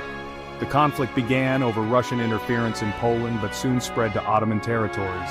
The war revealed the continued weaknesses of Ottoman military organization despite recent reform attempts. The Russian-Ottoman War saw a series of devastating defeats for Ottoman forces. In 1770, the Russian Baltic fleet sailed around Europe and destroyed the Ottoman navy at the Battle of Chesme near the Aegean coast. On land, Russian forces under General Rumyantsev defeated the Ottomans in multiple engagements and occupied much of the Danubian principalities. By 1772, the military situation had become dire. Russian forces advanced deep into the Balkans, threatening Ottoman control of the region. However, Mustafa III did not live to see the end of the conflict. He died in January 1774, leaving his brother Abdul Hamid I to deal with the consequences of the war. Mustafa III's reign reflected the challenging position of the Ottoman Empire in the late 18th century. Despite genuine efforts at reform and modernization, the structural weaknesses of the Ottoman state, an outdated military organization, financial constraints, and resistance from traditional elites, prevented these reforms from achieving their desired effect. The Sultan's death came at a critical moment, with the empire facing one of its most significant military crises. The stage was set for the disastrous Treaty of Kukuk-Kainarka, which would fundamentally alter the Ottoman Empire's position in European power politics. Sultan Abdul Hamid Vurs, 1774 to 1789. Crisis and continuation of reforms. Abdul Hamid I inherited an empire in crisis. Just months after his accession, the Ottoman Empire was forced to sign the humiliating Treaty of Kukuk-Kainarka with Russia, concluding the disastrous war begun under Mustafa III. This treaty had profound implications for Ottoman sovereignty and prestige. The terms of the treaty were severe. The Ottoman Empire recognized the independence of the Crimean Khanate, which would be annexed by Russia in 1783, ceded territories in the Caucasus and northern Black Sea coast, granted Russia the right to navigate Ottoman waters, and accepted Russian claims to act as protector of Orthodox Christians within the Ottoman Empire. Additionally, the Ottomans were required to pay a large war indemnity. The Treaty of Kukuk-Kainarka marked a turning point in Ottoman history. For the first time, the empire had not only lost territory, but also aspects of its sovereignty. The Russian claim to protect Orthodox subjects represented an unprecedented interference in internal Ottoman affairs and would provide a pretext for future Russian interventions. Despite these setbacks, Abdul Hamid I proved to be a determined ruler who continued and expanded the reform efforts of his predecessors. Recognizing the critical need for military modernization, he maintained the new engineering schools established under Mustafa III and recruited additional European experts to train Ottoman forces. Abdul Hamid I appointed capable Grand Viziers, most notably Halil Hamid Pasha, who served from 1782 to 1785. Under his administration, comprehensive reform projects were initiated, including the establishment of new artillery and engineering corps trained in European methods, the reorganization of the traditional military units, reforms in the naval administration and shipbuilding techniques, financial reforms to increase state revenues and fund military improvements. The Sultan maintained a delicate balance between innovation and tradition. While pursuing military modernization, he also emphasized his role as a defender of Islamic traditions, rebuilding religious schools and patronizing the ulema. This approach helped mitigate resistance from conservative elements within Ottoman society. Abdul Hamid I was known for his personal piety and simple lifestyle, contrasting with the extravagance of the Tulip era. He lived modestly and was accessible to his subjects, establishing a reputation as a caring ruler during times of hardship. During his reign, he also undertook significant public works projects, including the construction of the Beylerbeyi Mosque and the expansion of Istanbul's water supply system. The international situation remained challenging throughout Abdul Hamid's reign. In 1787, facing continued Russian expansion in the Black Sea region, and encouraged by an alliance with Prussia, the Ottoman Empire declared war on Russia once again. The Habsburg Empire soon joined Russia, creating a two-front war for the Ottomans. Despite reformed units showing improved performance, the overall military campaign went poorly for Ottoman forces. Abdul Hamid did not live to see the conclusion of this conflict. He died in April 1789, leaving his nephew Selim III to inherit both the ongoing war and the continuing struggle to reform and revitalize the Ottoman state. Abdul Hamid I's reign represented a critical transition period. While unable to reverse the empire's declining military position relative to European powers, his reforms laid important groundwork for the more radical transformation that his successor would attempt to implement. Sultan Selim III, 1789 to 1807, the era of new order. Selim III came to the throne during a moment of crisis, with Ottoman forces engaged in a losing war against both Russia and Austria. The new Sultan's first priority was to conclude this conflict, which was achieved through the Treaty of Jassy with Russia in 1792, and the Treaty of Sistova with Austria in 1791. Though the territorial losses were less severe than in previous conflicts, these treaties confirmed Russia's dominant position in the Black Sea region. With peace secured, Selim III embarked on the most ambitious reform program the Ottoman Empire had yet seen. Known as the Nizam-i-Jadid, or New Order, these reforms targeted virtually every aspect of Ottoman state and society, with particular emphasis on military reorganization. The centerpiece of Selim's reforms was the creation of an entirely new army corps, trained and equipped along European lines.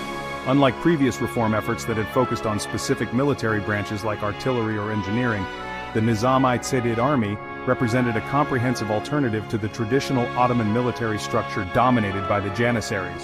To fund these reforms, Selim III established a new treasury called the Iradi-Kedid, New Revenue. This financial innovation aimed to create a dedicated funding stream for the reformed military units, insulating them from opposition by traditional power centers. The military reforms were accompanied by diplomatic innovations. Selim III established the first permanent Ottoman embassies in major European capitals, including London, Vienna, Berlin, and Paris.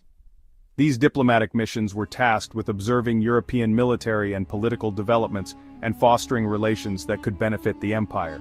Education received significant attention under Selim III. The Sultan expanded engineering schools and established new educational institutions focused on military sciences, medicine, and administration. These schools introduced Ottoman students to European languages, particularly French, which became increasingly important for diplomatic and technical training. The naval arsenal was reorganized under the supervision of French engineers, and new ships were built according to the latest European designs. This naval modernization was essential given the empire's recent defeats at sea and the increasing importance of maritime power in the Mediterranean and Black Sea regions. Selim III also attempted administrative reforms, seeking to combat corruption and inefficiency in the provincial governance system. He issued a series of regulations aimed at curbing the power of provincial notables, ayans, who had become increasingly autonomous during the 18th century. Despite their ambitious scope, Selim's reforms faced powerful opposition. The Janissaries, whose privileges were threatened by the new army, were particularly hostile. Conservative religious scholars viewed the European-inspired changes with suspicion, while provincial power holders resisted attempts to reassert central authority. The international context further complicated reform efforts. The French Revolution and subsequent Napoleonic Wars created both opportunities and challenges for the Ottoman Empire. Napoleon's invasion of Egypt in 1798 demonstrated the continued vulnerability of Ottoman territories, while also creating temporary alliances with Britain and Russia against France. Selim III maintained diplomatic flexibility during this turbulent period, navigating between the competing European powers. However, the costs of military campaigns and reforms strained the empire's finances, leading to inflation and economic hardship that undermined popular support for the Sultan's initiatives. The opposition to Selim's reforms culminated in the Edirne incident of 1806, when Janissaries and conservative elements revolted against the new order. The following year, a full-scale rebellion led by the Yamaks, auxiliary troops, and supported by conservative religious leaders forced Selim III to abdicate in favor of his cousin Mustafa IV. The reformist sultan's deposal represented a temporary victory for conservative forces within the Ottoman system. However, many of Selim's innovations, particularly in education and technical training, had created a cadre of officials committed to modernization who would influence future reform efforts. Selim III's reign, though ending in failure, represented a crucial turning point in Ottoman history. His comprehensive approach to reform acknowledged that military modernization required corresponding changes in administration, education, and diplomacy. This understanding would shape the more successful reform movements of the 19th century, making Selim III a pivotal figure in the Ottoman transition to modernity. The legacy of the 18th century Ottoman state. As we conclude our exploration of the 18th century Ottoman Empire, it's worth reflecting on the transformative nature of this period. From the cultural efflorescence of Ahmed III's Tulip era to the radical reforms of Selim III's New Order, the empire underwent significant changes as it attempted to address mounting challenges. The 6 sultans we've examined, Ahmed III, Mahmud I, Osman III, Mustafa III, Abdul Hamid I, and Selim III, each contributed in their own way to the Ottoman response to a changing world. Their collective legacy reveals several important patterns that would shape the empire's future trajectory. First, the 18th century marked the beginning of Ottoman acknowledgement that European powers had achieved military, technical, and economic advantages that required systematic response. The gradual shift from viewing Europeans merely as infidels to recognizing them as sources of potentially useful knowledge represented a profound cultural transformation. Second, military reform consistently emerged as the most urgent priority, given the empire's declining fortunes in warfare. However, each successive reform effort revealed that military modernization could not succeed in isolation from broader administrative, educational, and financial changes. Third, the pattern of reform followed by conservative backlash became established during this century. The tension between modernizers and traditionalists would remain a defining feature of Ottoman politics well into the 19th century. The diplomatic position of the Ottoman Empire also underwent a fundamental transformation during the 18th century. From a position of strength from which it could dictate terms, the empire increasingly found itself reacting to European initiatives. The emergence of the Eastern Question, European debates about how to manage the perceived Ottoman decline, reflected this new reality. Yet despite these challenges, the Ottoman Empire demonstrated remarkable resilience. Even as it lost territories and faced internal upheavals, the state maintained its core institutions and adapted to changing circumstances. The reform initiatives, though often frustrated by resistance, built upon each other to create a cumulative effect that would enable more successful transformations in the following century. As we move forward in our series, we will explore how the seeds planted during the 18th century would grow into the more comprehensive Tanzimat reforms of the 19th century. The struggle between tradition and innovation, between maintaining Islamic identity and adopting European techniques, would continue to define Ottoman history until the empire's ultimate dissolution. The lessons of this period remain relevant today, as Muslim societies continue to grapple with questions of modernization, cultural authenticity, and response to external pressures. The Ottoman experience offers valuable insights into the complexities of these challenges and the diverse ways they can be addressed. Thank you for joining us for this exploration of the 18th century Ottoman Empire. If you found this episode informative, please consider supporting AI Deen Vision by subscribing to our channel and sharing this video with others who might benefit. In our next episode, we'll examine the dramatic transformations of the Ottoman Empire during the 19th century, including the Tanzimat reforms and the constitutional experiments that attempted to revitalize the state in the face of mounting challenges. Until then, this is AI Deen Vision, bringing Islamic history to life. Allah Hafiz. Assalamu alaikum, and welcome to 15th episode of Rise and Fall of Ottoman Empire series on AI Deen Vision, where we explore the rich tapestry of Islamic history. Today, we journey to a pivotal era in Ottoman history, the Tanzimat reforms period from 1807 to 1876. As the dawn of the 19th century broke over Istanbul, the once mighty Ottoman Empire stood at a crossroads. For centuries, the Ottomans had been a dominant force spanning 3 continents, but now faced unprecedented challenges from European powers and internal unrest. The empire needed to adapt or face extinction. During this crucial period, 5 sultans would sit on the Ottoman throne: Mustafa IV, Mahmud II, Abdul Majid I, Abdulaziz, and Murad. Each would play a vital role in shaping the destiny of the empire through what would become known as the Tanzimat, meaning reorganization in Ottoman Turkish. These reforms represented the Ottoman Empire's ambitious attempt to modernize its institutions, military, education, and legal systems to compete with European powers. It was a delicate balancing act, preserving Islamic and Ottoman traditions while adopting Western innovations and structures. Today we'll explore how these 5 sultans navigated this complex period, the reforms they implemented, the resistance they faced, and the lasting legacy of their efforts to save an empire in decline. Join us as we uncover the dramatic transformation of the Ottoman state during this era of reform, rebellion, and renewal. Prelude to Reform, Sultan Mustafa IV, 1807 to 1808.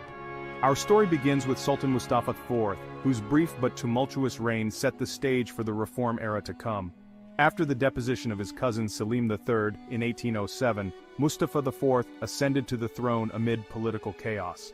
Selim III had attempted the first significant reforms through his Nizam-i-Sedid, New Order program, which aimed to modernize the Ottoman military and administration.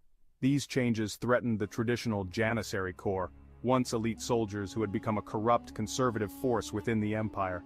Mustafa IV, supported by conservative elements in the Janissaries, came to power promising to reverse Selim's reforms.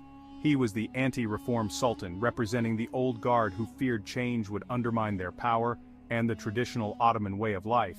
During his short reign of just over a year, Mustafa dismantled many of Selim's initiatives and reinforced traditional power structures. However, his reign was marked by instability as reform-minded officials and military leaders began organizing against him. The climax of Mustafa's reign came in July 1808, when Alemdar Mustafa Pasha, a powerful provincial governor and supporter of reform, marched his army toward Istanbul to restore Selim III.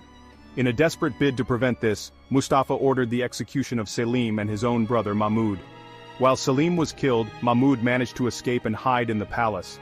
When Alemdar's forces took control of Istanbul, they discovered Selim's dead body. In the chaos that followed, Mustafa IV was deposed after just 14 months on the throne, and his brother Mahmud II became sultan. Mustafa himself would be executed shortly afterward on his brother's orders.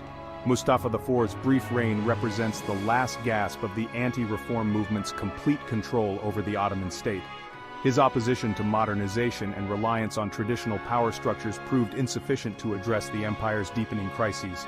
The stage was now set for the true beginning of the reform era under his brother Mahmud II, Sultan Mahmud II, laying the foundations, 1808 to 1839. Sultan Mahmud II ascended to the throne in 1808 with the empire in crisis. European powers were encroaching on Ottoman territories, provincial governors were asserting independence, and the once feared Ottoman military had fallen far behind its European counterparts. Unlike his brother, Mahmud was determined to implement reforms, but he learned from Selim's mistakes. He understood that true reform could not occur while the Janissary Corps maintained their stranglehold on power. For nearly 2 decades he carefully consolidated his authority and built alliances while appearing to appease traditional forces. Mahmud's early reign was marked by war and territorial losses. The Greek War of Independence, 1821 to 1829, resulted in the empire's first permanent loss of Muslim-majority territory. The disastrous Russian-Ottoman War of 1828 to 1829 ended with the humiliating Treaty of Adrianople, forcing major concessions. These defeats underscored the urgent need for military reform. In 1826, Mahmud made his decisive move. After establishing a new military unit trained in modern European tactics, he provoked the Janissaries into rebellion. When they revolted, Mahmud was prepared. In what became known as the Auspicious Incident, his loyal artillery units bombarded the Janissary barracks, killing thousands. The Sultan then officially abolished the Janissary Corps, removing the greatest obstacle to reform. With this historic obstacle cleared, Mahmud accelerated his modernization program. He established the Asakir-i-Mansur-i-Muhammadiye, victorious soldiers of Muhammad, a new Western-style army with modern uniforms, weapons, and training. European military advisors were brought in to train Ottoman officers. Mahmud's reforms extended beyond the military. He centralized the government, reducing the power of provincial notables. The Sultan established new ministries based on European models, created the first Ottoman census, and introduced a modern postal service. He reformed taxation systems and established the first official Ottoman newspaper in 1831. In education, Mahmud founded schools to train doctors, military officers, and administrators. He sent students to Europe to gain technical knowledge, laying the groundwork for a new educated class who would later drive further reforms. Perhaps most visibly, Mahmud transformed his own image.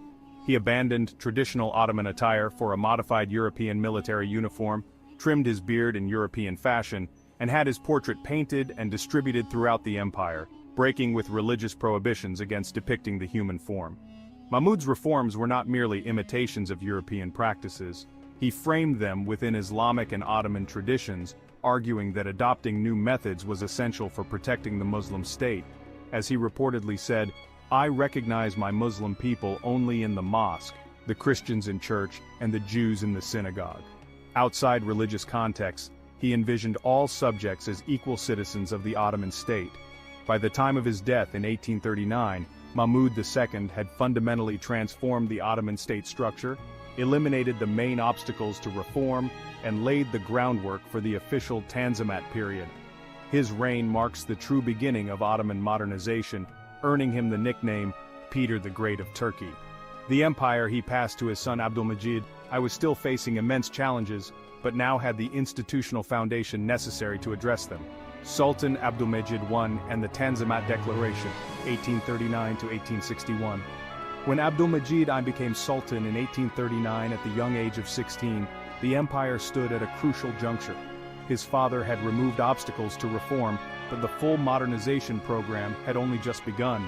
Within months of taking the throne, Abdulmajid would announce the formal beginning of what historians now call the Tanzimat era. On November 3, 1839, in the Rose Garden, Gulhane, of Topkapi Palace, the Sultan's foreign minister Mustafa Resid Pasha read aloud the Hati Serif of Gulhane, noble edict of the Rose Chamber, in the presence of Ottoman officials and European diplomats. This proclamation officially launched the Tanzimat reforms and outlined principles that would guide Ottoman governance for decades. The edict promised fundamental rights to all Ottoman subjects regardless of religion, security of life, honor and property, a fair and public trial system, equitable taxation, and an end to corruption and the tax farming system. These principles marked a revolutionary shift in the relationship between the Ottoman state and its subjects. Unlike previous reforms that focused primarily on the military, the Tanzimat targeted the entire social and administrative structure of the empire. Under Abdulmajid's reign, this translated into concrete institutional changes. In the legal sphere, new penal, commercial, and maritime codes were adopted, largely based on European models but adapted to Ottoman conditions. Mixed courts were established to handle cases involving Ottoman and foreign subjects. The traditional Islamic courts remained, but were supplemented by a parallel secular legal system. Administrative reforms continued with the establishment of provincial councils that included non-Muslim representatives. Government ministries were reorganized along European lines, and a system of meritocracy was gradually introduced in place of patronage appointments. Education saw dramatic expansion, with new primary and secondary schools established throughout the empire. The first secular universities were founded, teaching modern sciences, medicine, engineering, and administration. The curriculum in religious schools was expanded to include scientific subjects. Infrastructure development accelerated with the construction of roads, bridges, and the first Ottoman railways. Telegraph lines connected distant provinces, and modern postal systems improved communication throughout the vast empire. Urban centers saw the introduction of modern amenities and European-style architecture. Perhaps most controversial were the reforms affecting the status of non-Muslims. The Hati Humayun, imperial rescript of 1856, issued during the Crimean War to gain European support, reaffirmed equality of all subjects regardless of religion. Non-Muslims gained the right to serve in government positions and the military, though they could pay an exemption tax instead of military service. Churches and synagogues could be repaired or rebuilt without special permission. While these reforms aimed to strengthen the empire by fostering unity among its diverse populations, they proved controversial among conservative Muslims who saw them as abandoning Islamic principles of governance. Many non-Muslims, meanwhile, found the reforms insufficient and continued to seek European protection or push for independence. Abdulmajid's personal character helped advance the reform agenda. Unlike his forceful father, he was known for gentleness and compromise. He lived modestly despite building the lavish Dolmabahce Palace in European style, which became a symbol of Ottoman modernization. He reduced the imperial household budget and was known for personal generosity to the poor. During his reign, the empire faced significant external challenges. The Crimean War, 1853 to 1856, pitted the Ottoman Empire and its British and French allies against Russia. While ultimately victorious, the war strained Ottoman finances and increased dependence on European loans, the beginning of a debt crisis that would plague the empire until its end. When Abdul Majid died in 1861 at just 38 years old, likely from tuberculosis complicated by excessive alcohol consumption, he left an empire dramatically transformed. The reforms he implemented had begun to reshape Ottoman society, though many would take decades to fully materialize. His reign marked the period when the Ottoman Empire most actively engaged with European models, while attempting to maintain its distinct Islamic and Turkish character. Sultan Abdulaziz, and the peak of Tanzimat, 1861 to 1876, Sultan Abdulaziz, younger brother of Abdul Majid I, inherited an empire in the midst of transformation. His 15-year reign would see the Tanzimat reforms reach their peak, even as the financial and political challenges of the empire grew increasingly dire. Initially, Abdulaziz continued his brother's reform agenda with enthusiasm. He became the first Ottoman Sultan to travel to Western Europe, visiting Paris, London, Vienna, and other capitals in 1867. The tour impressed upon him the need for continued modernization, but also the widening gap between Ottoman and European power. Under Abdulaziz's rule, the empire experienced unprecedented infrastructure development. The Ottoman railway network expanded significantly, with lines connecting major cities and economic centers. Modern communication systems spread throughout the provinces. Istanbul and other cities saw the construction of factories, public buildings, and cultural institutions in European architectural styles. The military remained a major focus of reform. Abdulaziz, passionately interested in naval power, built the Ottoman Navy into the world's third largest after Britain and France. New warships equipped with advanced technology were purchased or constructed. The army continued its modernization with updated weapons, training, and organizational structures. Educational reforms expanded further with the establishment of the Galatasaray Lycée in 1868, which offered education in French and Turkish and welcomed students of all religions. The School of Civil Administration, Mektebi Mulkiye, trained a new generation of bureaucrats. The first women's schools were established, and education became increasingly accessible across the empire. The legal reforms initiated under Abdul Majid I were codified during Abdulaziz's reign. The Misal, a civil code based on Islamic law but organized according to European legal structures, was compiled between 1869 and 1876. This monumental work represented an attempt to modernize Sharia law while preserving its essence. Provincial administration was reorganized with the Vilayet law of 1864, creating a more centralized system based on the French model. Provinces were divided into smaller administrative units with appointed governors and elected councils that included non-Muslim representatives. Despite these achievements, Abdulaziz's reign saw mounting challenges. The most serious was the deteriorating financial situation. The reforms were expensive, and Ottoman finances had been strained by the Crimean War. The empire began taking large loans from European banks at unfavorable terms. By the 1870s, nearly 60% of government revenue went to servicing this debt. The 1873 global financial crisis hit the Ottoman economy hard, leading to widespread hardship.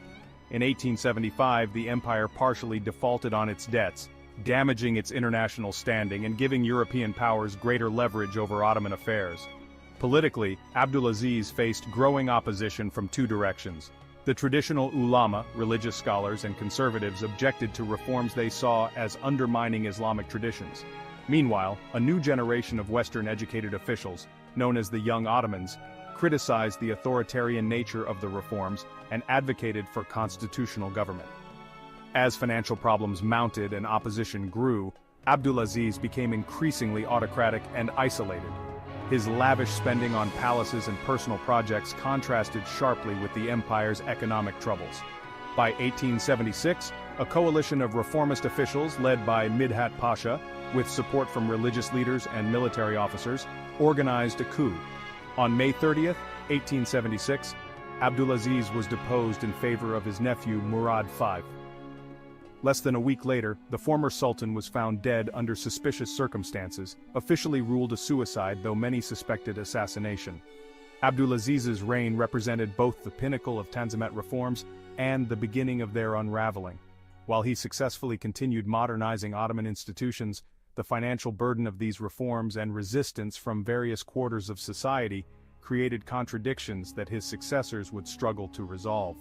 Sultan Murad V and the Constitutional Revolution, 1876. The briefest reign of our 5 sultans belongs to Murad V, who ruled for only 93 days in 1876. Despite the shortness of his tenure, his accession and deposition bracketed a pivotal moment in Ottoman constitutional history. Murad came to the throne with high expectations. He was known to sympathize with the Young Ottomans, a group of intellectuals advocating for constitutional monarchy. These reformers, including influential figures like Namik Kemal and Ibrahim Sanasi, had been influenced by European liberal ideas but sought to reconcile them with Islamic traditions. They argued that representative government was compatible with Islamic principles of consultation, shura, and that a constitution would strengthen not weaken the empire. When Murad became sultan after his uncle's deposition, constitutionalists expected him to immediately proclaim a constitution. However, the stress of the coup and his uncle's subsequent death triggered a nervous breakdown. Murad, who had previously shown signs of mental instability and alcoholism, became completely incapacitated. For months, Midhat Pasha and other officials attempted to hide the Sultan's condition while preparing the constitution. However, as Murad's health failed to improve and rumors spread, they reluctantly concluded that another change on the throne was necessary. On August 31, 1876, after just 3 months as Sultan, Murad V was deposed on grounds of mental illness. His brother, Abdulhamid II, became the new Sultan after promising to proclaim the constitution. Murad spent the remaining 28 years of his life under house arrest in Siragan Palace, where varying accounts suggest he eventually recovered his mental health, but remained imprisoned until his death in 1904. Though his actual reign was brief and largely ineffectual due to his illness, Murad V represents an important transitional figure. His deposition marked the end of the core Tanzimat period and the beginning of the constitutional era that would follow under Abdul Hamid II. The first constitutional era would begin in December 1876, just months after Murad's removal, when Abdul Hamid II reluctantly proclaimed the Ottoman constitution. Murad's tragic story illustrates the personal costs of the empire's turbulent transformation and the growing influence of constitutionalist ideas that would shape Ottoman politics in the decades to come. As we conclude our journey through the Tanzimat period, spanning from Mustafa IV to Murad V, we can appreciate the dramatic transformation of the Ottoman Empire during these pivotal decades. The reforms initiated during this era fundamentally altered Ottoman society and governance. Traditional institutions were supplemented or replaced by modern ones. Education became more secular and accessible. Legal codes standardized justice across the empire. Infrastructure projects connected distant provinces. And attempts were made to forge a new Ottoman identity that could unite the empire's diverse populations. Yet the Tanzimat reforms also created contradictions that would haunt the empire until its end. Modernization required massive borrowing, leading to financial dependency on European powers. Promises of equality to non-Muslims alienated some traditional Muslims while failing to satisfy nationalist aspirations among minority groups.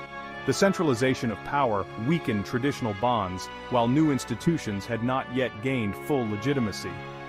Following Murad V's brief reign, his brother Abdul Hamid II would initially continue the reform process by promulgating the first Ottoman constitution in December 1876. However, less than 2 years later he would suspend it and rule autocratically for 3 decades, while continuing selective modernization, especially in technology and infrastructure. The ultimate legacy of the Tanzimat remains complex and contested.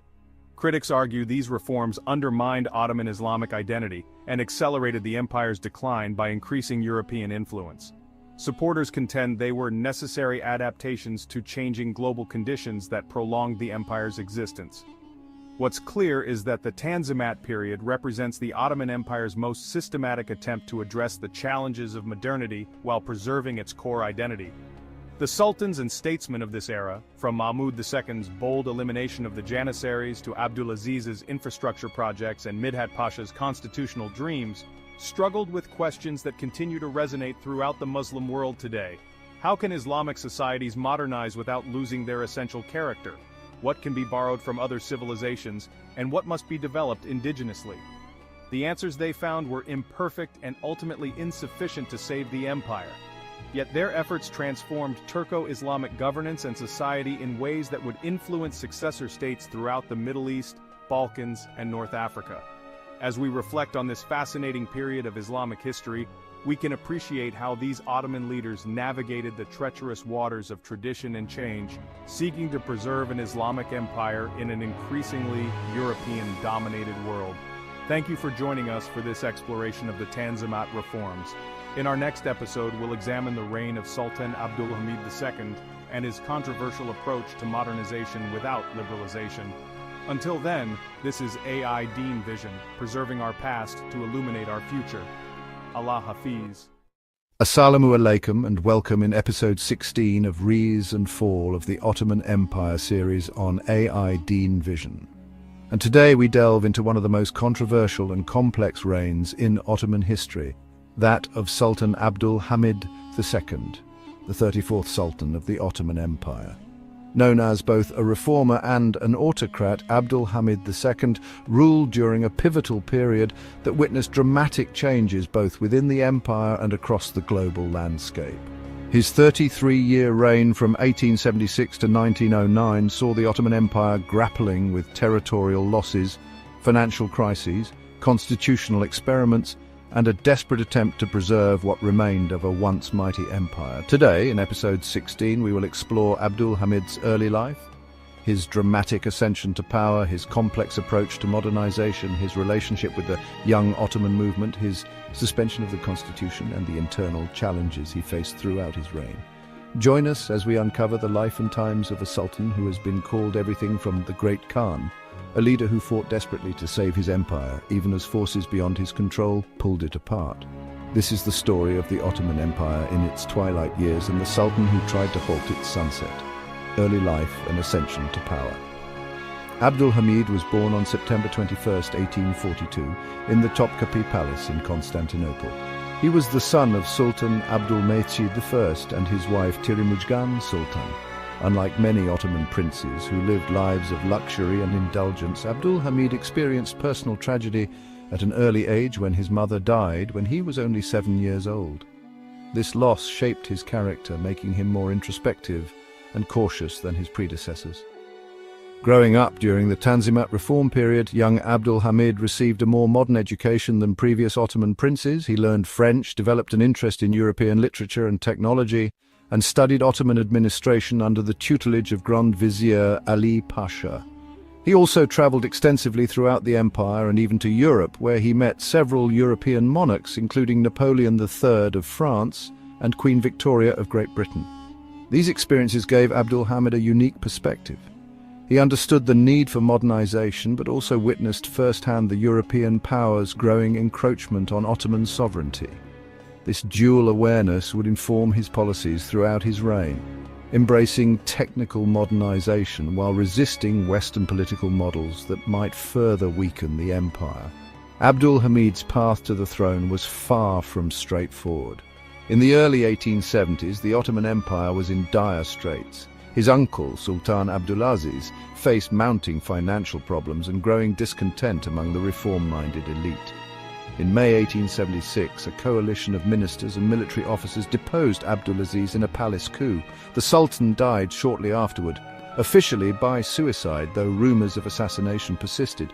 Abdulaziz's son, Murad V, ascended to the throne, but his reign would be among the shortest in Ottoman history. After just 3 months, Murad was deposed on grounds of mental instability, though the true reason likely involved his liberal tendencies and close connections to the reformist constitutionalists known as the Young Ottomans. Abdul Hamid, Murad's brother, now emerged as the compromise candidate for the throne. The constitutional reformers, led by Midhat Pasha, believed they could control the seemingly malleable prince. Before his enthronement, they extracted a promise from Abdul Hamid to establish a constitutional government. On August 31st, 1876, at the age of 34, Abdul Hamid became Sultan of the Ottoman Empire.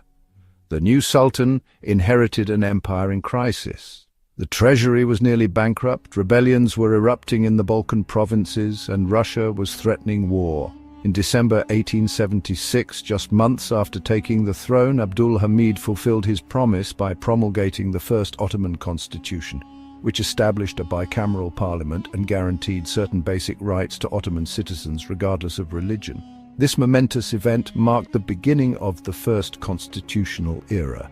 However, those who expected Abdul Hamid to be a puppet ruler would soon be disappointed. The young Sultan had his own vision for the empire's future, one that would surprise both his supporters and detractors alike.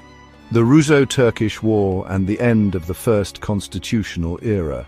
Just as Abdul Hamid II was finding his footing as Sultan, disaster struck from the north. In April 1877, Russia declared war on the Ottoman Empire, ostensibly to protect Orthodox Christians in the Balkans. The Russo-Turkish War of 1877–78 would prove catastrophic for the empire. Ottoman forces, despite fighting valiantly, were overwhelmed by the Russian military. By January 1878, Russian troops had advanced to the outskirts of Constantinople itself, prompting the Ottoman government to sue for peace. The resulting Treaty of San Stefano was a humiliation for the empire, with massive territorial losses in the Balkans, particularly the creation of a large Bulgarian state under Russian influence. The European powers, concerned about growing Russian power, intervened and convened the Congress of Berlin in June 1878. While this Congress moderated some of the harshest terms, the Ottoman Empire still lost significant territories. Romania, Serbia and Montenegro gained full independence. Bulgaria received autonomy, Bosnia and Herzegovina were occupied by Austria-Hungary, and Cyprus came under British administration. Additionally, the empire was forced to pay a large war indemnity to Russia. This devastating defeat had profound consequences for Ottoman domestic politics. Abdul Hamid, already skeptical of the constitutional experiment, now had a convenient scapegoat for the empire's failures: the parliament. He argued that internal political debates had weakened the empire's ability to defend itself and that a strong central authority was needed in times of crisis. On February 14, 1878, Abdul Hamid suspended the constitution and dissolved parliament, bringing the first constitutional era to an abrupt end after just 13 months.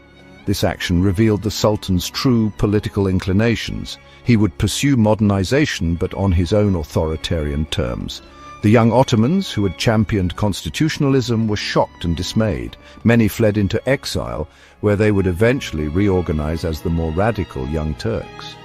For the next 3 decades, Abdul Hamid would rule as an absolute monarch, centralizing power in his own hands and establishing an elaborate spy network to monitor potential opposition. The Russo-Turkish War and its aftermath represented a pivotal moment in Ottoman history. The empire had lost approximately 1/3 of its territory and about 20% of its population. The Sultan, embittered by what he saw as European betrayal, became increasingly distrustful of Western promises and more determined than ever to strengthen his personal control over what remained of his dominions. Modernization and reform under Abdul Hamid II. Despite his autocratic tendencies, Abdul Hamid II was committed to modernizing the Ottoman Empire, albeit in a controlled, selective manner. His approach to modernization focused on technological, educational, and infrastructure development while resisting political liberalization. Education was a particular priority. The Sultan established numerous professional schools, including the Imperial School of Law, the School of Finance, the Civil Service Academy, and modern military academies. The University of Istanbul was reorganized and expanded. Primary education became more standardized, with hundreds of new schools built throughout the empire. By the end of his reign, the number of students receiving a modern education had increased tenfold. Transportation and communication infrastructure saw dramatic improvements. The telegraph network, already begun under previous sultans, was greatly expanded, connecting the far-flung provinces to the capital. By 1908, more than 30,000 kilometers of telegraph lines crisscrossed the empire. This technology not only facilitated commerce, but also strengthened central control, allowing Istanbul to communicate rapidly with provincial governors. Railway construction accelerated under Abdul Hamid, often with foreign financing. The famous Baghdad Railway, intended to link Constantinople to the Persian Gulf, was his most ambitious transportation project, though it remained incomplete by the end of his reign. Other important railway lines connected major cities and agricultural regions, stimulating economic growth in previously isolated areas. Urban infrastructure also received attention. Modern water supply systems, gas lighting, and electric tramways were introduced in major cities. Constantinople itself was transformed with new public buildings, many designed in a unique Ottoman Renaissance style that blended traditional elements with European architectural innovations. Healthcare saw significant improvements with the establishment of modern hospitals and medical schools. The Ottoman Red Crescent Society, Hilal-i-Ahmer, was founded in 1868 but flourished under Abdul Hamid, providing humanitarian aid during wars and natural disasters. The military underwent extensive reorganization with German assistance. Abdul Hamid invited German officers, led by General Colmar von der Goltz, to retrain the Ottoman army according to Prussian models.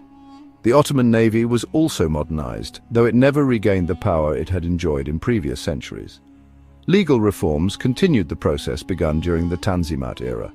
New civil, commercial, and criminal codes were implemented, and the court system was reorganized.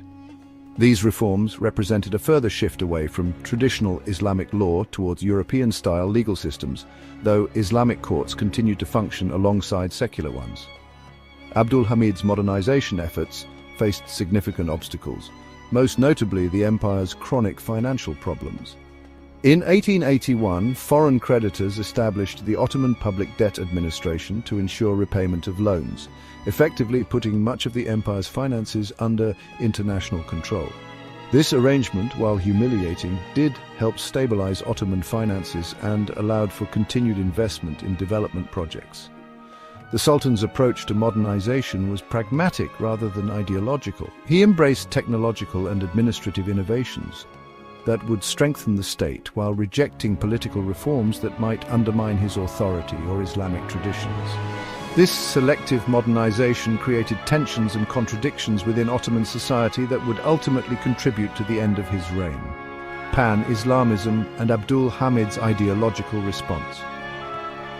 As territorial losses mounted and European powers encroached ever deeper into Ottoman affairs, Abdul Hamid II needed a unifying ideology to maintain the empire's cohesion and his own legitimacy. His solution was pan-Islamism, emphasizing his role as caliph, spiritual leader of all Muslims, and calling for Islamic unity against Western imperialism.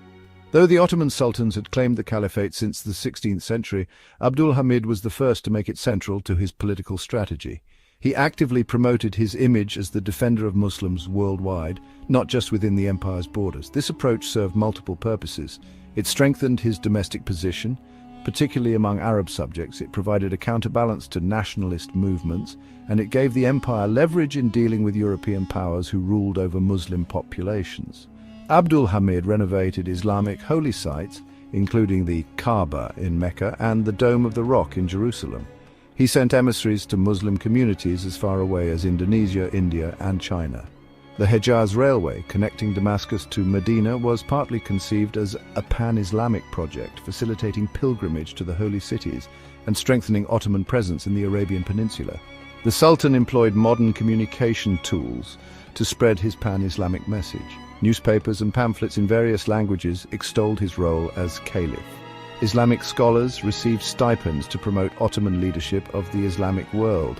When possible, Abdul Hamid intervened diplomatically on behalf of Muslims under European rule, positioning himself as their protector. This pan-Islamic policy achieved some successes. Muslims in British India, Dutch Indonesia, and Russian Central Asia looked to the Ottoman Caliph with respect. During the Greco-Turkish War of 1897, donations flowed in from Muslims worldwide. Even non-Ottoman Muslims often preferred Ottoman suzerainty to European colonial rule. as demonstrated when the Akhenezi Sultanate in Sumatra requested Ottoman protection against Dutch expansion. However, pan-Islamism also had significant limitations. The Ottoman Empire lacked the military and economic power to effectively challenge European colonialism. Some Muslim leaders, particularly in North Africa and Central Asia, viewed Ottoman claims with suspicion. And within the empire itself, Arab nationalism was beginning to emerge as a competing ideology, particularly among educated elites. Furthermore, Abdul Hamid's emphasis on Islam complicated relations with the empire's substantial Christian populations, especially in the Balkans. Though the Sultan did not systematically persecute Christians, his Islamic rhetoric sometimes exacerbated religious tensions, and instances of violence against Christian communities, most notoriously the Armenian massacres of 1894–96, damaged the empire's international standing. Pan-Islamism represented Abdul Hamid's attempt to find an authentic Ottoman response to the challenges of modernity and imperialism. It was neither wholly successful nor entirely a failure, but it significantly shaped the final decades of Ottoman history and influenced Islamic political thought well into the 20th century. The Hamidian era, culture, society, and daily life. The 3 decades of Abdul Hamid's rule represented a distinct period in Ottoman cultural and social history, characterized by both traditional revival and accelerating modernization.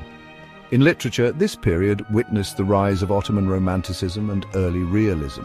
Notable writers like Namik Kemal, despite facing censorship, produced influential works that blended Western literary forms with Ottoman themes. The novel emerged as a significant new genre, with Halit Ziya Usaklagil's My Visaya, Blue and Black, considered one of the masterpieces of the era. Journalism flourished despite strict censorship. Newspapers like Turkmeni Hakikat, Interpreter of Truth, and Ikdam, Perseverance, achieved substantial circulation. Many journalists operated from exile, publishing in cities like Paris, Geneva, and Cairo. Visual arts experienced significant transformation. Traditional Ottoman miniature painting declined further, while Western-style painting gained prominence. The Imperial School of Fine Arts, established in 1882, trained a generation of Ottoman artists in European techniques. Architecture combined Ottoman, Islamic, and European elements in an eclectic Ottoman revivalism style. Education expanded dramatically during this period. Modern schools using contemporary teaching methods spread throughout the empire. Education for women received unprecedented attention, with the first teacher training college for women established in 1870 and expanded under Abdul Hamid. By the end of his reign, literacy rates had improved significantly in urban areas. Daily life for ordinary Ottomans varied enormously depending on region, religion, and social class. In major cities, the upper and middle classes increasingly adopted European fashions and social customs. Coffee houses evolved into more sophisticated establishments. Theatres and music halls provided new forms of entertainment. The position of women began to change, albeit slowly. Upper-class urban women gained access to education and greater mobility, though gender segregation persisted. Women's magazines like Hanimlara Mahsus Gazete, Ladies' Own Gazette, advocated for women's education and discussed their role in a modernizing society. The Hamidian era was also marked by significant demographic changes. The empire became increasingly Muslim as Christian territories in the Balkans achieved independence and Muslim refugees from these regions poured into remaining Ottoman lands. Opposition movements and the Young Turks, despite Abdul Hamid's extensive spy network and repressive measures, opposition to his autocratic rule grew steadily throughout his reign. The most significant challenge came from the Young Turks, a diverse coalition of reform-minded intellectuals, military officers, and government officials who advocated for constitutional government. The origins of the Young Turk movement can be traced to the 1889 founding of the Ottoman Unity Society, Ittihad-i Osmani Cemiyeti, by students at the Imperial Military Medical School. This secret society, later renamed the Committee of Union and Progress, CUP, initially operated underground within the empire but eventually established centers in Paris, Geneva, Cairo, and other cities beyond the Sultan's reach. The Young Turks were ideologically diverse, united mainly by their opposition to Abdul Hamid's absolutism. Some were liberals inspired by Western democratic ideals, others were Turkish nationalists. Still others advocated for a multicultural Ottoman identity. They published newspapers and journals that were smuggled into the Ottoman Empire, criticizing the Sultan's policies and advocating for constitutional government. Within the military, discontent grew as officers, particularly those with modern education, chafed under the Sultan's micromanagement. Many junior officers joined secret Young Turk cells, creating a dangerous fifth column within Abdul Hamid's most important power base. The Young Turk Revolution finally erupted in July 1908. The spark came from the Macedonian city of Monastir, where Major Ahmed Niazi Bey and his followers took to the mountains in armed rebellion. The movement spread rapidly through the military units in the European provinces. When the Sultan sent loyal troops to suppress the revolt, many of them defected to the revolutionaries. Faced with this military uprising and unable to rely on his own forces, Abdul Hamid capitulated. On July 24, 1908, he announced the restoration of the 1876 constitution and the reconvening of Parliament. This date marked the beginning of the second constitutional era and effectively ended Abdul Hamid's absolute rule, though he remained Sultan for another 9 months. The counter-coup and deposition. Abdul Hamid II did not accept his diminished role peacefully. As divisions emerged among the Young Turks, the Sultan saw an opportunity to restore his power. This led to the counter-coup of April 1909.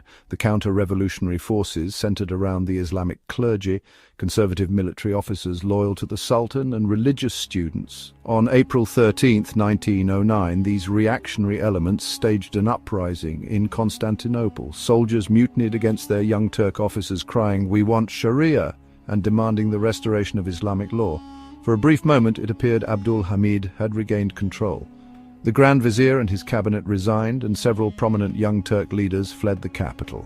The Sultan accepted the resignations and appointed a more conservative government.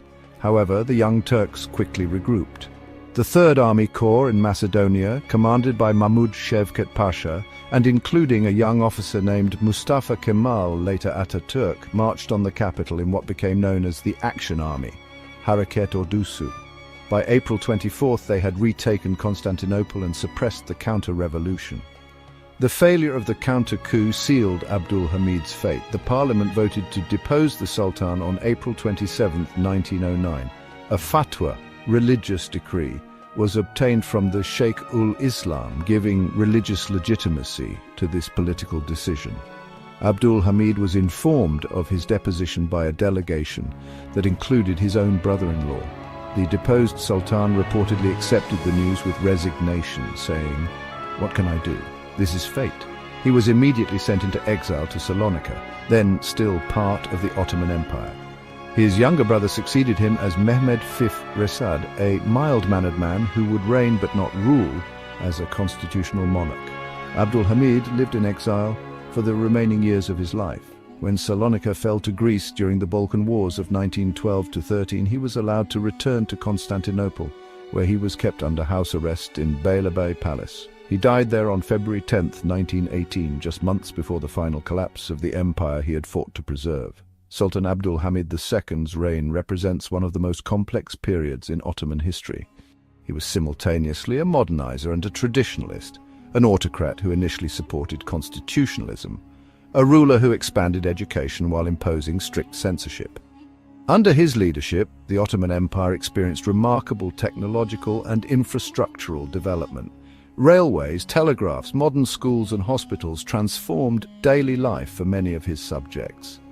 Yet, these material improvements came at the cost of political freedoms, with Abdul Hamid's spy network creating an atmosphere of suspicion and fear. His pan-Islamic policies strengthened the empire's ties with Muslims worldwide, but complicated relations with Christian subjects and Western powers. His selective approach to modernization, embracing Western technology while rejecting Western political models, created tensions that ultimately proved unsustainable. Perhaps Abdul Hamid's greatest failure was his inability to halt the empire's territorial disintegration. Despite his diplomatic skill and modernization efforts, the Ottoman Empire continued to lose ground to European powers and national independence movements. Yet we must also acknowledge the extraordinary challenges Abdul Hamid faced. He inherited an empire already in deep crisis, financially bankrupt, militarily weakened, and surrounded by predatory powers. That the Ottoman state survived at all during this period owes something to his tenacity and vision. Abdul Hamid's legacy remains contested to this day. To some, he was the Red Sultan, a paranoid despot responsible for political repression.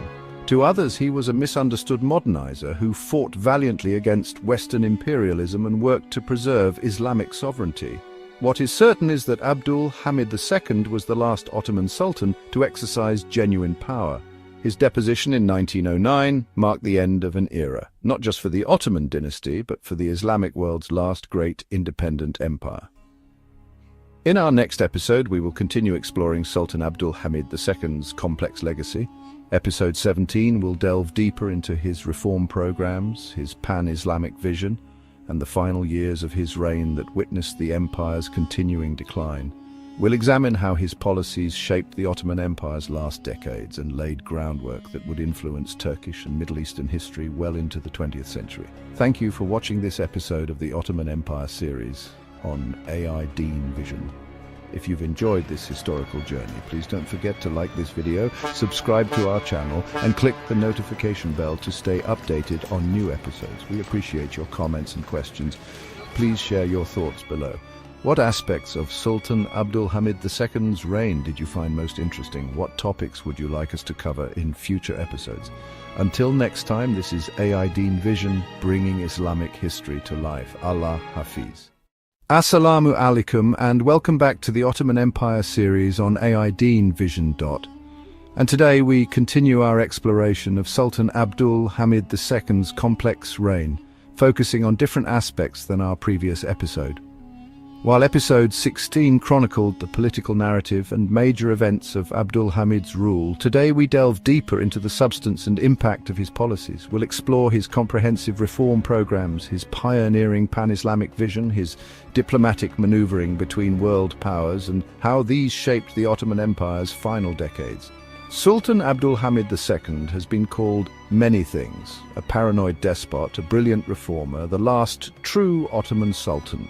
But perhaps most accurately, he was a ruler desperately trying to preserve an empire caught between traditional values and modern necessities, between Islamic identity and Western pressure, between imperial nostalgia and inescapable decline. In this episode, we will analyze how his educational reforms transformed Ottoman society, how his pan-Islamic vision created a new imperial ideology, how his diplomatic approach played European powers against each other, and how his policies ultimately influenced modern Turkey and the wider Muslim world. The architecture of reform, Abdul Hamid II's reign is defined by his systematic modernization program, which integrated education, healthcare, infrastructure and administration into a cohesive architecture of reform. Education. Recognizing the need for educated citizens, Abdul Hamid expanded state schools from 200 to over 10,000, including primary, ibtidai, secondary, rustiya, idadi, and specialized institutions like the Civil Service Academy, Malkiya, and War College, Harbiya. Unlike earlier elite-focused reforms, these schools reached provincial towns, making primary education nearly universal in urban areas by 1909. The curriculum blended Islamic studies with modern subjects like mathematics and science, creating a generation of modern yet Muslim Ottomans. Ironically, many young Turks who overthrew him, including Mustafa Kemal Ataturk, were products of these schools. Healthcare, modern hospitals, such as the Hamidiyya Etfal Hospital in Constantinople, advanced pediatric care, while the Imperial Medical School trained doctors in Western practices. The Ottoman Red Crescent Society expanded, providing aid during wars and disasters, symbolizing public welfare commitment. Urban development, cities like Constantinople gained water systems, sewage networks, gas lighting and electricity. Public parks and government buildings in the Ottoman Renaissance style transformed urban landscapes. Modern municipal councils improved local governance, laying foundations for contemporary Middle Eastern cities. Transportation. Railways grew from 1,500 kilometers in 1876 to 5,800 kilometers by 1908, including the Hejaz and Baghdad railways, connecting agricultural regions to ports. Modern roads enhanced trade and centralized control. Bureaucracy. The administration was reorganized with streamlined ministries, standardized procedures, and merit-based appointments, creating a professional civil service. Agriculture, model farms, and agricultural banks promoted modern techniques, while the agricultural school in Halkali trained experts to boost productivity. Abdul Hamid's reforms were comprehensive, but they carried a contradiction. The educated and efficient systems he created fueled political aspirations that challenged his autocratic rule, aiding the Young Turk Revolution. Pan-Islamism as imperial strategy. Abdul Hamid's pan-Islamic vision was a strategic response to European colonialism, emphasizing his role as caliph to unite Muslims globally and bolster Ottoman legitimacy. Hejaz Railway. This railway, linking Damascus to Medina, facilitated pilgrimage and strengthened Ottoman control in Arabia. Funded by Muslim donations worldwide, it symbolized religious and strategic unity. Holy sites, renovations of the Kaaba, Prophet's Mosque, and Dome of the Rock reinforced Ottoman guardianship of Islam's sacred places. Diplomacy. Abdul Hamid sent envoys to Muslim communities from Morocco to Indonesia, fostering solidarity. During the 1877-78 Russo-Turkish War, Indian Muslims supported the Ottoman cause, showing the vision's impact. Internal policies. Religious scholars, ulama, gained influence in state decisions, and the Sheikh-ul-Islam became a key political figure. State schools emphasized Islamic instruction, while madrasas were modernized. The Hamidiyya Library in Constantinople became a hub for Islamic scholarship. Abdul Hamid's pan-Islamism aimed to counter Western hegemony, but the empire's military and economic weaknesses limited its effectiveness. It also strained relations with non-Muslims and faced competition from nationalist movements, including Arab, Albanian, and Kurdish identities. Diplomatic balancing and great power relations. Abdul Hamid inherited an empire surrounded by predatory powers: Russia, Britain, France, and Austria-Hungary. His defensive diplomacy exploited their rivalries to preserve Ottoman independence. Germany. Post-1877 Russo-Turkish War, Abdul Hamid cultivated German ties marked by Kaiser Wilhelm II's 1898 visit. German advisors trained the army, and German firms built railways offering loans with fewer conditions. Britain. He leveraged British fears of Russian expansion, securing support during the 1877-78 crisis when British naval presence deterred Russian occupation of Constantinople. France. French banks held significant Ottoman debt, but Abdul Hamid balanced economic concessions with resistance to political demands, cultivating French public opinion. Russia. He made targeted concessions like limited straits access while defending Ottoman territories, avoiding major conflicts. Armenian question. Facing European pressure for Armenian reforms, Abdul Hamid promised changes to deflect criticism, but limited measures contributed to tensions, culminating in the 1894-96 massacres. Cretan crisis, 1896-98. He accepted Crete's autonomy under European pressure, but maintained Ottoman sovereignty, manipulating rivalries to limit foreign influence. Abdul Hamid's intelligence network and personal oversight of diplomacy ensured no major territorial losses from 1882 to 1908. However, constant maneuvering, drained resources, and shifting European alliances like the Triple Entente reduced his strategy's effectiveness by 1909. Economic transformation and financial challenges. Abdul Hamid pursued economic modernization despite severe constraints from foreign debt and the Ottoman Public Debt Administration, OPDA, which controlled key revenues. Infrastructure, railways, and modern ports in Beirut, Izmir, and Constantinople boosted exports. Steamship lines expanded trade with Europe and Asia. Agriculture, agricultural banks provided loans, and model farms demonstrated modern techniques. Exports like cotton and tobacco grew significantly. Industry, the industrial school trained technicians, and modest tax incentives spurred textile and food processing industries, though growth lagged behind Europe. Revenue, government revenue nearly doubled from 1880 to 1908 despite territorial losses. The OPDA's control and foreign concessions limited fiscal flexibility. Abdul Hamid encouraged Ottoman Muslim merchants and reorganized religious endowments, vakif, for development, though this alienated religious authorities. Economic growth was uneven, with Western Anatolia advancing while peripheral regions lagged, fueling discontent in Arab provinces. Cultural and intellectual currents. Abdul Hamid's reign coincided with a cultural renaissance despite censorship shaping the empire's final years. Literature, novels by Halit Ziya Usakligil, Aski Memnu, and poetry by Tevfik Fikret critiqued society using simplified Turkish that anticipated language reforms. Theatre, Abdülhak Hamid Tarhan's plays and Gulu Agop's Ottoman theatre introduced modern techniques, often via historical allegory. Visual arts, Osman Hamdi Bey's paintings blended Western and Eastern styles, while the Ottoman Renaissance architecture seen in Sirkeci railway station symbolized selective modernization. Journalism, newspapers like Ikdam focused on non-political content, while exiled journalists in Paris and Cairo published critical works. Political thought, Islamism, Ottomanism and Turkism debated the empire's identity. Islamism aligned with Abdul Hamid, Ottomanism sought multi-ethnic unity, and Turkism, led by Yusuf Akura, influenced the Young Turks. Women's voices, Fatma Aliye Hanim's writings advocated women's rights, and journals like Hanimlara Mahsus Gazete discussed education and social roles. Urban Ottomans embraced a self-conscious modernity evident in literature, fashion and daily life, though Abdul Hamid's selective modernization, adopting technology but censoring politics, reflected his ambivalence. Legacy and historical assessment. Abdul Hamid's legacy is polarized. His reforms created enduring institutions, from schools to railways, used by the Young Turks and early Turkish Republic. His pan-Islamic vision influenced Muslim movements, from India's Khilafat movement to modern Islamism, framing Islam as a counterforce to Western hegemony. For minorities, his record is mixed. Jewish communities prospered, but Armenian massacres, 1894-96, remain a dark mark. His educational reforms advanced women's opportunities, though traditional gender roles persisted. In Arab provinces, pan-Islamism initially united Muslims, but centralization and Turkish nationalism sowed Arab nationalism. Critics argue his repression of constitutionalism accelerated the empire's collapse, while defenders credit his diplomacy and reforms with delaying it. Facing debt, predatory powers and internal tensions, his achievements were remarkable, though his autocracy had moral costs. Abdul Hamid posed a vital question: how can Islamic societies modernize while preserving identity?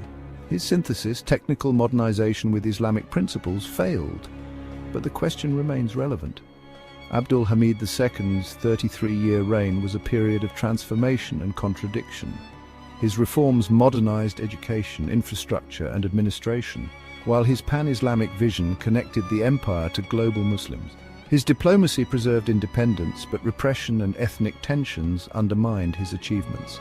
His legacy endures in Turkey's institutions and Muslim political thought, marking a transition from empire to modernity. Next, we explore the Ottoman Empire's final years, from the Young Turk Revolution to its collapse post-World War I. Allah Hafiz. Assalamu alaikum and welcome to the second last episode of the Ottoman Empire series on AI Deen Vision. Today, we present our penultimate episode in this epic saga, the story of the final years of one of history's greatest Muslim empires. By the dawn of the 20th century, the once mighty Ottoman state was known as the sick man of Europe, its territories shrinking, its economy struggling, and its political system in turmoil. The final sultans, Mehmed V and Mehmed VI, would witness the dissolution of an empire that had stood for over 600 years. In this episode, we'll analyze the complex forces that led to the Ottoman collapse, the rise of nationalism throughout the empire's territories, the devastating impact of World War I, the final political struggles between reformers and traditionalists, and ultimately the abolition of the Sultanate itself. This is not merely a story of decline, but one that contains profound lessons about governance, modernization, identity, and the challenges of adapting ancient institutions to a rapidly changing world. The Ottoman Empire's fall would reshape the modern Middle East and set the stage for the birth of the Republic of Turkey, which we'll explore in our final episode. Join us as we chronicle the fall of the empire, a pivotal chapter in Islamic history where tradition and modernity collided with world-altering consequences. By 1909, the Ottoman Empire was a shadow of its former self.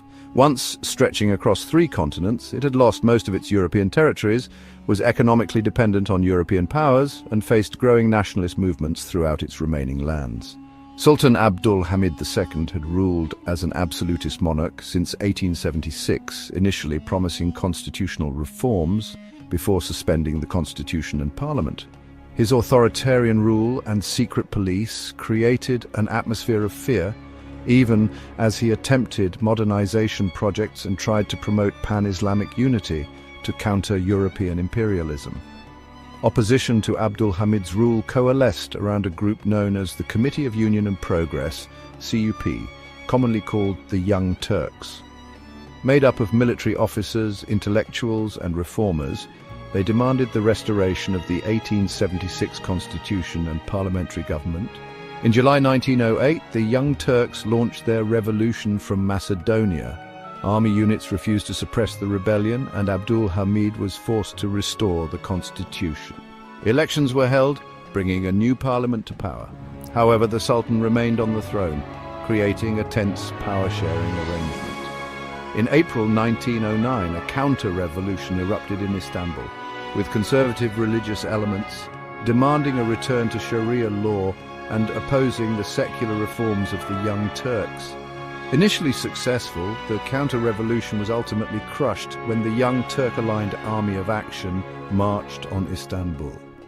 The Committee of Union and Progress used this opportunity to depose Abdul Hamid II. On April 27, 1909, the parliament formally removed the Sultan from power.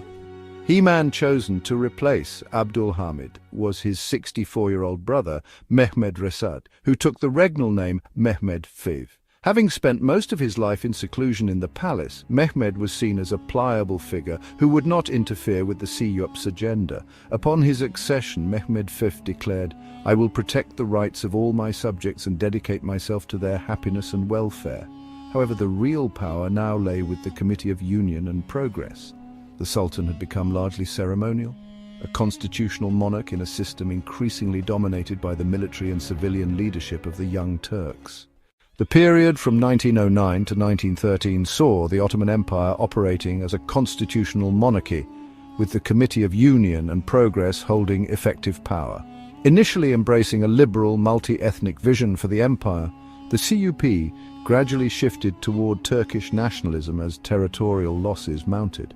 The leadership triumvirate that would eventually dominate consisted of Enver Pasha, military affairs, Talat Pasha, internal affairs, and Kemal Pasha, naval affairs.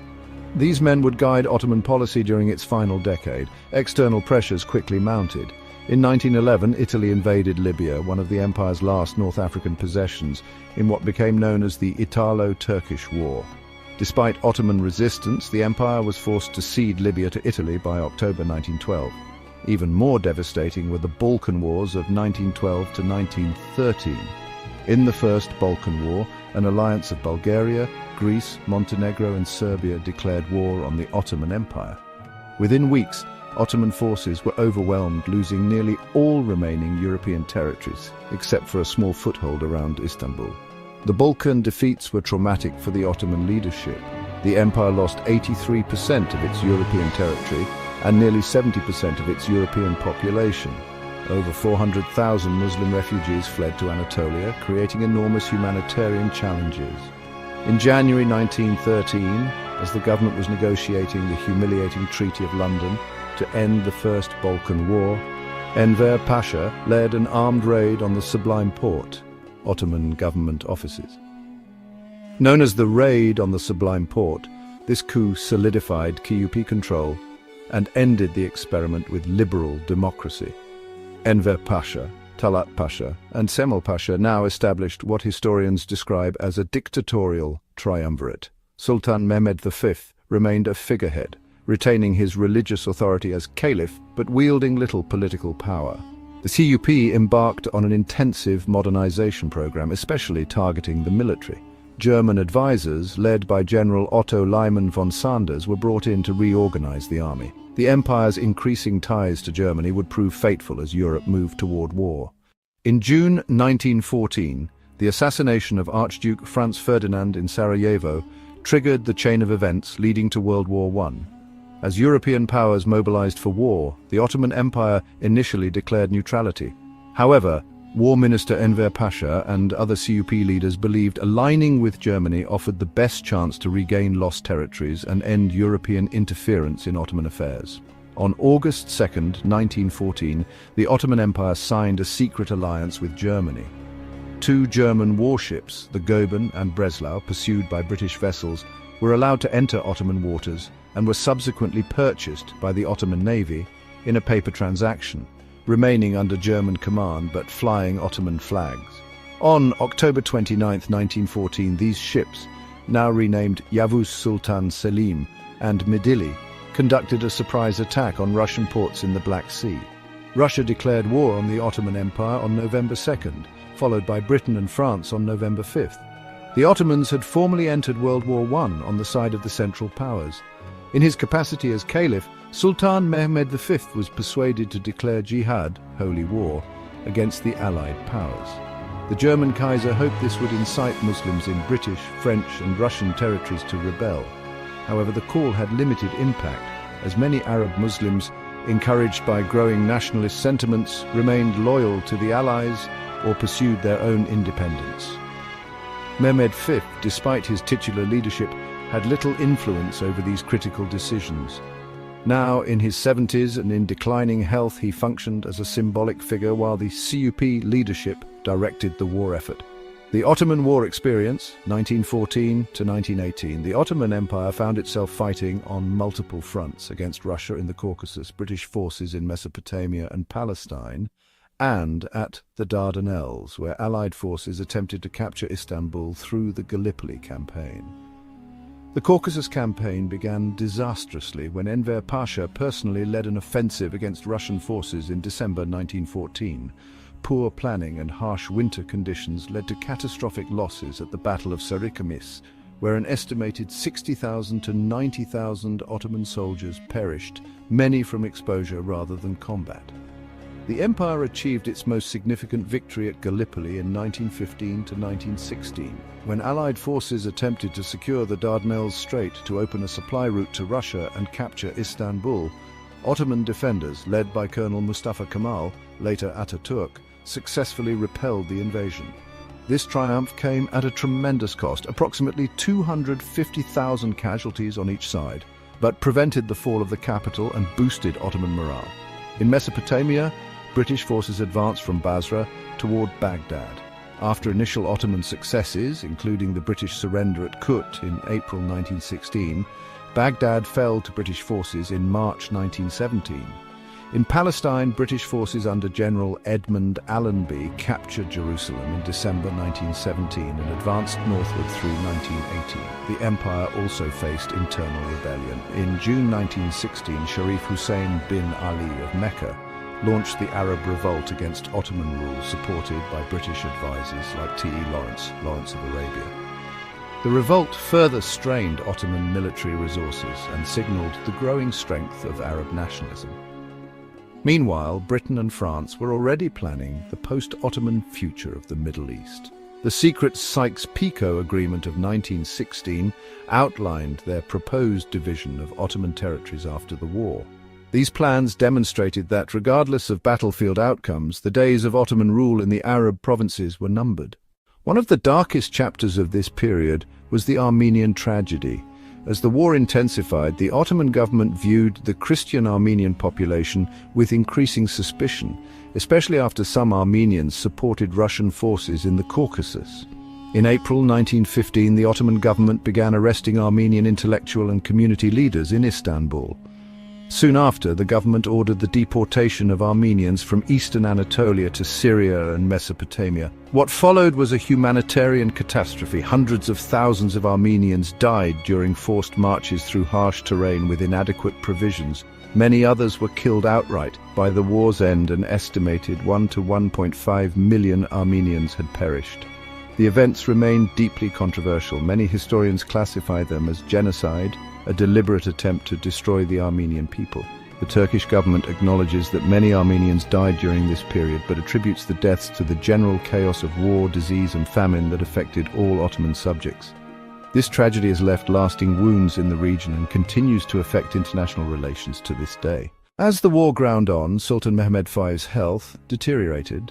Having reigned for 9 years as a constitutional monarch with limited power, he died on July 3, 1918, at the age of 73. Despite his lack of political authority, He was respected for his piety and dignified bearing during a tumultuous period. His brother Mehmed Vahiduddin succeeded him as Mehmed VI, the 36th and final Sultan of the Ottoman dynasty. Mehmed VI inherited a crumbling empire facing imminent defeat. Mehmed VI was 57 when he ascended the throne. Unlike his predecessor, he was determined to reassert sultanic authority. Intelligent and well-educated, he had travelled abroad and understood the empire's precarious position. His first months in power coincided with the final Ottoman military collapse. Allenby's forces broke through in Palestine in September 1918, capturing Damascus and Aleppo. On the Macedonian front, Bulgaria's surrender left Ottoman territories exposed. On October 30th, 1918, the Ottoman Empire signed the Armistice of Mudros aboard a British warship in the Aegean Sea. The terms were harsh.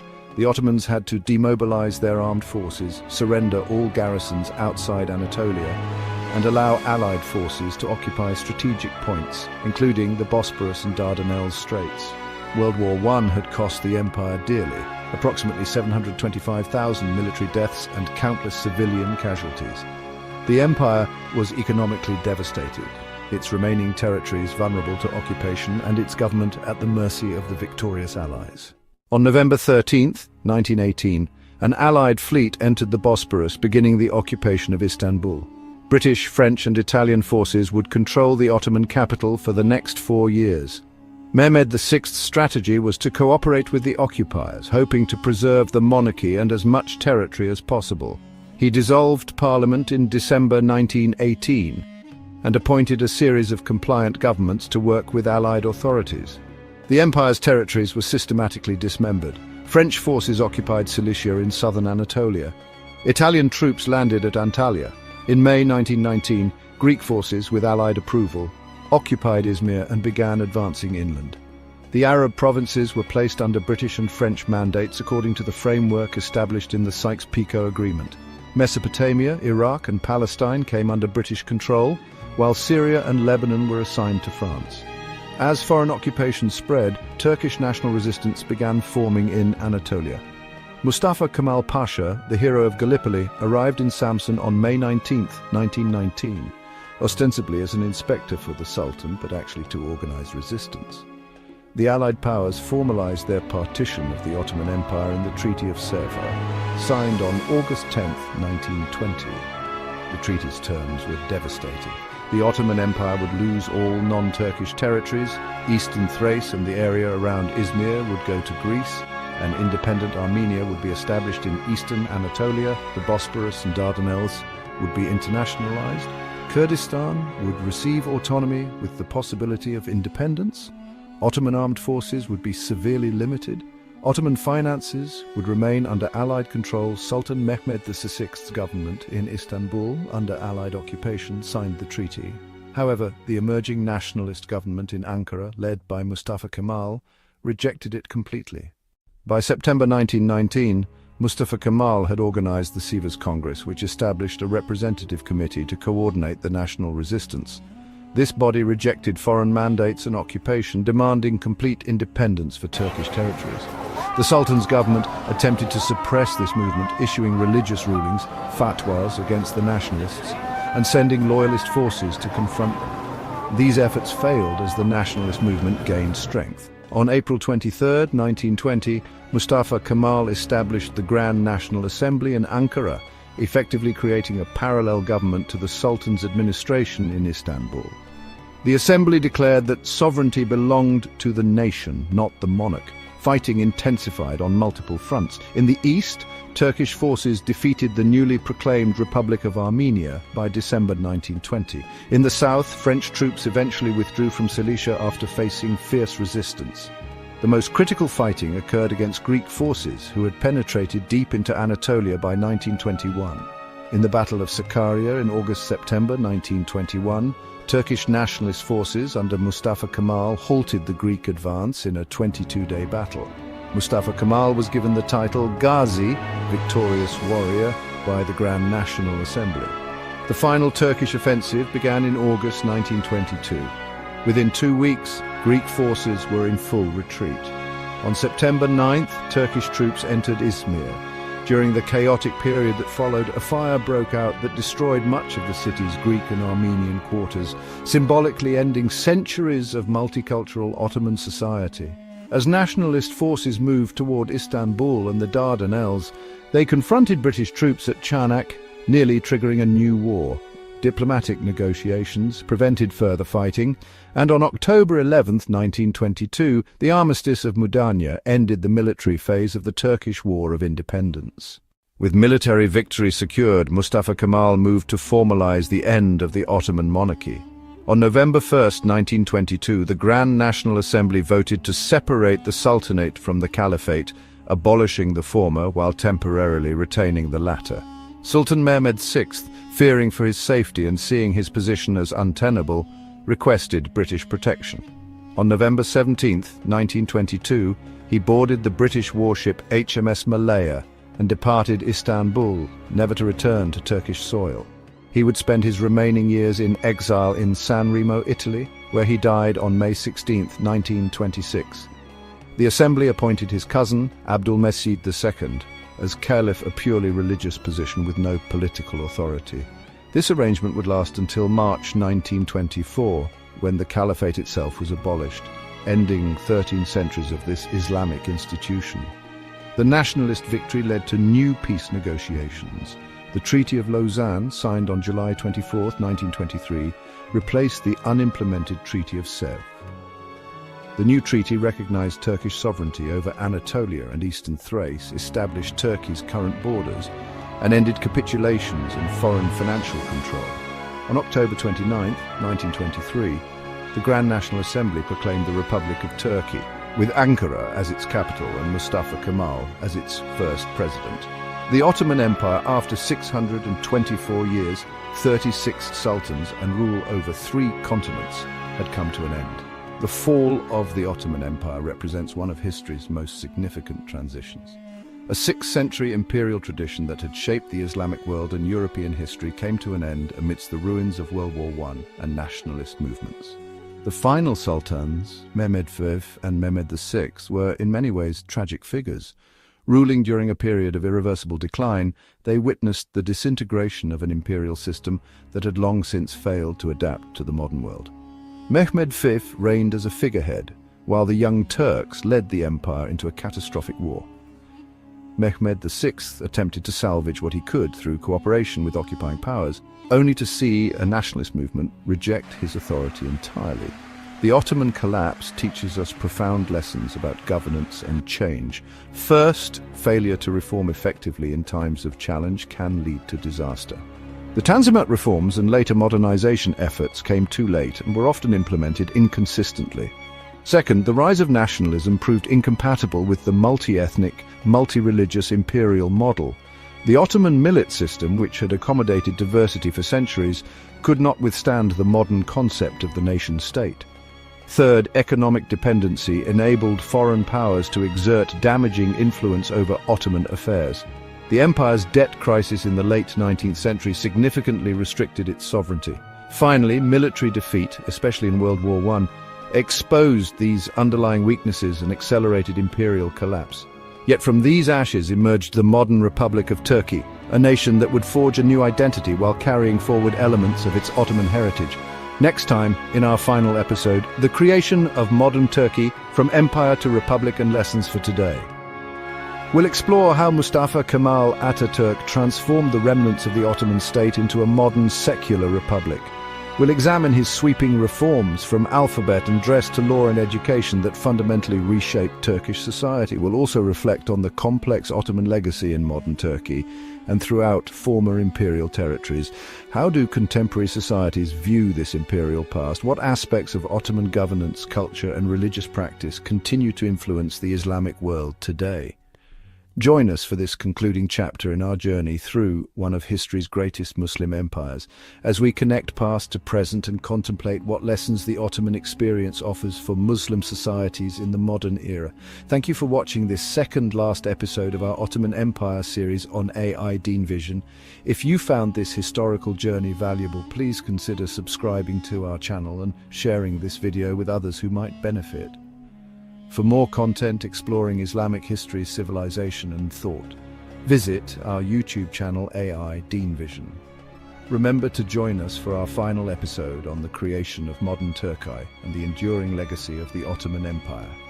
May Allah increase us all in beneficial knowledge. Allah Hafiz. Assalamu alaikum and welcome to the final episode of Ottoman Empire series on AI Deen Vision. Today we conclude our series with perhaps one of the most dramatic transformations in Islamic history, the creation of modern Turkey from the ashes of the Ottoman Empire. The year 1923 marks a pivotal moment in Islamic history, the birth of the Turkish Republic from the remnants of what was once one of the world's greatest Islamic empires. This transition represents not just a change of government, but a fundamental reimagining of what an Islamic society could become in the modern age. The transformation we'll explore today continues to shape geopolitics, Islamic discourse, and questions of tradition versus modernity throughout the Muslim world. As we close our series, we'll examine how the decisions made during this critical period continue to reverberate a century later. This is the story of how, through the determination of one extraordinary leader and a people who refused to disappear from the world stage, a new nation emerged that would chart a unique path between East and West, tradition and modernity. This is the creation of modern Turkey. As 1923 began, the Turkish people stood at a crossroads of history. Behind them lay 6 centuries of Ottoman Imperial rule and a devastating world war that had nearly led to their complete subjugation. Ahead lay an uncertain future, but one they were determined to shape on their own terms. The Treaty of Lausanne, signed on July 24, 1923, represented a diplomatic triumph for the Turkish national movement led by Mustafa Kemal. Unlike the humiliating Treaty of Sèvres from 1920 that had sought to partition Turkish lands among foreign powers, Lausanne recognized Turkey as a sovereign independent state with internationally recognized borders. This treaty established most of the borders of modern Turkey, settled the status of minorities, and ended the economic capitulations that had given foreign powers special privileges within Turkish territory.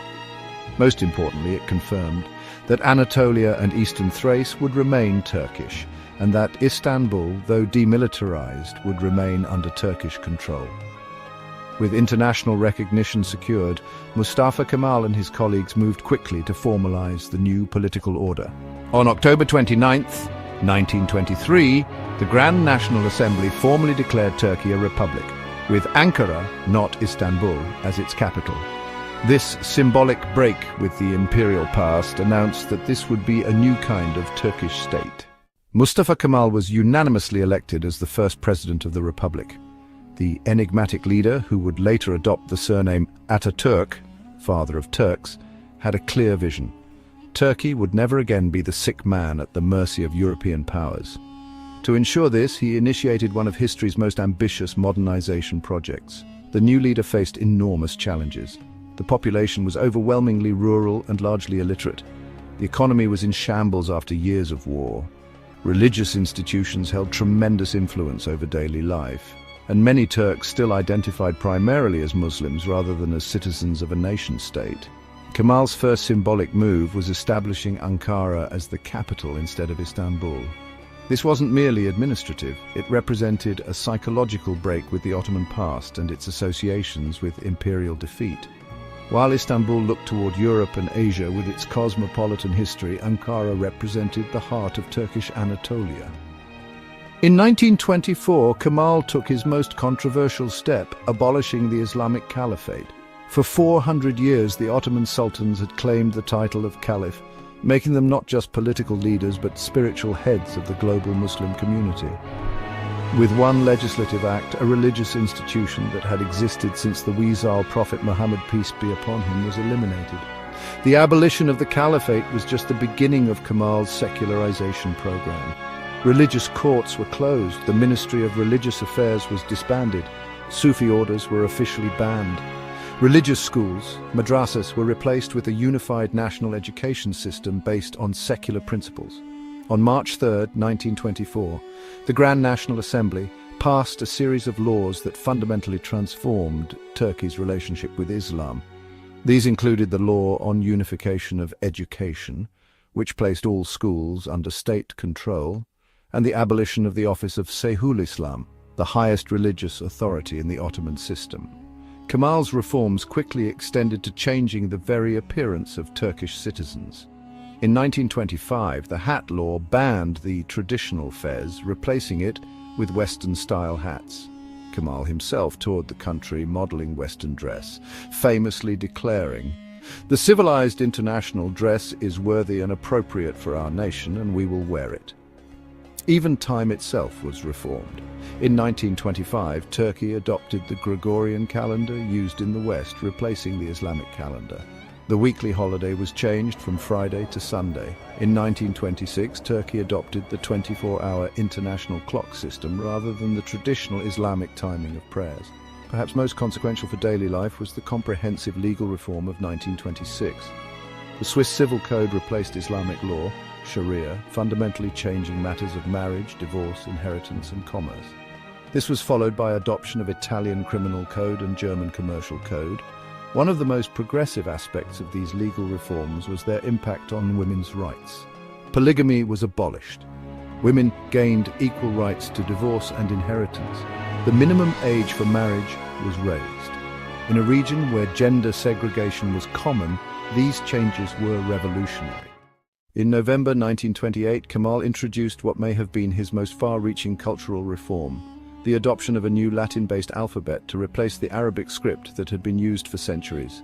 Kemal personally toured the country giving lessons in the new alphabet, sometimes teaching in village squares with a blackboard.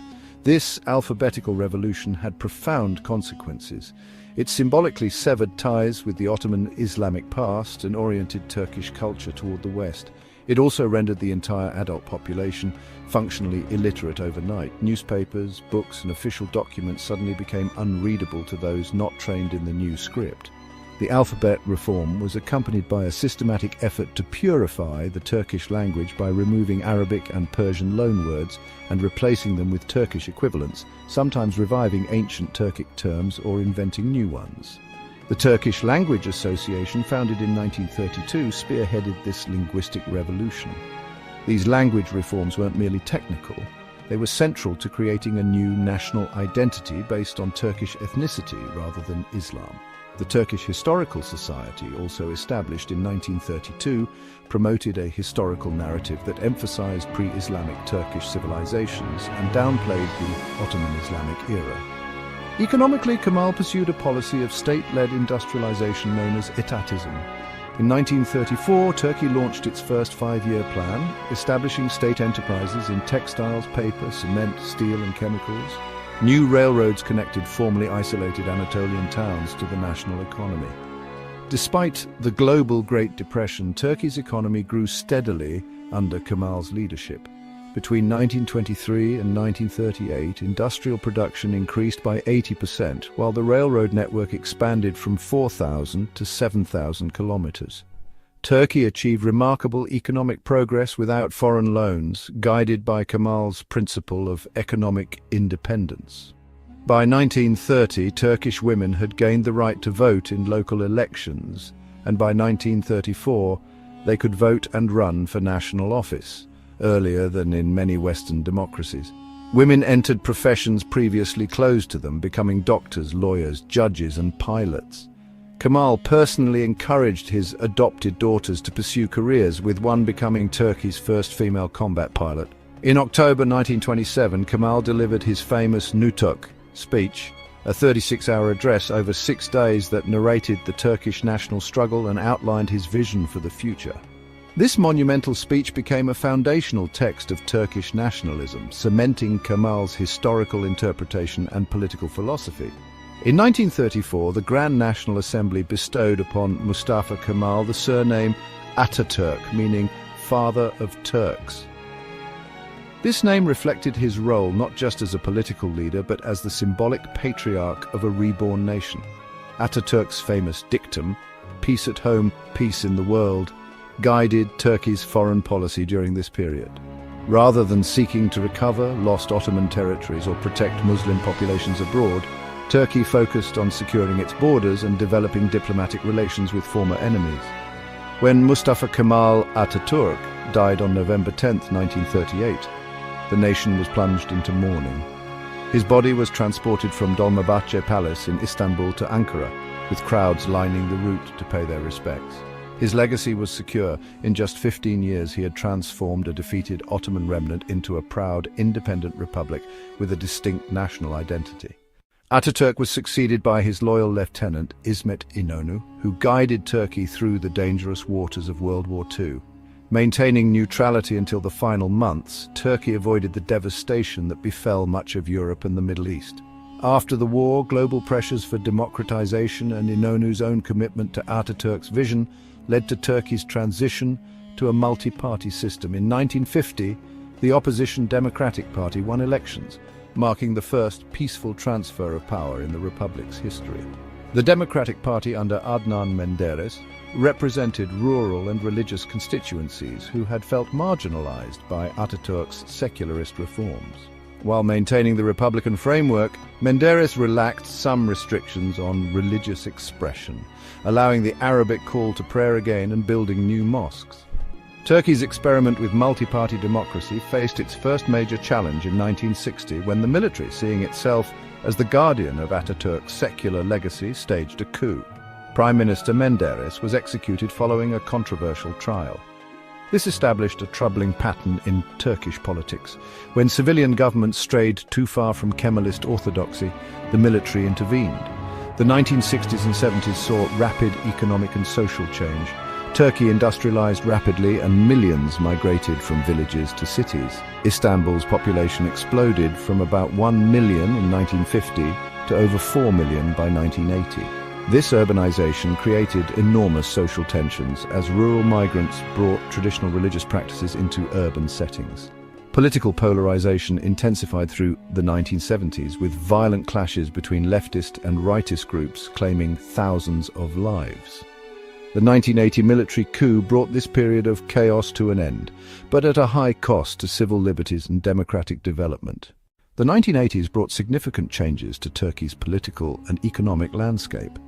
Under Turgut Özal, who became prime minister in 1983, Turkey embraced economic liberalization, opening its markets to global trade and investment. Özal, himself more openly religious than previous leaders, also initiated a subtle but significant shift in Turkey's relationship with its Islamic heritage. Religious education was expanded, more mosques were built, and expressions of religious identity became more visible in public life. The 1990s saw the rise of explicitly Islamic political movements, most notably the Welfare Party, led by Necmettin Erbakan. In 1996, Erbakan became Turkey's first Islamist prime minister, alarming secular elites who feared a reversal of Ataturk's legacy.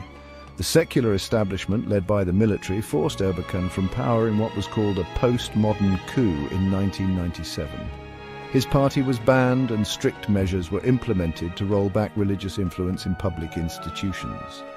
However, this intervention only temporarily halted the rise of political Islam in Turkey. Turkey entered the new millennium amid a devastating economic crisis. In 2001, the Turkish lira collapsed, inflation soared to over 50%, and unemployment reached record levels. This economic disaster discredited established political parties and created an opening for new political forces. In November 2002, the newly formed Justice and Development Party, AK Party, won a landslide electoral victory under the leadership of Recep Tayyip Erdogan, a former mayor of Istanbul who had been imprisoned for reciting a religious poem. The AK Party represented a new synthesis in Turkish politics, combining Islamic values with a commitment to democracy, economic liberalization, and European integration. Initially portrayed as conservative Democrats rather than Islamists, they promised stability, economic growth, and respect for both religious and secular lifestyles. The first decade of AK Party rule brought unprecedented economic growth and stability. Between 2002 and 2012, Turkey's GDP tripled, inflation fell to single digits, and foreign investment poured in. A massive infrastructure program transformed Turkey's cities with new airports, highways, hospitals, and housing developments. Turkey's international position also strengthened during this period.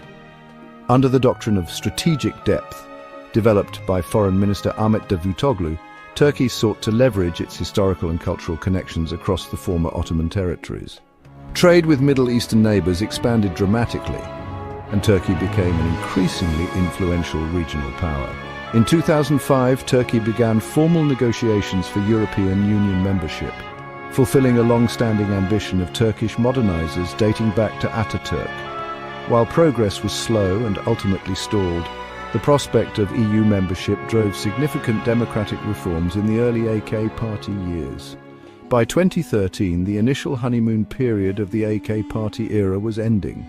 The Gezi Park protests erupted in Istanbul, initially over plans to redevelop one of the city's few remaining green spaces, but quickly expanding into a broader movement against what many saw as the government's increasingly authoritarian tendencies and conservative social policies. The most dramatic crisis came on July 15, 2016, when elements within the military attempted a coup against Erdogan's government. The coup failed when thousands of citizens took to the streets in defense of the elected government. The aftermath saw a massive purge of state institutions, with tens of thousands arrested or dismissed from their positions. Following the failed coup, Turkey held a constitutional referendum in 2017 that transformed the country from a parliamentary to a presidential system, significantly expanding Erdogan's powers. Critics argued this represented a departure from Ataturk's democratic vision, while supporters maintained it provided needed stability. Recent years have seen a remarkable reassessment of Turkey's Ottoman past. While Ataturk had emphasized pre-Islamic Turkish history and downplayed the Ottoman era, Erdogan has embraced Ottoman heritage as a source of national pride and legitimacy. Ottoman-era buildings have been restored, Ottoman Turkish is taught in some schools, and Ottoman symbols have returned to public spaces. Today's Turkey reflects both continuity and change from Ataturk's vision.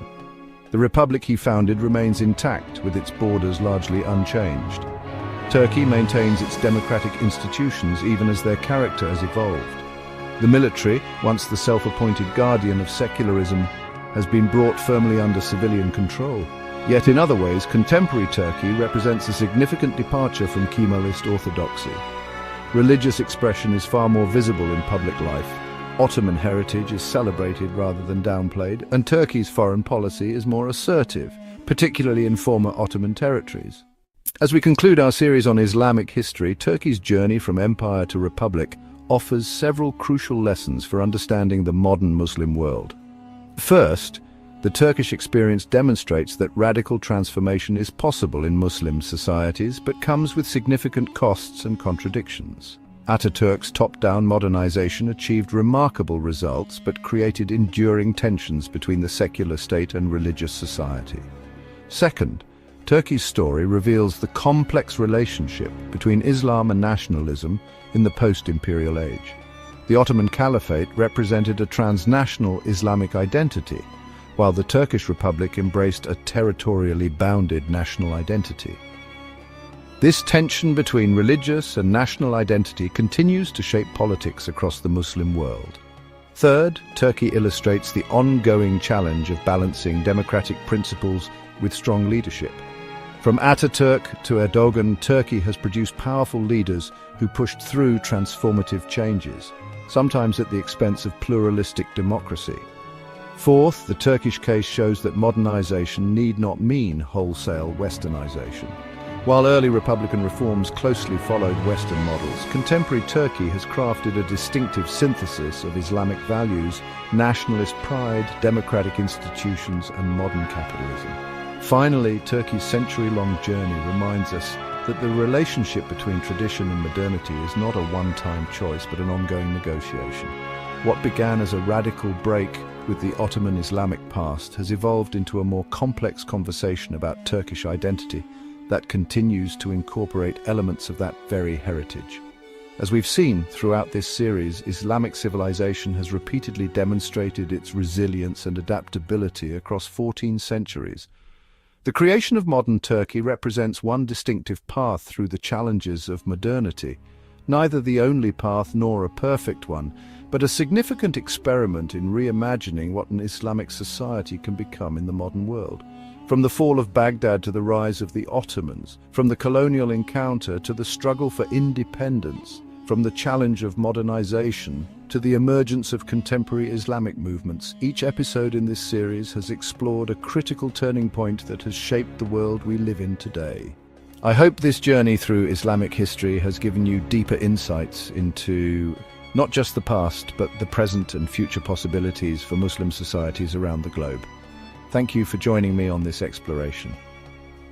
Before we close this final chapter in our journey, I want to sincerely thank you, our loyal viewers, for accompanying us through this exploration of Islamic history. From the early days of Islam to the modern Turkish Republic we've discussed today, we've traveled through 14 centuries together, examining the triumphs, challenges, and transformations that have shaped the Muslim world. When we began this series, we set out to understand not just what happened in Islamic history, but why it matters today.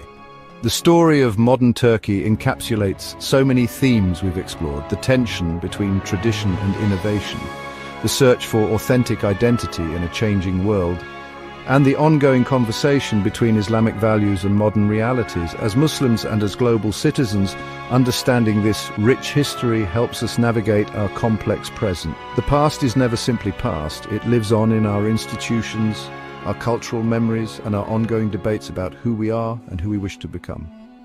I hope this series has provided you with new insights, challenged some assumptions, and deepened your appreciation for the remarkable civilizational journey of Islam. History is not a simple story of rise and fall, but rather a continuous process of adaptation, renewal, and reimagination. From all of us at AI Deen Vision, thank you for being part of this journey. Remember to subscribe if you haven't already, and share these episodes with friends and family who might benefit from this knowledge. Your support makes our work possible. As we say goodbye, I'm reminded of the words of Ibn Khaldun, the great Muslim historian.